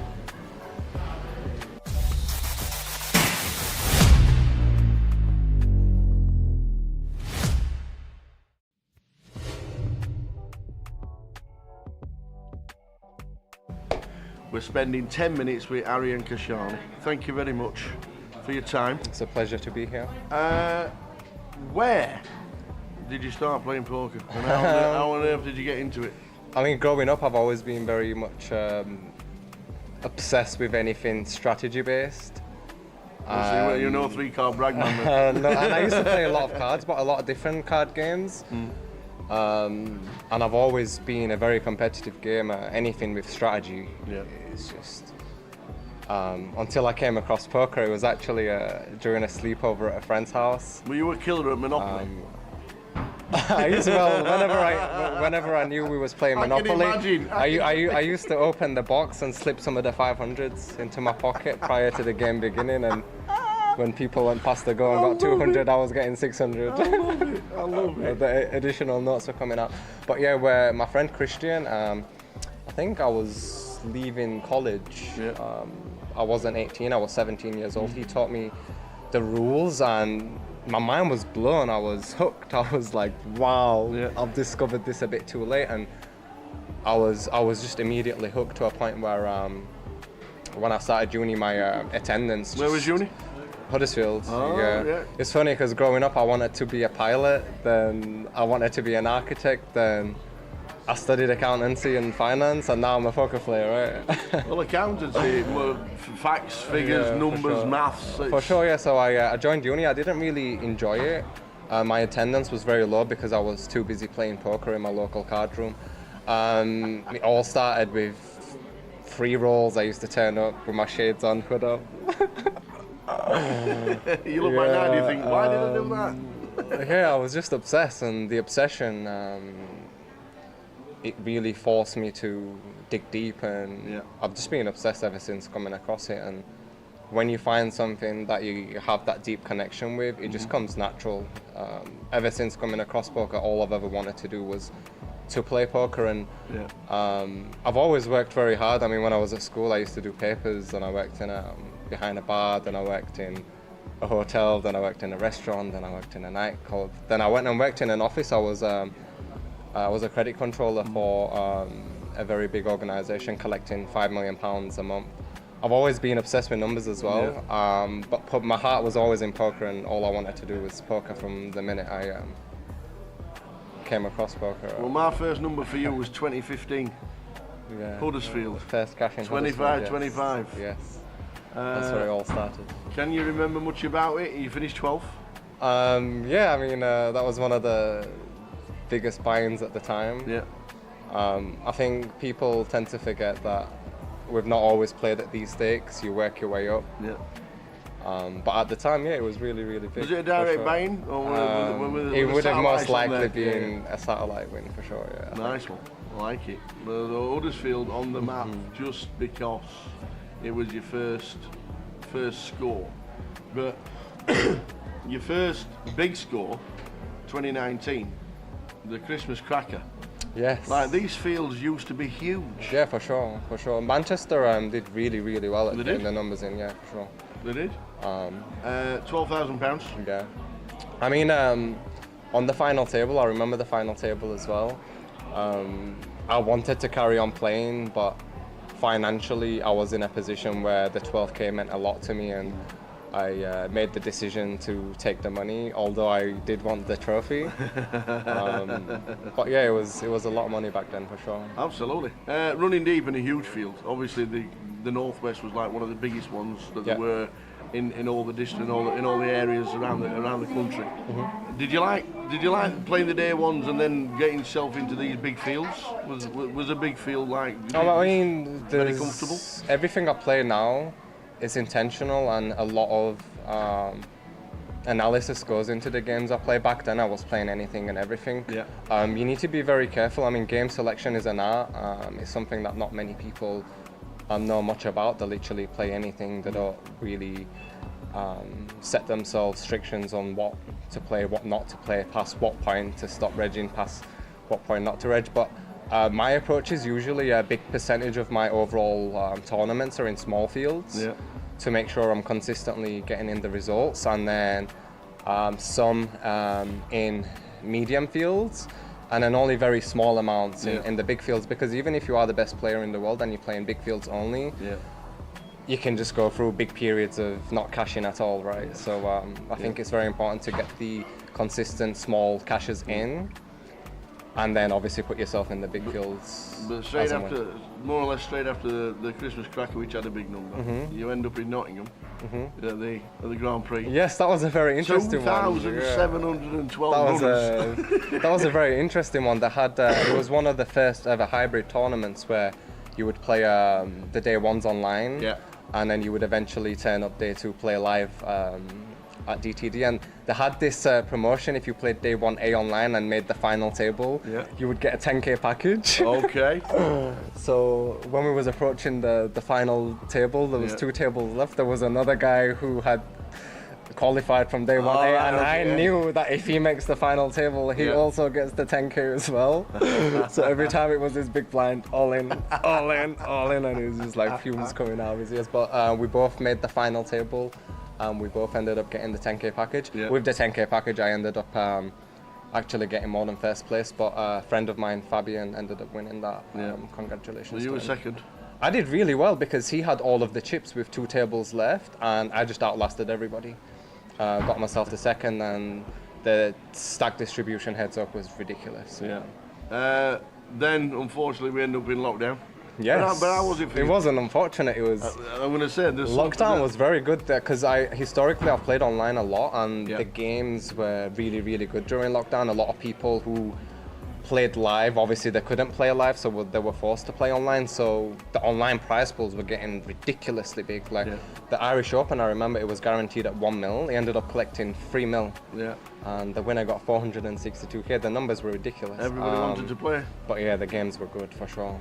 Really, really good. But lockdown was a very tough period for a lot of people also. Of course, but you certainly did well during it, which is really nice. But obviously coming out of it and coming into the live poker back again, last year, big year for you. For sure, yeah. Nearly $300,000 as it says on the database. For sure, it was the first year where I started competing for the leaderboard, and I wasn't really going for it till I think March time. I got a few results in a row, and I thought it makes sense, and I made the decision to give it a go. It was very competitive towards the end. The best I mean, start of the year, everyone was like, "Oh yeah, it's over. Cal's won it." And the deeper into the year we got, the closer it got. It was very, but the very best thing for us watching it from the outside in was you and Brandon battling away. Robbie as well. Robbie was up there as well. It was very, very competitive year. I really enjoyed it. You ended up with a 15k package, which was I managed to get that in the last event. I needed to finish a certain place to get that, and I did just that to be able to scrape the points needed to finish 5th and go over Brandon, I think it was. Did it help with the 15k package, or did it just go on top of the pile and then we just still have the plan to play what we need to play? Oh, it just goes towards buy-ins in the future, that's all it is, experience. When you play locally, then you play nationally, then you go and play an EPT. What's that like? It's obviously different games. They attract different player types, and I think one of the biggest keys to succeeding in poker is knowing how to adapt to different player types. And different players, they play very differently. I mean, it's one game, poker's one game, but everyone has a different understanding of the game and everyone plays very differently.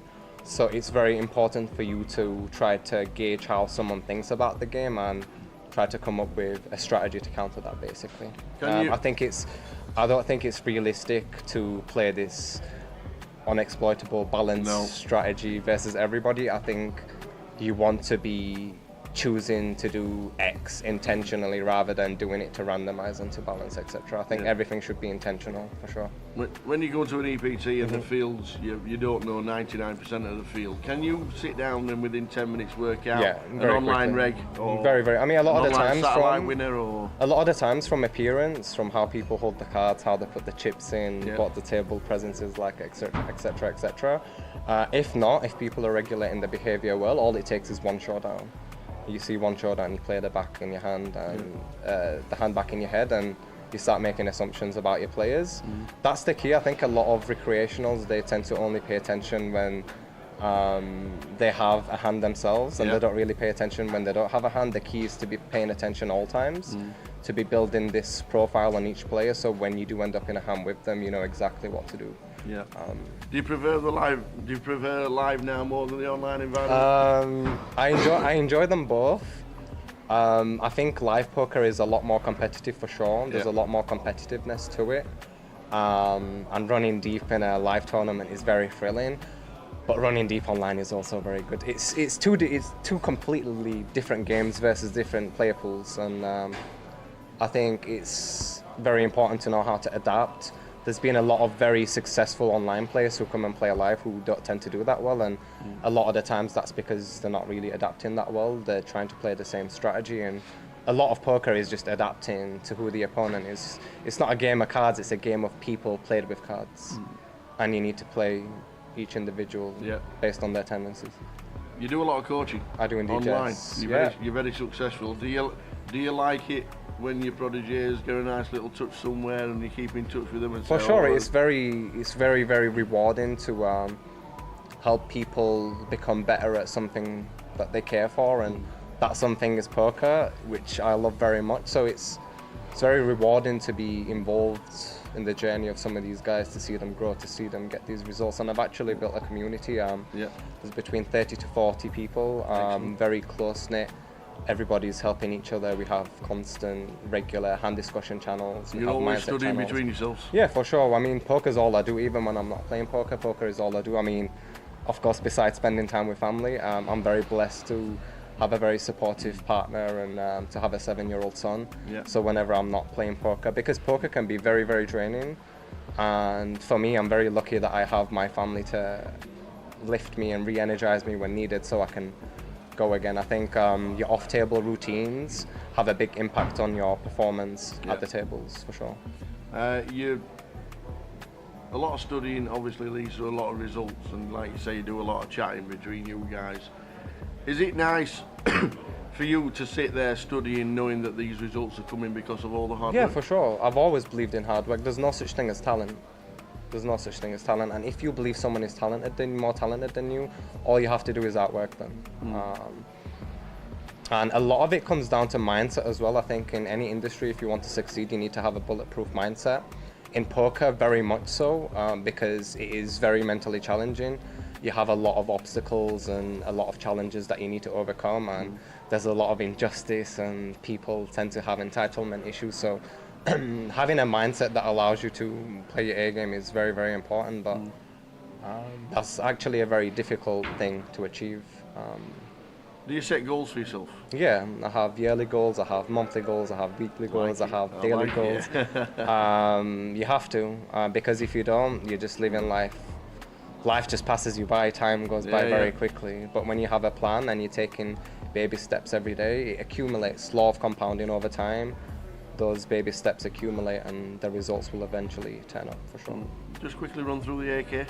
I absolutely love the AK. The name just fits with the game, and it just looks perfect. Thank you. It's like every time somebody walks in with an AK, it's got to be Arian. It can't be anybody else. I've had a lot of people ask for it, but if I start handing them out, it's not going to be as unique, is it? No, absolutely not. You're still young in the game. You've Yes. had a lot of success. What's the Short-term future? success, I don't take it for Absolutely, granted. nobody does, and nobody should do. sure. But what's the plan for the short-term To future? keep doing regarding what Arian? I'm doing, but on the long term, to me, success is not getting a few results, it's to be able to beat the competition at the highest level possible for as long as possible. If I can carry on doing what I'm doing for the next 10 years, that will be success in my eyes. Right now, obviously I understand the game on a deeper level and I have had this success, but when you look at it, it's only like 300 live games and that can be very much dictated by variance, good variance, right? But if I do what I'm doing for a decade, then it can't be all variance, right? Absolutely not. Absolutely not. And So that's the aim. It's great to walk into a card room and Arian walks in and people look round and they spot who you are and they know who you are and they're now getting to see the name sitting down at the tables and thinking, it's just a little bit tougher. It's very overwhelming. I mean, even when I went to the EPT, I mean, some of these guys I used to watch on the TV and to turn up and to share a table with them is one thing, but to be able to compete, that's another thing. It's very rewarding for sure. I've made a lot of sacrifices. I was doubted a lot. I was laughed at a lot. I remember before I started playing full time, when I was still working in the office, someone said to me, "Oh, what you got? I've heard you're leaving. What are you going to do?" And I said, "I'm going to play poker." And they just started laughing in my face. They thought I was some form of deluded. Well, I hope they're watching the streams, realising how good you've got. Degenerate gambler who is lost, but you can't expect other people to share your views. Everyone has very unique views in life, I think. Yeah. Only you know truly what you should do, and you should do it. I love what I do, and I think that's the main reason why I've had the results. Is I truly love what I do, and if you look at any field, the people that do really well are usually those who love what they do, because when you love what you do, you never have to work. What you're doing is not work, you're doing something you enjoy. And because of that, you give it more. Because of that, you have more resilience. When things go wrong, you've got more of a reason to push forward. And doing this for a living, I mean, all of the money and the trophies, it's very attractive. But the things that you have to actually go through to make that possible it's not easy. It's not made for the average individual, but if you work hard enough and you develop certain skill sets, then it's possible, for sure. Well, long may it continue. Hopefully. Keep that smile on your face. Fingers crossed. Always walk around with that smile because sure. it's a little bit infectious. Arian Kashani. Thank you very much. It's been a pleasure, and thank you for having me. Cheers, Arian. Cool. Thank you.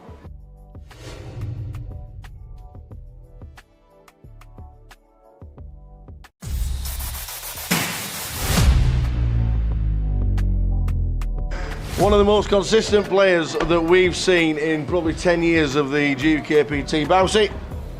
Good to see you. How you doing, buddy? Yes, good, thank you. Poker. Yep. Where did it begin? Long time ago. long time ago. I think it was about 2005. I'd seen a little bit on TV, what's the kind of late night poker and things like that. And there was a casino, some £10 rebuy tournaments. Yeah. We used to go to the casino for a night out. I thought, I'll jump in one of them, have a go at that. And really enjoyed it, got into it straight away. Great set of people down there in Teesside. Yeah. Good game, good pots. And everyone got on really well. I mean, some of the players who were there that first tournament, like Ian Woods, he was on my table, I think he knocked me out the first tournament. He's still playing, there's a lot of the lads who it was a really good community, It's an amazing community, and we'll come to that during this little chat, but can you remember your first ever cash? My first cash on the Hendon. I'll tell you it's 2007. 2007, that'll have been probably the Great British Poker Tour. Correct. I think it was. That was a tour, the gala tour that started. Before Governor bought them out. I think that's where we basically all met. Yeah, it was. The gala tour, like the Teesside. The Teesside gala was massive for you lot, especially. Yeah, it was, and we had a great support on the tour. Back in the day, we would have 40 or 50 people going to a lot of the tournaments. Yeah. And I finished. Maybe a side event, a £200 event, might finish fourth or something like that. Yeah, exactly right. Exactly. And you've probably still got the £865 in the pocket somewhere. Yeah, I haven't spent that yet. I think it was white fivers on one day. So, Obviously, that was the year that the GKPT came along. Yep. Did you look at the GKPT and think this tour looks pretty good? I'm going to have to start travelling around a little bit? Yeah, they both were running like side by side. Yeah. And the first festival I went to before that was the Northern Lights. Northern Blackpool before the GKPT took it Yeah. over, and I was blown away. I walked in the casino. The atmosphere was fantastic, and still the same today. You know, I still love that feeling when you go there. Yeah. I think because as a kid we went there on our holidays, and it always reminded you of having a good time. So when I first walked in there, everyone was taking the mick out of each other. You know, and the banter was really good, and so I really loved that. And I thought, yeah, I want a bit more of that. Yeah. Did you play much of season 1 because you actually cashed in it? No, I didn't. I didn't play much. No, I played at Blackpool. And maybe Newcastle. Was it Newcastle League? I think there was. Yeah, I think I played the Newcastle side event. I didn't play the main event, but I played Blackpool and then Newcastle. Yeah, it's obviously that's where it all started. It's where all the friends started going. Yeah. I think from the Northern Lights in 2006, you knew what kind of people were going to start playing the GKPT in 2007, and it literally was nearly everybody, wasn't it? Yeah, it was. Yeah. 2008 Gala Tour. You started winning a little bit bigger. I think 6,000 was your next one. Yeah. The tour at Teesside, it comes around, the community's there. Did you find the play was getting tougher? Did you find that the regulars were regularly cashing, or was it? Did you find more people travelling to these kind of events thinking, I've never seen you in my town before? I think back in the day, I think it didn't get tougher straight away. There was a good few years where I think a lot of new people were coming to the game at the same time, and some of the people were getting better, and there was a lot of new people still coming to the game, so it probably wasn't tougher for quite a long time, you know. I didn't think, you know, and then obviously the standards looks like it's improved a lot over the last few years, you know, in general, but back in the day there was a lot more like gamblers who play, you know, and they'd come and like try and have a spin up, you know, and like not be bothered about winning or losing, they just want to get in, get in and have a good time, you know, and so your first main cash in a GKPT. Yep. Probably your favourite stop. Yep. And you're probably your favourite casino for a GKPT, isn't it? Blackpool? Blackpool, yep. 2014, finished 10th. You know, is Blackpool, obviously it's there every year. Is it like a synonymous stop that everybody just has to go to? Yeah. For me, I mean, it's like it's the party atmosphere. It's, you know, as well as a lot of serious poker played. But there's something for everyone. You know, there's cash games at all levels. There's small buy-in tournaments, bigger buy-in tournaments, and a lot of the lads. I mean, last year, back from Teesside, a lot of them come and played one tournament and had a few. And they come for the holidays. You know what I mean? Absolutely. Nights out, you know. So they really enjoyed that. And it's still great to this day. You know. Same season, the grand final. 10th. Gutted not to hit the final table, I'm guessing, especially with the first prize. Lost. I remember. I mean, I was short stack, believe it or not. I played my short stack very well, so nothing much has changed in 15 years. Played short stack really well, and then doubled up right at the end of day one, and kind of got in the game. And there wasn't many of us come back to day three. Sorry. Wasn't many of us came back, and I got in a big flip, nines against Ace Jack with Charlie Cabell, who ended up, I think it's his first live tournament. I know, He ended up going on to win it and winning about 84 million, and that was about £200 cash since. Brilliant.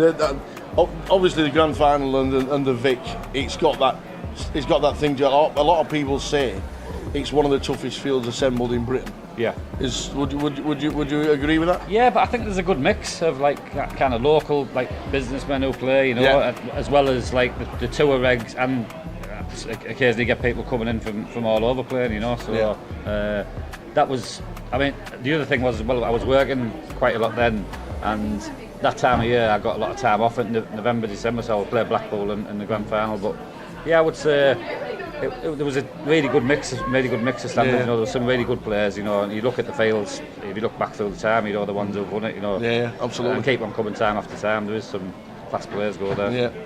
We move on to Vegas, 2016. Yep. Was that the first time you ever went? Because that was your first cash. Yes, it was. Was it? I only went for a week. Everybody goes to Vegas for the first time at cashes. Yeah. To be honest, I only went for 4 days. Really? Yeah, I was going for a week, and my daughter had a show in London, so but it was organised after I'd booked the trip, so I had 4 or 5 days there and then came home, so played one tournament, cashed it, and thought, this is easy. Left me all the dollars. Vegas is easy, yeah. I'll come here again. It hasn't quite worked since, but yeah. Brilliant. We introduced the National Poker League. Yep. And I'm just going to quickly run through what you've done in it. Yep. 2019, second. Yep. 2020, yep. You won it. Yep. 2021, seventh. Yep. 2022, fourth. Yep. 2023, must have been a shock to finish ninth. You know what, I'll tell you. I want the steward's inquiry for that. What is it about the NPL that just like brings out the best in John Basfield? I just like league tables and league points, and like, so I've always been the same. I mean, the Gala Tour actually had the leaderboard back in 2007, and I won that. That's funny enough. So I kind of always like, when that, I've got something to aim at throughout the season. Yeah. And when the NPL was first discussed, I kind of heard a few rumours behind the scenes, and I just knew I was going to give it a good go, you know. It's obviously a big commitment it's been for the last 5 years, but I've loved it. And of course each year you get new players, cover new faces turning up, and kind of giving it a go. And then some of them drop by the wayside when they realise how tough it is to the stamina you need for the full season, you know. Yeah, absolutely. So. If you put a list together of the NPL over since 2019, you're top. Yep. But you're not just top. Yep. You're top by an absolute margin this wide. Yeah, That's a testament to yourself. Yeah. But it just shows with the NPL as well. It just shows how the players take to it. Yeah. And obviously you do see the same faces in the top 10 for a few of the years. But it just means you're still going to be playing and getting results. Yeah, you have, especially the way they changed. I mean, I know I've got quite a big lead in the NPL, like overall leaderboard, if you like, but it was a couple of the years you got points for cashing, so it's a little bit of a cheat, 'cause I got a few extra points there when you were just getting points for playing rather than cashing. They've changed it to cashes, which was a lot better, a lot fairer, you know. And obviously a lot of people have stuck to that as well and give it a good go. This year they've added more stops, which has been tougher again for a lot of people, but we'll kind of see how that goes, you know, next season, see what it's like then. 2022, your biggest cash. Yep. 31k, the mini main. Was it disappointing not to get the win, or is it all about the trophies at the minute? Yeah. Obviously 31k. I like money. Yeah, I like trophies. I like the fame, the press. But no, it was. I was well down heads up, so it was a little bit disappointing because he had a part of one ship lead, and I managed to get just in front, and then lost hands straight away. So it was like I took about 3 hours grinding back the level, got in front, and then I bluffed it all off. Yeah, I don't do very often. So. Favourite stop? I know we've touched on it a little bit earlier, but where is your favourite stop in the UK? Yeah, Blackpool. Yeah. Blackpool without one doubt. Blackpool and London have always been my two for the grand final. The Vic's like a great card room, you know, and Blackpool is definitely up there. Yeah. Leeds, but I love Leeds as well. We're here now today, Leeds. It's my most local one, so it's very, very friendly. You know, you get a lot of the same faces turning up for that. I really enjoy coming down here, and we still get a lot of the Teesside lads who don't travel as a group. We still get a few coming down here. You know, 'cause it's closer. A few weeks ago, we posted like 20 faces on who would be the picks for the GUKPT Hall of Fame. Would you have any inclination of who would you, if you had three, if they came to Bousey and said, Bousey, give me 3 names? Yeah, I would have to say, I wouldn't put me in it, so I did get a couple of mentions, but I wouldn't put me in it with the main event. I haven't done well enough in that, I don't think, but I would say, looking back over time, Kimber for his record, Jeff Kimber for the record he had for so many years. Ben Windsor for them. For, the grand final wins and the 3, And I'd probably put, I mean, the third one's close because there's like you could put any of 10 of them, but Matt Davenport has kind of been around for a long time. Like last few years, he's been brilliant, and he just keeps. He's really consistent. It's amazing with Matt as well because he stopped for a few years. Yeah, he did. He wanted the hiatus. He wanted to leave it for a few years. Come back. And has absolutely smashed it. Yeah, I think again, but that's like the NPL has kind of helps people. Kind of you think, well, I'm going to give it a go, and so you do get that commitment. And when you're playing more, you get to know players. You get your confidence builds up. So there's a lot about it that you kind of once you're playing week in, week out. So. I mean, Matt's having he's having a great one again today, like the Leeds, and he's well up there. There's a few like Cal is probably going to be in it, and if you ask me in 10 years' time the way he's going, but obviously he's done really well the last few years. You know, as a few, and there's a few older ones, maybe like Simon Deadman, Trigg, you know, we could put in there. Absolutely. They're all really tough to pick from, but yeah. Do you know what happened 16 years ago?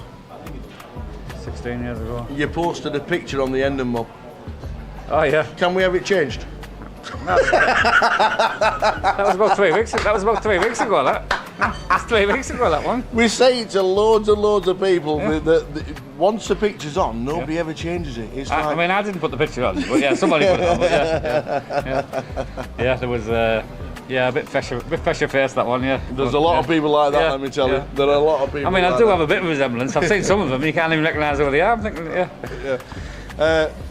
Poker, it's been good to you. Yep. You're still loving the game. Yep. We have a charity night in Teesside on the Christmas week. Yep. What does that mean to you, and especially with your charities as well that you do? Because you do a lot for charity. Yeah, I'm a trustee of a local charity at Teesside. We help kids with neurological conditions. Yeah. The charity is called Remembering Rebecca, and we provide equipment, respite breaks. There's a sibling project where we send the siblings of the families on trips. Brilliant, all voluntary run. There's not everything that comes in goes out. We decided to have the charity night for one. John Law was absolutely. Really great lad up, really great lad up there, and we just carried it on. And then probably 5 or 6 years ago, when I got involved with the charity, they moved over to us, and we've had a great night. A fantastic night, singing, dancing, playing poker. What more can you ask for? Singing, dancing, raising a few quid. Raising money for charity. But that's how I got into charity in the first place. I just got invited to an event, and we went out with a few old school friends who we hadn't seen for quite a long time. There was like 4 couples. We all got together. We had a great night, a few drinks, dances. Went out afterwards. Yeah. Afterwards, we all say we need to do it more often, and then we'd raise 15 grand on the night. And I was saying, like, what more could you ask for? So, we just started like following the other events. You have like the 80s night, a race night, and been really loved and enjoyed every minute of that since. Really. Every credit for it, and it is great to be a part of it as well. So well done to you. If you stay fit and healthy, which you're looking pretty good to be fair. Right. What's the future? Carry on playing poker. Yeah, loving it. Yeah, playing. I mean, fit and healthy. I'm doing the Great North Run again this year. So half marathon at Newcastle in September. Watch it. Yep. Yeah. So I'll have to do a bit more training on that over the next couple of months. But I'll still play. I've had a bit of a short of the biggest break I've had for the last 5 years, the last couple of months. But there's a lot more stops I'll be playing. There's Vegas next week. There'll be Goliath's a great stop, and then we'll have all my favourite ones back in later in the year anyway. Absolutely. So, it's been a pleasure. Keep it up. Always good to see you at poker tables. Yep. And we always have a laugh. Yes, we and do. a joke. We do. Thank you very much. Cheers, Long way to John. continue. Bouncy. Thank you.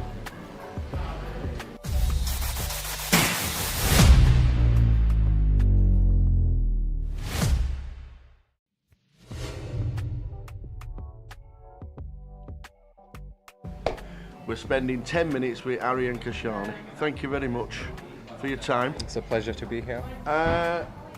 Where did you start playing poker? And how on earth did you get into it? I mean, growing up, I've always been very much obsessed with anything strategy-based. You know, 3-card brag man. No, and I used to play a lot of cards, but a lot of different card games. And I've always been a very competitive gamer. Anything with strategy is just... until I came across poker, it was actually during a sleepover at a friend's house. Were you a killer at Monopoly?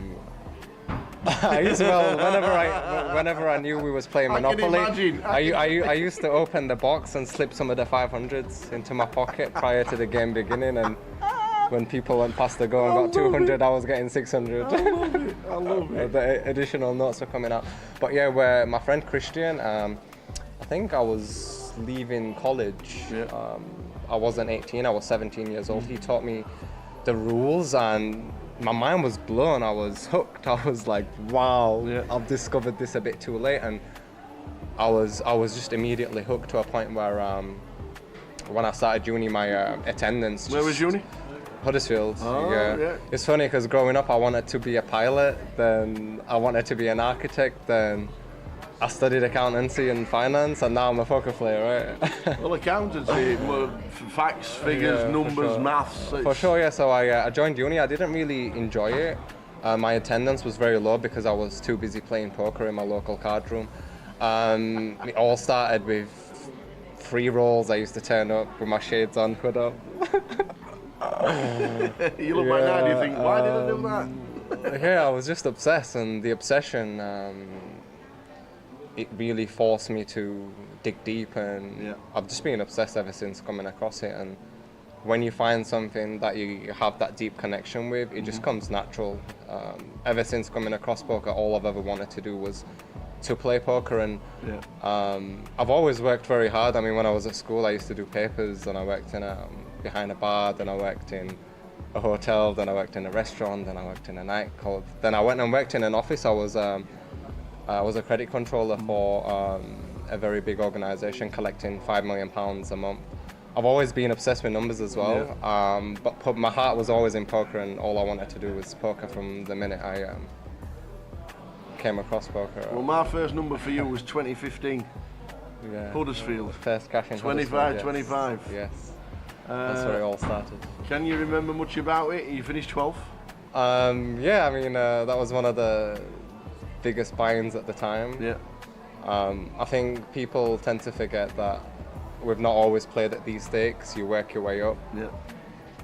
But at the time, yeah, it was really, really big. Was it a direct buy-in? Or it would have most likely been a satellite win for sure, yeah. Nice one. I like it. The Huddersfield on the map just because it was your first score.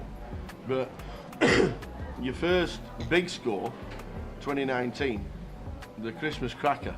Yes. Like, these fields used to be huge. Yeah, for sure, for sure. Manchester did really, really well at getting the numbers in, yeah, for sure. They did? £12,000. Yeah. I mean, on the final table, I remember the final table as well. I wanted to carry on playing, but financially I was in a position where the 12K meant a lot to me, and I made the decision to take the money, although I did want the trophy. But yeah, it was a lot of money back then for sure. Absolutely. Running deep in a huge field. Obviously, the Northwest was like one of the biggest ones that there were in all the district, in all the areas around the country.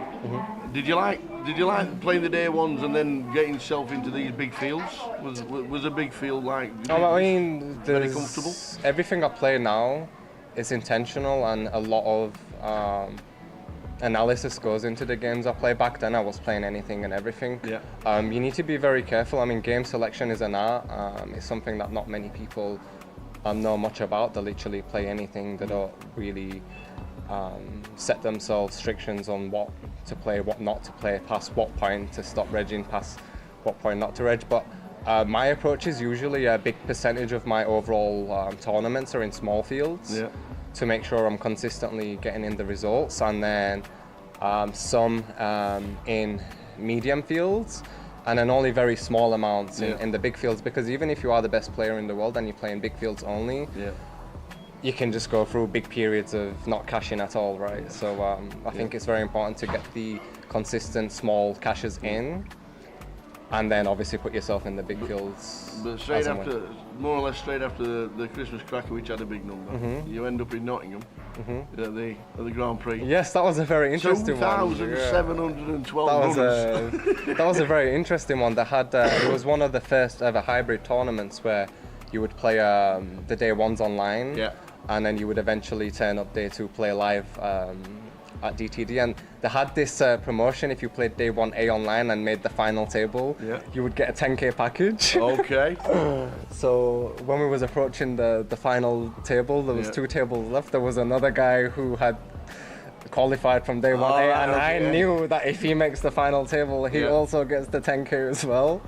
So every time it was this big blind, all in, all in, all in, and it was just like fumes coming out of his ears. But we both made the final table.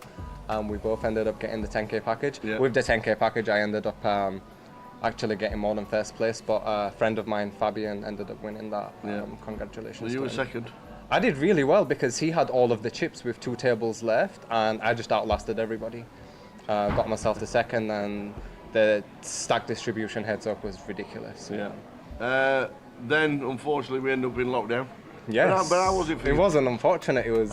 I'm going to say lockdown was very good there because historically I've played online a lot, and the games were really, really good during lockdown. A lot of people who played live, obviously they couldn't play live, so they were forced to play online. So the online prize pools were getting ridiculously big. Like the Irish Open, I remember it was guaranteed at 1 mil. He ended up collecting 3 mil. Yeah.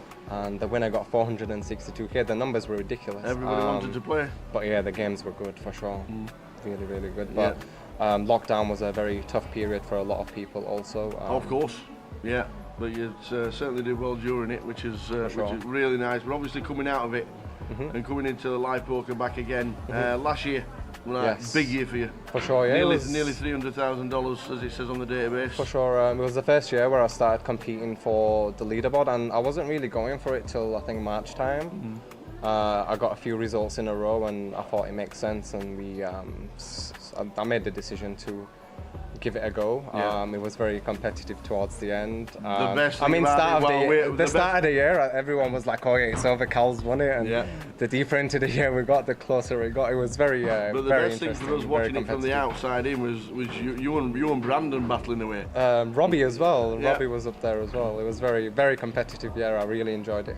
You ended up with a 15k package, which was I managed to get that in the last event. I needed to finish a certain place to get that, and I did just that to be able to scrape the points needed to finish 5th and go over Brandon, I think it was. Did it help with the 15k package, or did it just go on top of the pile and then we just still have the plan to play what we need to play? Oh, it just goes towards buy-ins in the future, that's all it is, Experience. When you play locally, then you play nationally, then you go and play an EPT. Yeah. What's that like?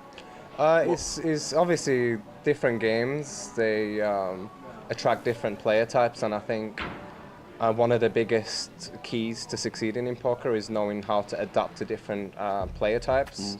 And different players, they play very differently. I mean, it's one game, poker's one game, but everyone has a different understanding of the game and everyone plays very differently. So it's very important for you to try to gauge how someone thinks about the game and try to come up with a strategy to counter that, basically. I don't think it's realistic to play this unexploitable balanced strategy versus everybody. I think you want to be choosing to do X intentionally rather than doing it to randomize and to balance, etc. I think everything should be intentional, for sure. When you go to an EPT and the fields, you don't know 99% of the field. Can you sit down and within 10 minutes work out an online quickly. reg? Or very. I mean, a lot of the times from appearance, from how people hold the cards, how they put the chips in, what the table presence is like, etc., etc. If people are regulating the behavior well, all it takes is one showdown. You see one showdown, you play the back in your hand and the hand back in your head, and you start making assumptions about your players. That's the key. I think a lot of recreationals, they tend to only pay attention when they have a hand themselves, and they don't really pay attention when they don't have a hand. The key is to be paying attention all times, to be building this profile on each player, so when you do end up in a hand with them, you know exactly what to do. Yeah. Do you prefer the live? Do you prefer live now more than the online environment? I enjoy them both. I think live poker is a lot more competitive for sure. There's a lot more competitiveness to it, and running deep in a live tournament is very thrilling.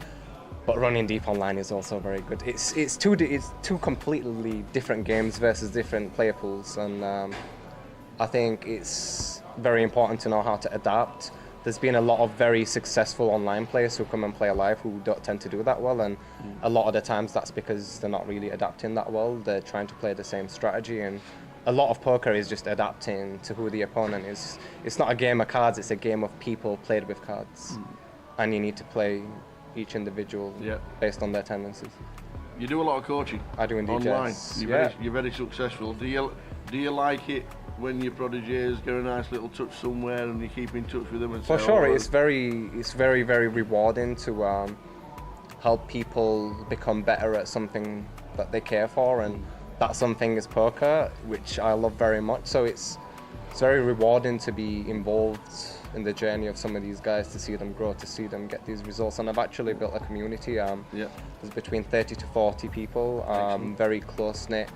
Everybody's helping each other. We have constant, regular hand discussion channels. You're always studying between yourselves? Yeah, for sure. I mean, poker's all I do. Even when I'm not playing poker, poker is all I do. I mean, of course, besides spending time with family, I'm very blessed to have a very supportive partner and to have a 7-year-old son. Yeah. So whenever I'm not playing poker, because poker can be very, very draining, and for me, I'm very lucky that I have my family to lift me and re-energize me when needed so I can go again. I think your off-table routines have a big impact on your performance at the tables, for sure. A lot of studying obviously leads to a lot of results, and like you say, you do a lot of chatting between you guys. Is it nice for you to sit there studying knowing that these results are coming because of all the hard work? Yeah, for sure. I've always believed in hard work. There's no such thing as talent. There's no such thing as talent, and if you believe someone is more talented than you, all you have to do is outwork them. And a lot of it comes down to mindset as well. I think in any industry, if you want to succeed, you need to have a bulletproof mindset. In poker, very much so, because it is very mentally challenging. You have a lot of obstacles and a lot of challenges that you need to overcome, and there's a lot of injustice, and people tend to have entitlement issues. So having a mindset that allows you to play your A game is very, very important, but that's actually a very difficult thing to achieve. Do you set goals for yourself? Yeah, I have yearly goals, I have monthly goals, I have weekly goals, I have daily goals. You have to, because if you don't, you're just living life. Life just passes you by, time goes by very quickly. But when you have a plan and you're taking baby steps every day, it accumulates, law of compounding over time. Those baby steps accumulate and the results will eventually turn up, for sure. Just quickly run through the AK. I absolutely love the AK. The name just fits with the game, and it just looks perfect. Thank you. It's like every time somebody walks in with an AK, it's got to be Arian. It can't be anybody else. I've had a lot of people ask for it, but if I start handing them out, it's not going to be as unique, is it? No, absolutely not. You're still young in the game. You've had a lot of success. What's the future? Short-term success, I don't take it for granted. Absolutely, nobody does, and nobody should do. Sure. But what's the plan for the short-term future? To keep doing what I'm doing, but on the long term, to me, success is not getting a few results, it's to be able to beat the competition at the highest level possible for as long as possible. If I can carry on doing what I'm doing for the next 10 years, that will be success in my eyes. Right now, obviously I understand the game on a deeper level, and I have had this success, but when you look at it, it's only like 300 live games, and that can be very much dictated by variance, good variance, right? But if I do what I'm doing for a decade, then it can't be all variance, right? Absolutely not. Absolutely not. And, so that's the aim. It's great to walk into a card room and Arian walks in and people look round and they spot who you are and they know who you are, and they're now getting to see the name sitting down at the tables and thinking, it's just a little bit tougher. It's very overwhelming. I mean, even when I went to the EPT, I mean, some of these guys I used to watch on the TV and to turn up and to share a table with them is one thing, but to be able to compete, that's another thing. It's very rewarding for sure. I've made a lot of sacrifices. I was doubted a lot. I was laughed at a lot. I remember before I started playing full time, when I was still working in the office, someone said to me, "Oh, I've heard you're leaving. What are you going to do?" And I said, "I'm going to play poker." And they just started laughing in my face. They thought I was some form of deluded. Well, I hope they're watching the streams realising how good you've got. Degenerate gambler who is lost, but you can't expect other people to share your views. Everyone has very unique views in life, I think. Yeah. Only you know truly what you should do, and you should do it. I love what I do, and I think that's the main reason why I've had the results. Is I truly love what I do. And if you look at any field, the people that do really well are usually those who love what they do, because when you love what you do, you never have to work. What you're doing is not work, you're doing something you enjoy, and because of that you give it more. Because of that you have more resilience. When things go wrong, you've got more of a reason to push forward. And doing this for a living, I mean, all of the money and the trophies, it's very attractive, but the things that you have to actually go through to make that possible it's not easy.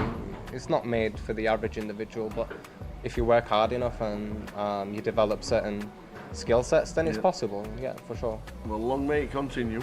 Hopefully. Keep that smile on your face. Fingers crossed. Always walk around with that smile, because it's a little bit infectious. Arian Kashani. Thank you very much. It's been a pleasure, and thank you for having me. Cheers, Arian. Cool. Thank you.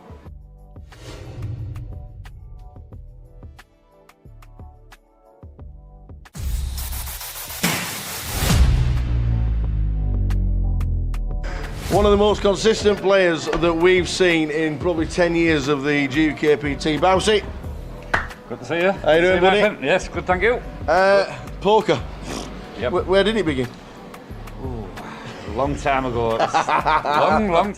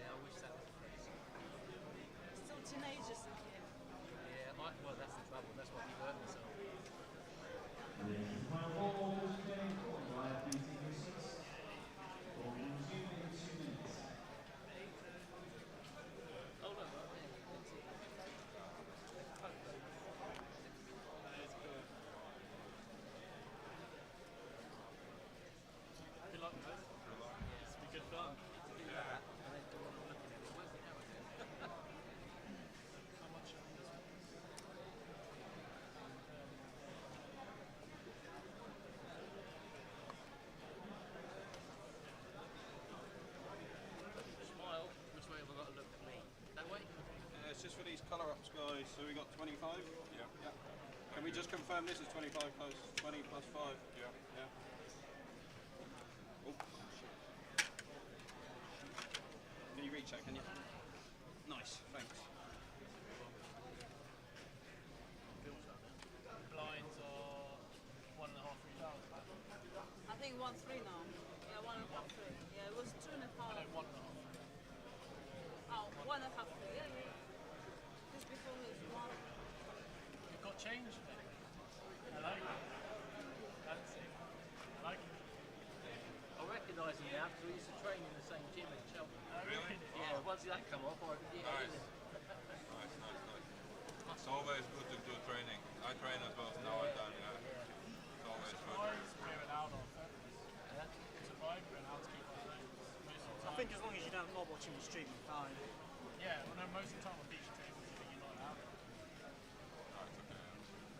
it's okay. It's the lion, more likely. Yeah.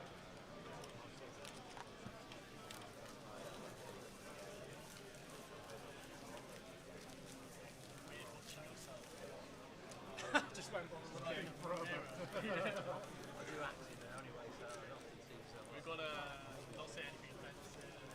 So table 6 been moved here, yeah? Yeah. Man's favourite position.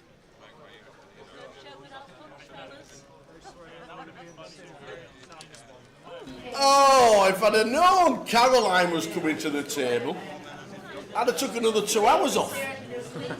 She could just do the comms for herself. She's great, she never shuts up, ever. Not ever. Nice and easy 2 hours. Absolutely. Table talk at its finest. Caroline Cove sat in seat number 5, in the middle.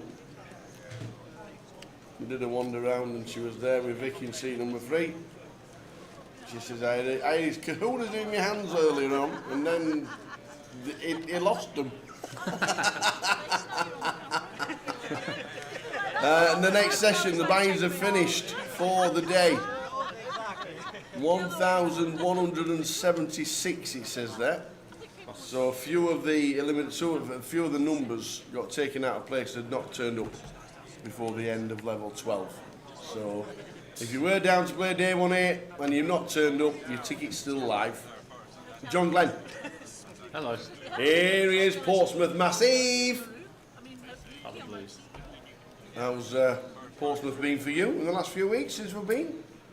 Satellite's been really well. We had like 8 and 10 seats for Goliath over the last few weeks, so it's been going well. Nice, that's good. I did see the £50 rebuy down there. I wish I A came £50 down. rebuy? Yeah, What, a proper rebuy? Yeah, for the GUK. Oh, for this on the Wednesday? Yeah, it took mid 30 odd seats. 30 odd seats, yeah. Then the satellite on Thursday had like 30 seats as well, so yeah, it's been very busy down there. Ben says James Cooper's still not registered for his day 1C. Is there any update? No, he'll go in. He will definitely be in, Ben. We've got the name. Even though he's not, don't worry about it. Tell James just to turn up.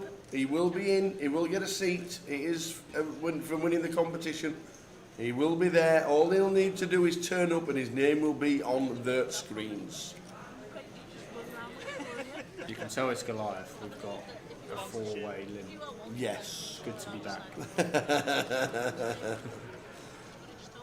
How's it been so far? 4-way limps. Yeah. Yeah. It's been great. The classic. We've had ace queen folding. So pre-flop? No, just pre-flop. From I think was it 17 he had? It might have been 30. What big blind just folds? Open folds. He called, guy raised, and then he just folded. And Jay's like, get him in. I said, I think Jay, I think he's folding. No. I said, I think he's going to fold, and he did, and that was it.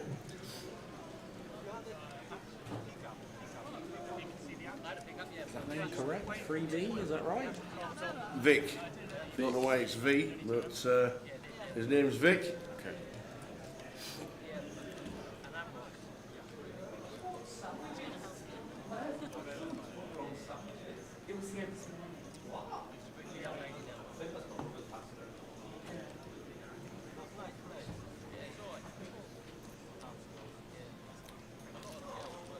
Oh, it's the seat 3, I get it. Okay. Yeah, C3 is Weisters. That is his name. Just putting the names in, and obviously if you need a letter or at least one letter to make him be in the hand, yeah. And obviously the action tracker's not put the names in. In fact, the action tracker's just having a wander. His chair's empty. But Weisters in C number 3.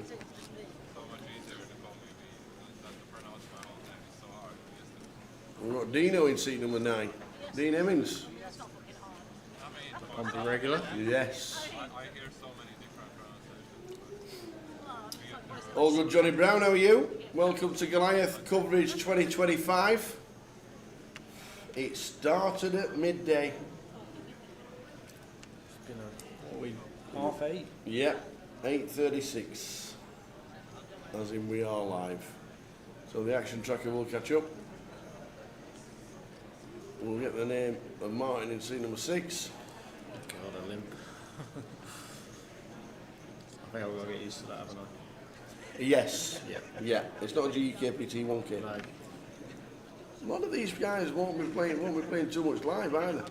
If you put satellites in online for a fraction of the price. I saw a lot of satellites and Poker Stars. There's 80 seats, I think, last week as well. So, Shimmer are expecting a lot of runners this year. Yeah, they have been super.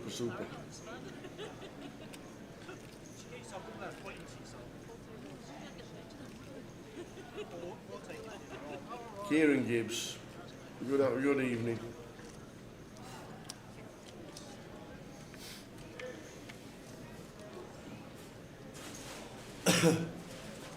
Queen eye flop. Bit of trouble here for Brian, I expect. Yeah, Matthew in seat number 6.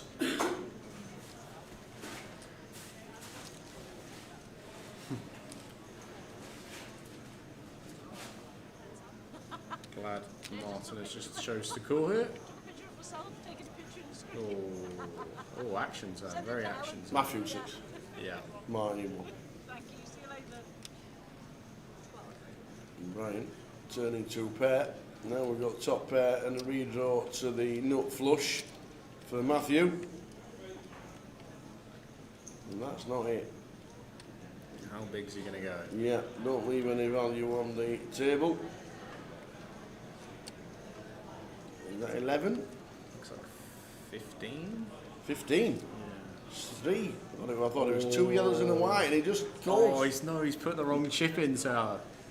He's got the 25k by accident, I think, so it's going to count as a raise. Oh, and he's raised it to 31. Oh. I don't think he meant to raise. No. Oh, bit of a slip. Big pot there for Brian. Shane Durham watching on Face It. Evening Tower, hope you enjoyed your World Series game. I did indeed. How were the Thank days? you very Were they much. long? Very. Not very. You play 5 2-hour levels, Yeah. and then you get half an hour break to start with, then a 20, and then 75. Yeah, and then 20. So by the time we bagged up, it was about 10 to 1 in the morning. Okay. And then you wind it down, and then it's like 3 in the morning before you even get to sleep. That's standard. So yeah, they were tough days, but just superb. Just sat there, realising you're in the best event in the world. Did you enjoy it? Yes, loved it. That's all that matters. Absolutely loved it. Evening, Susan. If you bag, can you try again to get a bigger stack? No. Once you've bagged, that is it. I think surrendering a stack is still a thing. If you don't want to be in the chip counts with a short stack, you can surrender your stack. But you have to tell them. You have to tell them at the table at the end of the night that you don't want to bag the chips up. But that obviously means you're not into day 2, and then you've got to try again. So there are usually a couple of very, very short stacks who'll try and get in again.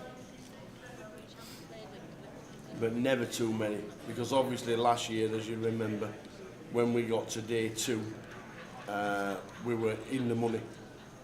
We were already in the money, so there was no actual bubble. Yeah. So the numbers had dwindled down quite a lot, and they realised that we were all in the money.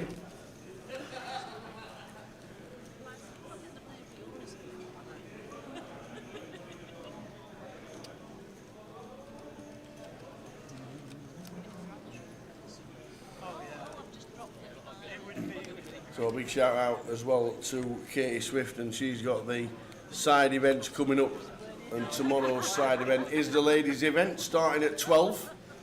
Got plenty of giveaways as well for everybody who's playing the events, so if you are thinking of playing the game, usually come down pretty early and have a social at the bar and drinking coffee and wine and Prosecco and all that malarkey and enjoying themselves. But if you do fancy getting down and getting in your seats, she's got loads of giveaways to give away before you actually start. So recommending everybody in situ for about 11:45 regarding this, and then shuffle up and deal round about 12 o'clock. It might be a little bit later, you never know, might be 5 or 10 minutes late.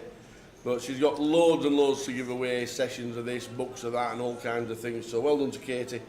Everybody's got a little present if they make the final table. Lovely. So well done, Katie. And everybody who's playing the ladies starts at 12, but she'd like you all in situ if you can for 11:45 for the little giveaways. And everybody who plays are going to get invited into a 2.5k free roll. Lovely. Which is going to be on Grosvenor Poker. So all good stuff. Well done, Katie. Well done indeed. Everything well done. Yeah, absolutely does. Absolutely does. So all you ladies are going down to play the £200 at the one day. Starts at 12. Plenty to give away. I think most of the ladies will be downstairs by that time anyway. So yeah.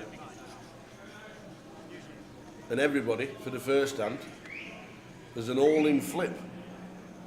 No. If that's just an extra one before the actual tournament starts. I'm assuming it is. Yeah. All-in flip, first hand, all tables, so I'm guessing that is. Yeah. The winner is going to get a £100 IPT ticket. Very nice indeed. So plenty going on. Nice one. Well done, Katie. Regarding the ladies, plenty of freebies, plenty of giveaways. I think I should. I should wear my little polka dot. Morning, my name's Brenda. Val's on her way down. On her way down to play the ladies event tomorrow.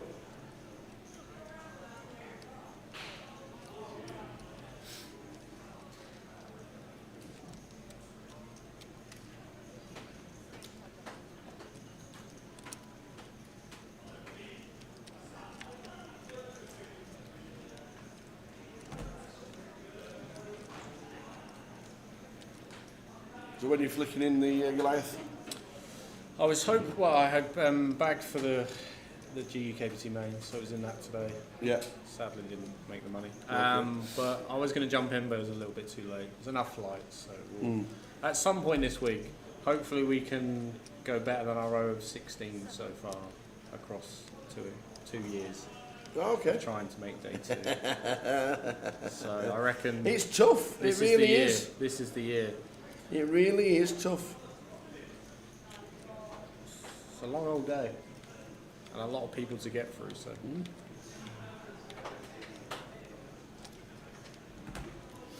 Valsas is also last longer for the ladies. Serena's on her way down. Assuming I can register in time. Looking forward to the ladies event tomorrow. Make sure you're here, Serena. Look forward to seeing you. How's my fellow countdown contestant Stato getting on in the GUKPT? We'll try and get you some updates during that.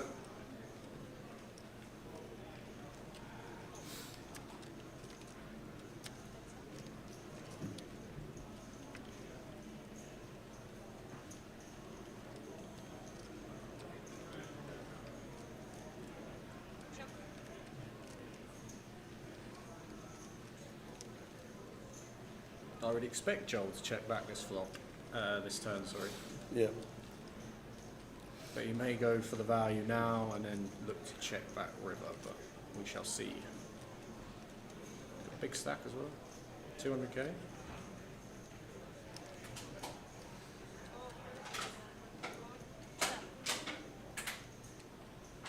What pot?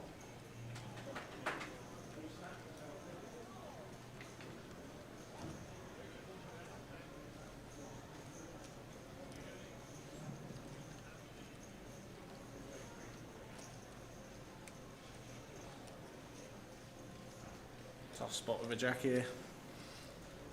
It's getting a really good price, but it's normally always an ace. Especially for this size.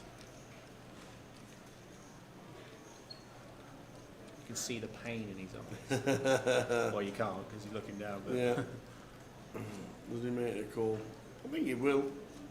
Wouldn't surprise me if he did.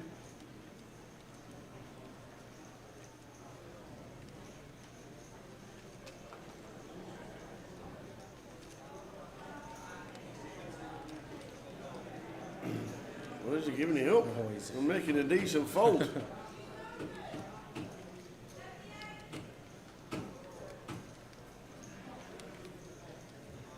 There we go. There is the flicking and the call.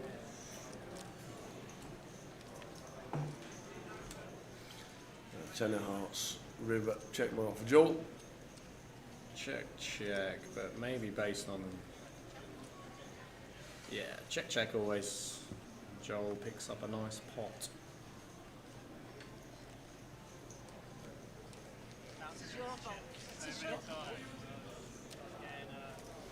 Joel chip lead on the table. The Swans are massive. The Swansea massive are on the way down come Monday and Tuesday. Can't wait. Cannot wait. Do we know what numbers are like compared to like this time last year or anything like that? I think the final numbers for today was down 40. But considering the GUKPT had 200 runners in the turbo and then 303 runners coming back in for day 2, a lot of space taken up by that event. I think 40 is literally amazing.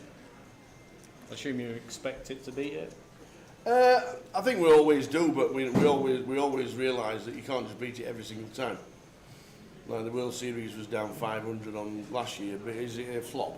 No. Absolutely not. Never is, is it? No. Absolutely not. It's just one of those that eventually But there'll be a you're not peak. getting more space. Exactly. It's there's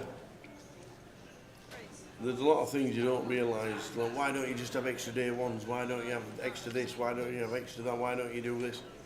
And it's the red tape that you see the guys having to go through to actually get the event on.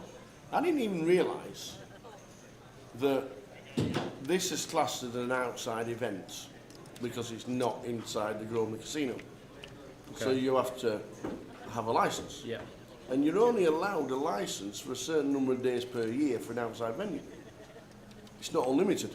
So that's why. So that eats into it as well. So And it's only open from the Saturday to the 8 days. Well, it was actually Friday this year, because we put the one of the flights into the hall. Oh, so the hall counts as part of that? Yeah, yeah. Because none of this is obviously Grosvenor Casinos. Agreed. It's part of the CBS Arena. You just don't realise, and I'm just so glad that you don't get involved in all that malarkey, because it's just like, you would eat up a lot of time. Which is why once the event starts, It's great. it's like, well, we'll start thinking about next year then, shall we? Yeah. You know?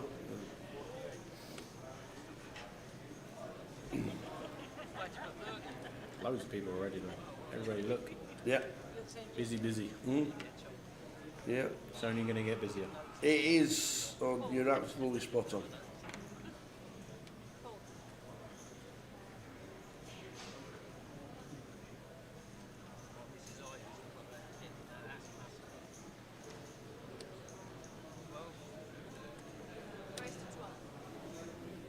Expect Ryan to raise it. 12k. Well, the blind are 3 and not 1, okay. 2.5. So it's 15-3 now, Yeah. and not 1, 2.5. Ah, okay. The action trackers sent us a message saying, apologies, I didn't put the blinds up Makes sense. after the break. So they're not as bad as what they No, look. it's not a 6x, Yeah. it's a 4x. Yeah. So we're only 4xing this time with the, and now she's, now Caroline's giving it the old verbals. Just calls.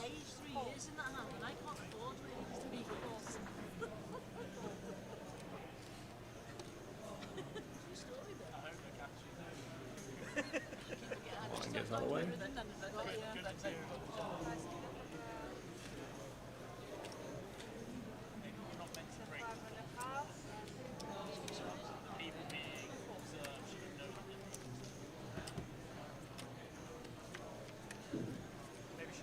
No, 9, Jack, 3 diamonds. Wow.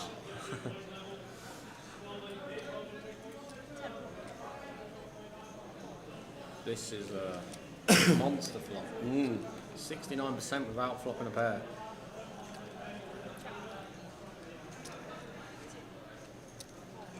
Speedy action. Yeah, very quick. Straight to the river. Very quick. Is it too many outs for Brian?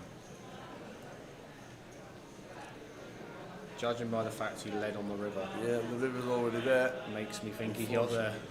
Oh, the straight flush tower. The straight flush on street. Wow. And then straight bets. She wants to call. No, never calling. Never calling. Straight flush on stream. Never calling. If she does fold, do you think he shows it? Yes. Got to show it. 100%. Got to show her the Goliath, haven't you? Got to show He says, it. no, I never show. I think he will. And a fold. I'll show you once. Oh, there it is. Just the straight flush. Just the straight flush.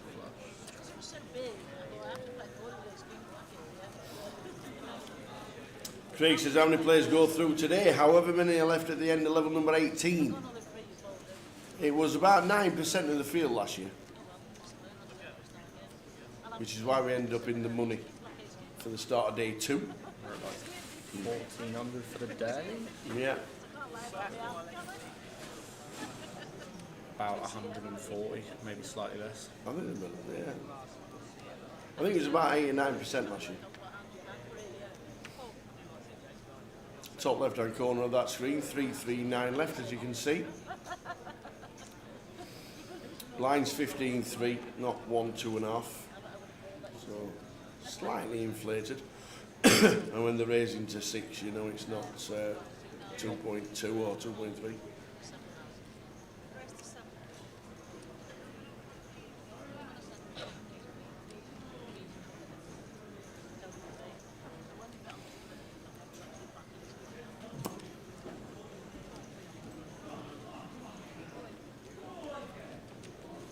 Dean's all in.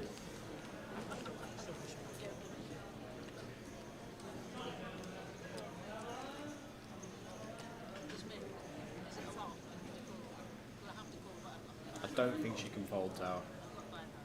She's got 5 high, but she's definitely not folding. In they go.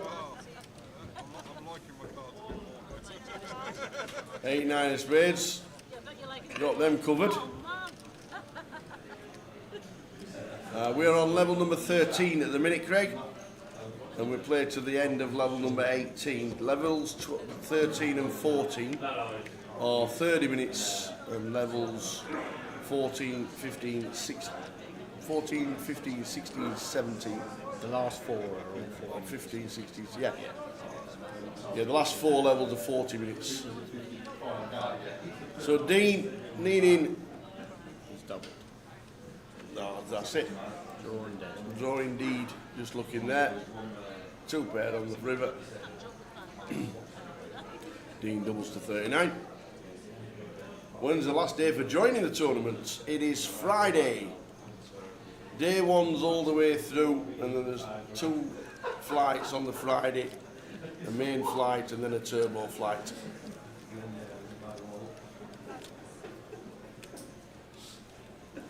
There might be just a dead card in the deck, Andrew. I don't think he's doing it on purpose. If he does, then we'll keep checking, but I don't think he's doing it on purpose.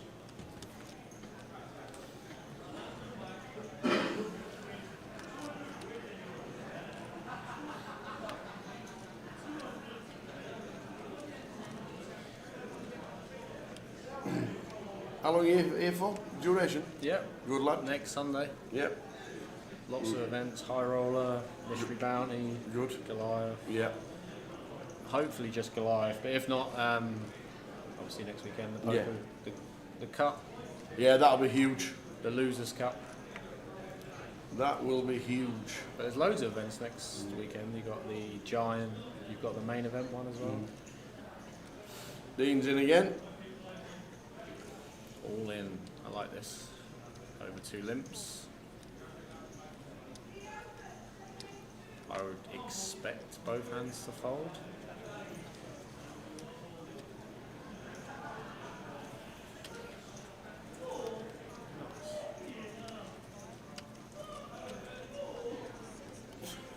Have you had the question around an online day 1? Yeah, that normally is one of the questions. An online day? Yeah. No, we're not had that today actually. Not had it today. Not yet. No. Are there no day 2 entries? Imagine how many day 2 entries there'd be. Imagine. For the Goliath. There'd be 500. No, there are no day 2 entries because we stop at level 12. Entries stop at level 12. And then 13 and 14. Hey, oh, Bob!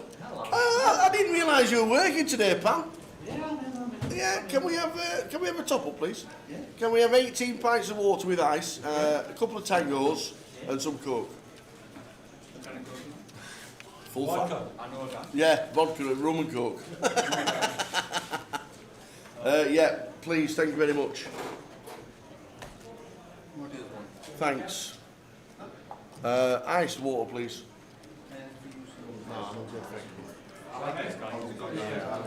I know how busy you are, I don't want to... Cheers, Bob. Bob looks after us. It's his last event. Oh, what? Then it's his last event, then he's going to get a real job. You're going to get a proper job? So yeah, no day 2 entries. Buy-ins have now finished.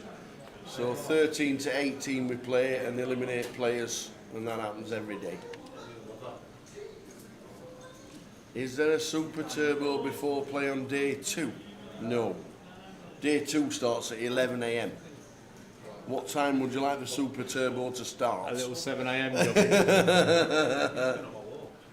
I reckon you still get enough numbers though. Well, there would be some. I'm not sure the dealers would be too happy. There will be some insane people.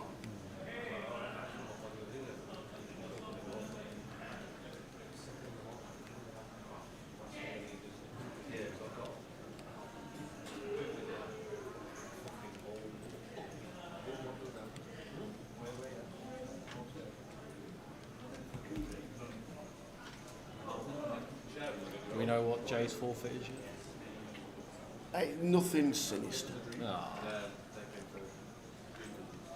Sad time. Yeah, I know we were straight in the money last year, but I was gutted there was no bubble. Me too, mate. We love running round. That's your favourite part. Absolutely, like the Grim Reaper, running round all the tables.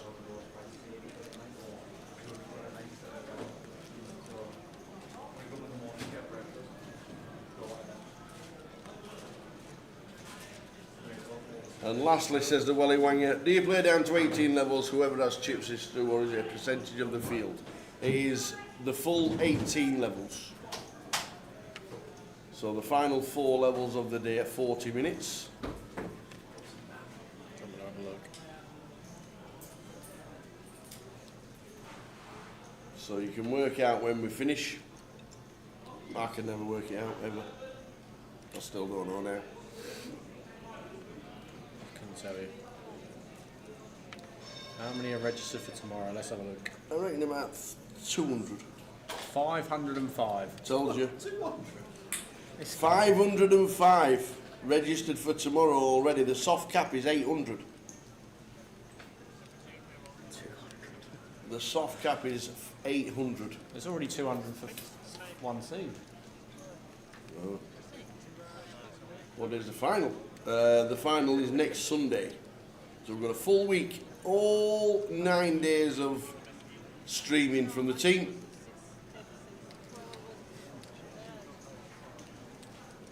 They all count. And that's why I said, Peter, so we always get a question, what's a good stack to go through? And any stack is the answer I always give. Because if it does happen where we're in the money, 0.7 BBs is in the money.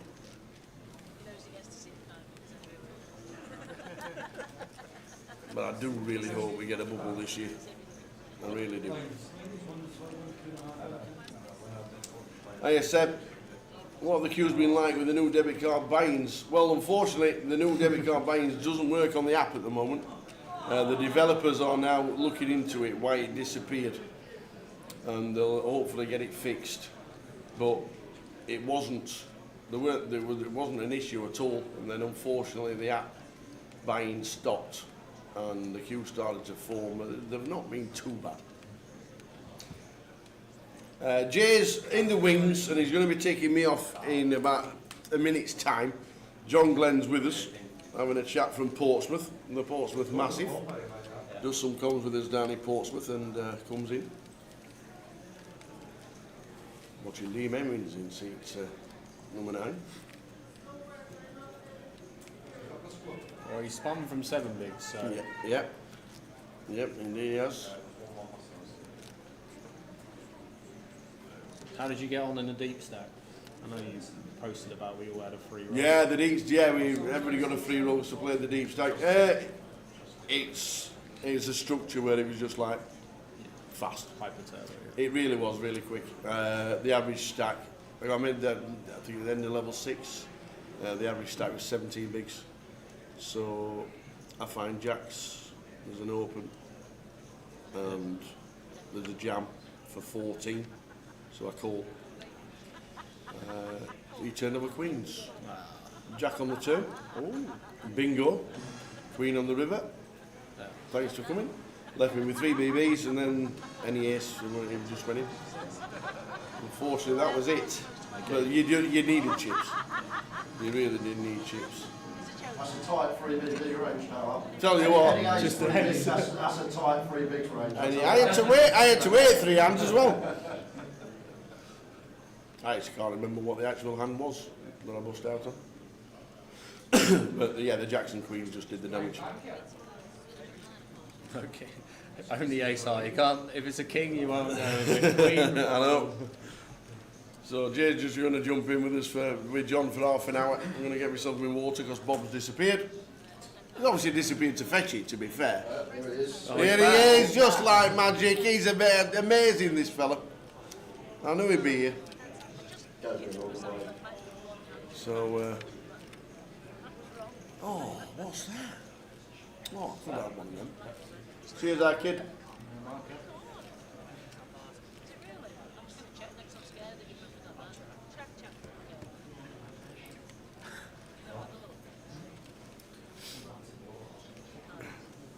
Absolutely pumped them.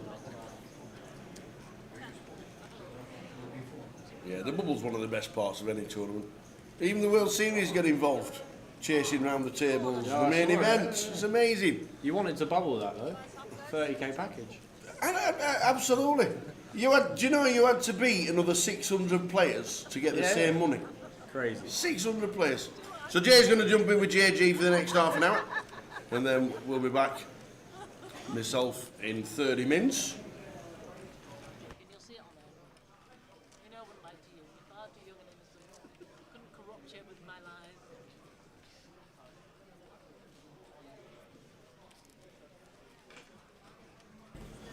Back in God, business. I'm scared being on this side. Still got my stars out on, didn't even realise. Took the workout off her, put the merch on, forgot to take it off. Oh, Jay. We'll keep it on though. How are you, sir? All good, mate, all good. Day 1 of 9 asked me that question in about 7 days, and you might get a different response. Yeah. No, good to be here. It's one of these events you actually look forward to. Yeah. Like, different people jumping in, different events. It's not like the same. Just get to see different people, don't Yeah. you? Different styles of play. What's your best strategy advice to an amateur who's playing Goliath? You know my number 1 rule, don't you? Goliath. Value bet only. Don't bluff. Yeah. Just don't bluff people. People don't like to fold. We saw it the first couple of sessions, me and Towler, like, people aren't folding top pair. There was even a hand someone called a triple with second pair. Like, people do not like to fold when they can go and flick in another bullet and get a fresh 25k. So if you're looking to grind on 1, maybe 2 bullets, just wait for your hands. And go big for that. Yeah. People don't like to fold. Well, Brian here, speaking of going big.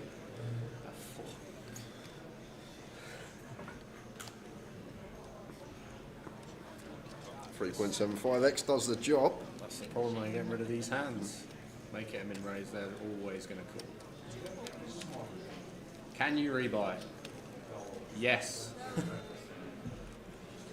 I think the record, which should be surpassed this year because of the app, I think someone's had claims to have had 18 before. In a 1 year? Yeah, in 1 year. Wow. I'm at 16-0 across 2 years. So. And to be, what is it, 8 starting flights, so it's with the turbo? Yeah, it's doable. That's like just over an average two every flight. Yeah.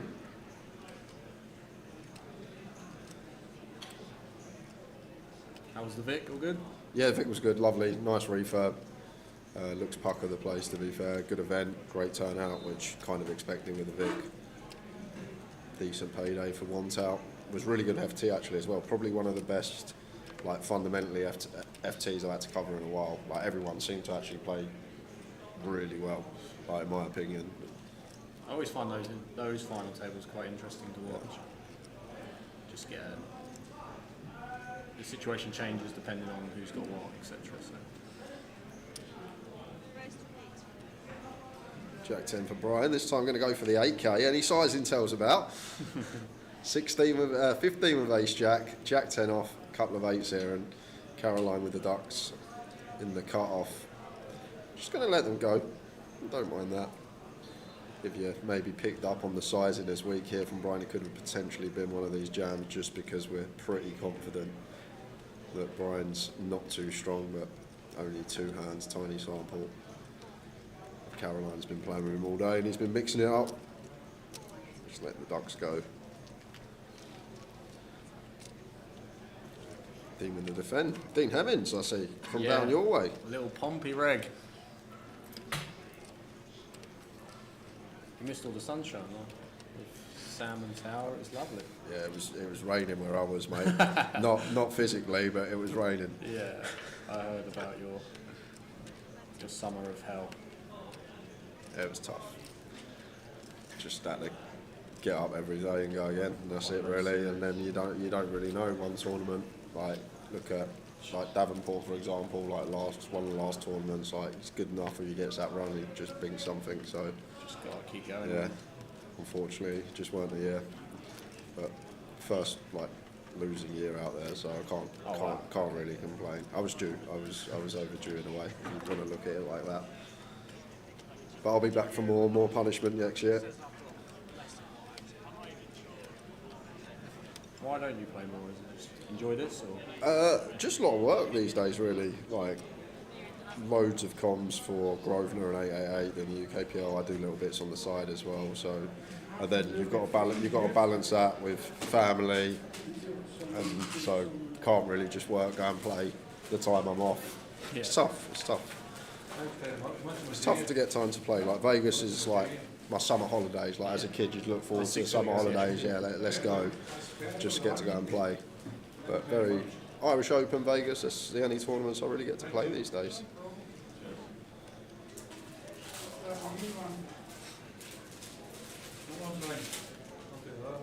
We are on a 20-minute delay, Peter.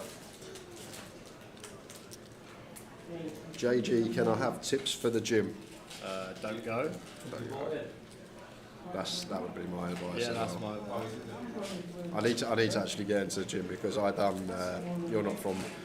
You ever been Tottenham Hale Station Underground? Nah. I had to take the steps the other day with a pram with a child in it, and I got to the top and I realised. I've seen some of the stairs on the underground, so I'm it was tough. I literally got to the top. My legs were like jelly. I thought I was going to have a heart attack. I couldn't breathe, and then I woke up the next day and my legs were just like solid. jelly. Like mate, no, just in so much pain. So I need to go gym. I'm getting old. In the 30s. I'm 30 in October. Not good.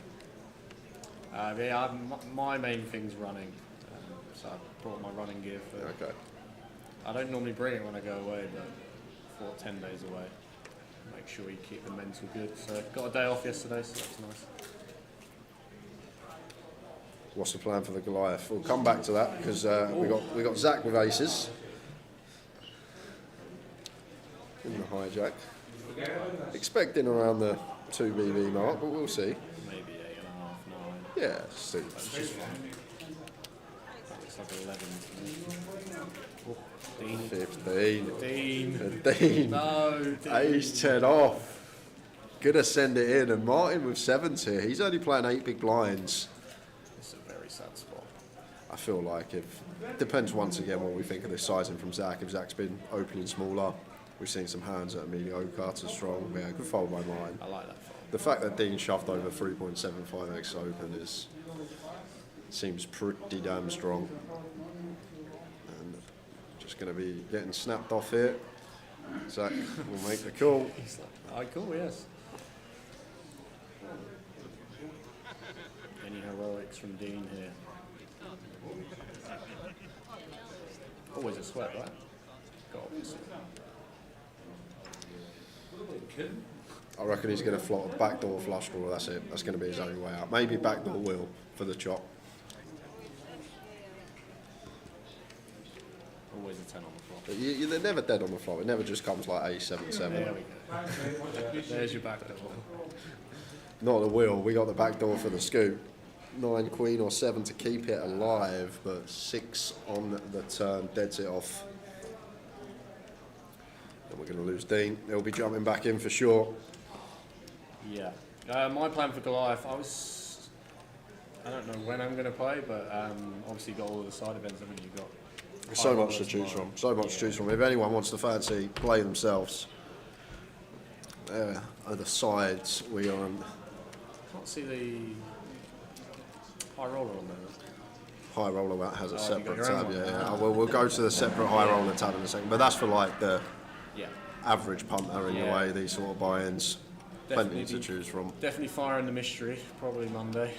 And then, just Goliath in and out. So if I don't do well in the high roller tomorrow, I'll probably try and Joker's Wild on the Wednesday? I've not actually played it yet. But it seems like it's a special comp. A lot of fun. And there we are. If you fancy joining us, get yourself to Coventry, CBS Arena, in the main event. Would be great if we could get 2 mil in the prize pool. Tower thinks it's reachable.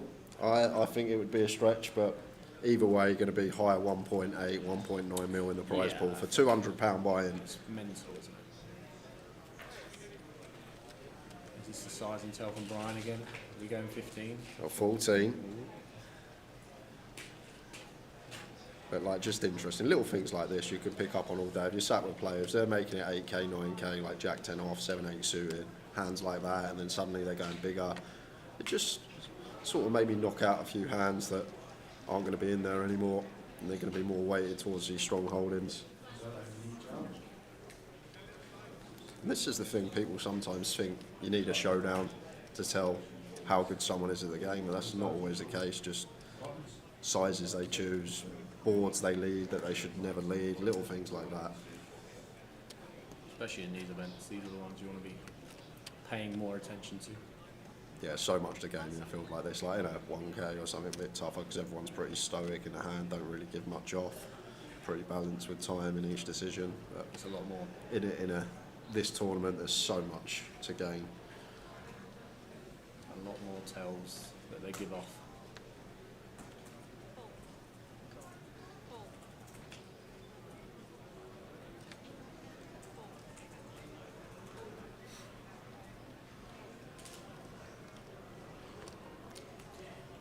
We had this infamous conversation, Rob Adams, a few years ago. What's harder to final table, WSOP main event or the Goliath? And a lot of people sided with the Goliath, and I'm talking like who was it? I think it was Bowie Effect, Andy Wilson. Okay.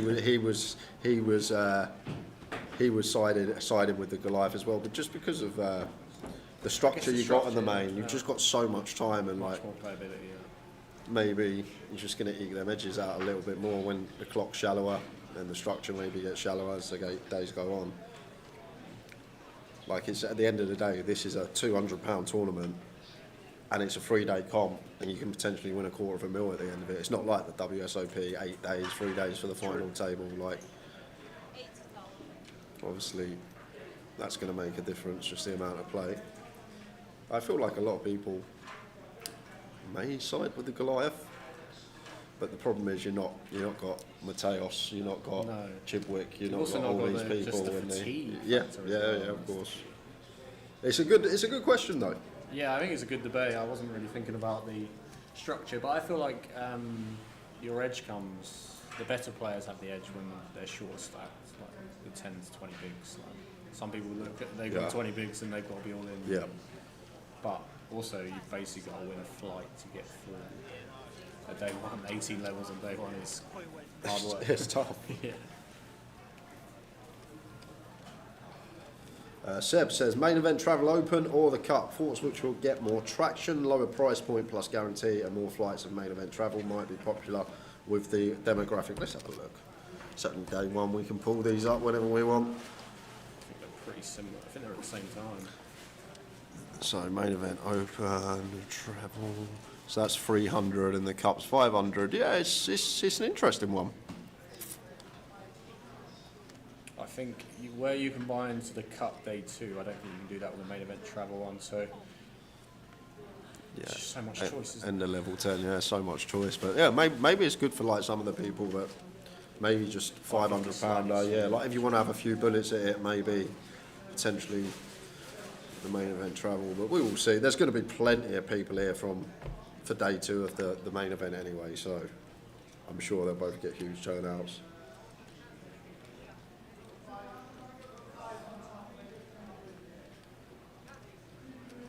How are we doing, Neo? Hi guys, hope you're all well. Not playing this year, first one in a very long time. Hopefully you'll be back with us next year, Neo, as we pick up with this all Invictus. Ace-8 off over 2 limps. Quite like it. Yeah, I think it's actually really nice. Gets Caroline to fold Ace-9 off.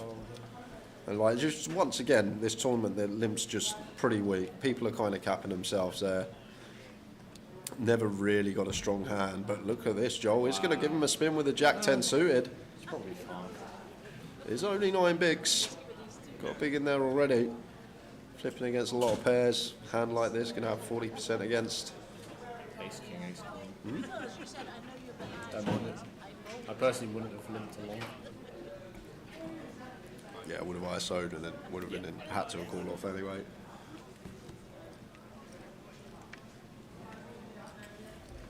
Well, looks fantastic now. Looking for runners for Viesters. 9 or a queen, make it interesting. Oh, there we go. 8 or an ace. 10 on the river, boats up for Joel. Fiestas hits the rail. The rich get richer.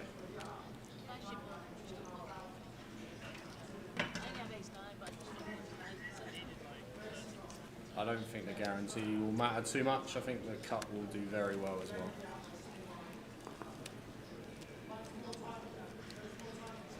What's your plan the rest of the year? Just you following the tour much, or you just playing the southern stuff? Yeah, it depends. I don't mind going to London, trips like that. Reading obviously have quite a bit on as well, but yeah, probably more online overall. But yeah, where I can. There's just so much on though, isn't there? Yeah, this is the problem. There's too much, if anything. Yeah, I agree. Normally like three stops at the same time or something like that. So it's not cheap either. Yeah, this is the thing. Like some people have to pick and choose when we have to play every event.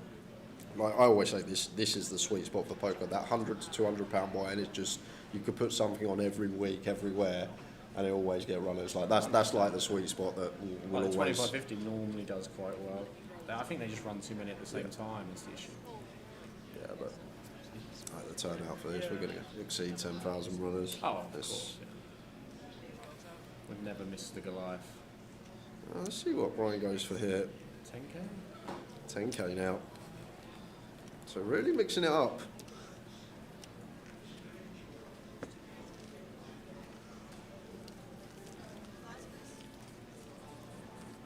Have you ever played this?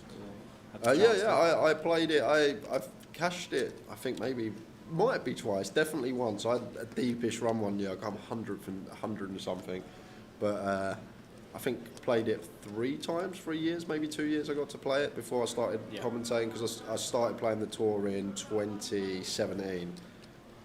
Started commentating in 2018, but I'd played it. Yeah, I think I played it 1 year before that in 2016, maybe 2015. Long time ago now, like 10 years. But yeah, it wasn't as busy then. No. Did you ever think it would get this big? No, not at the time really. But at the time, I remember playing it.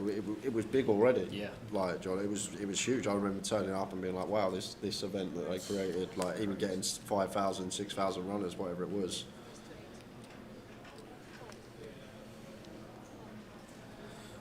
Gareth says only can buy in with tickets/vouchers, not cash on the poker live app. No cash. Only vouchers at the moment. They're working on getting the debit card fixed today. And he's full suited for Nick. I feel like something good in these tournaments as well. When you are a competent player and like you're good at hand reading and exploiting, when you run good and you just build a stack so easily. It's just natural. Like you start with 25k. One of them days you catch some heat. Before you know, you got 300-400k. Yeah. And Just being selective and being able to adjust to player types is the key to this. Oh, here we go, Brian. Look at this. 6-3 of hearts, 3 bets to 20k. I would have snap folded. Oh.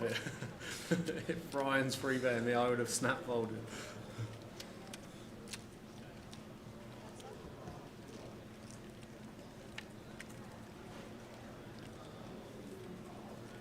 Does jump out in front on 8-6 deuce rainbow. Is he going to continue telling the story? Big pair. No, he's going to knuckle back. I wonder if we're going to see some leads now from Nick, thinking that there's a lot of ace king, ace queen in here for Brian, and haven't quite caught the turn. Does look like a 3. There it is. And of course, he just knows. Is he just called? I hope he's just called. He has just called. I really hope he has. No, I don't think he's raised enough. I think he's put 20k in. Is it 20? There we go. Yeah, I think he's now made it 24. Yeah, never a good sign when you bet and your opponent's chips almost hit the felt before yours. But Nick's going to take one off with his gutter. Getting the price, 4 on the river. Can't wait to see the table when this goes check, check. 6-3? You free bet me? The guy in the hat. He's like, what? Nods his head. Yeah. Love it.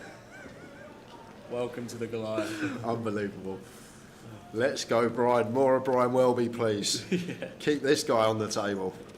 You might have to stay to the end of the night. did tune in early and I saw there was someone full betting with ace 4 suited. Yeah, I know. Won. Yeah, I was like, what's going on here? Someone's been in the solves.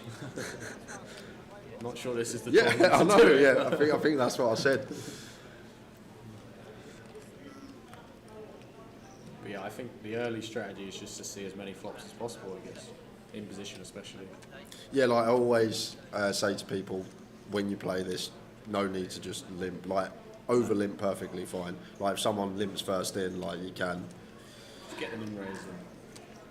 can do some limping in behind, but just so much better to make it 2 bigs. And the best thing about this tournament, I know you're going to be like, what you're talking about, Brian's just 3-bet 6-3, but usually when people 3-bet in this tournament as well, they just have top end. They're not finding the 8-9 suited, the 10-7 suited under a big blinds deep. They're not finding the king-6 suited, these type of hands. They're literally like, yeah, they might have an ace-jack, they might have a king-queen suited, but so weighted towards top end. I like that Matthew has chose to raise, not just jam here, off 15, 13 bigs. I feel like that's another thing as well in this tournament. If you are, once again, confident in your capabilities, like a hand here, like ace-10, like just always open. Potentially in the 1K we could just jam for like 13, 14.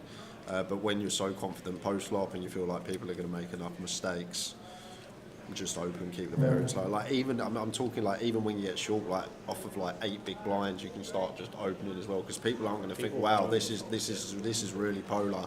He's either got aces or a bluff and just 3-betting ace-x. They're not going to do that in this. So like that's a thing as well. You can just start opening off of shallower stacks rather than just playing the open jam, because people aren't going to punish. They're not going to know how to react when they 3-bet. They're just going to have it like they do most of the time. What's the craziest hand in Goliath history? God. Where'd you start? 5-3. I remember matey with 5-3 when he flopped the straight and folded, pilled the 5-3. That was a great hand.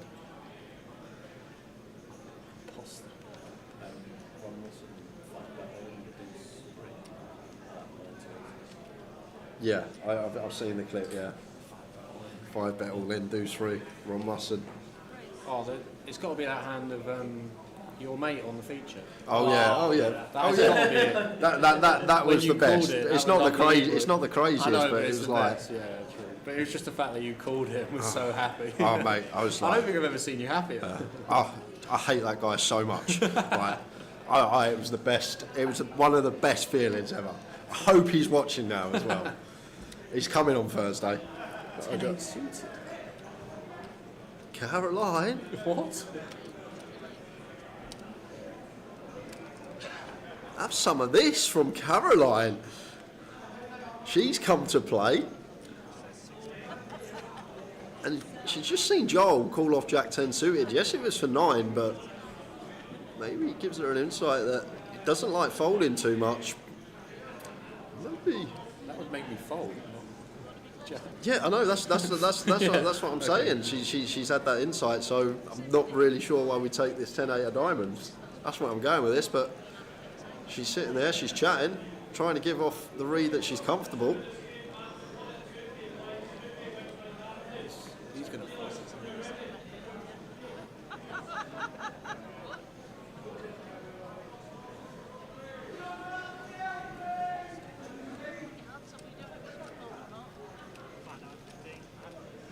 Does get it through. Caroline with the move.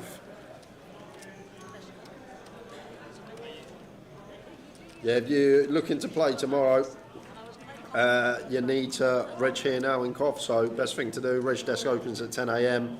Get here at 10, reg, have a coffee, have some breakfast, chill out for a bit, and then just jump in from start.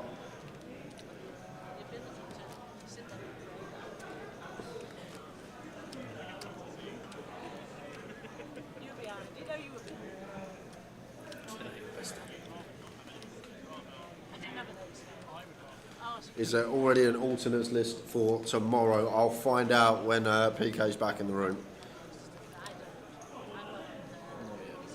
528. Doesn't look like it. 800's the cap.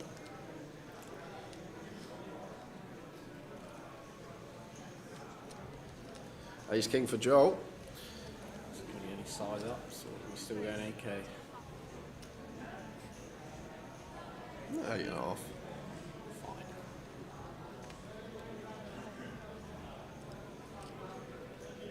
Nathan Cannon just got back from playing. What an experience!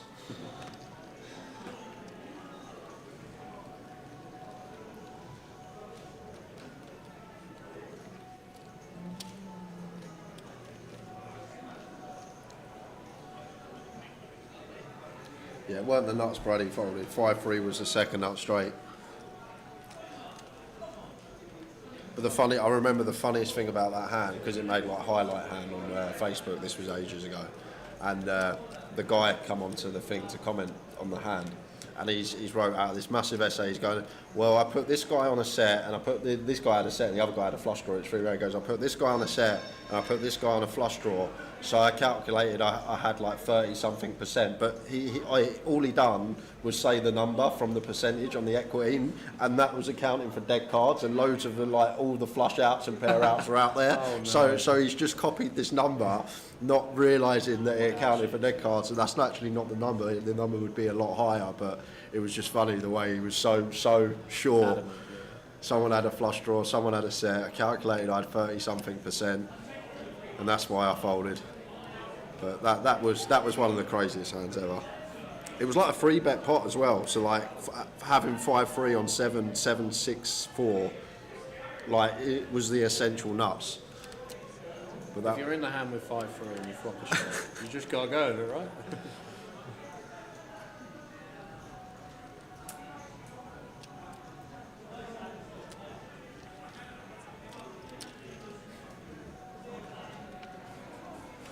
Loads of chat coming in, guys. We'll try and get through everything. If I miss a question or we miss a question, just write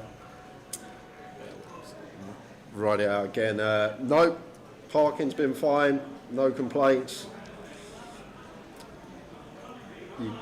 Only at the G now. No pre-reg at other casinos. Need to be regged here in Coventry. Hey, one of these. Hi guys, loving the stream. Is there any way that I could buy in with my Grosvenor NPL tickets as I'm not showing on the Poker Live app? If you've got credit, I'm guessing you could just go to the desk and buy in. Yeah, if you just go and see whoever at the desk, yeah, Dino, just say you've got one live credit, and they will. They'll be on the account if they're on the account.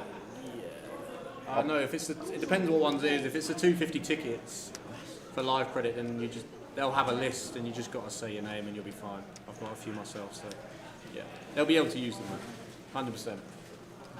I'm hoping either I can get up early to reg or they fix the debit card app thing. We're hoping that gets fixed as soon as possible, but at the moment, best bet for tomorrow, just try and get here for 10 a.m. That's when the reg desk open. There may be a few people that get here earlier and form a queue in front of it, but I'm sure you'll get in.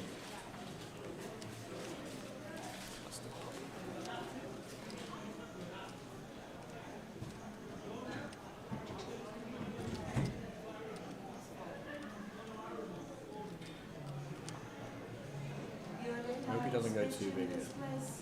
Oh,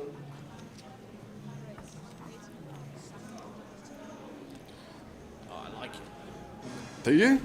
I guess with in this, I don't like it as in theory base, but I do like it in these sort of comps. Jacks is so strong, right? Still.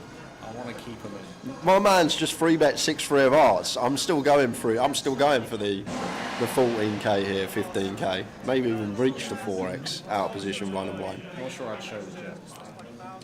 JG. 2 big blinds out of position. Small blind versus big. I know theory is not correct. Trying to keep my opponent in. To be fair, I'd probably just limit. Yeah, I'd much prefer complete over going 2 bigs.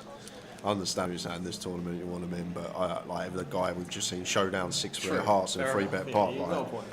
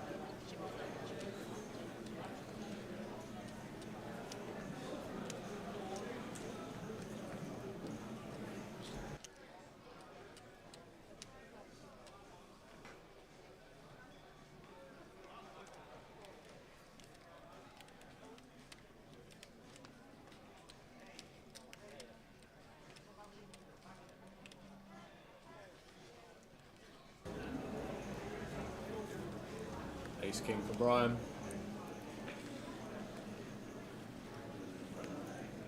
$15K, something like that. That's 17 and a half. 22. She jammed. What? What? Caroline, 6-5 of clubs, rolling it against Brian? Well, he did have 6-3. I know. She's ahead of 6-3. Here she goes. Do you want to spin this up? Brian has been active, but 6-5 of clubs. And that will be that. We got 7%. Need a club on the terms, some sort of help. 3 clubs. Oh, there's a gutter. Any threes about? Ooh, next door. GG, Caroline.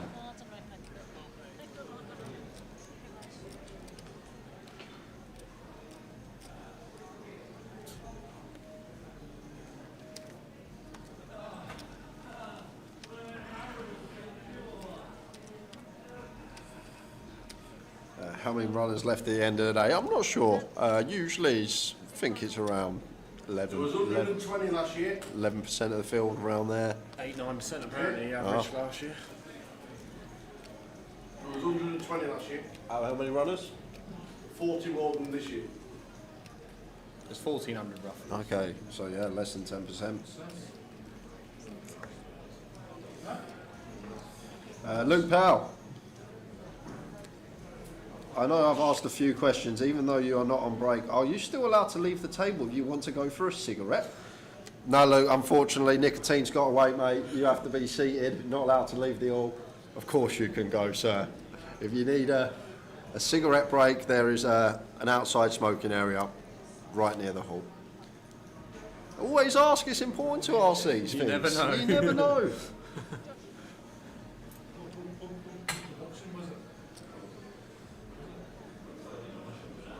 And I've got to give a shout out to Gem because she needs to come and play the Goliath apparently. Do it. So, $250,000. You never know. For the winner, usually around 15% up top. So if we get around one, it's going to be around $250,000 again. That's assuming no deals are done, which sometimes happens in this event when playing for a lot of money. But it'd be great to have you here, Gem. It's just random, feature table random, and then we just choose a table near to the feature because we have to switch the stacks over, get it all inputted. We can't like pull a table, even if it's a very good feature, from another side of the room and just not got the time.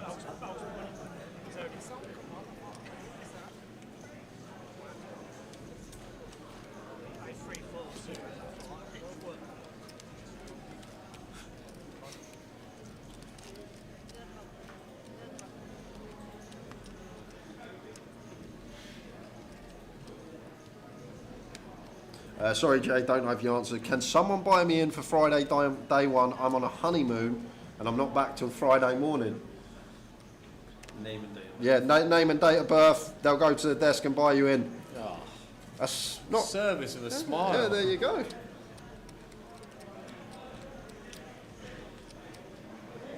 Is that good luck? Just finish your honeymoon. All right, love. I'm off to poker for the weekend. I'm off to win $250,000. That's what you got. It's not even like he gets back Thursday night. Friday morning, literally lands at the airport, straight to Coventry, flicking the Goliath, bish bash bosh. You just got to start with, I'm off to win $250,000. Yeah.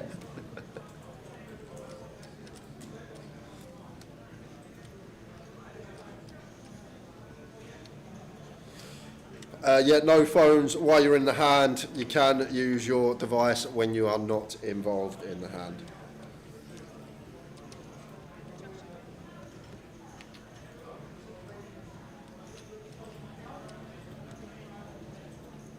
Back to the action. Influx of messages coming through in the chat box, which is expected. Any questions regarding the event, fire away. That's what we're here for, as well as the action, but fairly quiet these day ones. And I actually just remembered something. I should have a new email.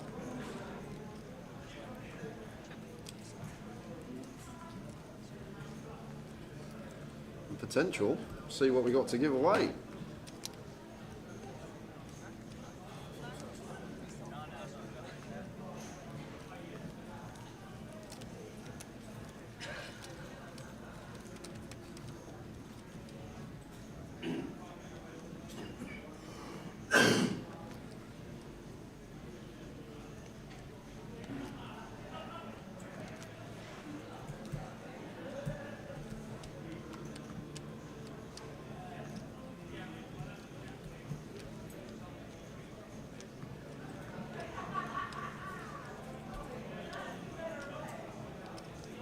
I think this is a longer session for us as well, this one, isn't it? It's a... There's a 40-minute level at the end, yeah.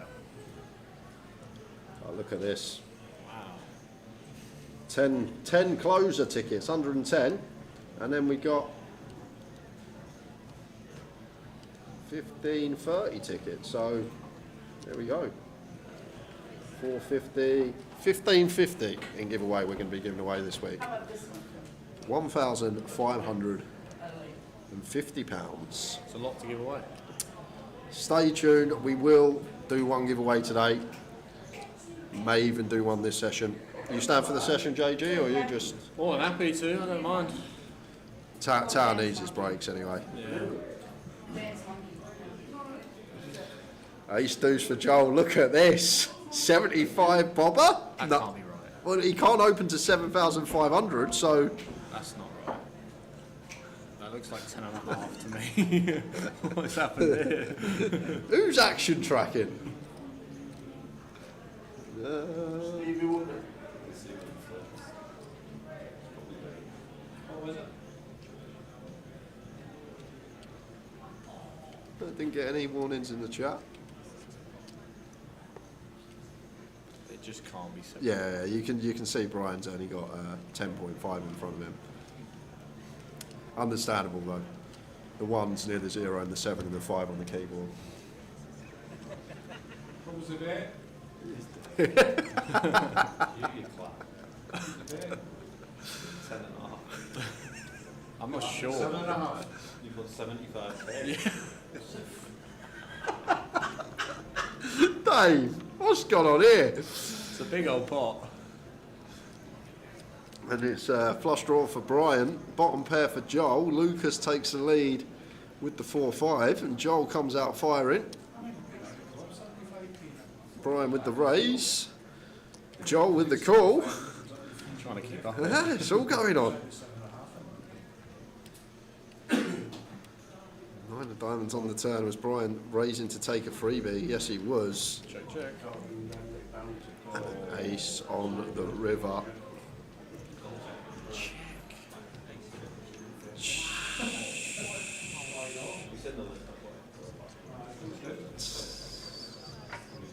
Brian's got away with murder. Yeah, Joel would lead. Brian's not folding an ace there. Potential for Joel to have won a decent sized pot. Gareth. Big question from Gareth. Don't miss that one. What fruit do you and Tower want tomorrow? From Gareth Tower. Kiwis, please. Kiwis for Tower, strawberries for me. Ah. And bananas as well, please. Took some grapes in as well.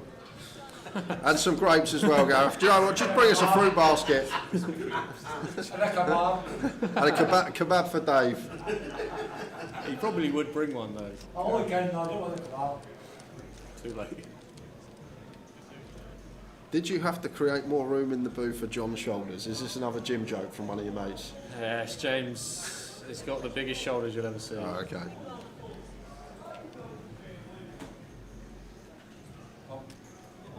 They're just jealous, mate.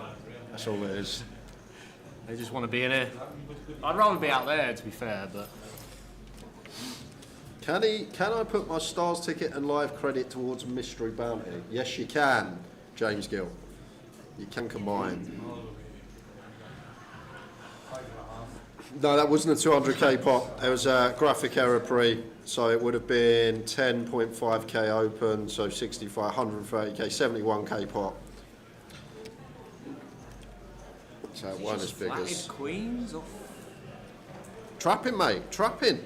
Is this a trap though? How sure are you this is a trap? I don't know. I'm not scared of aces or kings. I feel like the fact they opened ace 10 off for 14 on the button, rather than open shoving, makes me think this could actually be a trap, and Matthew's actually pretty glued up. Let's hope that's... But I'd just prefer having kings, if that's the only thing. Kings or aces. Like, queens is just one that, like, still splitting equity multi-way. Potential for our opponents to realise, and there it is, ace on the flop. He'll feel justified in his decision. Yeah, so Joel will come out firing. Now it gets tricky. It's Matthew here, still a player behind us. You've got Joel, c-betting into 2, third pot. Queen's no spade. Does feel like he needs to take one off. And surely we're not going to see Nick over quarter 9 after this action in front of us. Do you not want a spade in your hand to continue with the queen? Just clean out. Yeah, and the other thing is, like, we sort of block the c-bet bluffs, the queen jack, the king queen, queen 10 suited, this kind of stuff that Joel potentially will even c-bet freeway. It's tough. 10 of spades on the turn, that should freeze the action. I feel like this is likely to check through now. I don't think any one of these hands enjoys betting. 7-8 comes in clean, spades come in.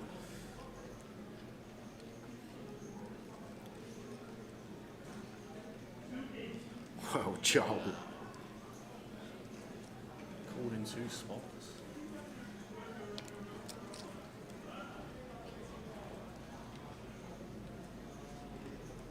It just feels like a weak bet.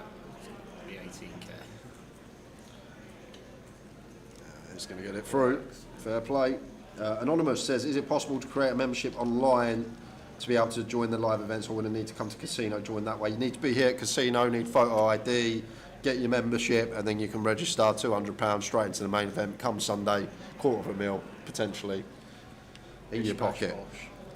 It's just great, this event. You get people that don't really get the opportunity to play for this type of money in a poker tournament. And if it's your day, you make day 3, you're waking up on that Sunday and you see what you're playing for.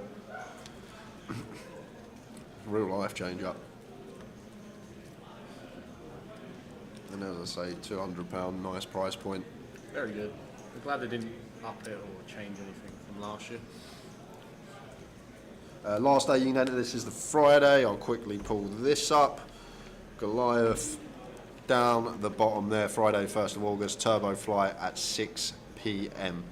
That is your final opportunity to get in, so late reg end of level 12 in the turbo.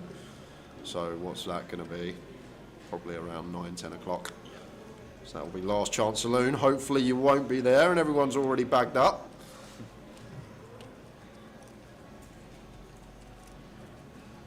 Jackie Chan, if you can keep it clean in the chat box and you come and see us tomorrow, we'll see if we can get you on the feature if you're at a table near the feature table. Welcome back, sir.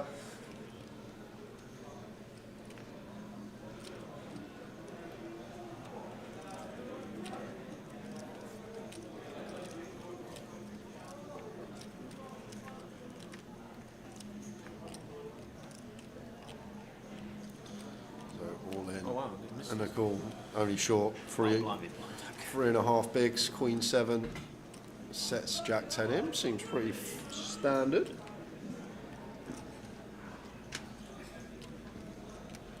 have life for mine. No day 2 buy-in for this one. Last chance to buy in is end of level 12, come back at 3k. So if you want the mega spin for the max late reg, you've got 8 bigs to potentially have a run at it.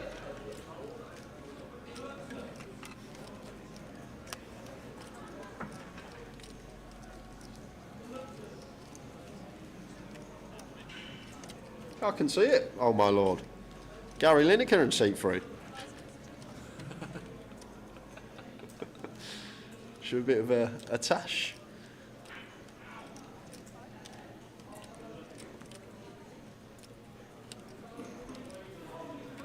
All I'm saying is, if you could buy into day 2 with 25k at this big blind, I still would.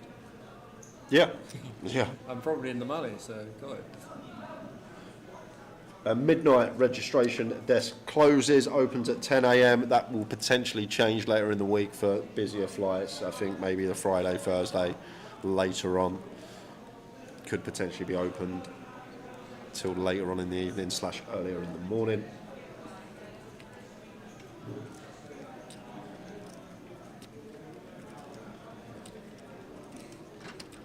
Probably Thursday, Jackie Chan, is the day to play. I've already mentioned this guy called Joe Saunders. He's like renowned for just dusting bullets left, right, centre. He's in, he's out, he's in, he's out. Sometimes he's doing the okey cokey, he's that bad.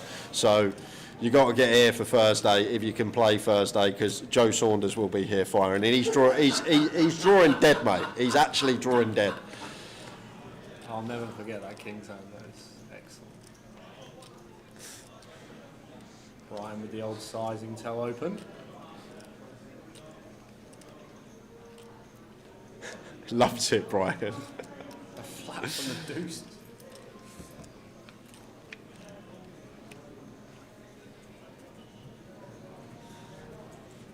Quite a nice check here for Brian. Ace, yeah, ace, queen, queen of diamonds. One of these, just equity-wise, either well in front or well behind against King X. Can play This it. is probably actually a decent candidate to actually triple. Especially Deuce's diamond. You're spot on, JG. It's actually a very nice candidate to start betting. We just potentially knock out some of these bigger pocket pairs later on. Even Ace-X going to struggle to cool down the whole way, but as we say, number one rule in the Goliath. Don't bluff. Day one, that is. Day two, you can definitely get a lot more through. Yeah, people tighten up.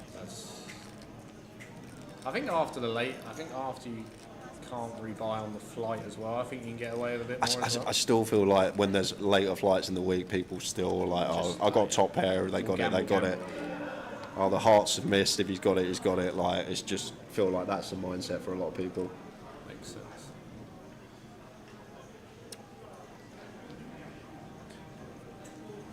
I think we should just put the tower in and put him on the feature all day.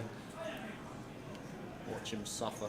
Serena, it will definitely be on in the main bar casino, but there's no, like, the only TVs and screens we have around the room are for the clocks. I'm not sure.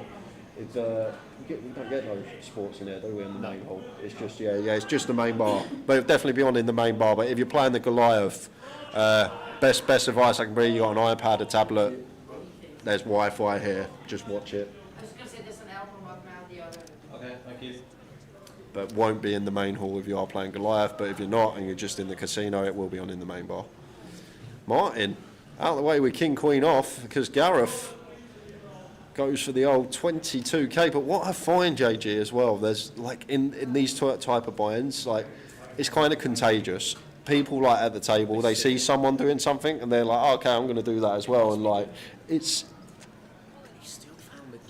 oh my word, Aaron takes no time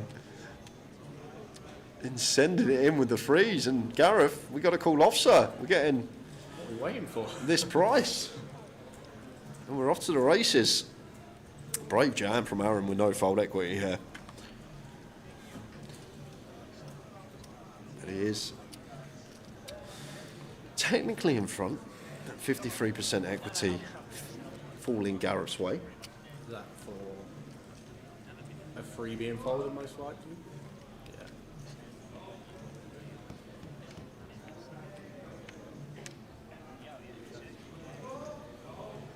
There's an ace for Gareth, so looking for a 3, no runners.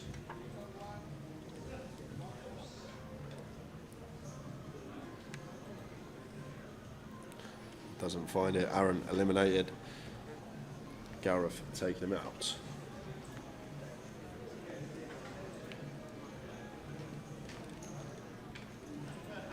There you are, the devil prawn nose. Boo-hoo, man. That's actually Joe Saunders' backer. But he's backed by Boohoo when he plays poker. There must be more to it. No, you've not seen how he dresses. Oh, is that what he was? Okay. I thought you were going to make a pun or something. No, it's just that. Okay. sponsored by Boohoo. But Thursday's the day I've been telling everyone.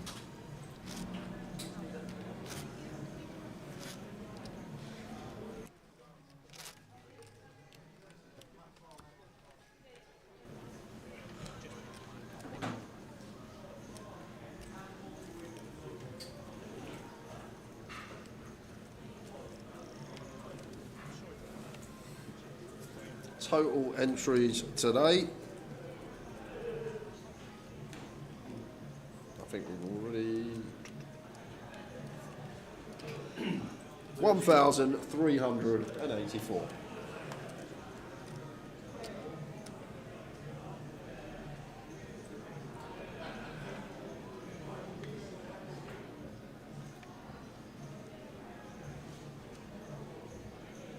Ace 9 for Gareth, and once again, 22k. At least he's consistent.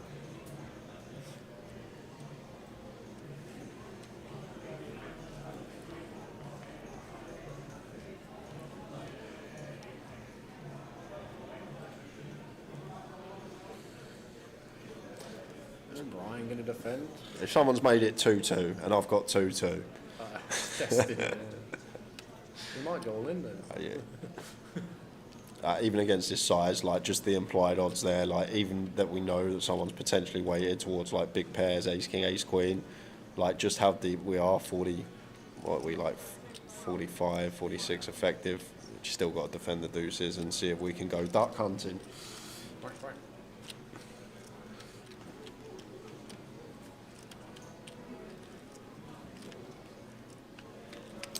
Exactly that, running slow. Turn up tomorrow. Look at the screen. Your seat will be there. Chips go in play from when you are seated. I like check back with the middle pair. Yeah, middle pair, 9 of spades. Against big blind at this stick. That, yeah, we can get put in some rough spots as well. Feel like check's nice. Agreed.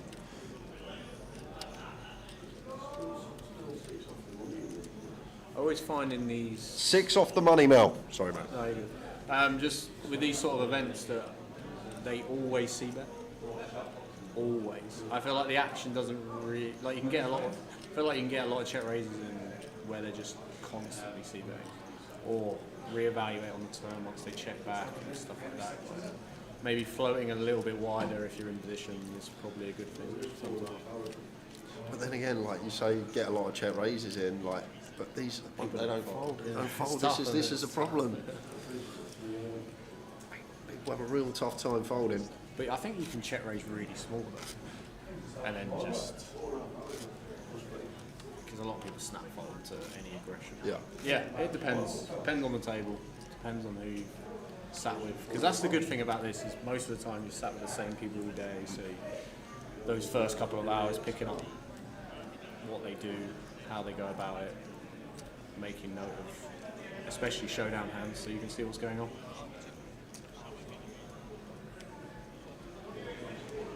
Mandatory bet when checked. It's mad, like when you actually, like, probably a long time ago, but sort of like you get the eye opener of how much you actually oversee bet, like when you started playing. But you still see it all the time. So Zach, 7-8 suited. Back to norm in terms of opening sizes. Shy at 2.5x. Hopefully we see a good size here. 40k? I might go, 48? yeah, I might go like 45, like just shy of 4x the open as the squeezer. Seems kind of nice.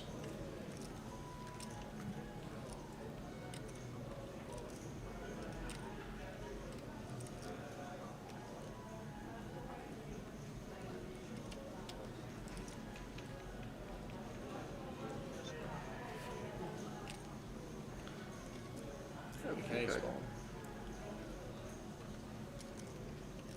I do agree with going slightly bigger though with your value, especially in this comp where people don't like to fold. So. Yeah, it's actually really awkward for Nick when it gets back on him. I doubt Zach's going to entertain this 7-8 suited. But as Nick now, if we're up against someone that has tendency to squeeze a lot, it could definitely back jam. But once again in this tournament, you don't see people finding free bets. Like, he's not going to have king jack off and stuff like that in this spot. King queen, as you say, ace x suited. Just always tends to be weighted towards value, and ace queen not doing too well against the value range. I find it one of the worst hands to play to aggression, ace queen. I like the fold. Good fold. Yeah, top-notch fold from Nick Filoni. Been around a long time. How you doing, Twinny? Good to see you earlier. Twinny Poker. Go check him out on Twitch. That mug, you see there, Towers mug. Yeah. They might as well show the camera. Twinny bought us these. Goliath, I think pre-lockdown, maybe 2018. Oh, is this the one you were saying that was probably, used for the cat? Yeah. Did you bring yours with you? No, because the cat's got to drink water, mate. Oh, okay. But 20 knows, yeah, I forgot. But Towers brought his. I think 2018, 20 got us them. 7 years later, we're still here, and Towers mug is still here. Well, it's like a filter thing. No, you get like these 10, like in Tesco, you get these 10-litre Highland Spring boxes, and it's just like a plastic water in plastic, and it has like a little tap that it comes out of. It's not bottled, but it's in a box. Yeah. It's not tap water. As the old saying goes, it's not consume juice. Yeah,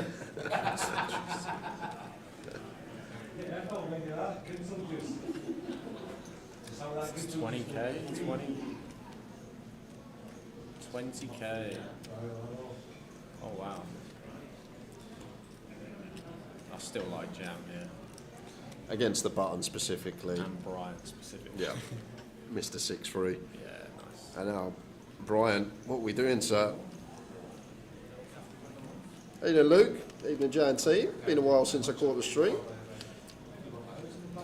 And 20 says, seat 7 knocked me out earlier. Good player. We'll keep an eye on seat 7. Guy with a hammer. Think he'll call here? I don't think he should. Even for the price? This is the That's thing, the issue, like, I'm yeah, not used to this sort of situation. because he's going to be getting. Well, we're just waiting for the action to catch up.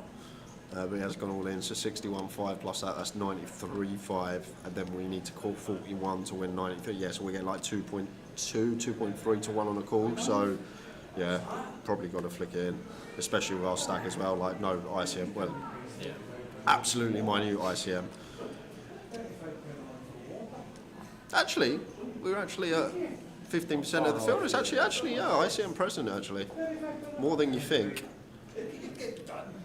Not too far off the money in theory, with 200 left, 15 to 20% of the field. But even still, that 2.2 to 1 price is just equity. We need like 30% equity versus range, and as long as we're not up against aces, like having 3 outs, we're always going to have 30%. If we are looking at it from a standpoint of not knowing dead cards, but he is going to show the ace and fold. Matthew is going to show the ace 10. We will see you on Tuesday, Luke.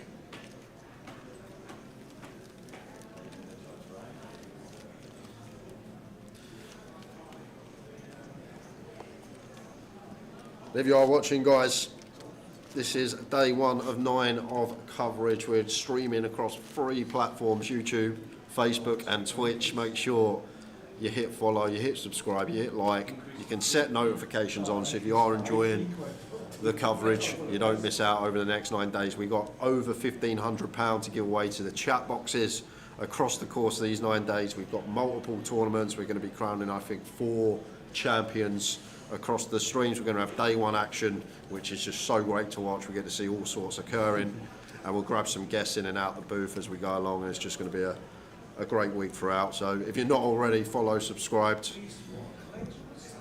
would help us out if you could get involved, and hopefully we'll just see the viewership grow throughout the week, and it will all be built up to crowning the main event champion in 8 days time. Brian, wow, 25k now. Now what do you do as Gene? I personally would just flat to that size.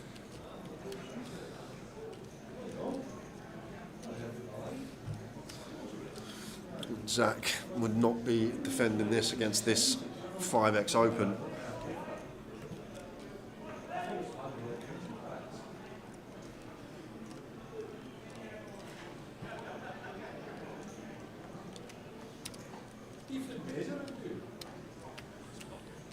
He did end up defending, wow. I feel like against 5x, it's just up against two really strong ranges. But what a flop we find as Zach, pair flush draw, and Gene with the overpair here. And as Gene, have to bet this three-way, not much else we can do. Goes for 50k, and is it time to run it for Zach here and now? Gene's only got 112 back. I guess we just say as Zach, we got all of it. Gene's got a lot of equity. Yeah, if Gene's got 8, like, even if he's got a hand like he has, we'll take our equity and off we go. And we've also got that idea of maybe there's that small chance we get some folds as well. Yeah. Like maybe there's some fold equity here, maybe Gene might bet fold like a 9-10 suited. So once we get here as Zach, not sure about the defend pre, but once we're here, feel like this is the only route to take. Do you think Gene folds? I can't see it. I can't see it. Not day 1A Goliath. There we go, snapped it off. Good. On your backs, and this is pure flippage. 50-50. Who's your money on? I'm going to say Zach, just because Twinny was playing with him earlier, and he might be running hot, but doesn't find it. The date's not a good card, actually. That's all you need, me to root for you and you run bad something. That's all you need. That huge pot goes the way of Gene, holds in the pure coin flip. That's why you don't defend the hand pre. Yeah, great example of, against these bigger opening sizes, how we need to be much tighter.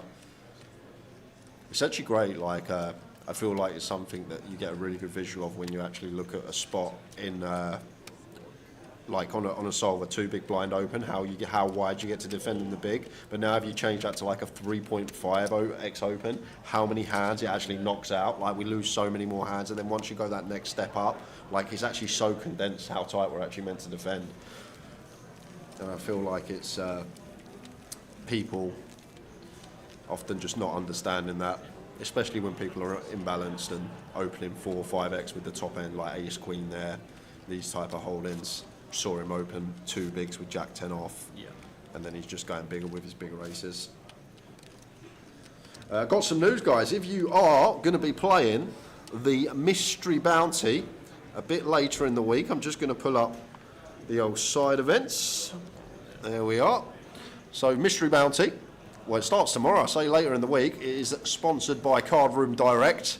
There'll be normal bounty prizes as there are in a mystery, but there's also going to be 5 added booby prizes. Well, booby prizes, it might turn into good prizes. I'm going to quickly run you down what they are. First one is a signed Tower and J picture. So a couple of signatures from us with our picture. Second booby prize is, I've got loads of these, but I might as well show you, one of the infamous Card Room Direct hats. The third prize is nothing, unfortunately, because it's a £5 Towers treble betting slip for the following Saturday, so you don't want to be pulling that one. That is literally £0.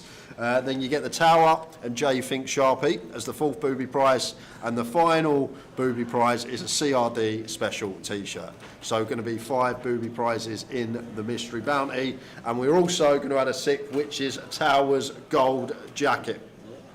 Wow. What? Your gold jacket's gone, mate.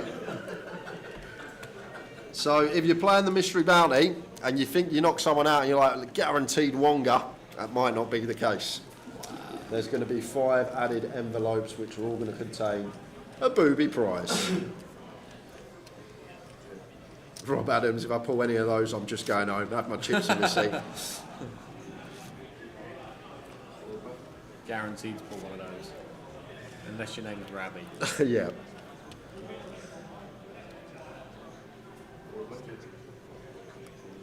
We are going on break in 45 minutes. It's a 2-hour, 20-minute session because we play 4 levels this session. And then we only have an hour and 20 to finish the day before we hit the bar. Again. I'm done for the week. Yeah, day over.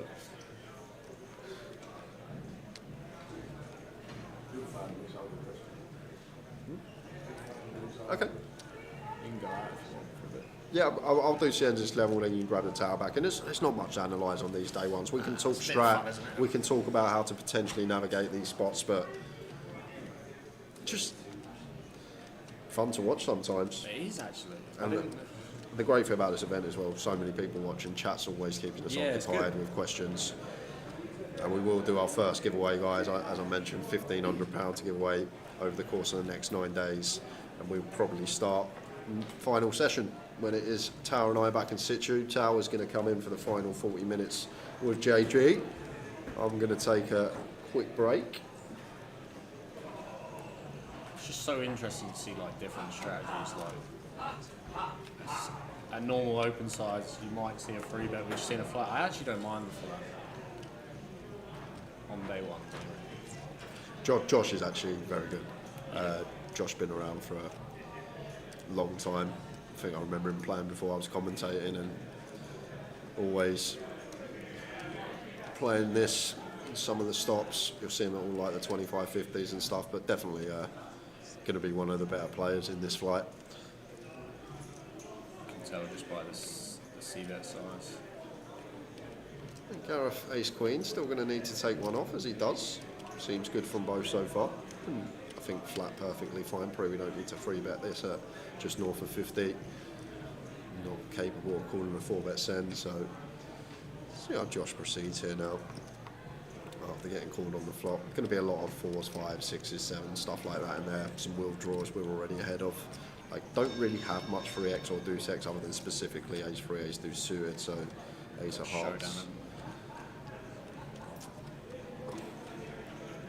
And the thing is, when we go that size on the flop, like, we potentially get called by like some ace 10, some ace 9 suited hands like this that we actually get value from.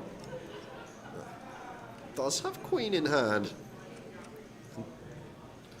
It's going to go check, check. Ace queen. We'll chop it up. Toolmaker wants JG's top tips for making day 2 of the Goliath. Play the opposite to me.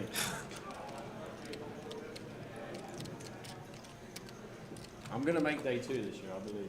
This is the year. 1 bullet bag. 1 bullet bag, yeah? Yeah, we're due. For a price? You can give me a price. I'm up for a price. 6 to 1. Yeah. We'll have, what do you want, a pound? We'll have a, yeah. We'll have a drink on it. Okay. What's your 6 beers versus my No, one? we'll just have it. If I make it on, actually just making day 2 probably is probably a good shout. Will there be an MPL top 20 player to FT? If there is, they could be locked. I think they will be locked if they do it. What, with 140 something points you get for winning the Goliath on last year's runners. And you imagine any of the top 20. Yeah. Literally. Even 25, yeah. Like, imagine like a Tom Clark or a Cal. But the mad thing is, so someone's going to win it and jump straight into the top 25, and then they might have one result, and now they've got 6 months to grind out another 19 results, and that could potentially just put them over like that. So even the GUKBT main, like, that's going to get you a lot of points. I think it's worth 80 something. Yeah, so Zach with the ace deuce in the car finds an ace, sends it in for 6, and going to get ace 5 to fold. I'll happily have a pound 100 to 1 all day long. There you go. And on that note, for the final 40 minutes of the session, we're going to bring the tower back in, and I will see you for the final session. It's been a pleasure.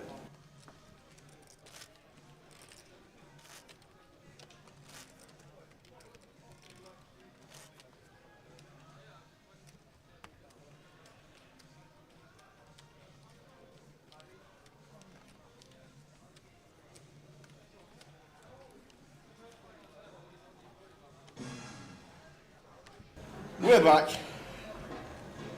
Jay's going to extend the break, give him an hour, and then final 80 minutes. JG with us until then. Oh, he's giving me gold jacket away. Can't believe it. I tell you what. It's bigger than the biggest bounty. I tell you what, somebody better treasure it. They better wear it. They better wear it, yes. Interesting. they could end up winning it and then wearing it for Joker's Wild. Good. Evening, Twinny. Did they show you? We did, I showed them. Did they show you? Look at this. It's now full of coffee as well. Oh, right to the top. Love it. Dart spoilers in the chat, not enjoying that. Yes, Little just got a 9 darter. Boom. Love Blackpool. Did you see the score in the first game? Love Blackpool. He nearly lost, didn't he? No, I mean the other semi-final. No. 2018 it went. 2018? Extra legs. Wow. Oh, is that massage girl? Oh, she's gone. She heard you. You just got a 9 darter.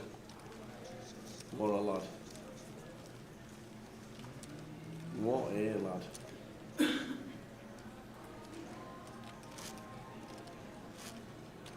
What do you think of signing the ex-Reds Josh Benson? I think it's a good signing. I really do. I think it's a good signing.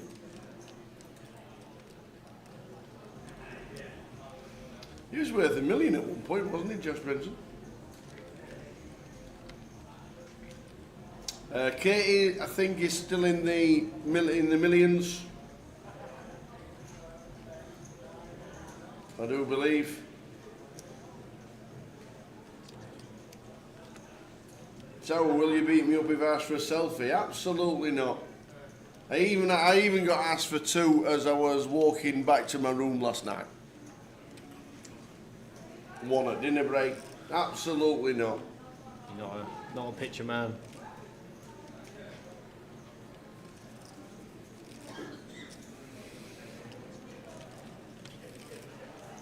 You get many asks in Vegas? In Vegas, no, not too many in Vegas, that is for sure. Yeah, I weren't expecting Ike Axton to say, "Hey, up tower, how you doing?"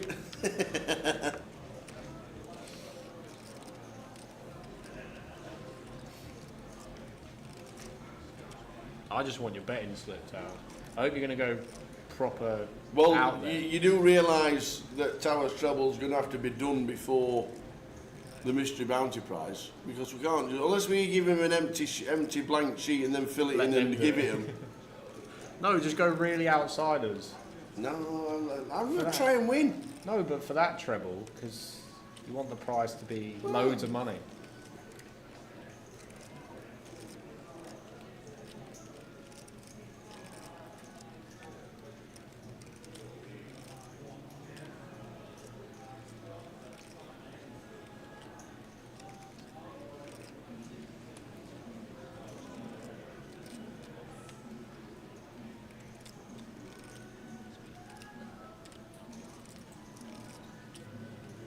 Do we normally play 18 levels on day 1? I don't know if it was 18 last year. No, it was. The structure hasn't changed. Yeah, they added more levels last year, which just makes it even harder to make day 2. Straight for Joel.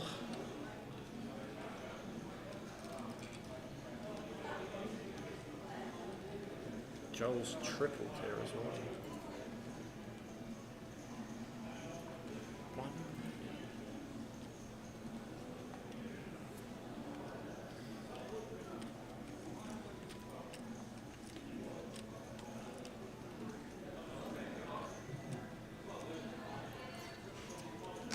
So 193 left. Josh in the hand with Joel at the minute. Joel with a check mark with the straight.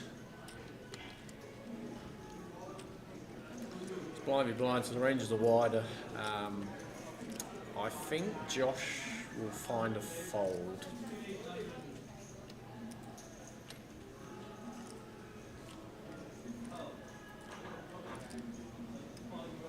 Or has he got other intentions, potentially turning his hand into a bluff?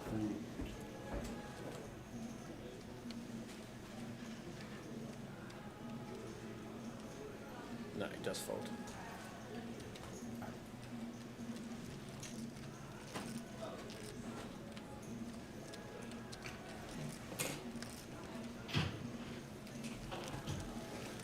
So 464k. That's Chip leader on the table. Heading towards the final break of the day. What do we think the biggest stack will be today? Over $1 million. Yeah. 34 million play. Over $1 million. Razor gives us Tower, please, I beg you don't put QPR in your treble with a great price at home versus Preston. But please don't do it. We've got 17 injuries. How can you have 17 injuries when you've just come back from pre-season? You haven't even turned up. 17 injuries. What have they all been doing during the summer? Been in IB for dancing?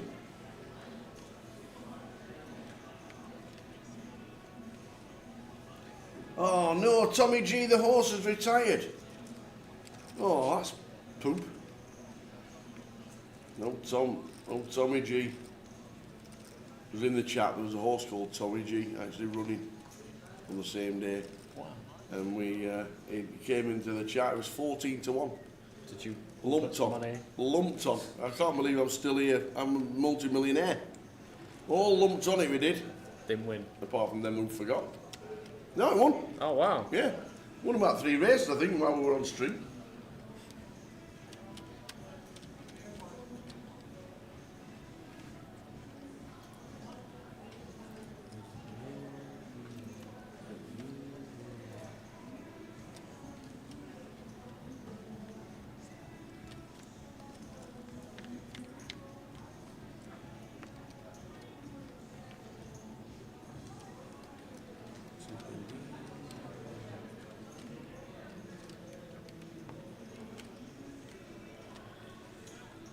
Martin going to find another double? Yes. Indeed, here's 10. So doubles up to 64k. He's been grinding. 6. He's been grinding. Jackie Chan says, what's a decent stack to get through today too? Any stack. You're right. Absolutely any stack. Last year they played down and eventually there was less than the 1,000 runners that were needed to hit the bubble, so we ended up all in the money. So any stack, just in case.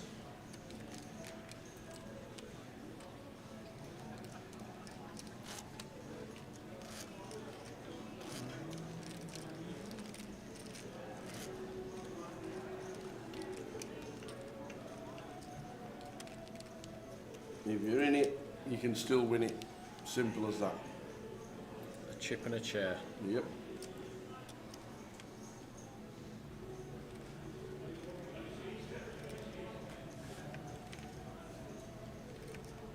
Expect to see a jam from Zach, which we do.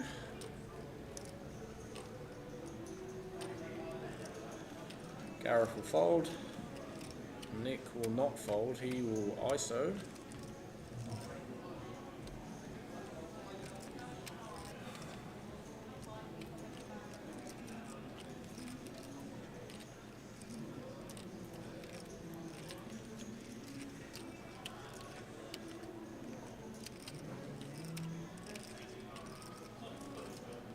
Don't expect Josh to call, which he doesn't.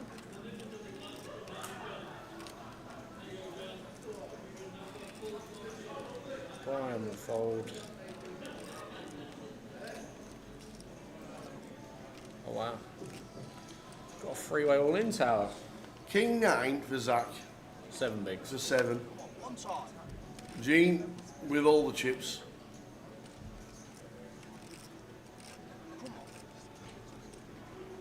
Seven is going to magically find a way to hold. Always come in 7.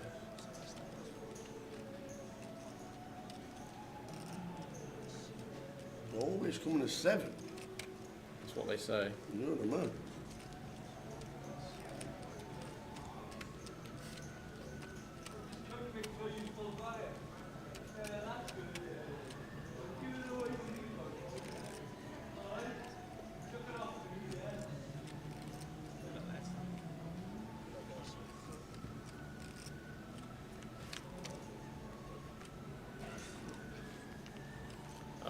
Ace on in the the flop. window.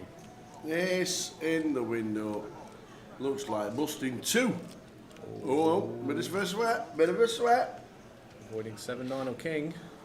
And does, takes 2 out, moves up over half a milli.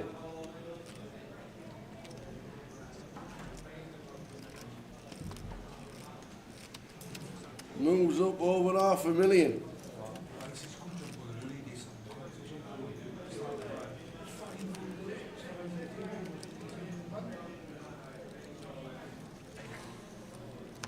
Big blinds at this stage of the Goliath. Very good. Great spot to be in. Yep.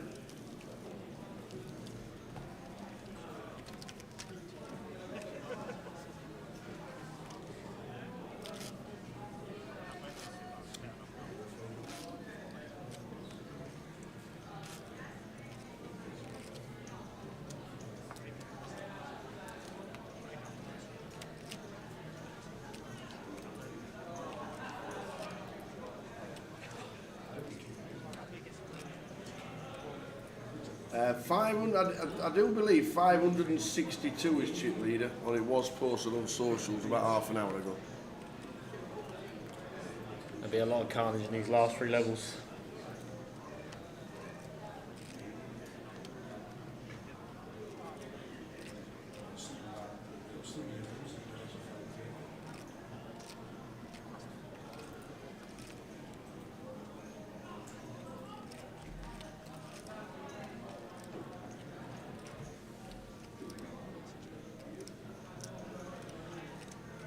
A limp from Ryan.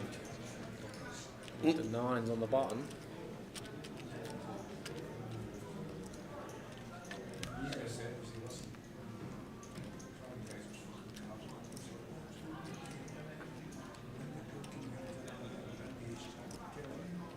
Checks through. Gene is hitting some cards. He certainly is. Certainly the time to be doing it when you've got 500,000 chips as well. Brian gonna peel one off.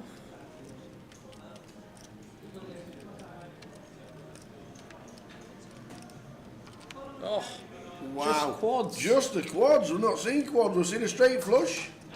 Now we've got quads. Daily quads. Tick it off.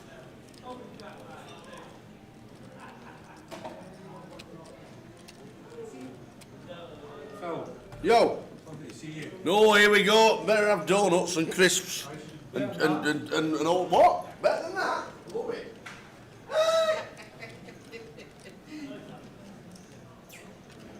2x pot from Gene. Tough spot for the 9s, this. Oh, he gets paid as well. Wow.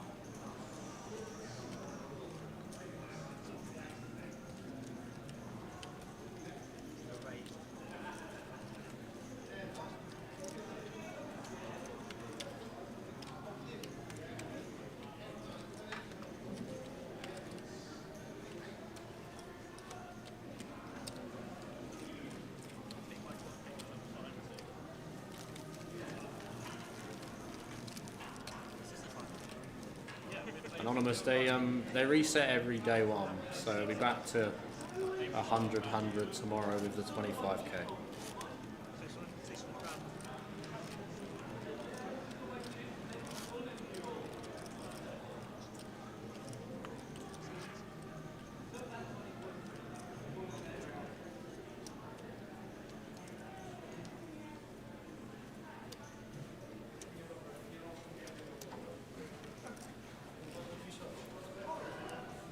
He 2x potted the river and got called by the 9s. Well, you weren't expecting him to have quads, to be fair. Do the blind sides continue onwards, upwards? Have you done that? Or the reset for day 1B? Yeah. Awesome. Ace king for Gene. The cards keep coming.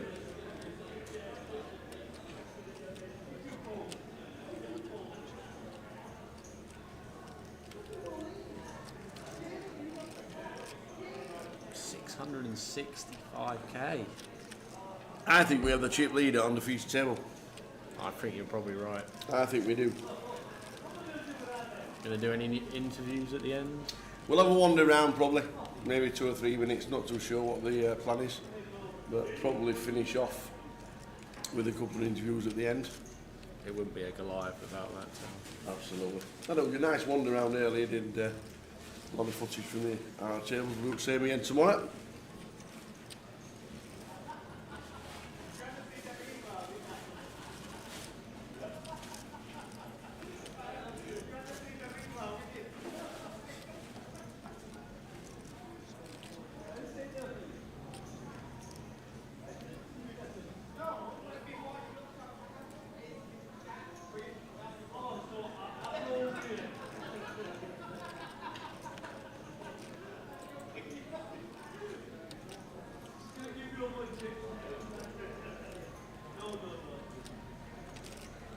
Joel with the Queens.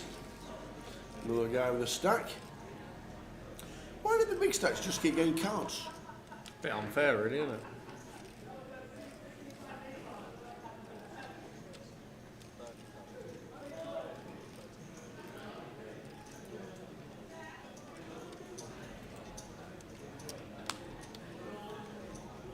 Oh, Martin's found a bad time to wake up.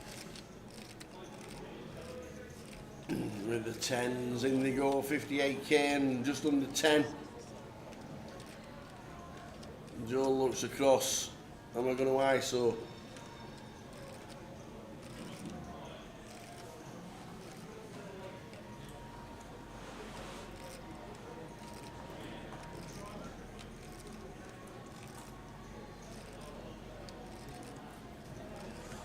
Crazy Paddle, they play 18 levels on day one. So 2.5 levels to go. Plus a break. We worked out what time that finish means the live stream finishes. So we've got 22 minutes. How long's the break? 20 minutes? Half an hour probably. Say half an hour, 20 past plus 80 minutes. Flipping heck. So you're like 1 AM. Yeah, 10 to 1. Wow. That's a long day. That's why we come in and help. That is a long stream.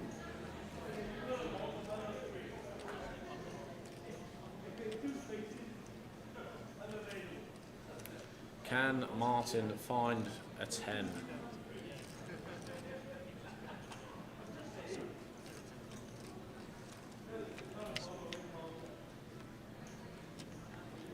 Mm. Without That's finding not a 10. bad flop. 7, 8, 9. 6 10s and jacks working. But misses. GG to mine.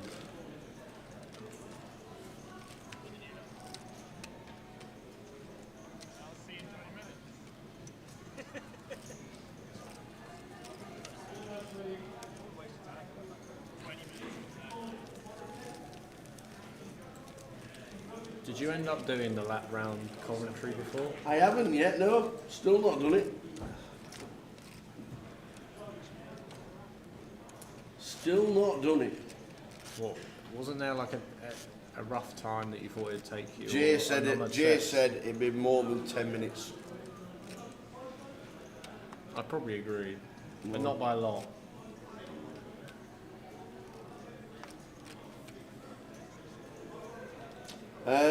There's either John Bond. There's the app. There's the QR code that'll take you to the app. If you've got one of these, they give you them at the reception. So if you do that reception, the QR code takes you straight to the website. £5 a day. And you've got 24 hours to pay. 9 till 9 you get as well.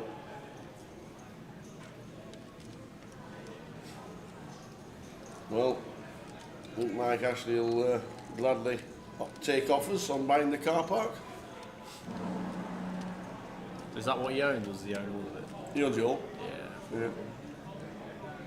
He owns a lot. 20 minutes to go until the end of this session, which will be 5 to 11.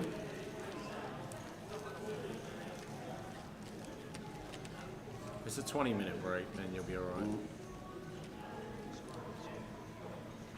No, it does say 30. Sorry to say. 30-minute breaks. Knock, knock. Knock, knock. Hey, beautiful people. By 8, that sounds like some Essex bird coming in. Are you Kent or Essex? Kent. Kent. But it's same difference. Some Kent lady. I'm doing my communication. Nice one. Been telling everybody about your free giveaways for the tomorrow. Lots of them. Well done, you. Lots of them. I've been scrounging about all over the place. When you said to me, shall I send you a few notes about it? I meant an essay. You know when you said, shall I read you through the giveaways or shall I send you a message? And I said, send you a message. The message is 43 pages long. You're still getting through it, yeah?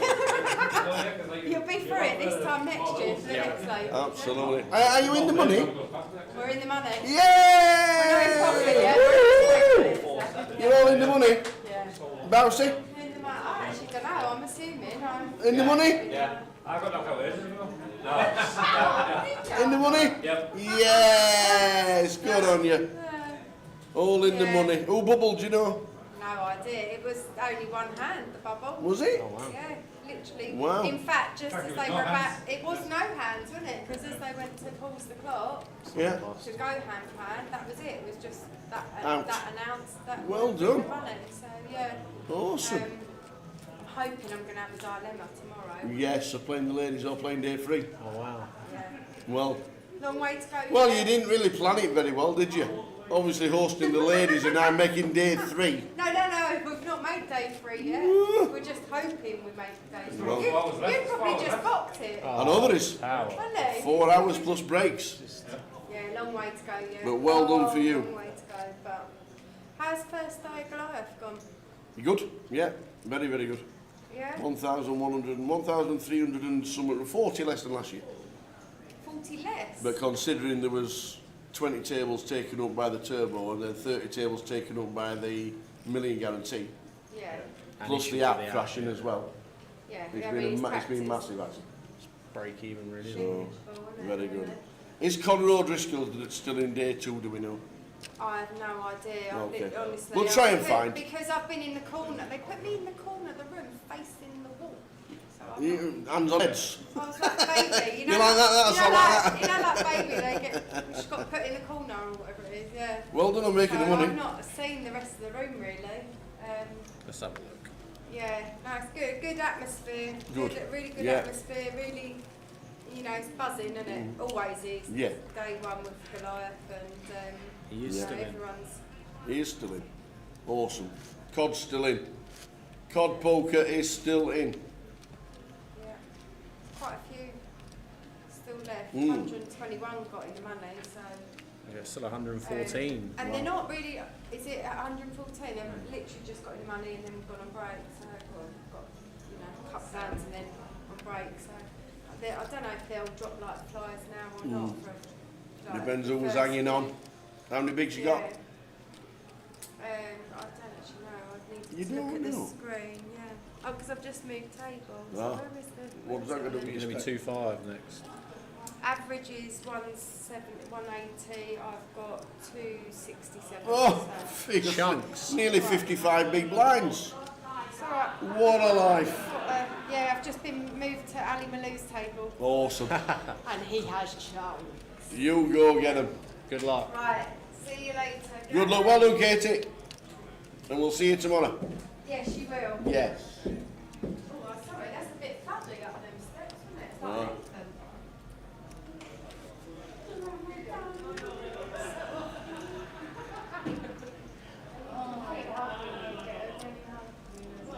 We'll get plenty of hugs this week.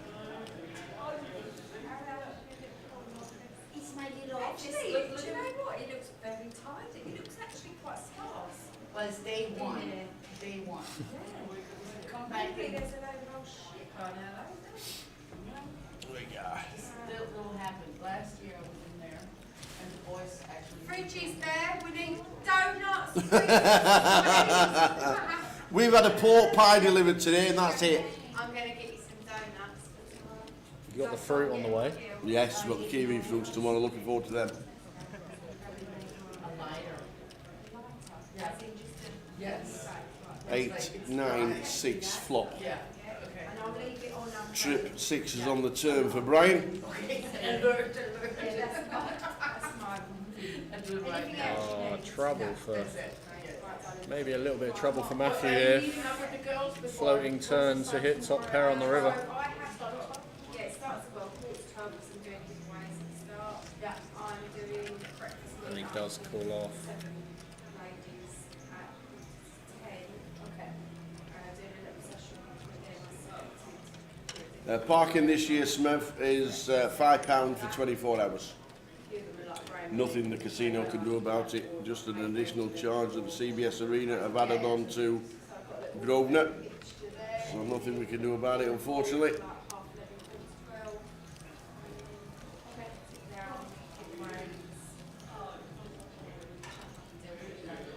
How many were on this? We had the least one. It wasn't that good last year. Like that many.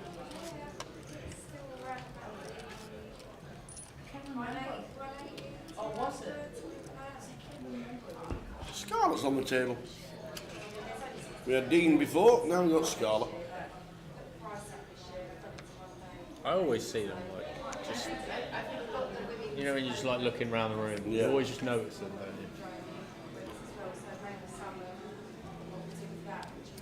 you? Hey, Cammy Gascoigne. They'll give you a QR code to scan. If you want to scan it, it takes you directly to the CBS Arena website. If not, just go to the CBS Arena website and do it that way. And it's a massive discounted price. They're charging everybody, or the CBS Arena is passing on the £16 charge, but it's only a £5 because Grosvenor is subsidising the rest.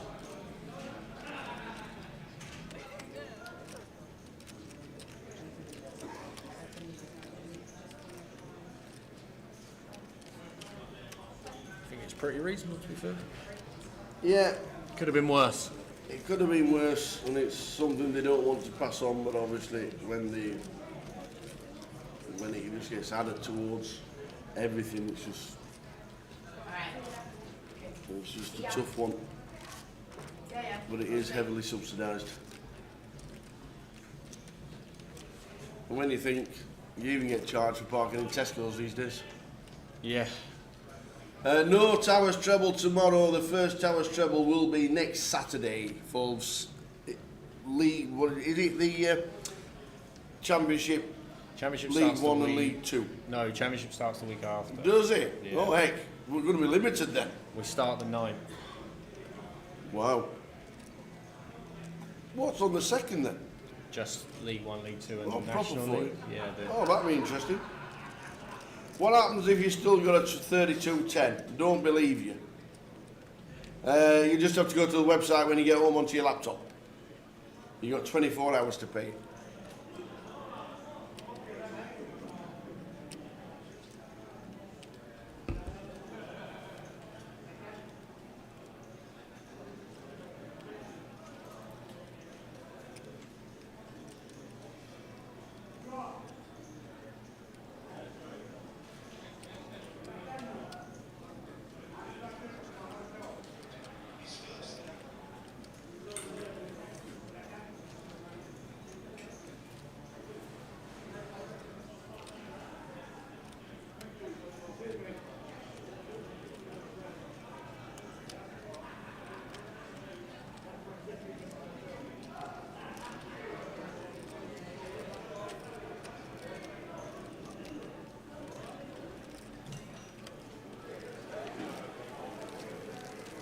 Yeah, that was a spicy 3-bet. Ace 7-0.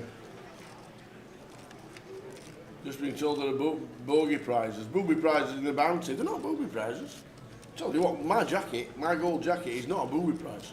It's a star prize. I want the signed photo. Yeah. Sponsored by Cardroom Direct, this event. Or one of Jay's 1,000 hats that he's got. Do you think they'll have pick again on the bottom if they're picking a Cardroom Direct?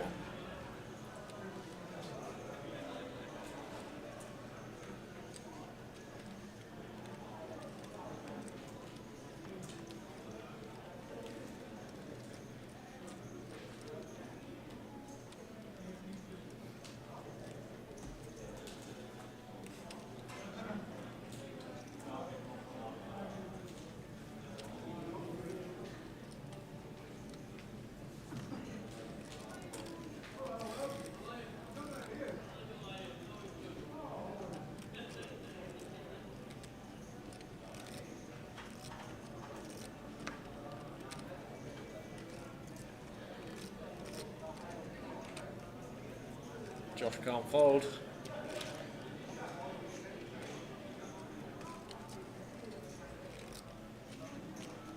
Can he spin with 8 minutes left of the level?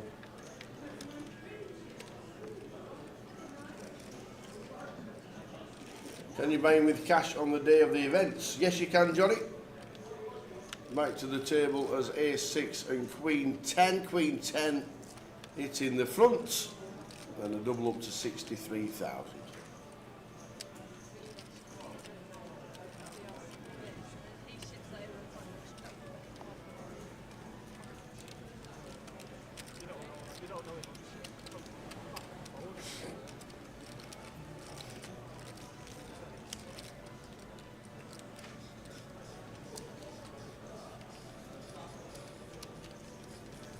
When is the next big event? Anyone knows, says Popper.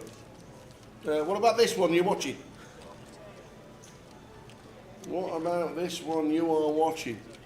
£200 buying, $250,000 to the winner. Sounds pretty big to me. That's pretty big.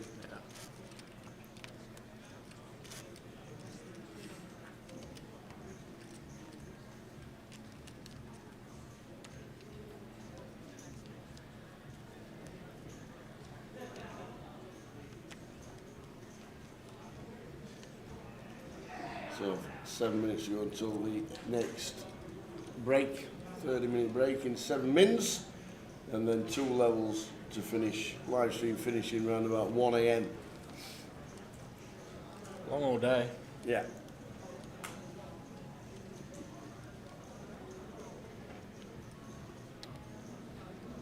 James all in for 12 under the gun. Ace Queen suited seems good to me.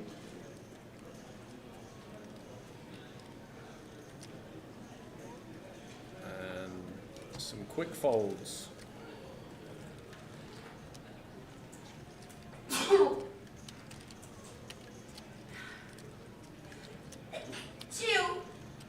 Pardon?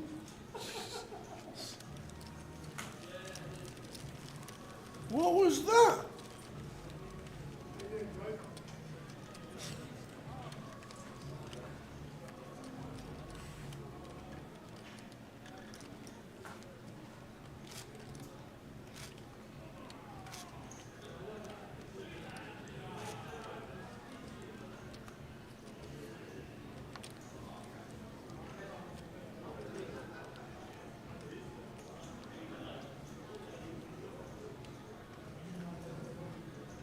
We are in Coventry, Popper.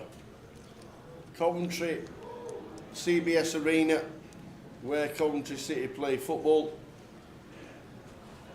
Junction 3 of the M6.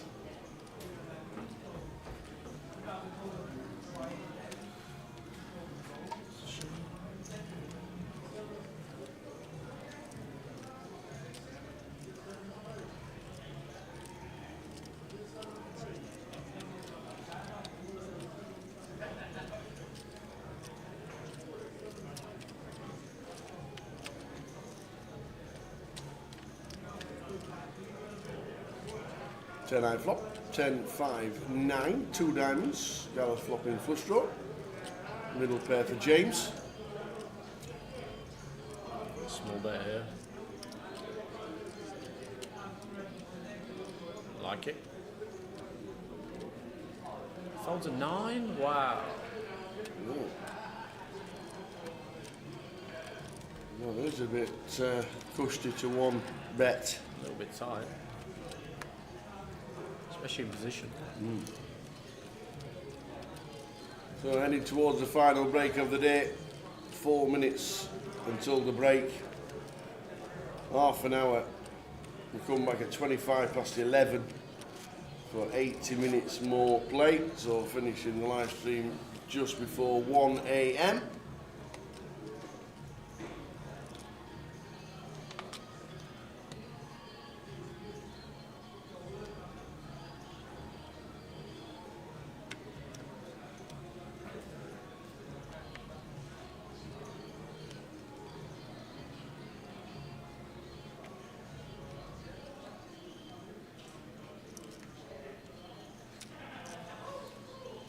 Ace 10 for Joel.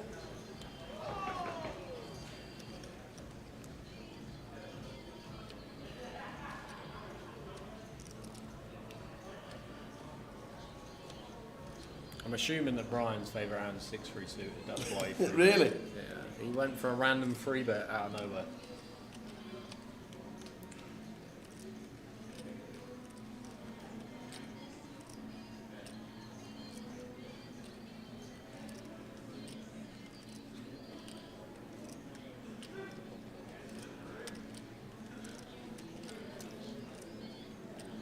This is JG in the booth with us, been with us for this session. Thanks to him, myself and Jay will finish the final 2 levels of the evening. After the last 30-minute break of the day. The live stream finishing just before 1 AM.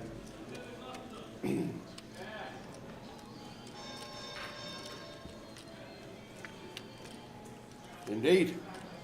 Finish at 5:10, the Bull. Will we see you this year? Wandering around. Will we see you at Goliath? Final blinds are 5,000, 10,000, and then for day 2 we repeat 5,000, 10,000 to start day 2.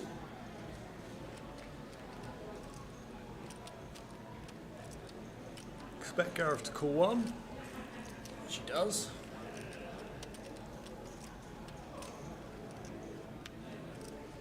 Four and a half turn. John's been doing a lot of double barrowing, but normally has at least top pair, so I'm intrigued to see what he does here.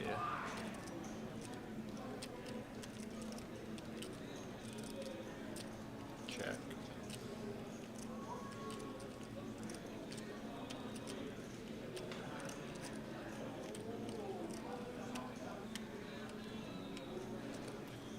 Evening, Mark. Mark DeGweed. Says, go Gene. What's Mark up to these days?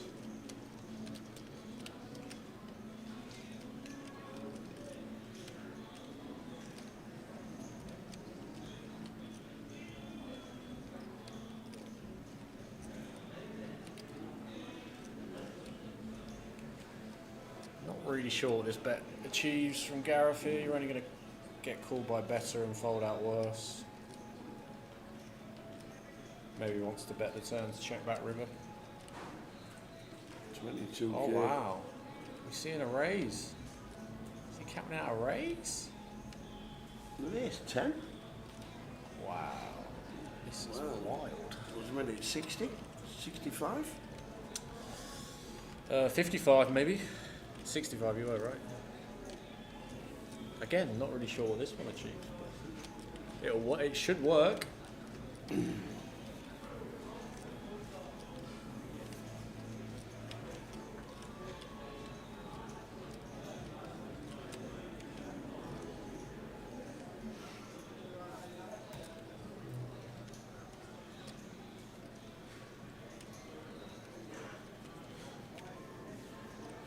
So we're in the tank. There's just a 65. Gareth. A very under bluff line. It is. Well, this time we've seen it. And in the bin, so we'll just get one more hand in by the looks of that. No, we won't. That will be it. We will see you back in 30 minutes' time. Goodbye. 2005. I'd seen a little bit on TV, what's the kind of late night poker and things like that. And there was a casino, some £10 rebuy tournaments. Yeah. We used to go to the casino for a night out. I thought, yeah, I'll jump in one of them, have a go at that. And really enjoyed it, got into it straight away. Great set of people down there in Teesside. Yeah. Good game, good pots.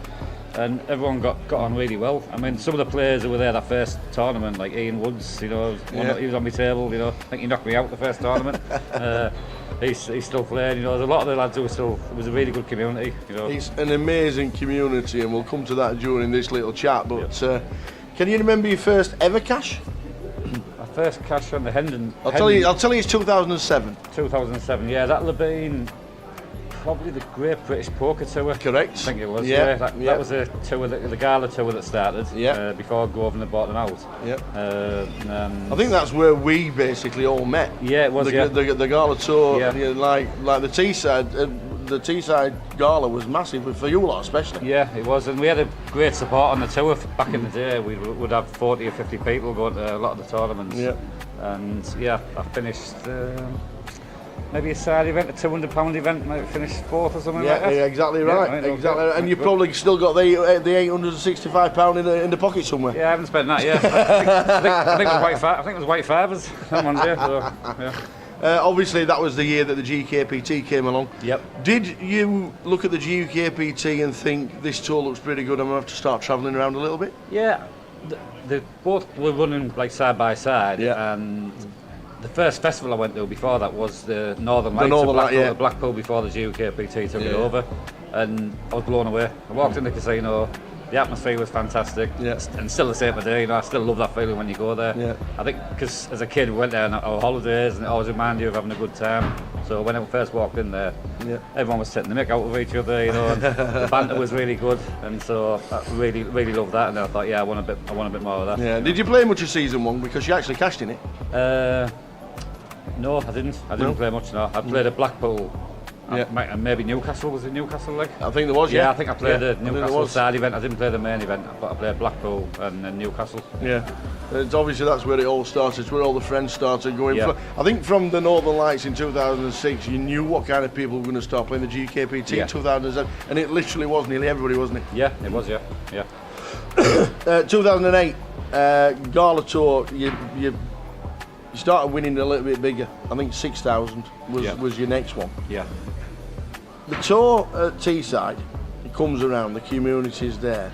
Did you find the play was getting tougher? Did you find that the regulars were regularly cashing, or was it? Did you find more people travelling to these kind of events thinking, I've never seen you in my town before? I think back in the day, it didn't get tougher straight away. There was a good few years where I think a lot of new people were coming to the game at the same time, and some of the people were getting better, and there was a lot of new people still coming to the game, so it probably wasn't tougher for quite a long time, you know. I didn't think, you know, and then obviously the standards looks like it's improved a lot over the last few years, you know, in general, but back in the day there was a lot more like gamblers who play, you know, and they'd come and like try and have a spin up, you know, and like not be bothered about winning or losing, they just want to get in, get in and have a good time, you know, and so your first main cash in a GKPT.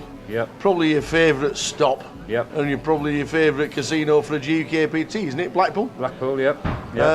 2014, finished 10th.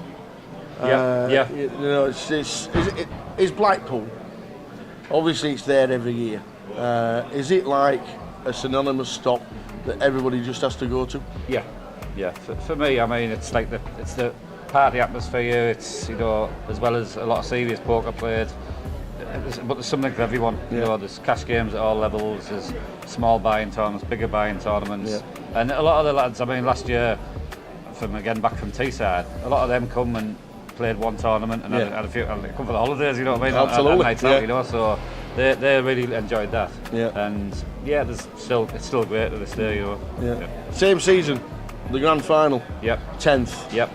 Gutted not to hit the final table, I'm guessing, especially with the first prize. Yeah. Lost. I remember. I mean, I was short stack, believe it or not. I played my short stack very well, so nothing much has changed in 15 years.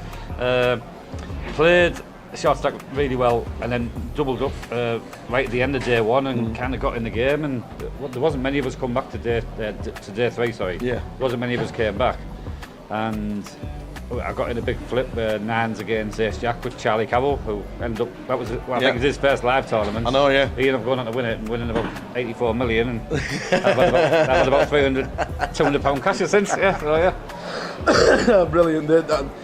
Obviously the grand final and the Vic, it's got that thing. A lot of people say it's one of the toughest fields assembled in Britain. Yeah. Would you agree with that? Yeah, but I think there's a good mix of like kind of local like businessmen who play, you know, as well as like the tour regs, and occasionally get people coming in from all over playing, you know. So that was.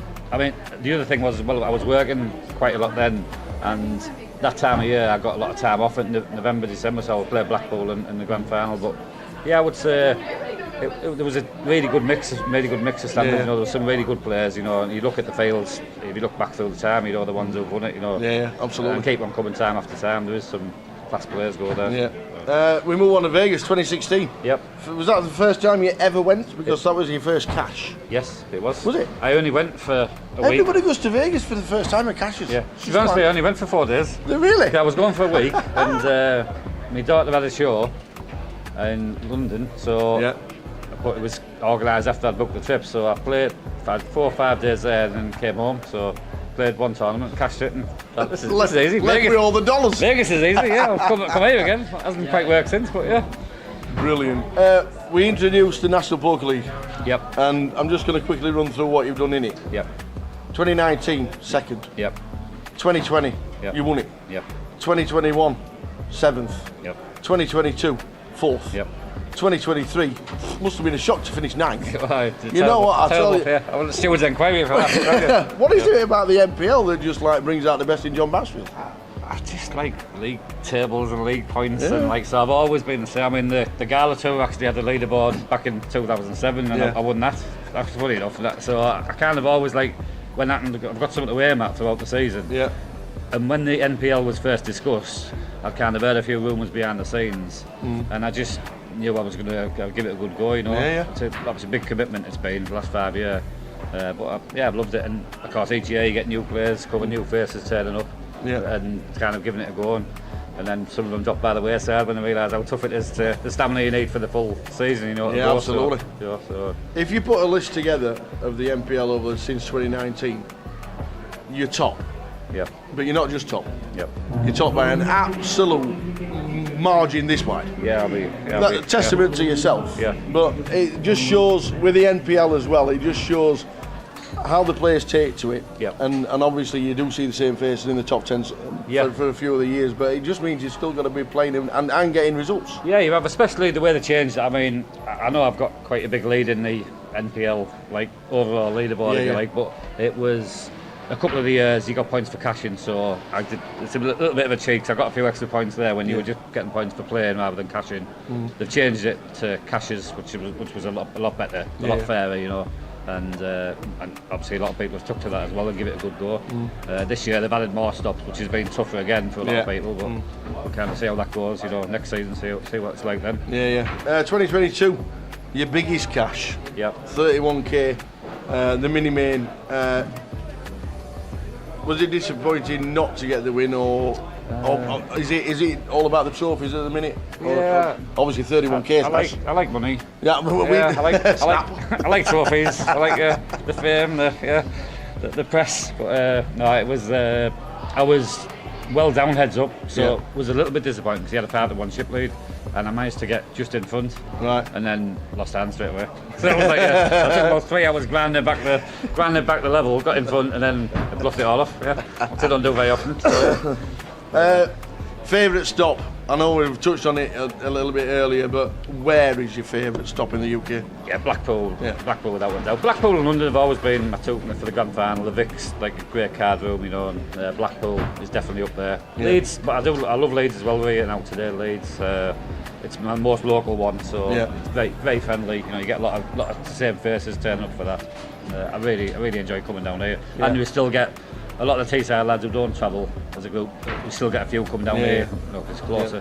A few weeks ago, we posted like 20 faces on who would be the picks for the GUKPT Hall of Fame. Would you have any inclination of who would you, if you had three, if they came to Bousey and said, Bousey, give me 3 names? Yeah, I would have to say, I wouldn't put me in it, so I did get a couple of mentions, but I wouldn't put me in it with the main event. I haven't done well enough in that, I don't think, but I would say, looking back over time, Kimber for his record, Jeff Kimber for the record he had for so many years.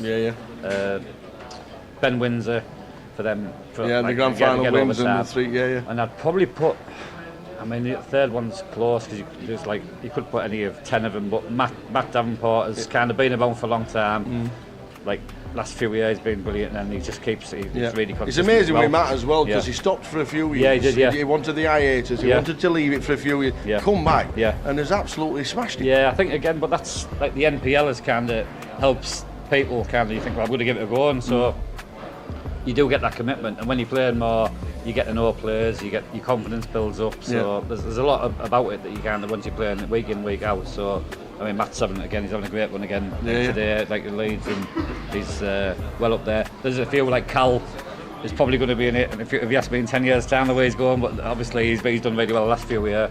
As a few, and there's a few older ones, maybe like Simon Deadman, Trigg, we could put in there. Absolutely. They're all really tough to pick from, but yeah. Do you know what happened 16 years ago? 16 years ago? You posted a picture on the Endon mob. Oh yeah. Can we have it changed? That was about 3 weeks. That was about 3 weeks ago. That's 3 weeks ago. That one. We say it to loads and loads of people. Once the picture's on, nobody ever changes it. It's I mean, I didn't put the picture on, but yeah, somebody put it on. But yeah, there was a bit fresher face that one. Yeah, there's a lot of people like that. Let me tell you, there are a lot of people. I mean, like I do have a bit of resemblance. I've seen some of them. You can't even recognise who they are. I'm thinking, Poker, it's been good to you. Yep. You're still loving the game. Yep. We have a charity night in Teesside on the Christmas week. Yep.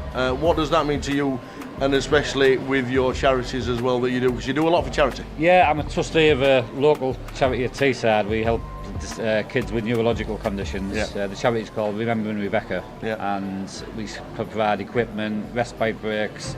There's a sibling project where we send the siblings of the families on trips.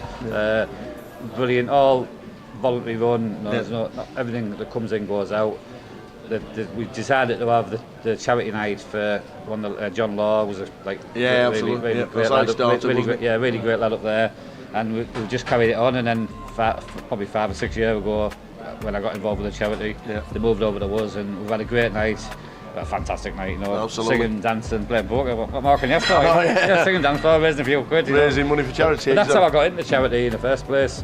I just got invited to an event, and we went out with a few old school friends who we hadn't seen for quite a long time. There was like 4 couples. We all got together. We had a great night, a few drinks, dances. Went out afterwards.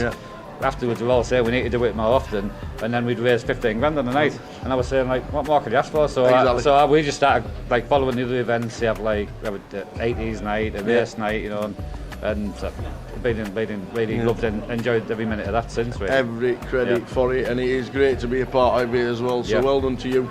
If you stay fit and healthy, which you're looking pretty good to be fair. Right. What's the future? Carry on playing poker? Yeah, loving it. Yeah, playing. I mean, fit and healthy. I'm doing the Great North Run again this year. So half marathon at Newcastle in September. Watch it. Yep. Yeah. So I'll have to do a bit more training on that over the next couple of months. But I'll still play. I've had a bit of a short of the biggest break I've had for the last 5 years, the last couple of months. But there's a lot more stops I'll be playing. There's Vegas next week. There'll be Goliath, a great stop, and then we'll have all my favourite ones back in later in the year anyway. Absolutely. So, yeah. It's been a pleasure. Keep it up. Always good to see you at poker tables. Yep. And we always have a laugh. Yes, we and do. a joke. We do. Thank you very much. Cheers, Long way to John. continue. Bouncy. Thank you.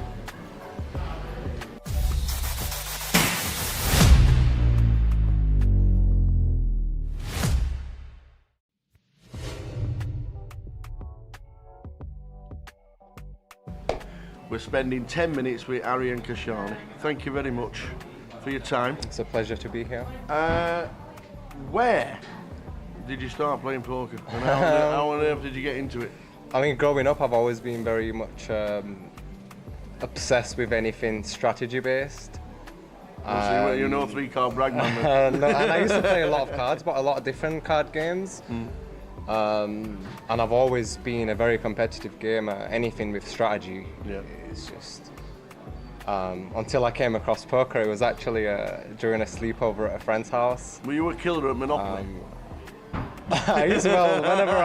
Whenever I knew we was playing Monopoly, I used to open the box and slip some of the 500s into my pocket prior to the game beginning, and when people went past the go and got 200, I was getting 600. I love it. The additional notes were coming out. But yeah, where my friend Christian, I think I was leaving college. I wasn't 18, I was 17 years old. He taught me the rules and my mind was blown. I was hooked. I was like, wow, I've discovered this a bit too late. And I was just immediately hooked to a point where when I started uni, my attendance. Where was uni? Huddersfield. Oh, yeah. It's funny because growing up I wanted to be a pilot, then I wanted to be an architect, then I studied accountancy and finance, and now I'm a poker player, right? Well, accountancy, facts, figures, numbers, sure. maths. For sure, yeah. So I joined uni. I didn't really enjoy it. My attendance was very low because I was too busy playing poker in my local card room. It all started with free rolls. I used to turn up with my shades on, hood up. You look back now and you think, why did I do that? Yeah, I was just obsessed, and the obsession, it really forced me to dig deep, and I've just been obsessed ever since coming across it. And when you find something that you have that deep connection with, it just comes natural. Ever since coming across poker, all I've ever wanted to do was to play poker, and I've always worked very hard. I mean, when I was at school, I used to do papers, and I worked in behind a bar, then I worked in a hotel, then I worked in a restaurant, then I worked in a nightclub, then I went and worked in an office. I was a credit controller for a very big organisation, collecting £5 million a month. I've always been obsessed with numbers as well, but my heart was always in poker, and all I wanted to do was poker from the minute I came across poker. Well, my first number for you was 2015. Yeah. Huddersfield. First cash in 25, Huddersfield, yes. 25. Yes. That's where it all started. Can you remember much about it? You finished 12th? Yeah, I mean, that was one of the biggest buy-ins at the time. Yeah. I think people tend to forget that we've not always played at these stakes. You work your way up. Yeah. But at the time, yeah, it was really, really big. Was it a direct buy-in? Or it would have most likely there? been a satellite win for sure, yeah. Nice one. I like it. The Huddersfield on the map just because it was your first score. But your first big score, 2019, the Christmas cracker. Yes. Like, these fields used to be huge. Yeah, for sure, for sure. Manchester did really, really well at They getting did? the numbers in, yeah, for sure. They did? £12,000. Yeah. I mean, on the final table, I remember the final table as well. I wanted to carry on playing, but financially I was in a position where the 12k meant a lot to me, and I made the decision to take the money, although I did want the trophy. But yeah, it was a lot of money back then for sure. Absolutely. Running deep in a huge field. Obviously, the Northwest was like one of the biggest ones that there were in all the districts, in all the areas around the country. Did you like playing the day ones and then getting yourself into these big fields? Was a big field like? I mean, very comfortable. Everything I play now is intentional, and a lot of analysis goes into the games I play. Back then I was playing anything and everything. Yeah. You need to be very careful. I mean, game selection is an art. It's something that not many people know much about. They literally play anything. They don't really set themselves restrictions on what to play, what not to play, past what point to stop regging, past what point not to reg. But my approach is usually a big percentage of my overall tournaments are in small fields, to make sure I'm consistently getting in the results, and then some in medium fields, and then only very small amounts in the big fields, because even if you are the best player in the world and you play in big fields only, you can just go through big periods of not cashing at all, right? So I think it's very important to get the consistent small cashes in, and then obviously put yourself in the big fields. But more or less straight after the Christmas cracker, which had a big number, you end up in Nottingham at the Grand Prix. Yes, that was a very interesting one. 2,712 runners. That was a very interesting one. That had it was one of the first ever hybrid tournaments where you would play the day ones online, and then you would eventually turn up day two, play live at DTD, and they had this promotion. If you played day 1A online and made the final table, you would get a 10k package. Okay. So when we was approaching the final table, there was 2 tables left. There was another guy who had qualified from day 1A, and I knew that if he makes the final table, he also gets the 10k as well. So every time it was this big blind, all in, all in, all in, and it was just like fumes coming out of his ears. But we both made the final table. We both ended up getting the 10k package. With the 10k package, I ended up actually getting more than first place, but a friend of mine, Fabian, ended up winning that. Congratulations. Well, you were second. I did really well because he had all of the chips with 2 tables left, and I just outlasted everybody. Got myself the second, and the stack distribution heads up was ridiculous. Yeah. Then, unfortunately, we ended up in lockdown. Yes. But how was it for you? It wasn't unfortunate. It was.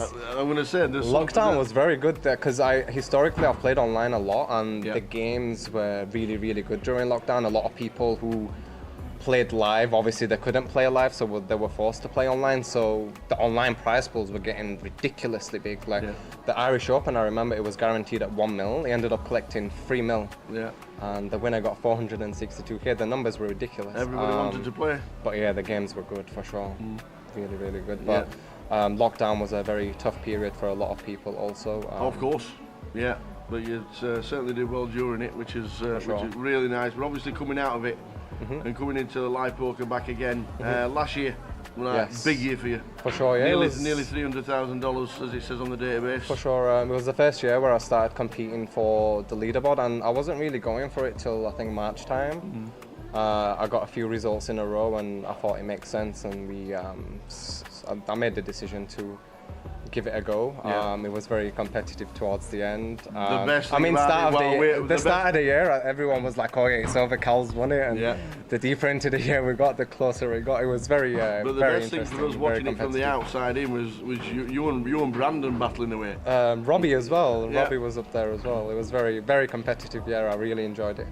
You ended up with a 15k package, which was I managed to get that in the last event. I needed to finish a certain place to get that, and I did just that to be able to scrape the points needed to finish 5th and go over Brandon, I think it was. Did it help with the 15k package, or did it just go on top of the pile and then we just still have the plan to play what we need to play? Oh, it just goes towards buy-ins in the future, that's all it is, experience.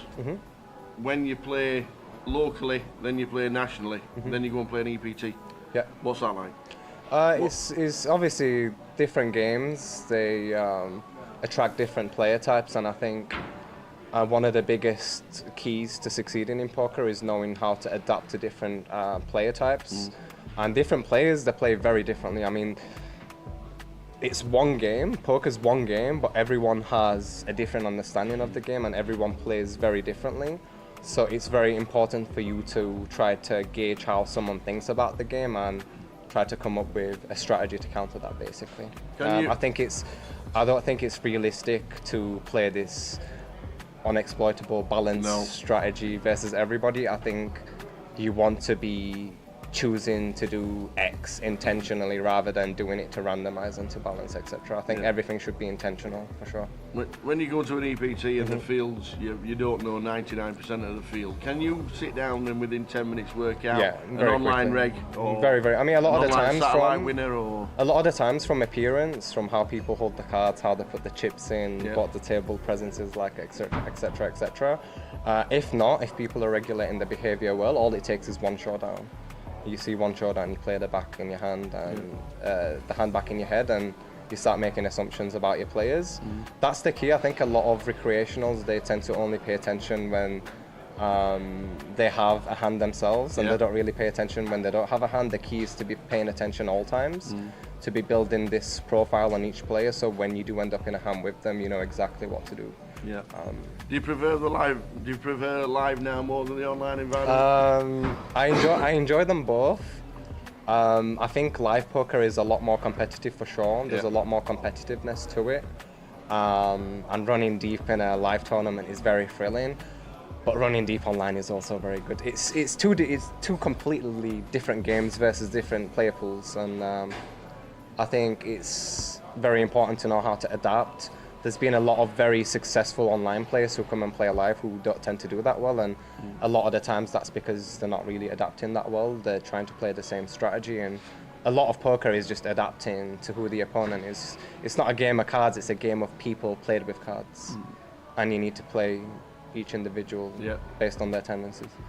You do a lot of coaching. I do indeed. Online. Yes. You're very successful. Do you like it when your prodigies get a nice little touch somewhere and you keep in touch with them? And for sure, it's very rewarding to help people become better at something that they care for, and that something is poker, which I love very much. So it's it's very rewarding to be involved in the journey of some of these guys, to see them grow, to see them get these results. And I've actually built a community. There's between 30 to 40 people, very close-knit. Everybody's helping each other. We have constant, regular hand discussion channels. You're always studying between yourselves? Yeah, for sure. I mean, poker's all I do. Even when I'm not playing poker, poker is all I do. I mean, of course, besides spending time with family, I'm very blessed to have a very supportive partner and to have a 7-year-old son. So whenever I'm not playing poker, because poker can be very, very draining, and for me, I'm very lucky that I have my family to lift me and re-energize me when needed, so I can go again. I think your off-table routines have a big impact on your performance at the tables, for sure. A lot of studying obviously leads to a lot of results, and like you say, you do a lot of chatting between you guys. Is it nice for you to sit there studying knowing that these results are coming because of all the hard work? Yeah, for sure. I've always believed in hard work. There's no such thing as talent. There's no such thing as talent, and if you believe someone is more talented than you, all you have to do is outwork them. And a lot of it comes down to mindset as well. I think in any industry, if you want to succeed, you need to have a bulletproof mindset. In poker, very much so, because it is very mentally challenging. You have a lot of obstacles and a lot of challenges that you need to overcome, and there's a lot of injustice, and people tend to have entitlement issues. So having a mindset that allows you to play your A game is very, very important, but that's actually a very difficult thing to achieve. Do you set goals for yourself? Yeah, I have yearly goals, I have monthly goals, I have weekly goals, I have daily goals. You have to, because if you don't, you're just living life. Life just passes you by, time goes by very quickly. But when you have a plan and you're taking baby steps every day, it accumulates, law of compounding over time. Those baby steps accumulate and the results will eventually turn up, for sure. Just quickly run through the AK. I absolutely love the AK. The name just fits with the game, and it just looks perfect. Thank you. It's like every time somebody walks in with an AK, it's got to be Arian. It can't be anybody else. I've had a lot of people ask for it, but if I start handing them out, it's not going to be as unique, is it? No, absolutely not.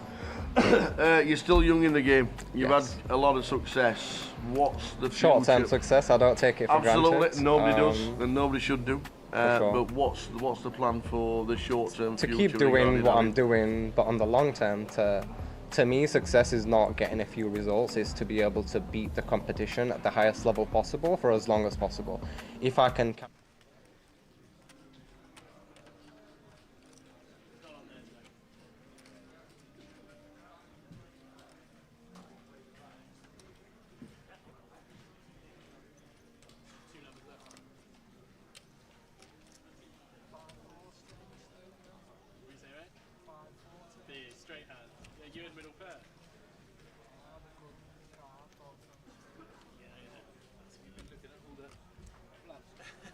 I was watching our last game. Yeah, what, the last hand? Yeah. I wanted to know what you played with that. Yeah, that was a funny one. You were ahead. Ace 10, was it? Sorry. Yeah. Some fun ones. I presume we're going to close the night then. Yeah, I thought I did wonderful to finish off, but it looks like we're here now till 1 more 11. Till you're out, or which I think to me, unless I can get a double up, positivity. That's the thing. Just need the right hand. Yeah. I back you. Cheers. You're the last person I've been playing with for a while. I know. Everyone else on my table's gone. Yeah, I think. I know. Brian was there. Yeah. Rest of everyone else has gone.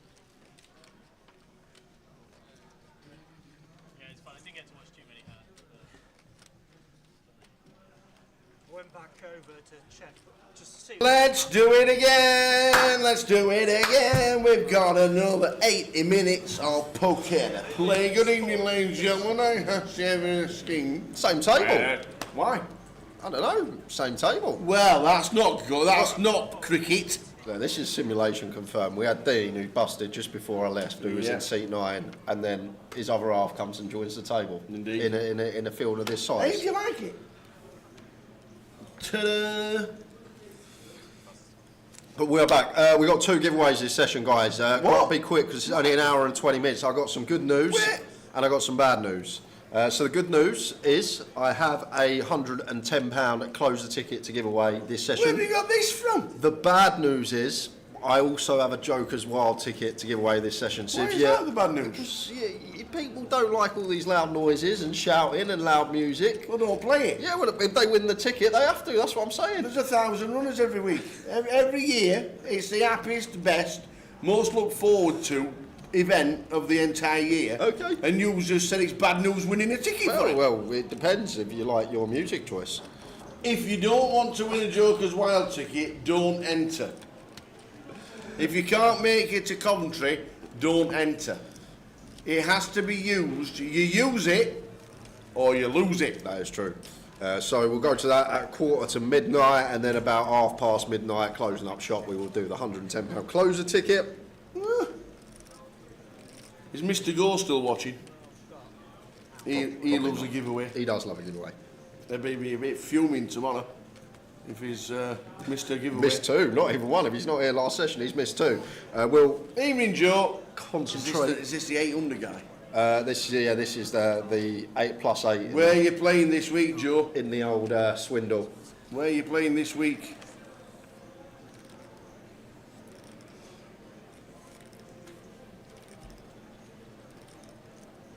I love how he puts "Good evening, gentlemen" and Jay. I had a wander around, gets to the bar area. Somebody's had a chunk on Luke Littler when he's 7-3 down. Yeah.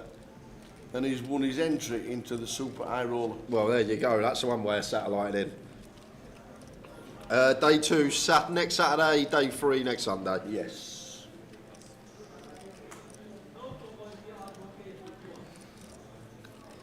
He's in Redditch this week. Oh, awesome. But you've heard the big nose, Brooksy, I take it. Everyone's found out. They've been asking, coming from all different angles, when's Joe playing, when's Joe playing. The news is in. Thursday, day 1F, he's going to be in the field. Multiple bullets fired, 3 starting stacks on your table if you're lucky enough to draw him. If anybody Joe, if ever you want to play the old links at St Anne's, let me know.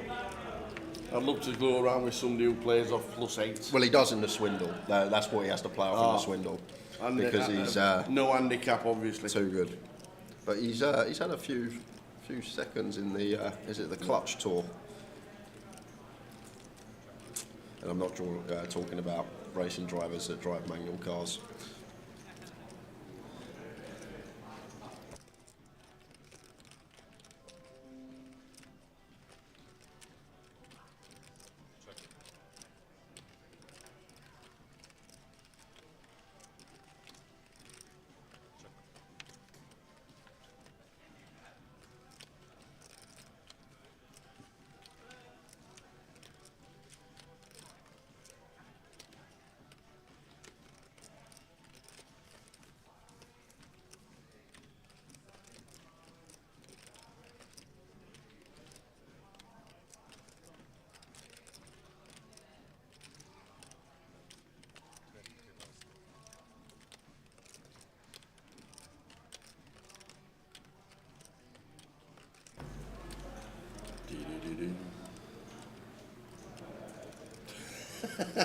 Mate, honestly, when I said Joe was playing Thursday, I might have missed a cut this week on purpose. I see what I would, it's worth more. Oh. But honestly, Joe, if you fancy the old links one time, let me know.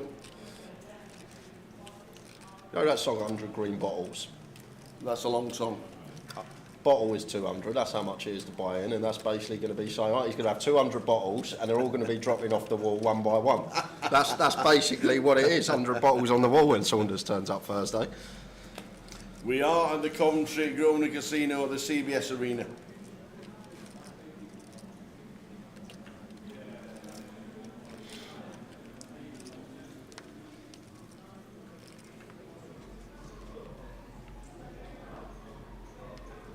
You can tell it's coming towards the end of the night. We've got the trance music on.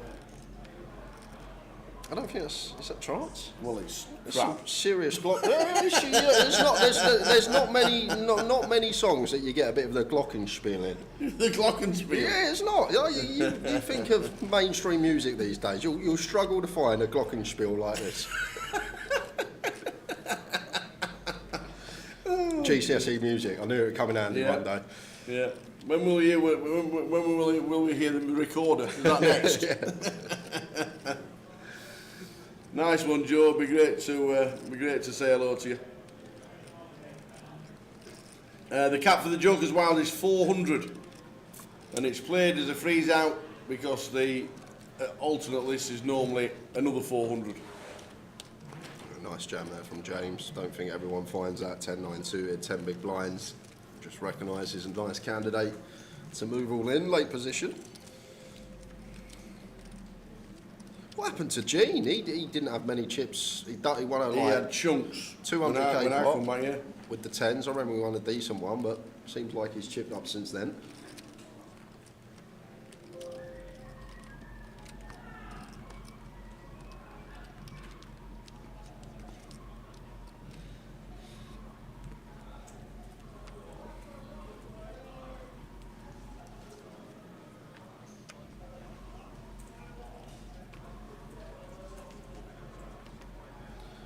And not the final level, 2 levels to go, 2 40-minute levels. Tight fold there from Scarlett, but she just knows. Ace-6 suited into the mark, and James lurking behind with the Cowboys. And nice here from James. Once again, just recognises 13 BBs here. Don't want to open jam the Kings. We want to get some value. Only thing, probably want to just go for 2 big, 16k, 22k. Just going to isolate a better range that wants to continue against us. Like if Joel was thinking about getting through with the ace deuce off, he's definitely not against the near 3x sizing. Like if we go 2 bigs, just keep a few more combos in there that are going to defend from the blinds. But Brian, a couple of 5s here in the small. So you're going to go on the hunt for a set.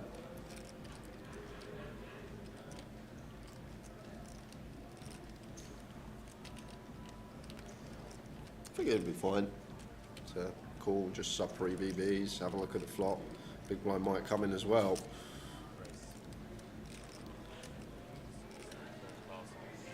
He's gone for the 3-bet call, okay. I can see it. Only a 13 big blind stack. Feels like a pair versus the low jack, going to run well enough. James looking for his double. Off we go, Kings, prime position. That's a good flop. Fading 2 5s. 8 on the turn, same scenario.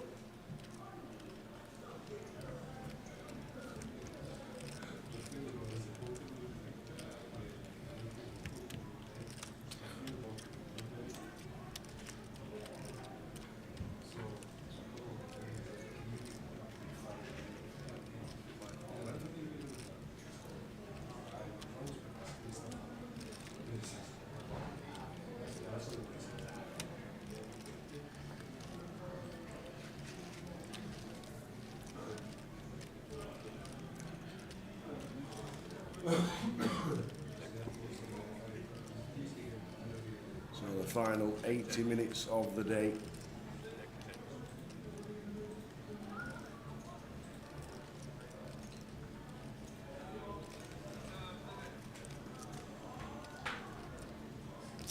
This better tower, ABBA? This bit more up your street, bit of ABBA? Is it ABBA? Yeah. Can't hear it. Oh, it's a faster version, isn't it? No, it's not. It's got a beat to it, like a proper thump, thump, thump to it. Surely that's an updated version. That's just Simon walking around outside. That's the floor marching up and down. There's no beat.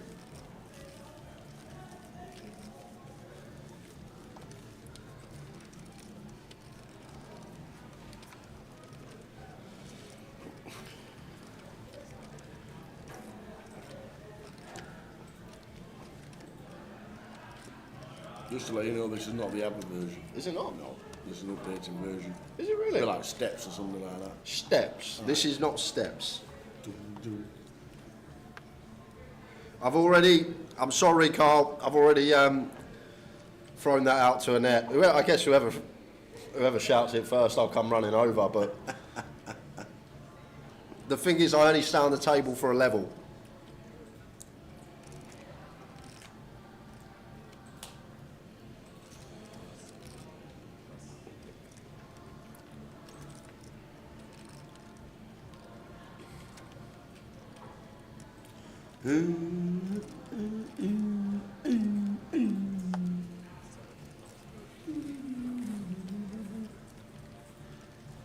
Nice beach with them. Heading towards the final. What's 1:45 live stream?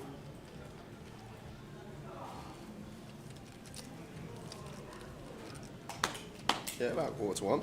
We've got to squeeze 2 giveaways in an hour. Are we capable of that? Of course we are. Okay. Depends what we're doing though. Well, you think of your question now, so that gives you an hour. Yeah. And then Good on you. when we get Glad there, about that. Thanks for that. we should be all right.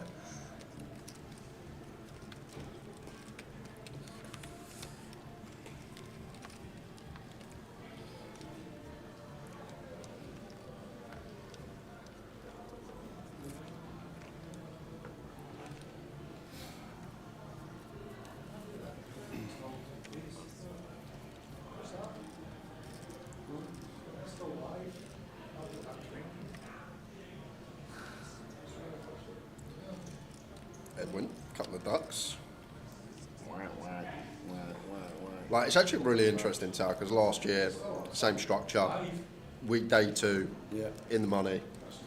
So, right now, like, ICM's there is present, like, making a min cash important to do. So, we've got to basically last an hour and 7 minutes, and we essentially get to day 2. Like, deuces, at this stage, probably just want to hit the mug. Like, I'd even probably fold 4s, 5s here. But just one of these hands, as I always say, you block all the trash, the deuce 9, the 8 deuce, the 6 deuce, and you unblock all these good hands potentially being behind us. It's not a hand that can continue against a free bet. Only flop a set 1 in 8.5 times. Have overcards to contend with. 6, 7, 10, all diamonds.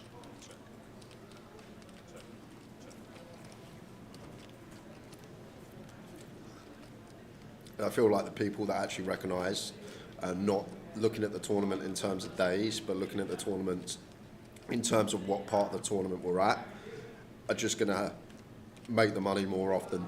They'll recognise that they need to play just slightly tighter when they've got like these 20 to 30 big blind stacks. They've only got to try and bag up the end of the day and likely come back into the money day 2. It's not certainty, but likely. Yeah.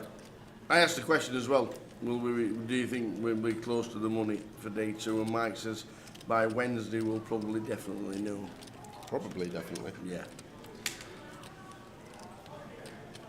It's cold enough in spots. It's a weird system, the aircon in the area, because some people wear t-shirts, C3. Some people wear hoodies and hats, C8. Just wear something.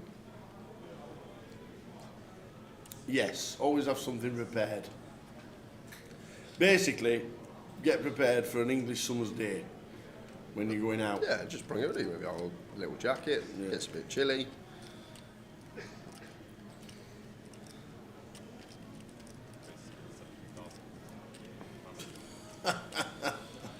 Mr. Jackie Chan, no. If you are going to do it, wear it Wednesday, Jackie Chan, because I don't know what they got prepared for me for Joker's Wild yet. Yeah, like here, like maybe Scarlett, just recognising. Hour away from day 2, likely to be in the money, no need to get involved with Jack 9 suited out of position against one of the biggest stacks. Just keeping it solid, keeping it disciplined. Yeah, it's great to play hands and potentially try and build a stack and have a massive stack going into day 2, but we're often not going to get in trouble. But she's cursing now. Look at her face! She's over there. Oh my God! Only saving grace, not too much out there. Gareth does turn the back door, second nut flush draw.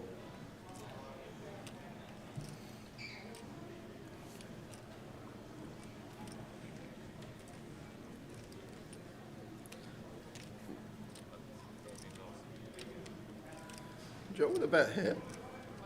I doubt we're going to see it, but maybe could be a nice little spot for a small check raise here for Gareth. We just assume that Joel's going to be checking back some Jack X. We pretty confident Scarlett had a 9 with reaction, so he's probably going to bet his flush draws as well. We got the King of Clubs blocking some continues. Actually seems like an okay spot for Gareth to maybe go for a little small check raise here on the turn, but it's just going to take his price and see a river. Which is a Jack of Spades.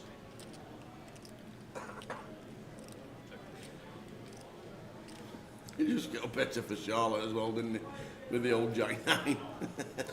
Can you remember Matasau and the Sheik all them years ago when it's like last 3 tables, WSOP main, this is like early 2000s, I think, before Moneymaker, and the flop comes down, Sheik folds, they go heads up, Matasau and someone else, and he smashes the table. And Mike Mattis goes, "What, you idiot?" He calls him an idiot. He goes, "What do you call me, Mike?" And then Mike Mattis just goes, "What do you call me?" And the floor comes over. Yeah. But just like giving information like that, it can make such a difference. Because if I'm sat there as Gareth now, highly unlikely our opponent's trapped. There's a 9 gone. Don't think you've got Jack. It's just a nice spot to potentially check raise, and we have information about Scarlett's hand, but yeah, just better to keep quiet.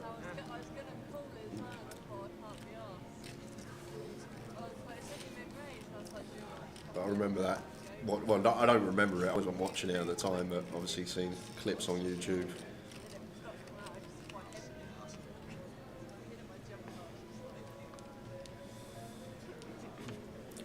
Go back and watch the Twitch, not the Twitch, the London stream from last week, because we had this question so many times. Yeah. I'm not going to give them the limelight anymore. So if you want our opinions on Mr. Kassouf, best thing to do, go watch the London stream. I agree though, I do think it's outrageous you can put a 10-second shot clock on someone no matter, and the rest of the field is free to do what they please. But no more on that matter. He's had enough time. Right. All brought on oneself. 87 suited here for Brian. Like the decision to open. Seems like Brian has toned down his opening sizes. Was going 4 or 5x when I was in the booth here with JG. Back to the norm. 2 bigs here. James King 8 off.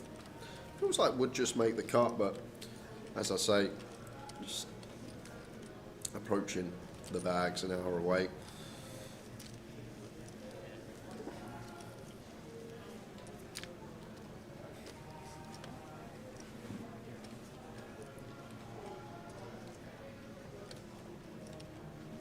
And give way for the Joker's Wild. Coming up in a couple of minutes. Quickly going to show you what you're all playing for. So on the Wednesday 30th of July, 75 plus 10 plus 15. Like it. So £100. £100 in to play the best poker, non-poker event of the year. Raising money for charity. Playing a few tunes. Won't be playing this Sloppy.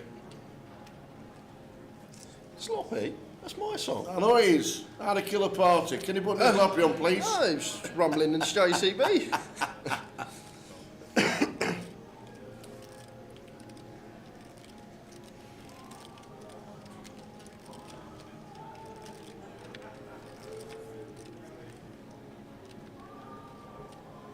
You need to be here in Coventry to buy into the Goliath. Yes. Unfortunately, app buying's not available at the moment. The developers are working on it as we speak.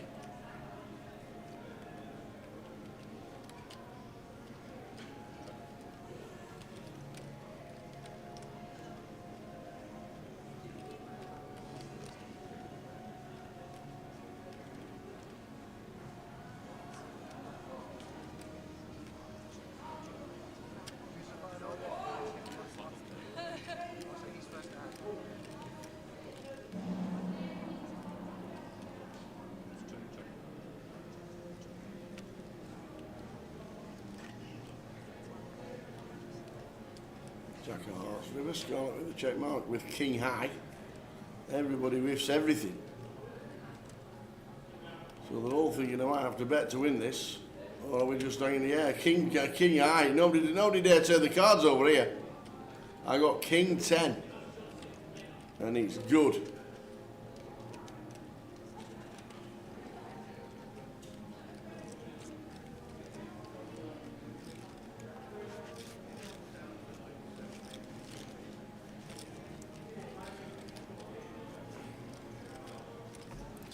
You ready? Yeah. I've got a pen. So, quick rundown of the rules, guys. It's for a £100 ticket, so try not to take the opportunity away from everyone else. If you can't be here on Wednesday and you can't play the Joker's Wild, there's no point answering in the chat box because we don't want you to win to say you can't play it and then that ticket's gone. We're not running it again. If you don't use it, you lose it. Correct. So, rules of the giveaway, as simple as this. Yep. Tower is going to get a question from myself. He'll write down his answer on that piece of paper. Closest to Tower's answer is going to win the Joker's Wild seat. You get one guess per account. Any multiple guesses, you will be disqualified from this giveaway and all future giveaways. And we've got 9 days of streaming, £1,500 to give away. So if you get DQ'd, rest of the week you're out. We've got a lot of money to give away this week, so only one guess per account, please. And please do not guess until we say go. So, Tower. Yes.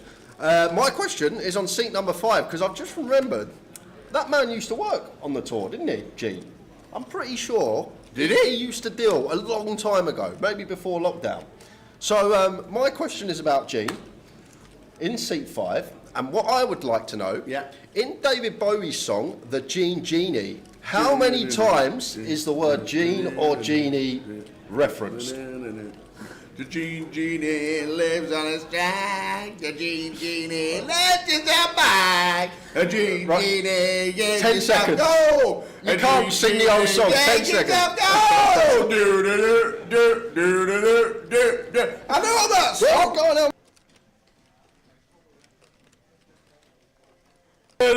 Gene Genie lives on his back. Gene Genie gets in the bag. I wish I never asked this now. I wish I never asked What a this. tune that is. We'll give you a few minutes to guess the answer. We'll also give the correct answer in about 5 minutes, and then in about 10 minutes we'll reveal the winner. Gene Genie lives on his back. Beautiful. Go, go, go. Good luck, everyone. And this is for a Joker's Wild ticket, £100. Get yourself in the Jokers on Wednesday. Come and have a lot of fun. Joker's Wild. I will be there doing my forfeit on stage from the FPL, the Fantasy Poker League. Do you fancy crowd surfing and with 15 poker tables? Yeah, we'll see.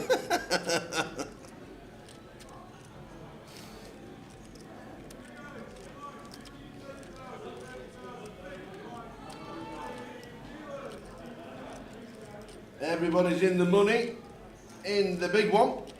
Well done, one and all.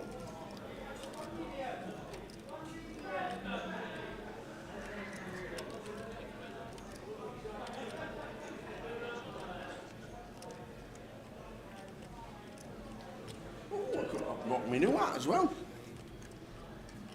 What? Rocking the old new hat. The old stars, look at that. That's aces. King 10 of spades gets there, and Brian with the aces has been eliminated. Not like this, Brian. Oh, Brian. There's so many guesses coming in. I'm scouring the chat box. Oh. I didn't even get to see. Unlucky, Brian. When did this go in? On the turn. It went in on the turn. Okay, fair enough. Not much Brian can do there. Keep your guesses coming, guys. This is for a Joker's Wild. This is working as a new golf app, by the way.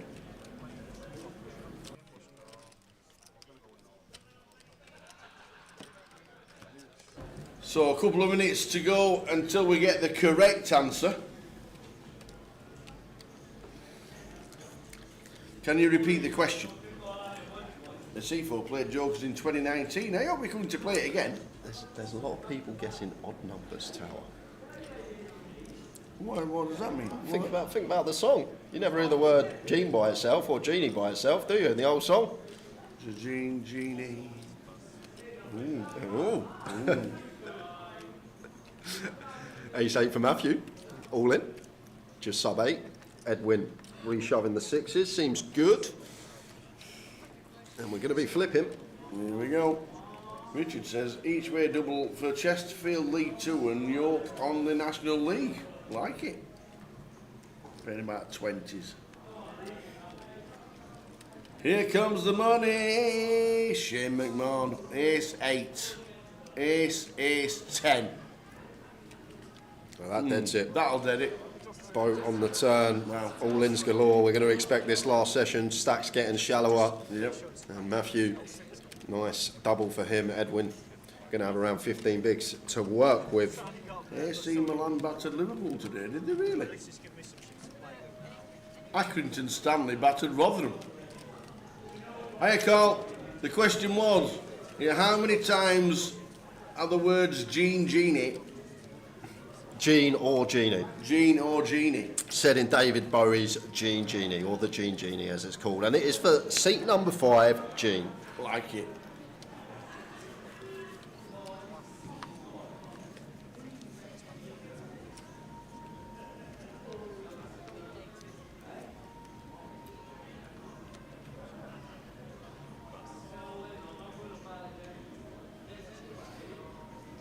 So, go on then, give us the correct answer. So, yeah, according to Google, in the song Genie, the words Gene or Genie are said 30 times. 30 times? 30 times. Ooh, 30 times. That's a lot. So Genie lives on his mind. Genie, God, you're so much. But we're not looking for that. I'm going to play that on Joker's Wild Day. Well, yeah, play for me, there we go. I'm playing it for you. But we're not looking for that answer, guys. So if you put 30, it might be you. Tao might have got it right, but he rarely does. We'll give you another couple of minutes and then we will close the giveaway. One guess per account. If you've already guessed, do not guess again. You don't want to be getting DQ'd. Do not.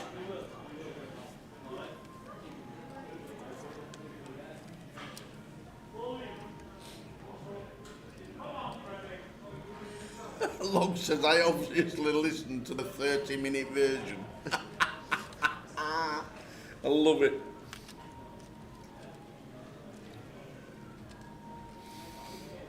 Well, 37 for Matt is actually closer to the correct answer than 74.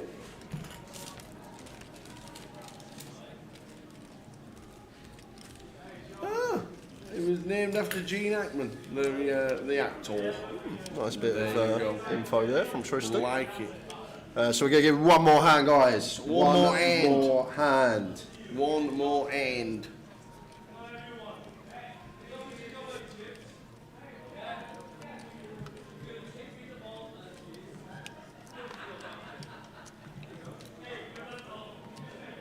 Sony says 30. Does he think I've got it correct? That's the question.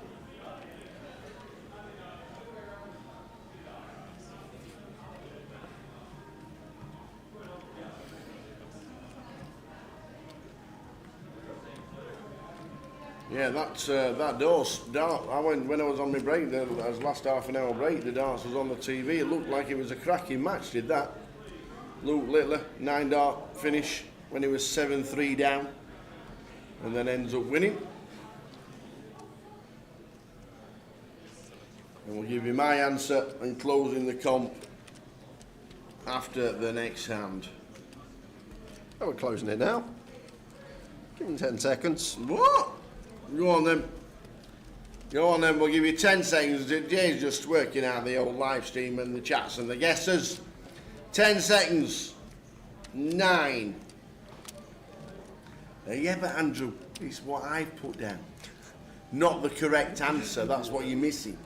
Am I ever close, ever?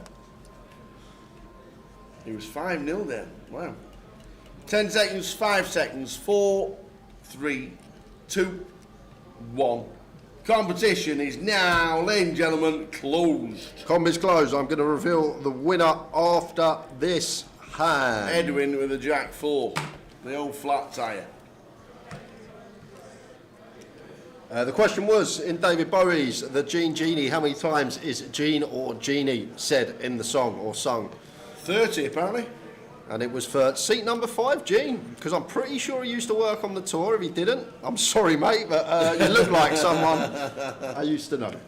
There we go. So, there we go. Competition's closed. Over to the tower. Well, as you know, I knew it, the song. So, I don't want to do the rendition again, but Genie lives on his back. That one. I knew it. So I thought I'd more or less nailed it. I tried to quickly work out how many times. No, I didn't. I told you, it is him. He used to be a dealer. There we go. Okay, nice one. Thanks, chap. Nice one. Cheers, chap. He used to be a dealer in Leeds. Well, there you go. So, I was trying to work out how many times Genie was said, and I knew it wasn't going to be at millions because we had a relatively question like that with do, Mr. Do. Yeah. And I got that way wrong. Yeah. So I had that in my head, and I thought that he actually sang it, and I'm pretty sure if I listen to it tonight, I might be right, because I think I've nailed it. But apparently it's 30, really. But I put 28. Yeah, good effort. That's a good effort to kick things off for the Tower Thinks this week. It's a great effort. Not bad at all. We have. Yeah, what's happened? A four-way tie. What? A four-way? 4 people on my wavelength. I love this. And to make this easy, guys, I'm going to do it alphabetically as the suits, as the answers come in. So the first, we're not going to do this flop. No. Forget this flop. No, I'll tell you when. I'll tell you what's going to happen. Go on. As soon as this flop comes Who's off. won then? I'm going to tell him, hold up. Well, we can't see the cards, unfortunately. Right, so that flop is irrelevant. But for the next flop that comes out, guys, Tristan Chaplin was first in with 28, so you're going to be clubs. Clubs, Tristan. Anonymous Who was second in, so you're going to be diamonds. Anonymous diamonds. Maverick _86, you were third in, you're going to be hearts. And last in was Corinne Willis, you are going to be spades. If your suit plays precedent on the next flop, you're going to be joining us at Joker's Wild. What happens if it's a rainbow? Well, if it's a rainbow, we carry on. We just go again. We'll go for the next one. Rainbow's a chop. We won't even eliminate the suit that's not there. Oh, look at this man here. I ordered a cup of tea for 20 minutes ago. No, they're mine. Oh yeah, on to the coffee. We got with the water. We got the coffees. I order fix your tea in. Where's the rest of it? So, the next flop. Anonymous, you did get it correct, but so did 4 people in total. So here we go. So, Tristan Chapman, Maverick clubs. is hearts. Anonymous Who, diamonds. Maverick, hearts. Corinne Willis, spades. Here we go. We are going to see a flop. Hearts, one time. If there's ever a time to back rainbow flop, this has got to be it, right? So no flop. This one gets through. You're staying with us. You are staying with us. Bob Stevens says hearts. But we got plenty more giveaways today and tomorrow, guys. We've got a £110 closer ticket to give away at about 12:30. Half 12, we've got 30 minutes to think of a question. And then we've got £1,500 worth of the tickets across the next 9 days. Hearts one time for the Twitch contingent. Oh yeah, we got 3 YouTube versus 1 Twitch. Ooh. Oh no, Tristan's on Facebook. Facebook versus Twitch versus YouTube. Well, we've got them all. All 3 like it. Queen 9 suited for Joel. Are we going to get there this time?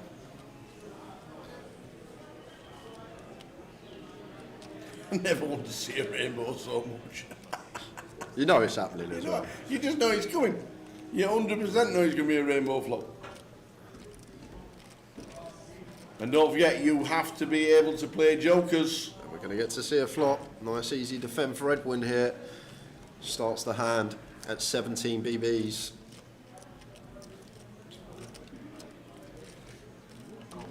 Here it comes. And it's hearts. Hearts for Maverick, but more importantly, pair and flush draw for Edwin. Back to the action. Maverick _86. We are going to see you on Wednesday at the Joker's Wild. Boom. I need one thing from yourself, or 2 things. You can either whisper me on Twitch, or you can post it in the chat box if you don't mind, your name and date of birth. But we need your name and your date of birth, and I'll quickly just wave on Twitch so you know who to message. Yeah, it's not the username. We actually want your real name this time so we can enter you for Joker's Wild. Says my chat. Ah, Stu Stefton. Nice one, Stu. Stu Stefton Oh, hey, you gotta pump it up. Don't you know we'll pump it up? You gotta pump it up. Don't you know you pump it up? Nice one, Stu. We will see you at Joker's Wild. Yes, you can, little Dave, because there is no way for us to police that. So people generally do guess on YouTube, Facebook and Twitch, but it's one guess per account. Stop the bus. Stop the bus? Absolutely stop the bus, because this is absolutely blown my mind. Stu Sefton's date of birth. Yeah. 28th of the 1st, 1986. Yeah. What else happened on that day in history? Not Gene Genie or David Bowie. No. All right, I was going to say that would be absolutely. What else happened on the 28th of January, 1986? World history. I don't know. Why are you asking me? I was terrible. I at actually history. can't believe you just typed that in 28th of the 1st, 1986. I don't know. We're not all historical. The Tower passed his driving test. It's a true story. Do you know what? It is a true story. I honestly thought you was going to say Bowie released a song on that day or something like that. The and I was gonna be like, 28th of January, 1986, the Tower passed his driving test. True story. I can't believe it. What is the relevance though? Because he just typed in 28th of 1st, 1986. It changed my life forever. Yeah, I guess it did. But there we go. Unbelievable. It passed my driving test on that exact date. The day he was born. It was fate. It was fate. I was actually waiting for a mind-blowing moment. I thought it was David Bowie released a single, Gene Genie. It was on the album. This was the day Bowie done it. No, Simulation more important than confirmed. that. I passed my driving test. What are you like? More important than that, I passed my driving test on the 28th of January. And weirdly, on the 29th, my mate was going to driving test on the 29th. And there was a foot and a half of snow. More importantly, chat, because I can't, who else can remember what date they passed their driving test? In all seriousness. You should know, because you change your life forever. I do. It changes your life forever. Bob, when did you pass your driving test? 16th of August. There you go. There's no way everyone knows that. I don't. No, No, I know. no I do. You were building that up for something. There you go. Special. It was Like to you me. was. I thought it was going to be like a simulation confirmed moment, like all this in the Matrix. I passed my driving test. Are you sure? Oh dear. All right, we'll get that sent to PK Stu, and we will see you on Wednesday for the Joker's Wild.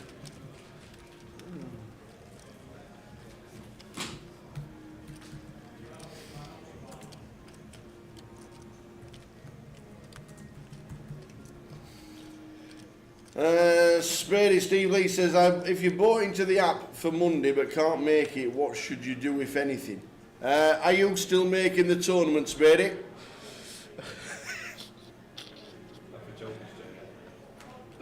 Yeah, that's for Joker's Wild. I'm sorry, but he's a good friend of ours, so I can pull him up on this. I love the fact when you were saying that, I've just scrolled back up the chat box, you're going to everyone what happened on this date. Asifo, he could remember. He knew what happened on that date. Asifo knew. What? I don't know. He put, I can remember. So he must have known you passed your driving test.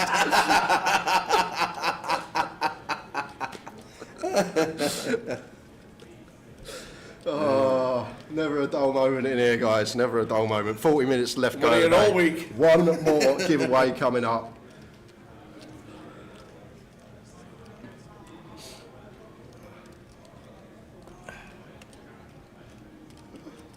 Some people do remember. Lots of people I can remember the year, maybe the month, but never. I don't think I can remember the exact date.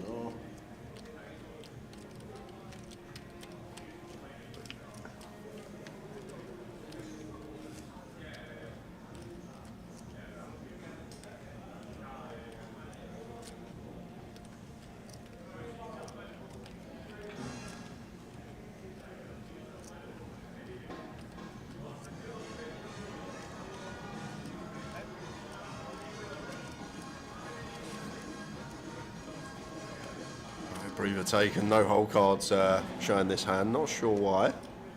But 20k coming out from Joel on the 4-5-7 after raising to 17 free flop.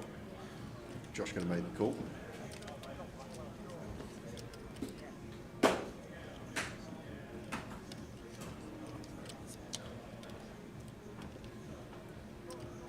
Yeah, good shout, George Meister. Everyone playing Jokers Wild on Wednesday. It is a match day. Coventry are playing a friendly, so potentially going to be some busy getting here. Maybe once again get her a few hours earlier, have a few beers, have something to eat. Plenty to do.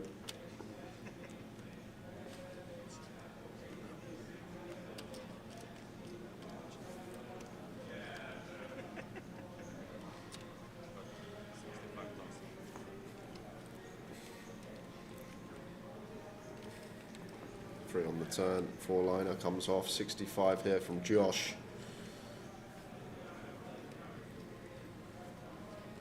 In 25 minutes, guys, we will have... Do you know what? We might have to finger it because you like to do your walk-arounds at the end of the day at the Goliath. Oh, that's true. So we might actually say 20 past 12, 15 minutes time, we've got another ticket to give away, £110 good shout, ticket. actually. That's a good shout. Like that. The Jokers Wild is 100 in. And that's your buying the juice, and it is a charity tournament, so I think it's 10 or 15 of that goes towards the Carers Trust, and been raising many a pound over the last few years. The Jokers Wild has been running. There we go. Craig Kane remembers this. It's on your driving licence, on the back, first column right at the bottom. No, it's not. What's that? The day you pass your driving test is on your driving licence. Mine's up in the room right now. I've not got it on me, but I'm going to check later.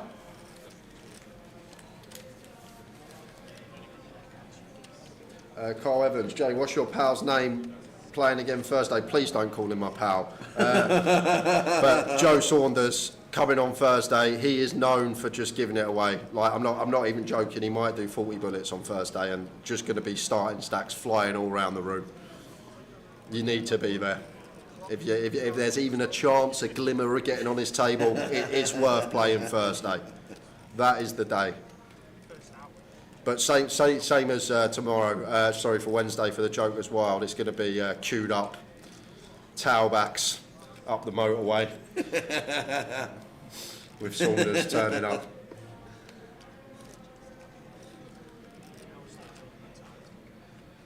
Oh wow, it's on the back. I'm actually going to have a look when I get upstairs after we finish today. And that's like, you never actually look at your driving licence for much, do you? Just the front, no one really turns it over. Okay. Learned something new. Unfortunately not got hole cards here, but Josh asking for all of it.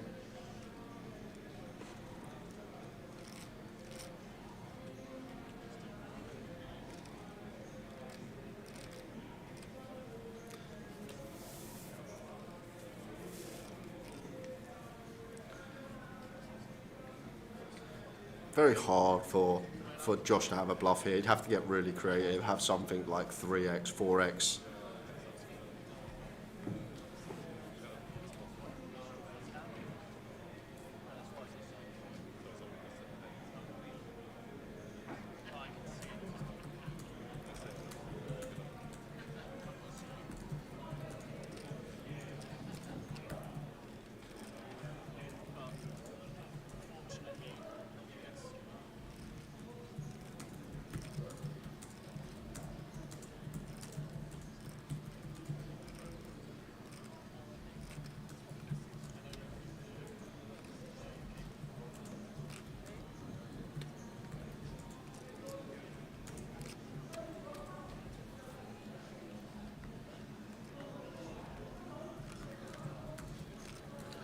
When is the Goliath next streamed?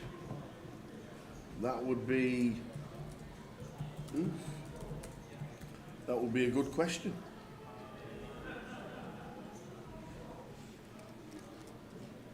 Tomorrow we are doing day 3 of the main, the GUKPT. On Monday we're doing the final of the GUKPT. On Tuesday, it could be day 1C. It could be Tuesday.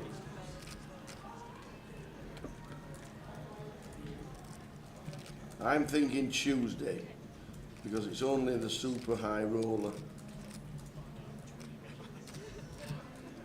Main event, Goliath, day 1D, on Tuesday, I do believe. Because Wednesday we have the High Roller, day 2, and Joker's Wild. And then Thursday, Friday, Saturday and Sunday, we'll be back to the Goliath. That's what I'm thinking.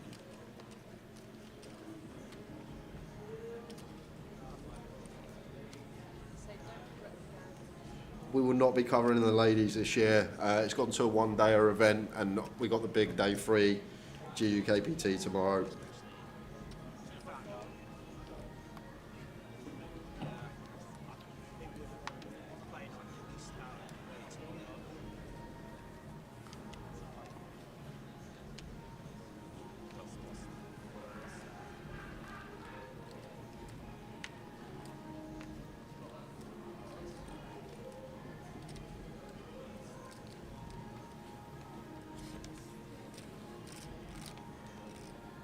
So 10 minutes, we will have another giveaway.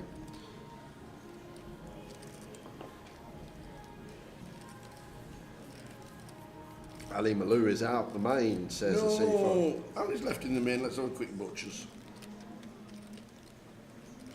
The million guarantee, day 2. 68 players left. And they have 2 hours of play left.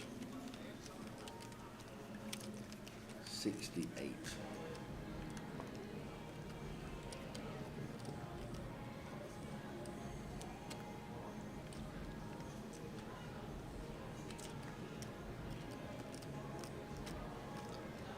And was the 103rd, just in front of Dan Charlton.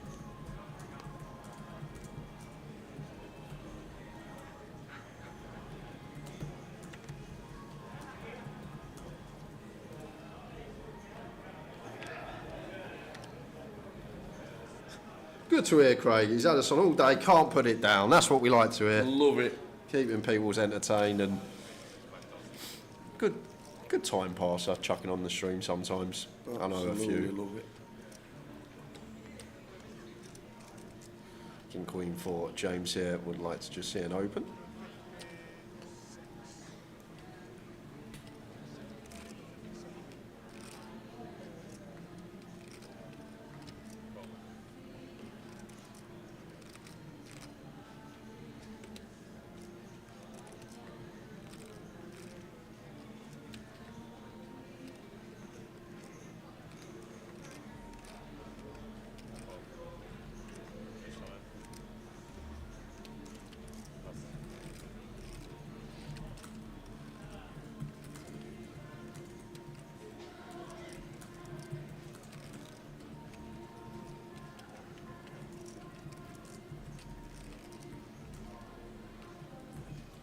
Ace King suited for Darren, nice clean jam, just sub 8.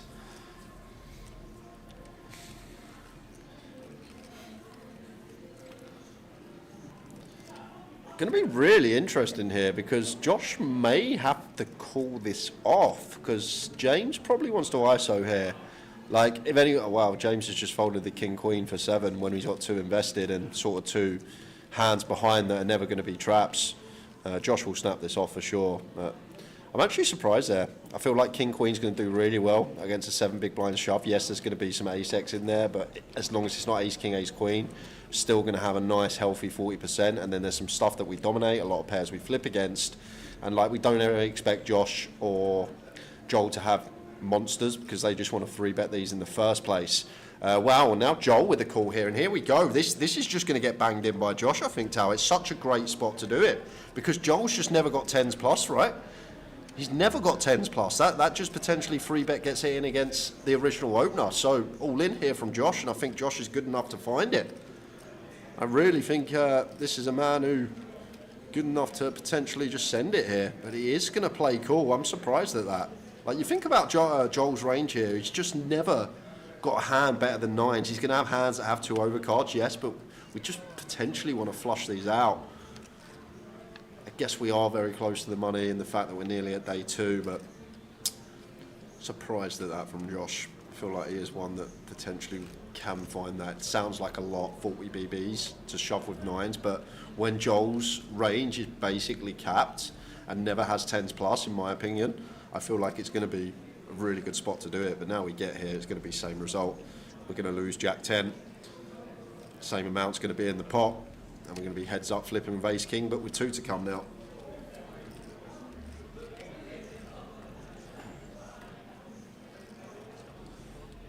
So heads up, Darren all in with Ace King. Josh with the 9.